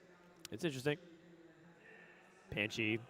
Shout out to Panchi, by the way. First woman playing in TFT for EWC. I think it's the... I think I saw on Twitter, it's like she's the first woman to play in EWC in any game that's not a women's division, period. Oh. Yeah, totally. Which wow, is really cool. that's awesome. Anyways, shout out to Panchi. It's cool. Cool to see some ladies out here grinding. And she was like the reason they're here. She actually clutched some really important 1v1s against JD? Against Chunnington. JD, yeah. That was tough for Isurus because we thought Isurus was the favorite, and then Nemesis came out here swinging. Yeah, if you've never beaten level 10 Darkstar with was it Primordian reroll? Don't. Yeah, it was the Belveth Primordian reroll. That was crazy. All right, they're interviewing Danny Angles on the mainstream right now for Vitality, so we're still waiting. If you guys are wondering like what's going on with the other series, they're just interviewing. We're waiting for it. So shout out to Danny. He's a big reason why I'm here. Vitality W. All right. I will say usually the Akali player is not 4 loss on 4-1 on when you play the comp. So I think something went wrong here. Mainly it looks like his front line. It looks like he never hit any 2-star besides Akali. Yeah, that and he just hit tank items, which are like really important for being able to make a good board. Yeah. Also, it looks like part of like VPU has been very, very strong in the last stage as well. Yeah. And Mare's looking very good with Victor 2, Leona 2, this, Zoe 2. I'm a little bit worried. Nah, that looks. Guys, like I think NA is losing. that looks like an uncontested 8th to me. Uh-oh. Uh-oh. Has NA won a single? They haven't won a single game. No, we are right now we are 0-4 in game score right now.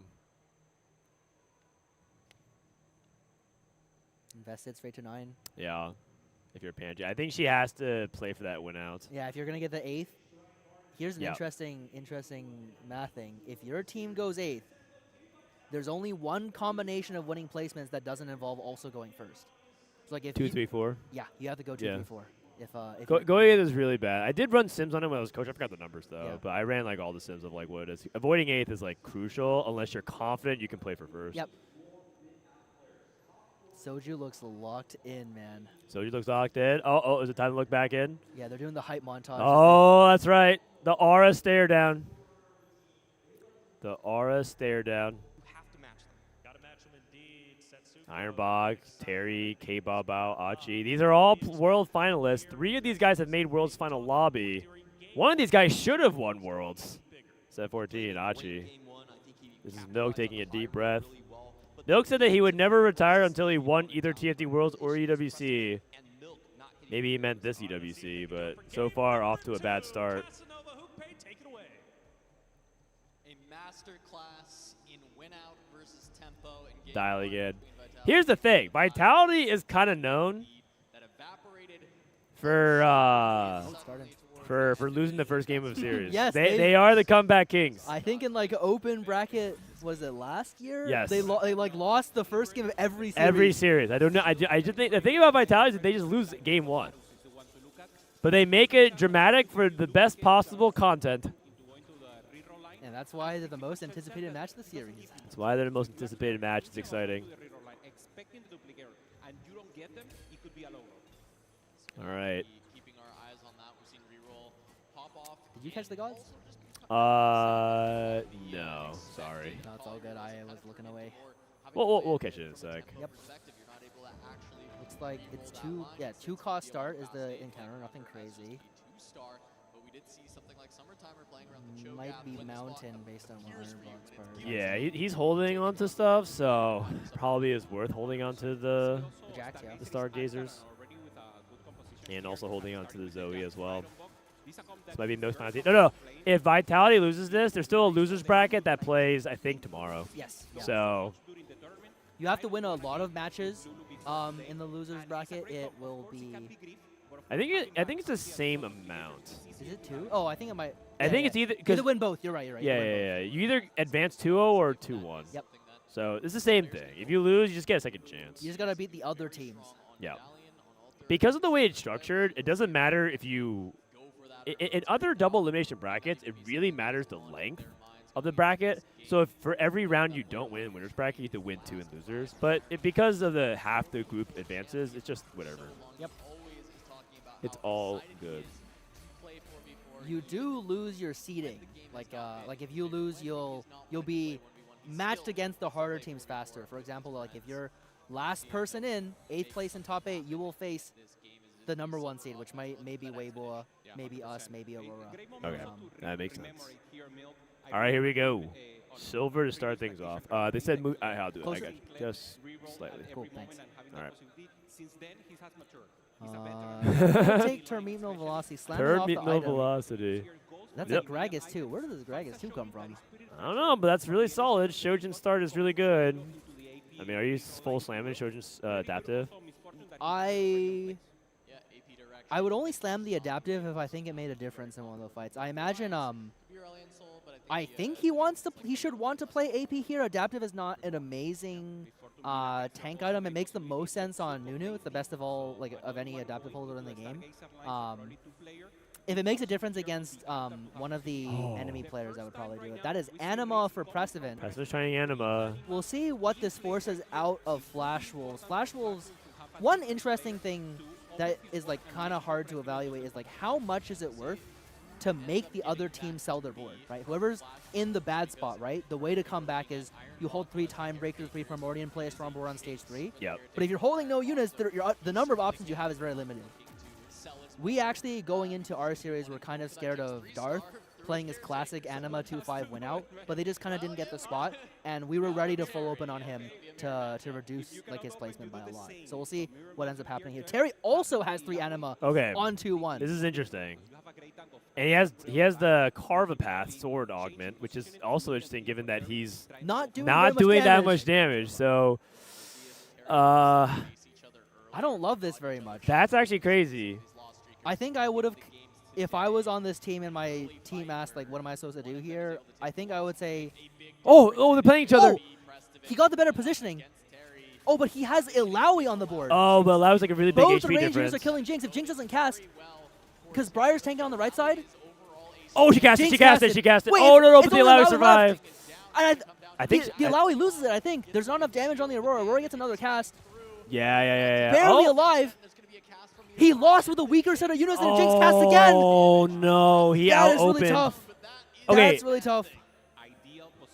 That is such a big deal. Wow, like the way he's positioned there too is like this is for sure gone like deep into prep that we haven't done. So I'll tell this one to my team. That's rough. Okay, so that is really good for flash rolls. And but the thing is, it happened early enough. Pressman can still get something. He can still get something. And Soju's opening. Someone else can sack. That's exactly. that's the silver. Someone else can. If it's like 2-6, everyone spot him. Like it becomes so bad to have to out-sack him. But if it's early like this, it's kind of playable. Soju's full selling.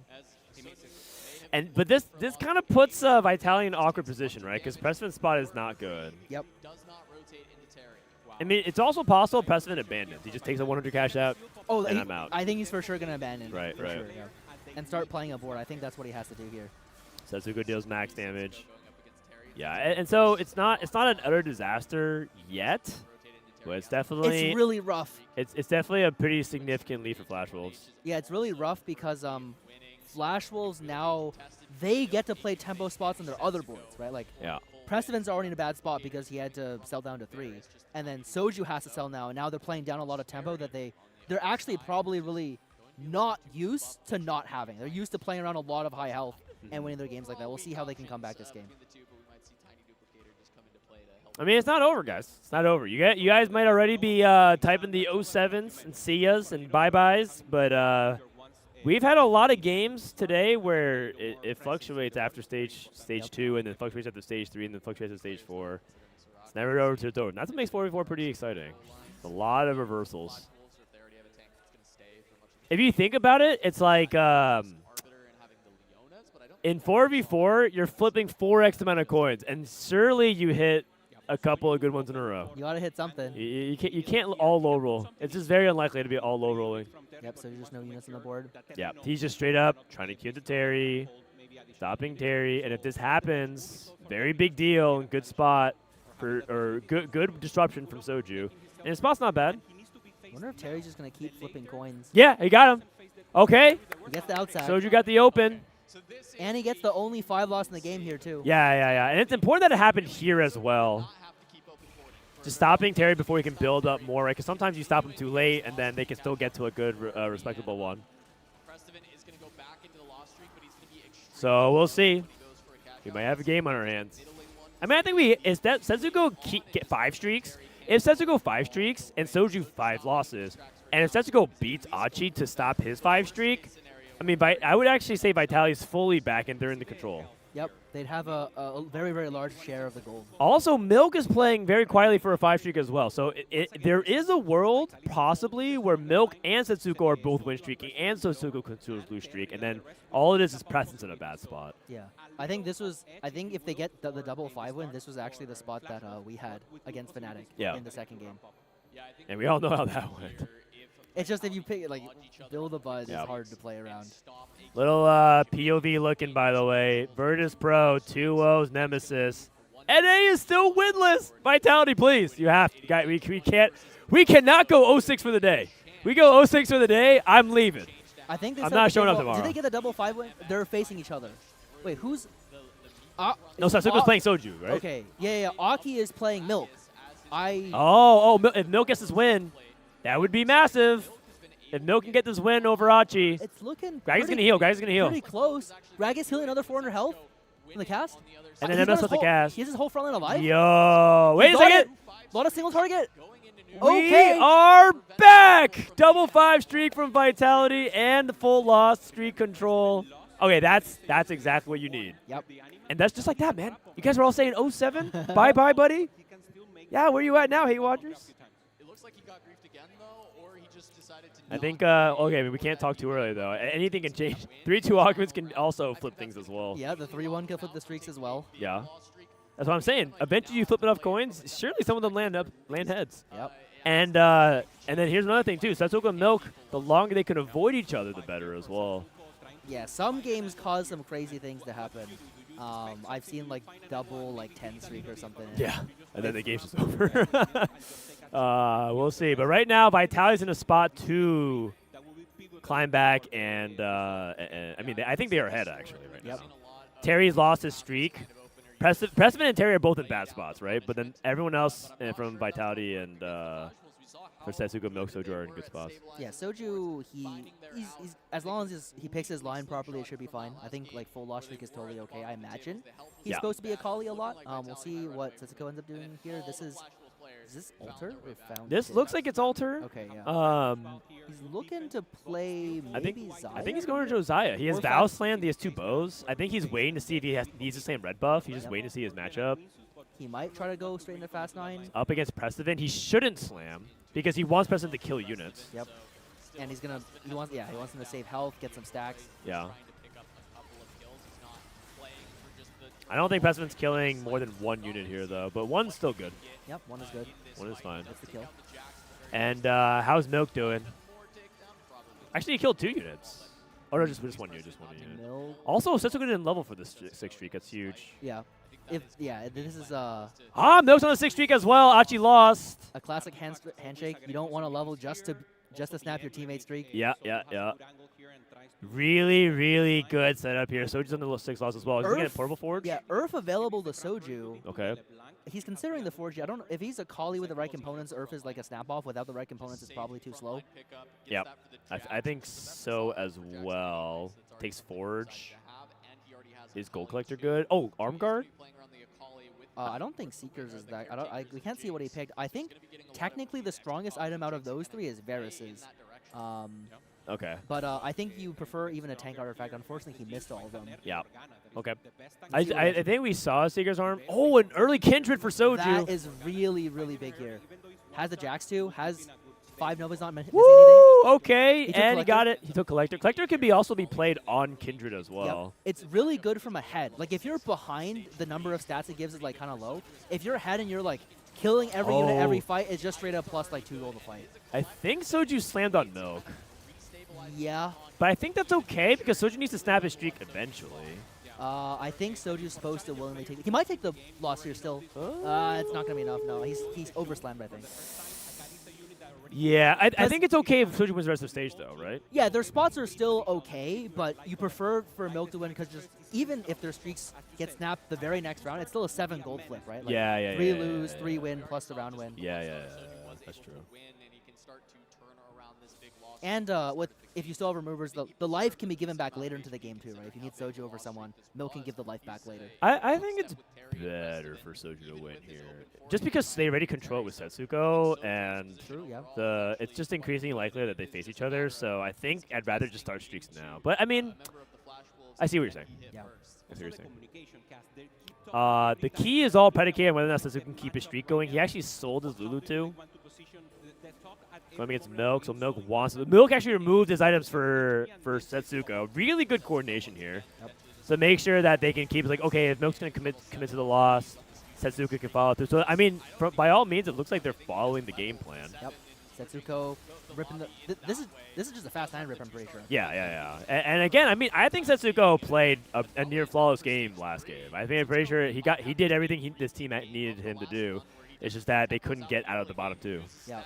The one thing you can look for is, like, the one kind of dilemma you're in a lot is if you're the Fast 9 guy, do you sack around late stage 3 to give a life to someone? And I think often you need the gold, but if you're really trying to greed it and your spots are really bad, you can, like, maybe give a life back. I've seen it happen in some games. Yeah. It's tough, though. It's really tough. I think I'm in the camp that you probably don't give the life because you need to secure, because like the worst that can happen is you get to 9, you don't have enough gold, and you bleed out to like a 7th or something, and Yeah. that's like the worst fast 9 situation. Yeah, it's like, how much are you willing to greed? How much are you willing to greed? Like, I don't need 30 health, I only need 20. Yeah. That's always the toughest. This Double Soraka, wow. He's got an epic roll down. He'll be able to hit his board. He's a Oh, wow. The extra item cash out is quite nice. I think he has the worst item, which is the AP one. He might try to. I don't think he'll straight contest Zaya. The only reason you do that is to like maybe take out someone else in the other team, but this looks like it's just me Corky. He's too late, I think. He's Alter starting now. Like, I think it'd be too late, right? Yeah, it should just be Corky, I imagine. Probably Corky. I think Terry took Soraka as well to get the HP back. I think he's playing for pure 7. I think right now there's like the dynamic at the top is established. The dynamic at the bottom is I think Preston and Terry are playing for 7 and trying to outplace the other guy. Preston has a small anima cash out to help him out. Yeah. Terry. Looks like he's playing for 1 more. Ooh, he didn't kill 1 more unit. Yeah, he might keep it in for 1 more round. He's on 37 HP. He can afford. Yeah. K Bao Bao also quietly losing too much HP as well. Yeah, if he's on some kind of AP line, he'll lose to a lot of the stronger guys on stage 3 for sure. Is he on a Kali? I don't know. We'll Precedent? No, K Bao Bao. I don't know actually. Yeah, if he's on a Kali, this is like a disaster situation, I think. But level 8, you should be fine. Soju's gold is going down. Did I see that right? Looks like he leveled to 7. I think he did a late 7. Yeah, late 7. Looks like he late 7 made 30 on 3-6. Snapping Aki with a big here. President Zayd, I mean, he's going to try to play for 7. But, oh, it's Preston versus Terry. And I think Preston prefers the win here, actually. Yeah, Preston for sure prefers the win. And I think Terry might. I know he probably prefer, but he gets the cash out here. Gonna be able to kill 1 more unit on Preston's side. Yeah, nice. And I think Preston will get the win with the. Yeah, and I think you're right. Terry probably would be okay with the loss because then he gets his cash out, and I think everyone walks away with more okay resources. with the exchange. Yeah. I think Terry wished he didn't give the loss to Precedent, but it is what it is. Yeah, looking like it's gonna be. It's an advantage to Testament though. Nice. Yeah, it's gonna be like either Corky or Zaya against. I would guess Pressman's running the mech. I think with his items, but he could just play like standard like classic AP flex. Yeah. Could be Space Groove as well actually. So actually hit LeBlanc he's too. He's level 8-0 here, right? Yeah. What does that mean he's playing? He's just playing Zaya. Yeah, this is not the. This is not Fast 9. He's Zaya. He's Zaya 100%. And Setsuko committed his gold because he's playing Patience of Virtue. Yep. So he's just trying to commit all of his rolls while he has the gold. He's also trying to deny the opponents, which is the main reason for rolling a turn earlier. Oh, right. You get all your, because like if you start denying on like 4-1 would probably be okay, but if it's like 4-2, they've like rolled half their gold already, so it's not as efficient. Found Zaya. Kindred pair. So Setsuko, instead of using his gold to go level 9, he's using his gold to help the team by stopping and griefing the enemy. Yeah, he's got a lot of the health, so I think the idea here is that he's going to try to gain placements and beat down the other team while we hopefully send someone else to level 9 or just to try to take advantage of our health lead right here. I mean, I think he can get to 9. I just don't think that it'll be fast. Yeah, it won't be fast 9. It won't be Vex probably. He also was paired on everything, unfortunately. Like, everything, so... Zaya pair, TK pair, Nunu pair, Jax pair. Yeah, and Ram is paired to deny. He's gonna give a life here to Precedent, so... Or at least he's gonna try to give a life to Precedent. He's got no items in his back now. It will go through. Okay, Terry getting a life from Ironbog. A lot of trading going on. And so they go to flame at the last seconds if you can get like 1 or 2 extra kills. It's gonna be a. That's fine. Yeah, killed a few. Not fine. I think he probably could have saved a little bit earlier to preserve more life, but those are the kind of nuances that are really difficult. K-Pop free falling, and now we're on a Prismatic. Ooh. Hold a line, insane for Zaya. Yeah, a lot of the game will come down to like Priz Econ, roll all the gold, see what units you hit. That's the plus.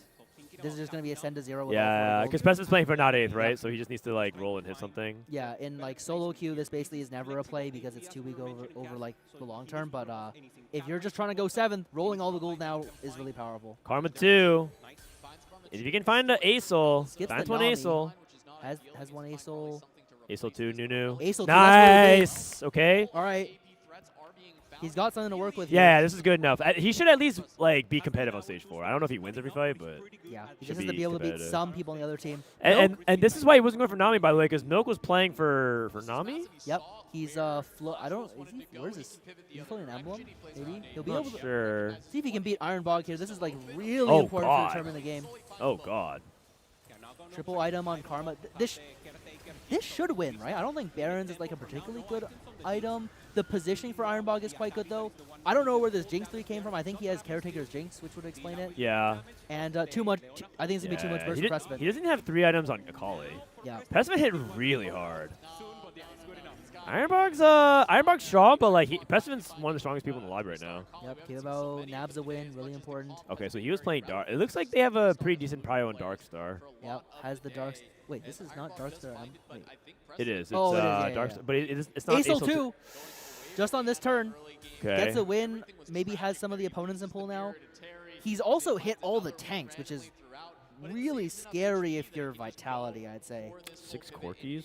6 Corkies for not much more. That is a lot of free roll. Did I say 35? He got 40 free rerolls from Call the Chaos. And I don't know if people know that. Actually, no, they do. They right click and see. They Okay, can see cool. it, but that's not exactly what you want in this kind of spot because you're just trying to live. If you can get to the 3-star, obviously you take it, right? But it's pretty easy to 9-4-4. I think it's actually fine because Terry's like playing for like the not 8th game plan because him and Precedent are the grief players, right? Yeah, he has. The thing is, he has epic roll down, Call the Chaos rolls. Oh. So I think if he were to pick, he would prefer the items. He also was on Rammus 1. Oh. Yeah, Never mind. I think he had 60 rolls. Yep, the 60 roll. And I think he only hit one Rammus. Oh my God, that's actually insane. He's like low on the raw gold. All dupes. No one's taking an embrace. The thing is, how many people from Vitality are locked in? They have to be locked in on the Corki, right? Yep. I mean, I think Soju's probably out there scouting augments really attentively. We'll notice that like this guy probably has a billion golden rolls. And was that 7? It might have been 7 Corkies. Was it 6 or 7? I'm not sure. Well, Vitality apparently is holding a handful of Rammuses. Yeah, the Rammuses are being held. The Corkies are not. At least from what we've seen. Yeah, Soju just playing some tempo here. Tempo Akali. Oh, really big from Varus. That's Jax 3. He should be able to win an additional Holy matchup. cow, that's big. That's so big. Wait, Soju I think is stronger than Ironbog, and Ironbog hit Akali 3. Yep. I think this tank is just stalls for the Akali DPS. Yeah, I think he might have more combat than Ironbog as well. We won't get to find out this round. Yeah. This board is Achi. just a pure tempo board. I think. He's trying to get to 9. He's stable on 8, trying to go to 9. I don't think anyone's true fast 9 here. So. Yeah, this is an interesting thing that I haven't seen much of. It's like the AP 2 cost 3 cost board and to try to cap a little bit higher. Yeah, but Akali loves this. Oh my God, the crown. Terry down to 1 life. Terry down to 1 life. All the Ramses being held. Setsuko ratting 2 Ramses. Hold the line. Yo, big win on Ironbog as well. Yep, Setsi wins on the level 8 board. And this might be a complete tempo victory. We have 3 members of Ironbog. Yeah, that's 8 Corkies. Oh. Probably like 10, 15 more rolls. That's a Rammus pair. Rammus 2? Rammus 2. Okay, maybe we can win another round. How many Corkies do they have on the other team? It might be like He's 0. duping for gold. He's duping for gold. More gold here, 2 more rolls. No Corki quite. No Corki 3. Is he 1 life? No, he's 1 life. He's 1 life. He's true 1 life. He's true 1 life. He's at 5 HP if he loses a single time. Soju needs to win against this double Corki. Dude, stop the 3-star backdoor attempt. It is not easy for these Corkis to kill a Jax. I would imagine they can't get to this Jax at all. No strikes down. No strikes down. Akali stalling out now. There's no burn on our team. Nope. On the Corki team? Yeah, I think so. Yeah, I think so. You're right. This Jax is hard to kill. Akali 2. Both Corkis about half life. Another cast from Akali. Big Corki cast. Oh, no. It's not enough. It's not enough. He can roll for like 30 more gold on Dragon here and then keep rolling if no one's holding enough copies. Oh, my God. So you need to end it here. Really tight. Terry 1 life. Precedent, Basie 1 life. You get 6 chances to roll for gold. I think you have to take because you need as much gold as you can, right? Isn't it too risky to roll here and then be off? Yeah, I guess he takes items. No, no. Oh, there's one being held already from Yeah, Preston's side. yeah. Preston held yeah, one. I guess you can't play for it. Ooh, man. There's maybe some debates on selling the board, but there's a lot of spots where they notice that you have it, and then they just hold 2 and it's over. Leona 3. Was it even Leona print? No, he just found. No, I think yeah. he had 4 dupes, so he just needed to find 1 more, plus 2 more. Okay. Gets to the Biss A-Soul. Needs to be able to beat Terry in the 1v1 Oh, Pressman has the second Corki in the shop. Oh, he has the second Corki in the shop. It's truly blocked. It's just that he's got the only copies, and he's going to die really soon. Yeah, so it's one of the scary things where if Pressman dies, it's unleashed. The Corki floodgates are unleashed. 3 items on the 3 item. Wow, this is pretty strong board. He lost 2 fights. I don't know who he's losing against. They need to keep him alive. Yep. He'll call for the sack. Surely Setsugo or someone's got him. Base against Terry. This is Setsugo. Setsugo removed. Yep. He has low items on backline. Yep.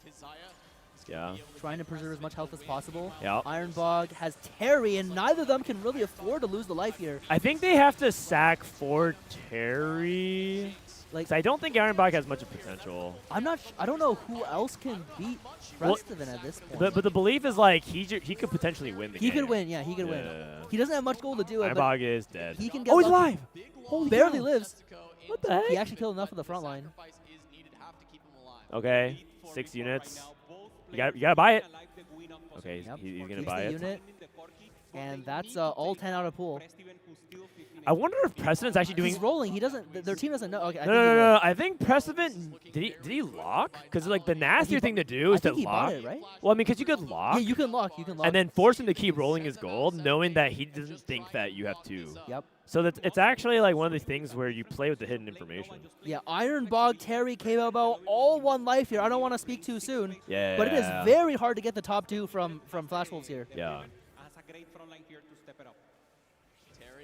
I mean, we'll see. Aki's Aki's gonna. He's sad. He has no items on his back line. Yeah, he's no items on Nami. But this and then Ironbog. The question is if Ironbog dies. Ironbog against Precedent. Ironbog just got his Akali 1-shot by the A-Soul. Oh, that's really big. The Akali path brought improperly. And if Jink is dead. Oh! Ironbog is dead. Here we go. Terry gets the sack. Yeah, Terry gets the sack. K-Bobo, is he winning his fight? Dude, Precedent pulling out all the stuff. Precedent's had the tough road, right? He got his streak griefed. Milk Slam Soju here. He's had to kind of piece together a makeshift board, and he's also playing defense. Both ends of the court. Playing excellent 4v4. K-Bobo, I believe, beat a Ghost the last round, meaning that he'll get a real player this time. Preston still has 17 goal. I'm pretty sure he's just locking. Yep. I'm pretty sure he's just locking. We'll see. Lock in for info tonight because he's rolling 0 every turn. Like all the goals going down the drain. Yeah, exactly. Giving out any possibility. Yo, I think. Okay, wait. I was gonna say there's like 5 TKs on KO's board, but I don't think we'll get to use it. This could be a defining fight here. Yeah, this is Setsugo. So Setsugo can finish it right here against Terry. Positioning is good for Setsugo. He's the guy who's supposed to finish him for sure. Oh wait, the Nunu's angled the other way. Yeah, this is gonna go into the. We're properly positioned against the Nunu. It reflected. Yeah. Setsi he's killed a few units in the front line. No, but I'm pretty sure this is still favored for Setsugo. The Rammus 2 is up. Another Corki cast. Gets the Nunu stun. Nice. Rammus cast. Another Corki cast. If this goes through into the backline, might be over. Oh, it's going to be Setsugo's win. And Terry's dead. And K-Bobo's dead. Triple buff for it. USA has won a game. We did it. High five. NA won a game. Woohoo. Let's go, Vitality. Oh, my God. That is crazy. We did not go 06 on the day. Okay. Good stuff. Vitality win. There's believe it or not, there's like a small amount of audience forming in the stands. Yeah, this is like the hype match you want to watch. I think. All right. Great game all around. It's a great game for sure.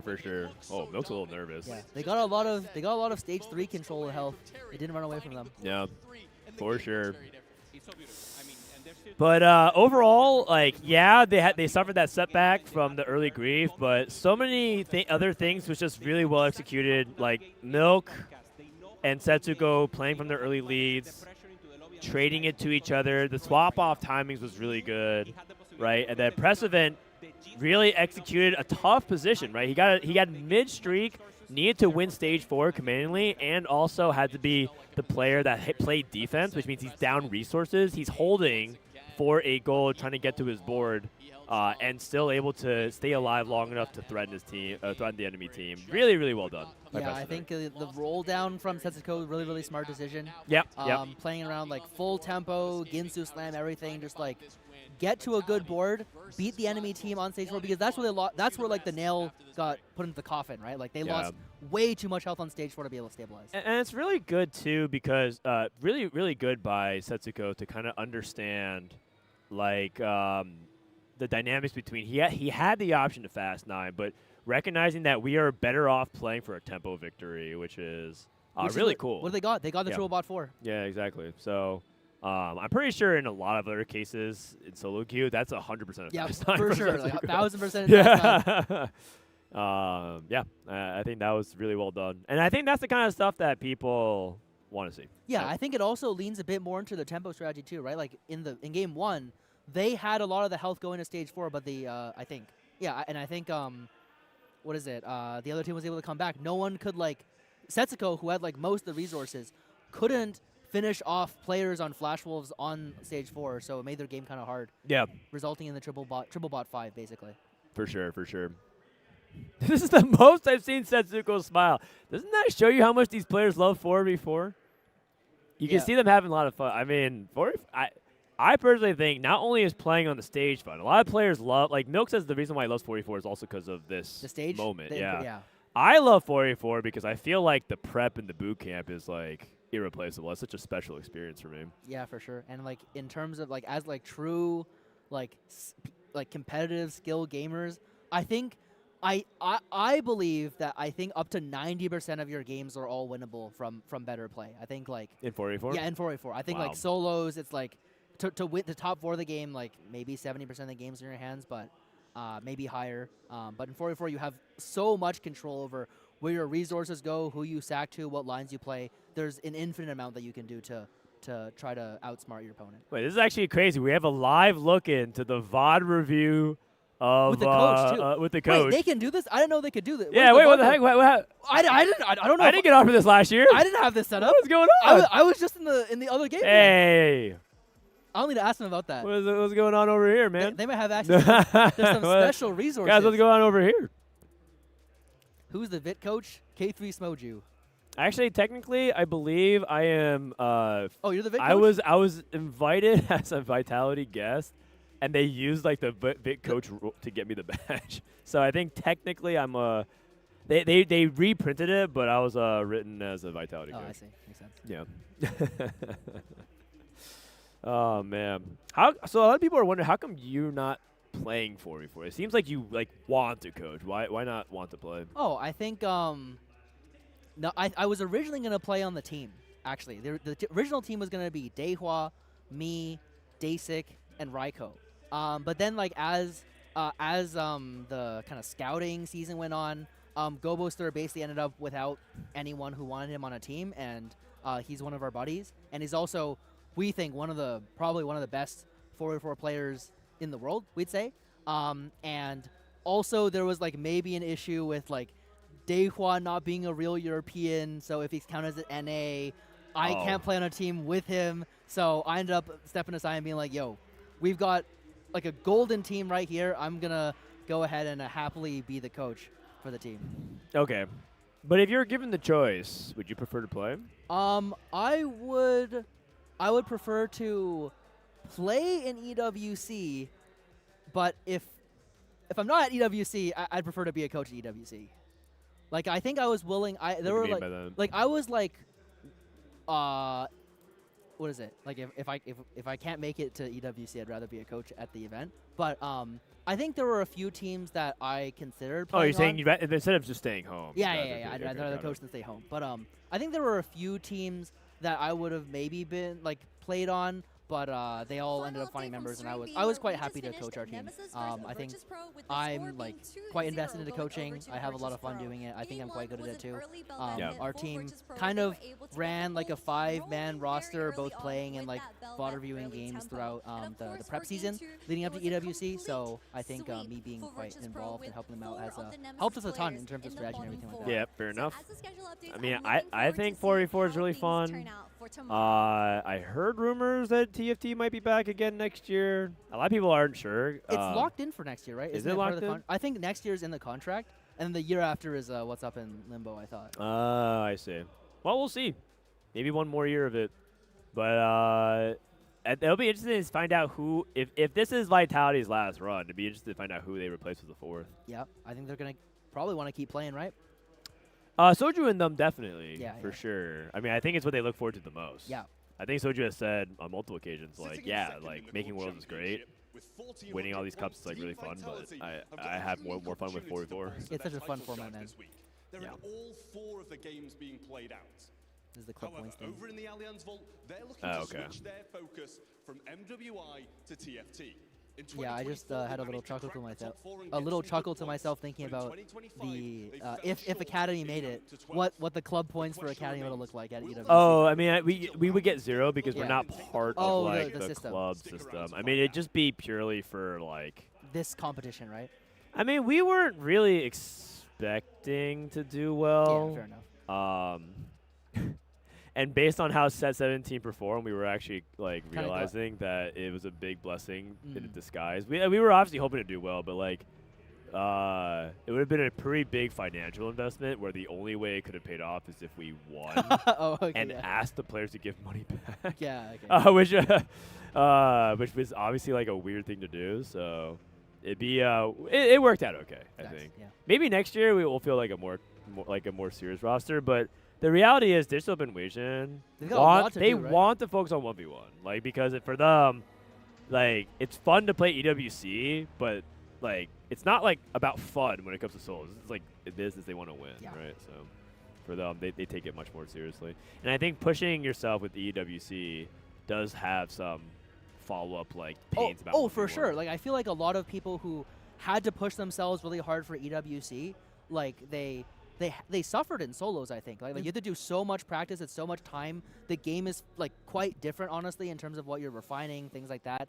The augments are not all tier the same, the comps are not all tier the same. Like I think if you try to play a Kali like you do in 4v4 and like solo queue, you would have a really hard time. I think my hot take is that it would have been good at Worlds. I don't think it would have been crazy at Worlds, because I think in solos it's a lot better as like an actual reroll comp, and it's not nearly as OP at doing that compared to farming your top 4s, your top 6s in 4v4 for sure. Yeah, yep.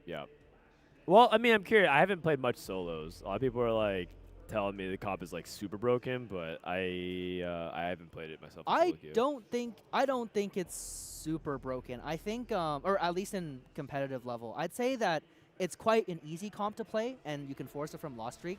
So if you're playing it if you're like watching these games and you're playing it as the pros play it and then reroll for the comp, you'll be able to do better than most people at your elo, because a lot of the comps are harder to play. But in terms of like truly Apex elo, I think you usually have a hard time because not all the matchups are great. Like you get outscaled by Fast 9, 2-cost reroll. Like even Jinx right now is doing like pretty bad in solos, and I don't think Akali does that much better. You're really strong mid game, but then you can fall off later if you don't super high roll. I think maybe even on, like, you have to, I think the best way to play it on ladder might be to, like, if you are super high rolling, just try to Fast 9 off the Akali and drop the Akali off the board later. Yep, that makes sense. Vitality Wigwug. I thought Wigwug's on your team, man. Vitality, or Wigwug's on Final Lobby team. That guy's a signed player now. Wigwug's on Final Lobby? Oh, okay, all right. I believe that was announced. I don't think I leaked anything just now. All right. This is going to be the pivotal game 3. I don't think they showed us the gods. Either that or we just straight missed it. No. They just straight up go into the game. Yeah, okay. All right. Here we go. Last game for today, honestly. The other stream is done. So this is the last game of the night, and then we're going to call it here. It's been a long day. You guys are going to go back immediately. But I think every team plays tomorrow, right? Yep, every team plays tomorrow. So there's no time to hang out. Yeah, every team plays tomorrow. And I think every. I'll go hang out. I'll go hang out with my wife then in Paris. We'll have a good time. That doesn't sound too bad. That sounds great. Do we know what we're doing for dinner, Taylor? Okay. No, it's all good. Maybe go out with the casters. All right. Here we go. Precedent. Did we see if we got Leona? Oh, the print I did not see. Okay, no worries. It looked like he clicked it kind of fast, and he also kept it in. But yeah. Okay, got it. Vitality Guningrag is 9.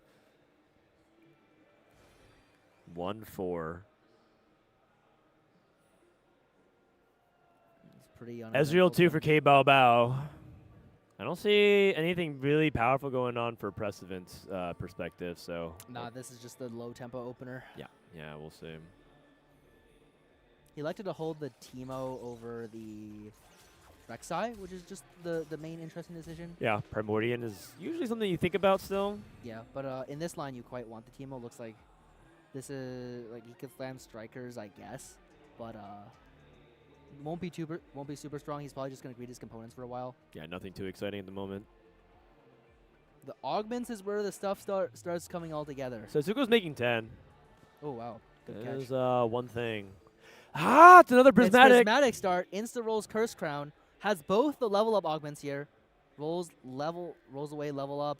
Can keep upward if he wants. I personally think it's kind of a weak augment, but he's holding it as he calms with his team. This might just be 3 default here, I think, is what I would lean towards. It's 3 default with a lean towards picking. Okay, he's going to take 2 default. Scale essence. I mean, gold is just really valuable, so they probably just think gold is too good to pass up. Yeah, true. It also, if he has Leona print, this is pretty good on Leona 3. No second Vanguard here. He might just straight up make 10. We'll see. Yeah, he's going to go ahead and make 10 here. Yeah, 10 here makes sense, just because I don't think Precedent has that good of a situation. But it is one of those things where I don't know how often he can proc Mogul's Mail. Yeah, the one Leona doesn't do it very well. That is, okay. Deathblade on Akali. Already a lot of interesting dynamics here. Setsuko has Fortune Strength. Blighting Jewel for LeBlanc. AP components, Blighting Jewel. Maybe Pressman wants to play it, we'll see. Soju, Golden Gamble into a decap and GS. Misses the rating item, but this is still pretty good, I'd say. Soju's going to be the one who wants to contend Ironbog. Ironbog has Deadlier Blades and, like, not a strong board quite yet. If he can get Primordian, he might be able to farm something. K-Bao gets a really lucky 2 gold cash out from Arbiter here, which it's like legit. I missed that. Like a whole half a silver augment. Yeah. The proccing the Arbiter is really insane with gold. Yep. Milk with was it him or is it Milk? Pressed Event has No, this is Milk's POV. Yeah, Milk has comeback story. Did he proc the gold? Oh, I thought it was K-Bao, I think. It might have. It might have been Milk. I might have seen the names wrong. It might have been reversed. Yeah. He has comeback story. I wonder what he's going to try. He has so I think, yeah, comeback sport. He can play any of the AD comps. He can play Zaya, Corki, Akali is viable too. It feels like 3 people from Vitality. They're weak, yeah. So just the only strong one. Yeah, playing weak loose streak right now. Which is that's dicey. I think 3 loose streakers is like very risky. Yep. It worked out for Flash Rolls game 1 though. Yeah. You gotta. It's just you have to be able to win either stage 2 or 3. He has another gold proc here, which is nice. What? I think he just He had double gold proc. I mean that's some crazy rolls. That is insane. He's up a lot of gold. I think I once had like a interesting conversation with Rain about like how much gold would you need to get at the start of every game to win Worlds, and I think the number is about 4. What? No. I think so. 4 gold. 4 gold is an insane advantage on. Yeah, but I feel like to win every game, it's like. No, not win every game. To win the tournament. Oh, like checkmate. Or to like to win the championship. Yeah, perhaps. All right. Well, I'll trust your math. I have to think about it a little bit more. My first instinct would be like, I think you need a little bit more, but you might be right because the 4 is actually quite profound. It's how big you think the gap is between the players and how good you think 4 gold is. Yeah, true. Another 2 gold from Ironbog. Oh no, the other way around. The Worth the Way player farm too. There's a lot of gold being printed in a prismatic lobby. Yeah, I think I learned embarrassingly late that if you don't roll Leona print on your Arbiter, you still just take the gold. Take the gold, yeah, exactly. Because if you high roll, it's super powerful. Yep. That's nuts. A lot of gold. Blood Pack Parting Gift, I think. That injects a really, really large amount of power into the game. Like the low health guys, they can get like either they're like double Akali, double whatever. And the high health guys, they can get 8 gold, which is a huge amount to have by this point. Because often on 2-4, it snowballs into 8, 9, 10, 11, 12 gold, which can really speed up the game. Yeah, it can speed up the game, and it also can lead to a lot more griefing. Yep. Because you have way more resources to hold your enemies. Yep. So. Some people are going to try to roll first. Looks like it's going to be 2-2, which I think is the standard split. Looks like there's 3 people who picked Evelyn. Yeah, it might have been, yeah. Ironbog, Soju, Radiant Giant Slayer for Ironbog. Radiant GS. That's not something you often look for. Which unit is on Akali? It's on a Belveth. What is he trying to pull? Oh, he has Even Shroud. This It looks like Jinx. It's either Jinx or just Corki. Flash Wolves must think Jinx is good. This would be the 3rd game they've played. Yeah, their read is that like if your spot's AD-ish, you just play it in the Jinx, right? It doesn't contest Akali. It can win early. It can win early mid rounds. It like kind of contests Akali. Yeah, it's the only comp where you would play Even Shroud, right? There's almost no comps you want Even Shroud, I think, nowadays. At least the playable comps. Yeah, like Corki, you go Last Whisper most of the time. Yeah, Zaya has Shred. Akali doesn't build Shred. Zaya doesn't need to build. And you're not playing Mastery. So. Yeah, Mastery is not. That guy's not a unit in 4v4 right now. Yeah, I think I've seen way too many Master Yi's Master Yi 2s lose to Akali too. So I'm out on that one. I'd rather buy the $2 unit. Webcam block it? Okay, we'll remove it. All right, bye, guys. All right, so. Back in the game, Soju trying to keep his 5 streak here. Ironbog, the other streaker. Setsuko has the full open here, probably willing to sell last unit if he has to. Never mind, they're all the loose streakers. Yeah. So I think they're going to give it to Setsuko. We'll see what happens.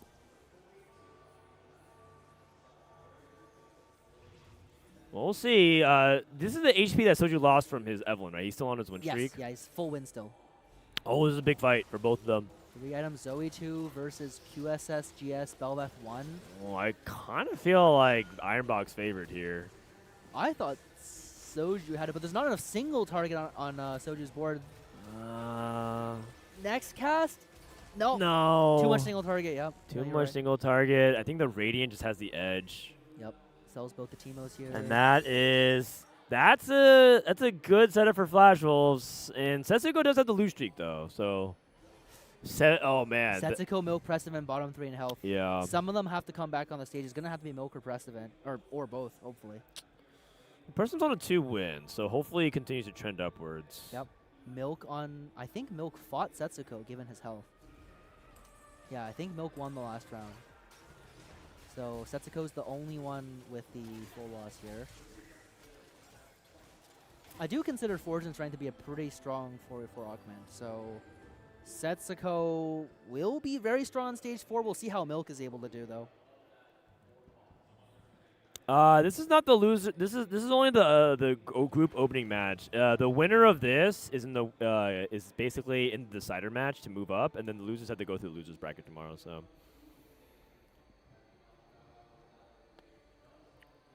Prestivan. I think Prestivan has a decent chance to move in. He does need a 2-star. Oh, 3-star Zoe already worth the wait. That's pretty early. So he must have found 1 or 2 on the way up. Yep, he definitely doesn't lose to very many people, I think, at this point in the game. He'll be able to streak out through the stage. This is what the team needs. Yeah. Setsuko will lose, and then Milk has to find tempo from something. Wait, Milk's the one with comeback story. No, this is K-Bao Bao. Oh. I think K-Bao Bao took... K-Bao Bao has worth the wait. Yeah, it's worth the wait. That makes me feel a lot worse about it. Yeah, I think Vitality is on kind of the back foot here. For sure, yeah. They have the scaling augments, but we'll see if that's enough given their health situation. Yeah, now Flash Wolves get to play the tempo spot. Let's see how they do it, right? Because they were the ones... this is actually a role reversal. Earlier in this series, Flash Wolves was like the triple loose streakers or like the bottom people, and they had to play the comebacks. Ooh, another prismatic. Soju loses another round to Ironbog, doesn't snap him. Oh, God. Terry with Y spending, which Rips Trey. Is he a Reforger? He looks like he's in a. I mean, Trey is really good here. Yeah, a lot of hits in the comp. We don't get to see what the items are. We can see if he's gonna Reforge them. It's a big roll down coming from Milk on the left-hand side. Jax 2 acquire 2 Akali pair, doesn't roll below 20 here on loss. Has 1 Morgana, which can help quite a bit. Doesn't have Kindred yet. Akali 2 acquired. I'm not controlling the observer, guys, so I can't I can't do anything about it. I'm literally just watching the mainstream. So that's double guard. I can't like check things that you need to check. Meeple and Psionic. Okay, so Marauder is playable. I mean, you could play Psionic right now because you have the Gragas. Oh yeah, it's good right now. It's for sure good right now. I think he used it as a stat stick on the tank as well. Slams Meeple on something else, he would remove and reforge later. This is Vice playing against his teammates. He's gonna go ahead and get a loss against. Yeah, K-Babao should win most of the fight. K-Babao didn't get a goal. He didn't win the Golden Gamba though. Another loss for Soju is quite rough. Ironbog still streaking, I think. Precedent winning. Setsuko losing still. Wait. Oh no, Ironbog got snapped. Oh wait, no, wait. Who? Milk snapped Milk beat someone. Yeah, Milk won, but he rolled. Yeah. Setsuko on a 7 loss. Prestevant and Soju also losing. Yeah, Terry's just playing straight up Jinx reroll here. Yep. We'll see how this goes. I think Setsuko made a Jinx too, so we might be trying to hold. Yep, to deny out. Ironbog on a 7 win, and nobody's stopping him right now. He's on 6 Rek'Sai, 2 Prestevant, Jinxes. level 7. Okay, Prestevant's like not weak. He's not weak. He might not be strong. No, because he has his items on Zoe too. Zoe 1 instead of Teemo. Yeah, and this It must be a yeah. Yeah, it's not enough. The Akali takes out the backline by itself. That's not good. Ironbog might be getting unstoppable. Setsuko down to 37. Oh god. Ironbog did have to spend a lot of gold on his board. Soju on a 4 loss. It's starting to look kind of cooked. It's starting to look kind of cooked. It's starting to look like a quadruple bot 5. It's not looking. I think the HP count is looking bad right now. I don't think there's much prospect for improvement. I think Flashwood's in full control. They might have to do this thing where they just had to say, okay, who's the 2 of us that can play for 1-2? Yep. Either 1-2 or like you gotta start with like who's going 8th because someone's someone's going 8th. And then you feed us. Yep. What can the other guy go? And then like just like help us get. I think Setsuko could play for the comeback, right? He has Blighting Jewel. He has 4 strength. He could make a comeback. Yep. He has the full loss streak as well, which is really important. I don't know who else can though. Yeah. Maybe Milk. Prestevant has a lot of money. Milk is it's gonna be Milk, I think. I think Milk has the comeback story Akali spot. Okay, so it has to be Milk and Setsuko. Yeah, he has to take the lives from the other players and then go 8th or 7th, hopefully. And then Soju and Precedent just have to avoid any placement in the bottom 2 if they can. Yeah. Oh no, I think I was saying Milk is going bot 2, but like he's gonna try to like Akali's actually like the supporting comp I think a lot of the time. Yeah, I don't know if he can though. Yeah. I mean is he winning? He's won 2 rounds so far. Hopefully they're not only against his own team. I mean this is a good loss. Yep. For Setsuko. Actually he might it's a loss. He might even kill 1 more unit. Yeah, 1 more would be great. Nami cast, not quite. Okay. He's cashing out multiple 100s with Reforger. Yeah. He's so strong. Setsuko's so strong. Wait, he got there's a Setsuko has a really good spot. I didn't realize he had a golden remover. Oh, for min-max. Yep, yes. all the Reforgers. He's going to get his items here. Guys, don't zoom out when we have to see the artifacts. He's going to reforge something, right? Okay. Please. We're going to have to use our inductive reason. Okay, he's Shiv is good. Shiv's a keeps the other anima item. He has 2 artifacts on bench. Reforges, he's got... Treasure Lantern's good. Treasure Lantern's good. Really good I think he's going to try to play Space Group here. I think it's like by far the easiest thing to try to win out with compared to LeBlanc. It can cap really high, has a lot of good level 9 outs. Yep. Agreed.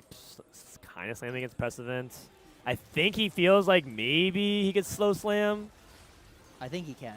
Knowing Precedent, though, Precedent might be doing the thing where he just says, just sack me. Precedent's, like, very willing to go 8th if it helps the team. Yeah, I mean, Precedent might be carrying team. I think Precedent is probably just being like, I'll just play for the 7th, and then hopefully Soju can play for the 6th. And if they could tie at the bottom...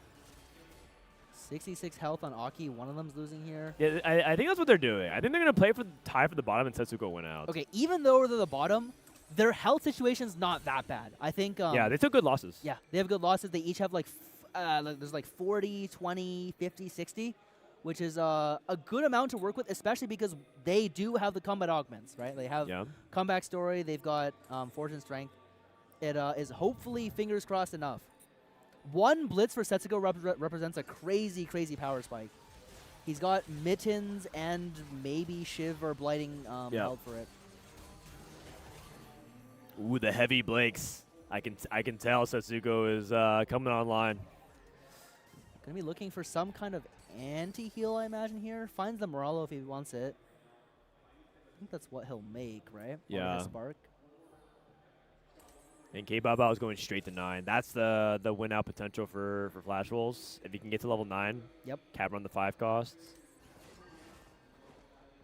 Press event, rolled. Spot doesn't look too bad, honestly. Yeah? He, Missed the bow? He has, I think the Gamblers is okay for now, but it's not what you want to see. He's got, what does he have? Got it. Yep. Okay. Ginsu. He might not make it. Does he have to make it here? He has. Yeah, he's going to make Ginsu. Okay, yeah. Yeah, I think he wanted to make both Shred and Rage Blade, but I think Rage Blade is too big of a priority. Yeah, he can only make one. I think he missed Ginsu and Rod, so he couldn't make Spark in that spot either. Yeah, that's actually really unfortunate. But if he wins this fight against Achi, it's good enough. Yeah, he has a free win here, I think. Achi's going to lose. Achi's playing Lulu reroll.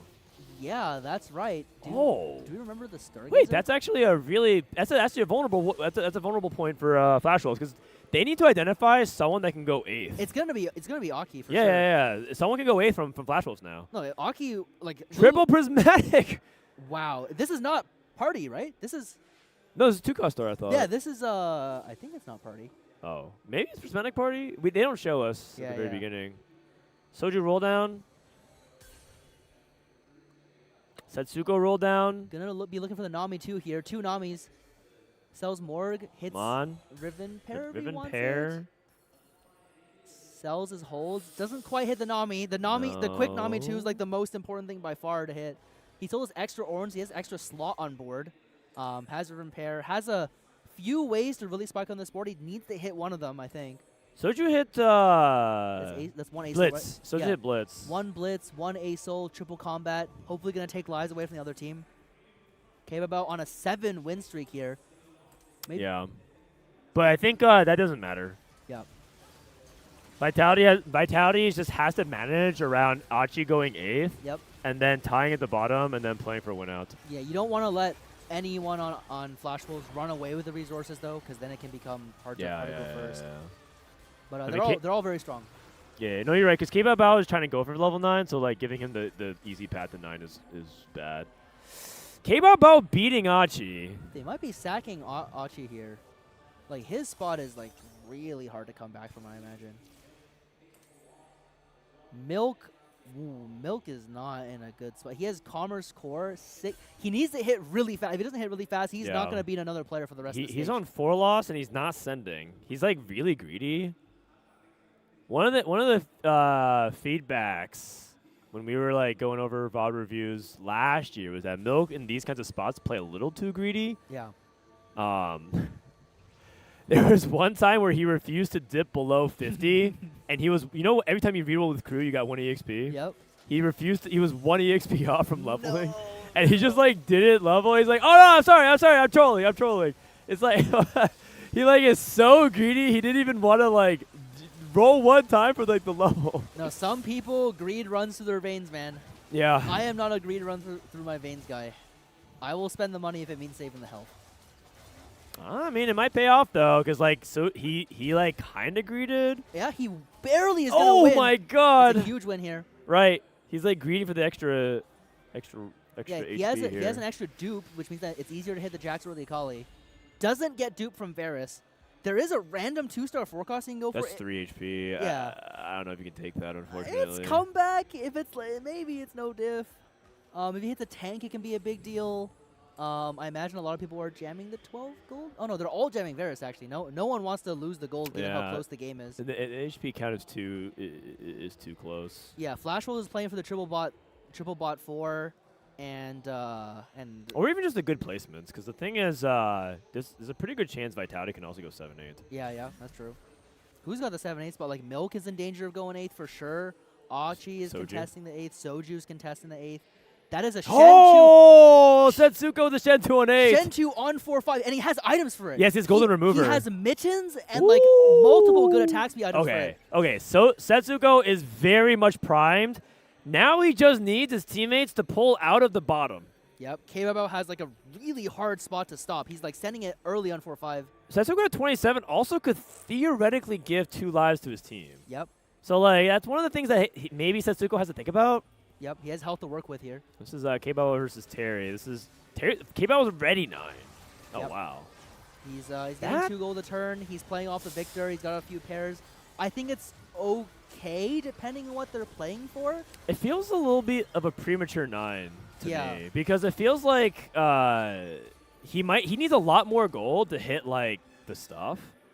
Maybe it's because he had 3 members of Vitality in his pool, and he wanted to pressure his the HP totals. Yeah, you have to expect that you can get to a spot where you can beat some of the other team, but sometimes you gotta take some gambles because you don't know exactly what you're gonna hit on your roll down.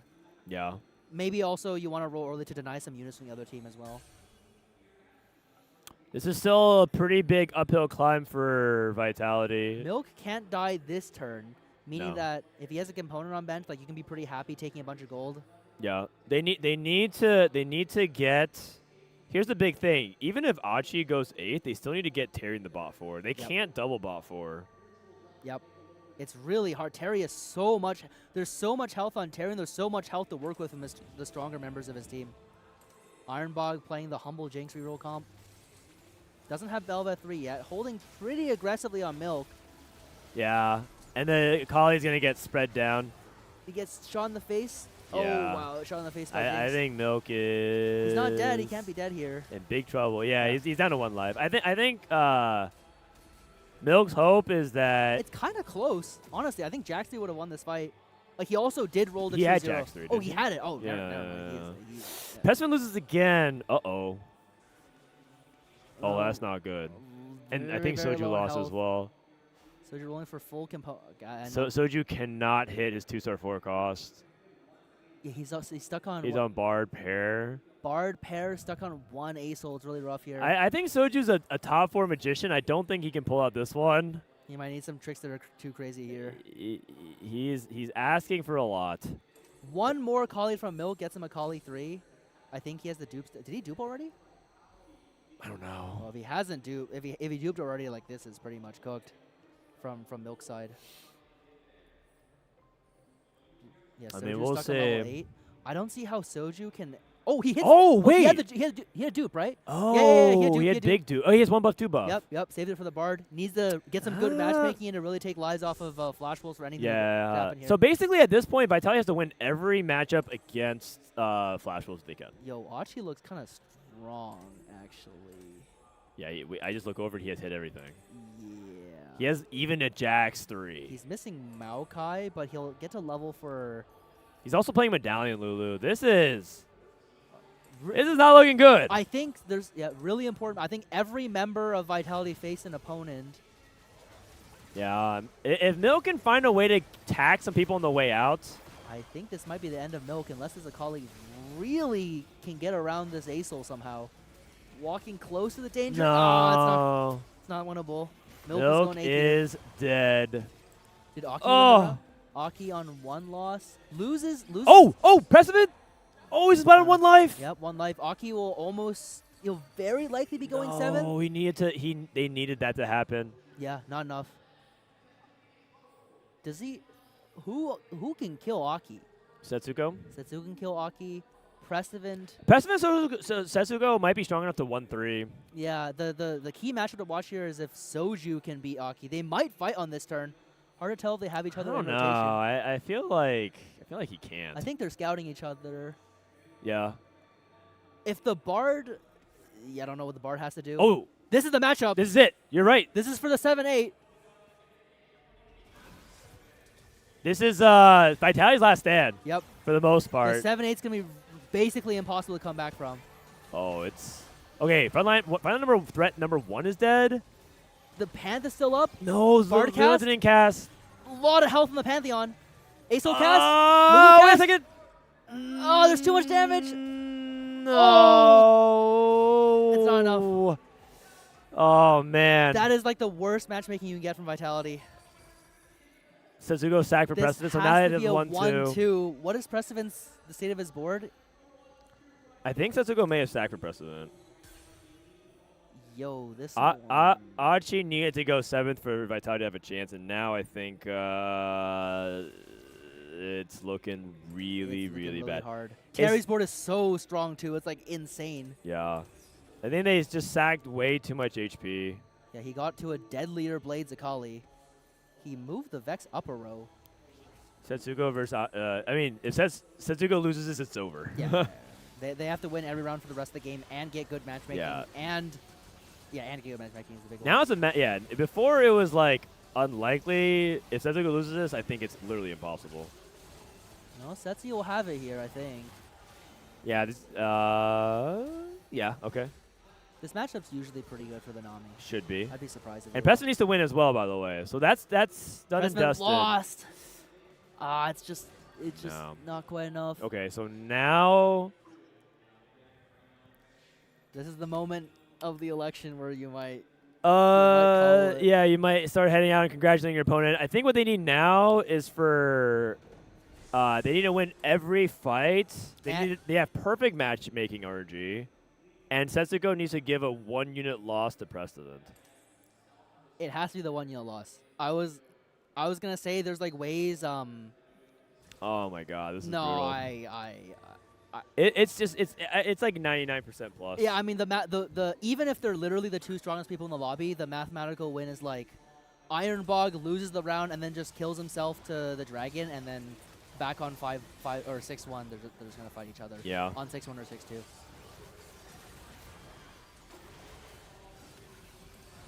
They also fought each other right here. Oh.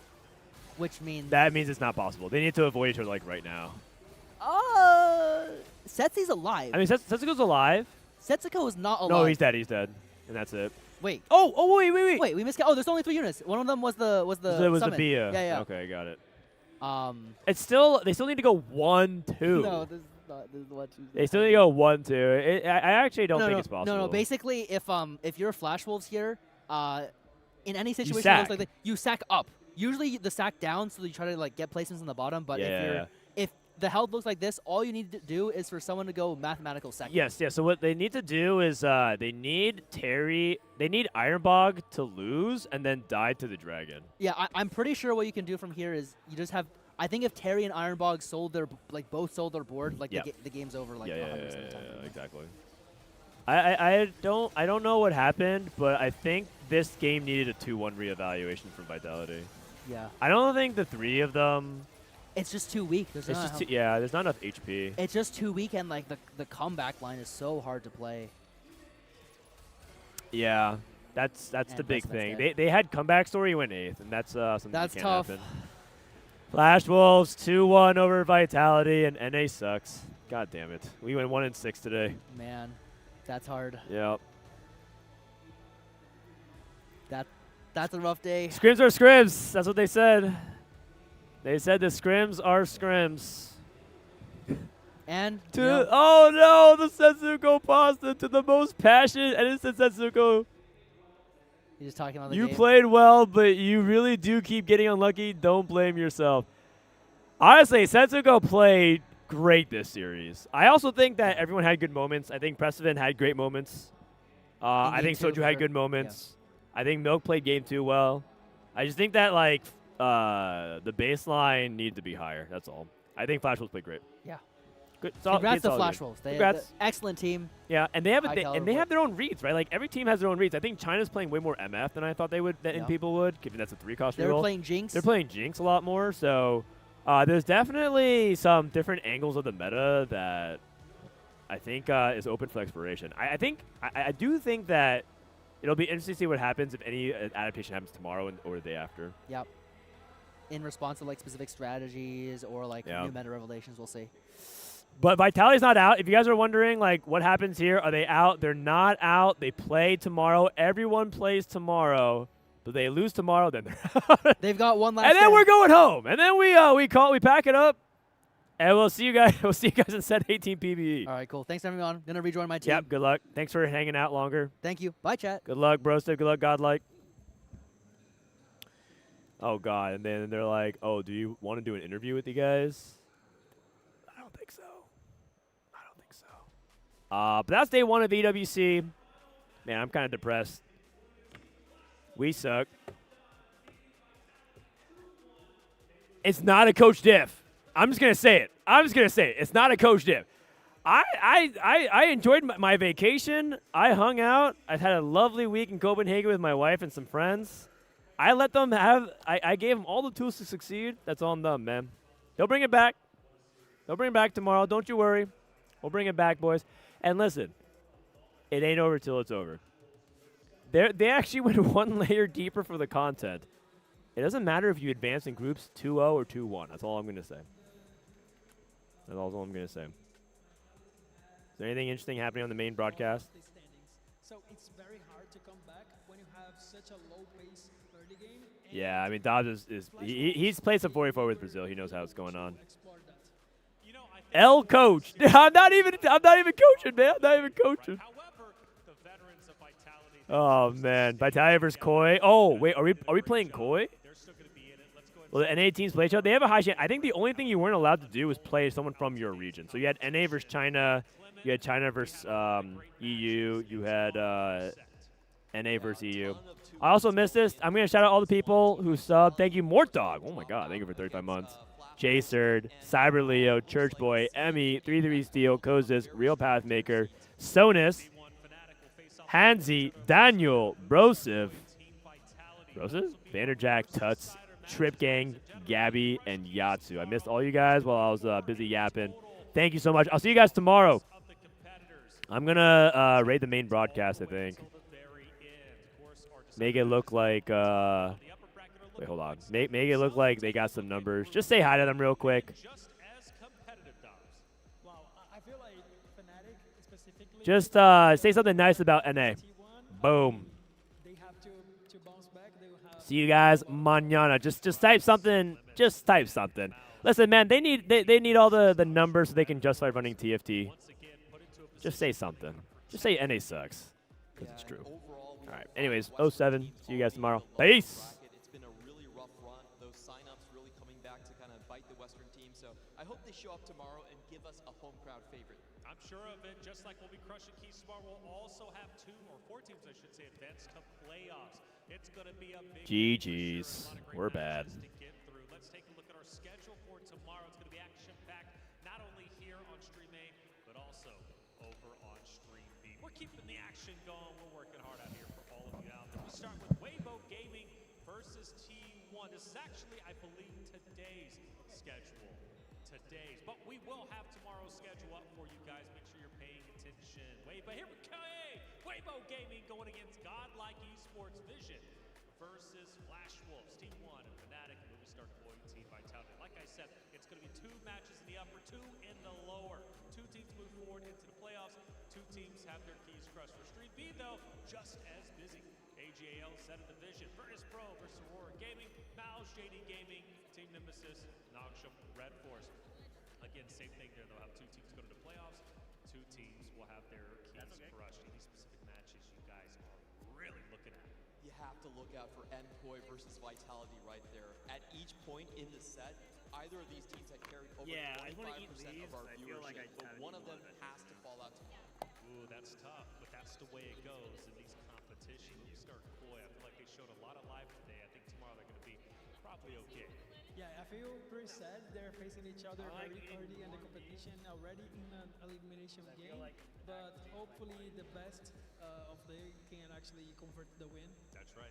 Only the best move forward, right? That's what this competition is all about. It was a great day for sure. Let's throw it over to Kitty to close out the day.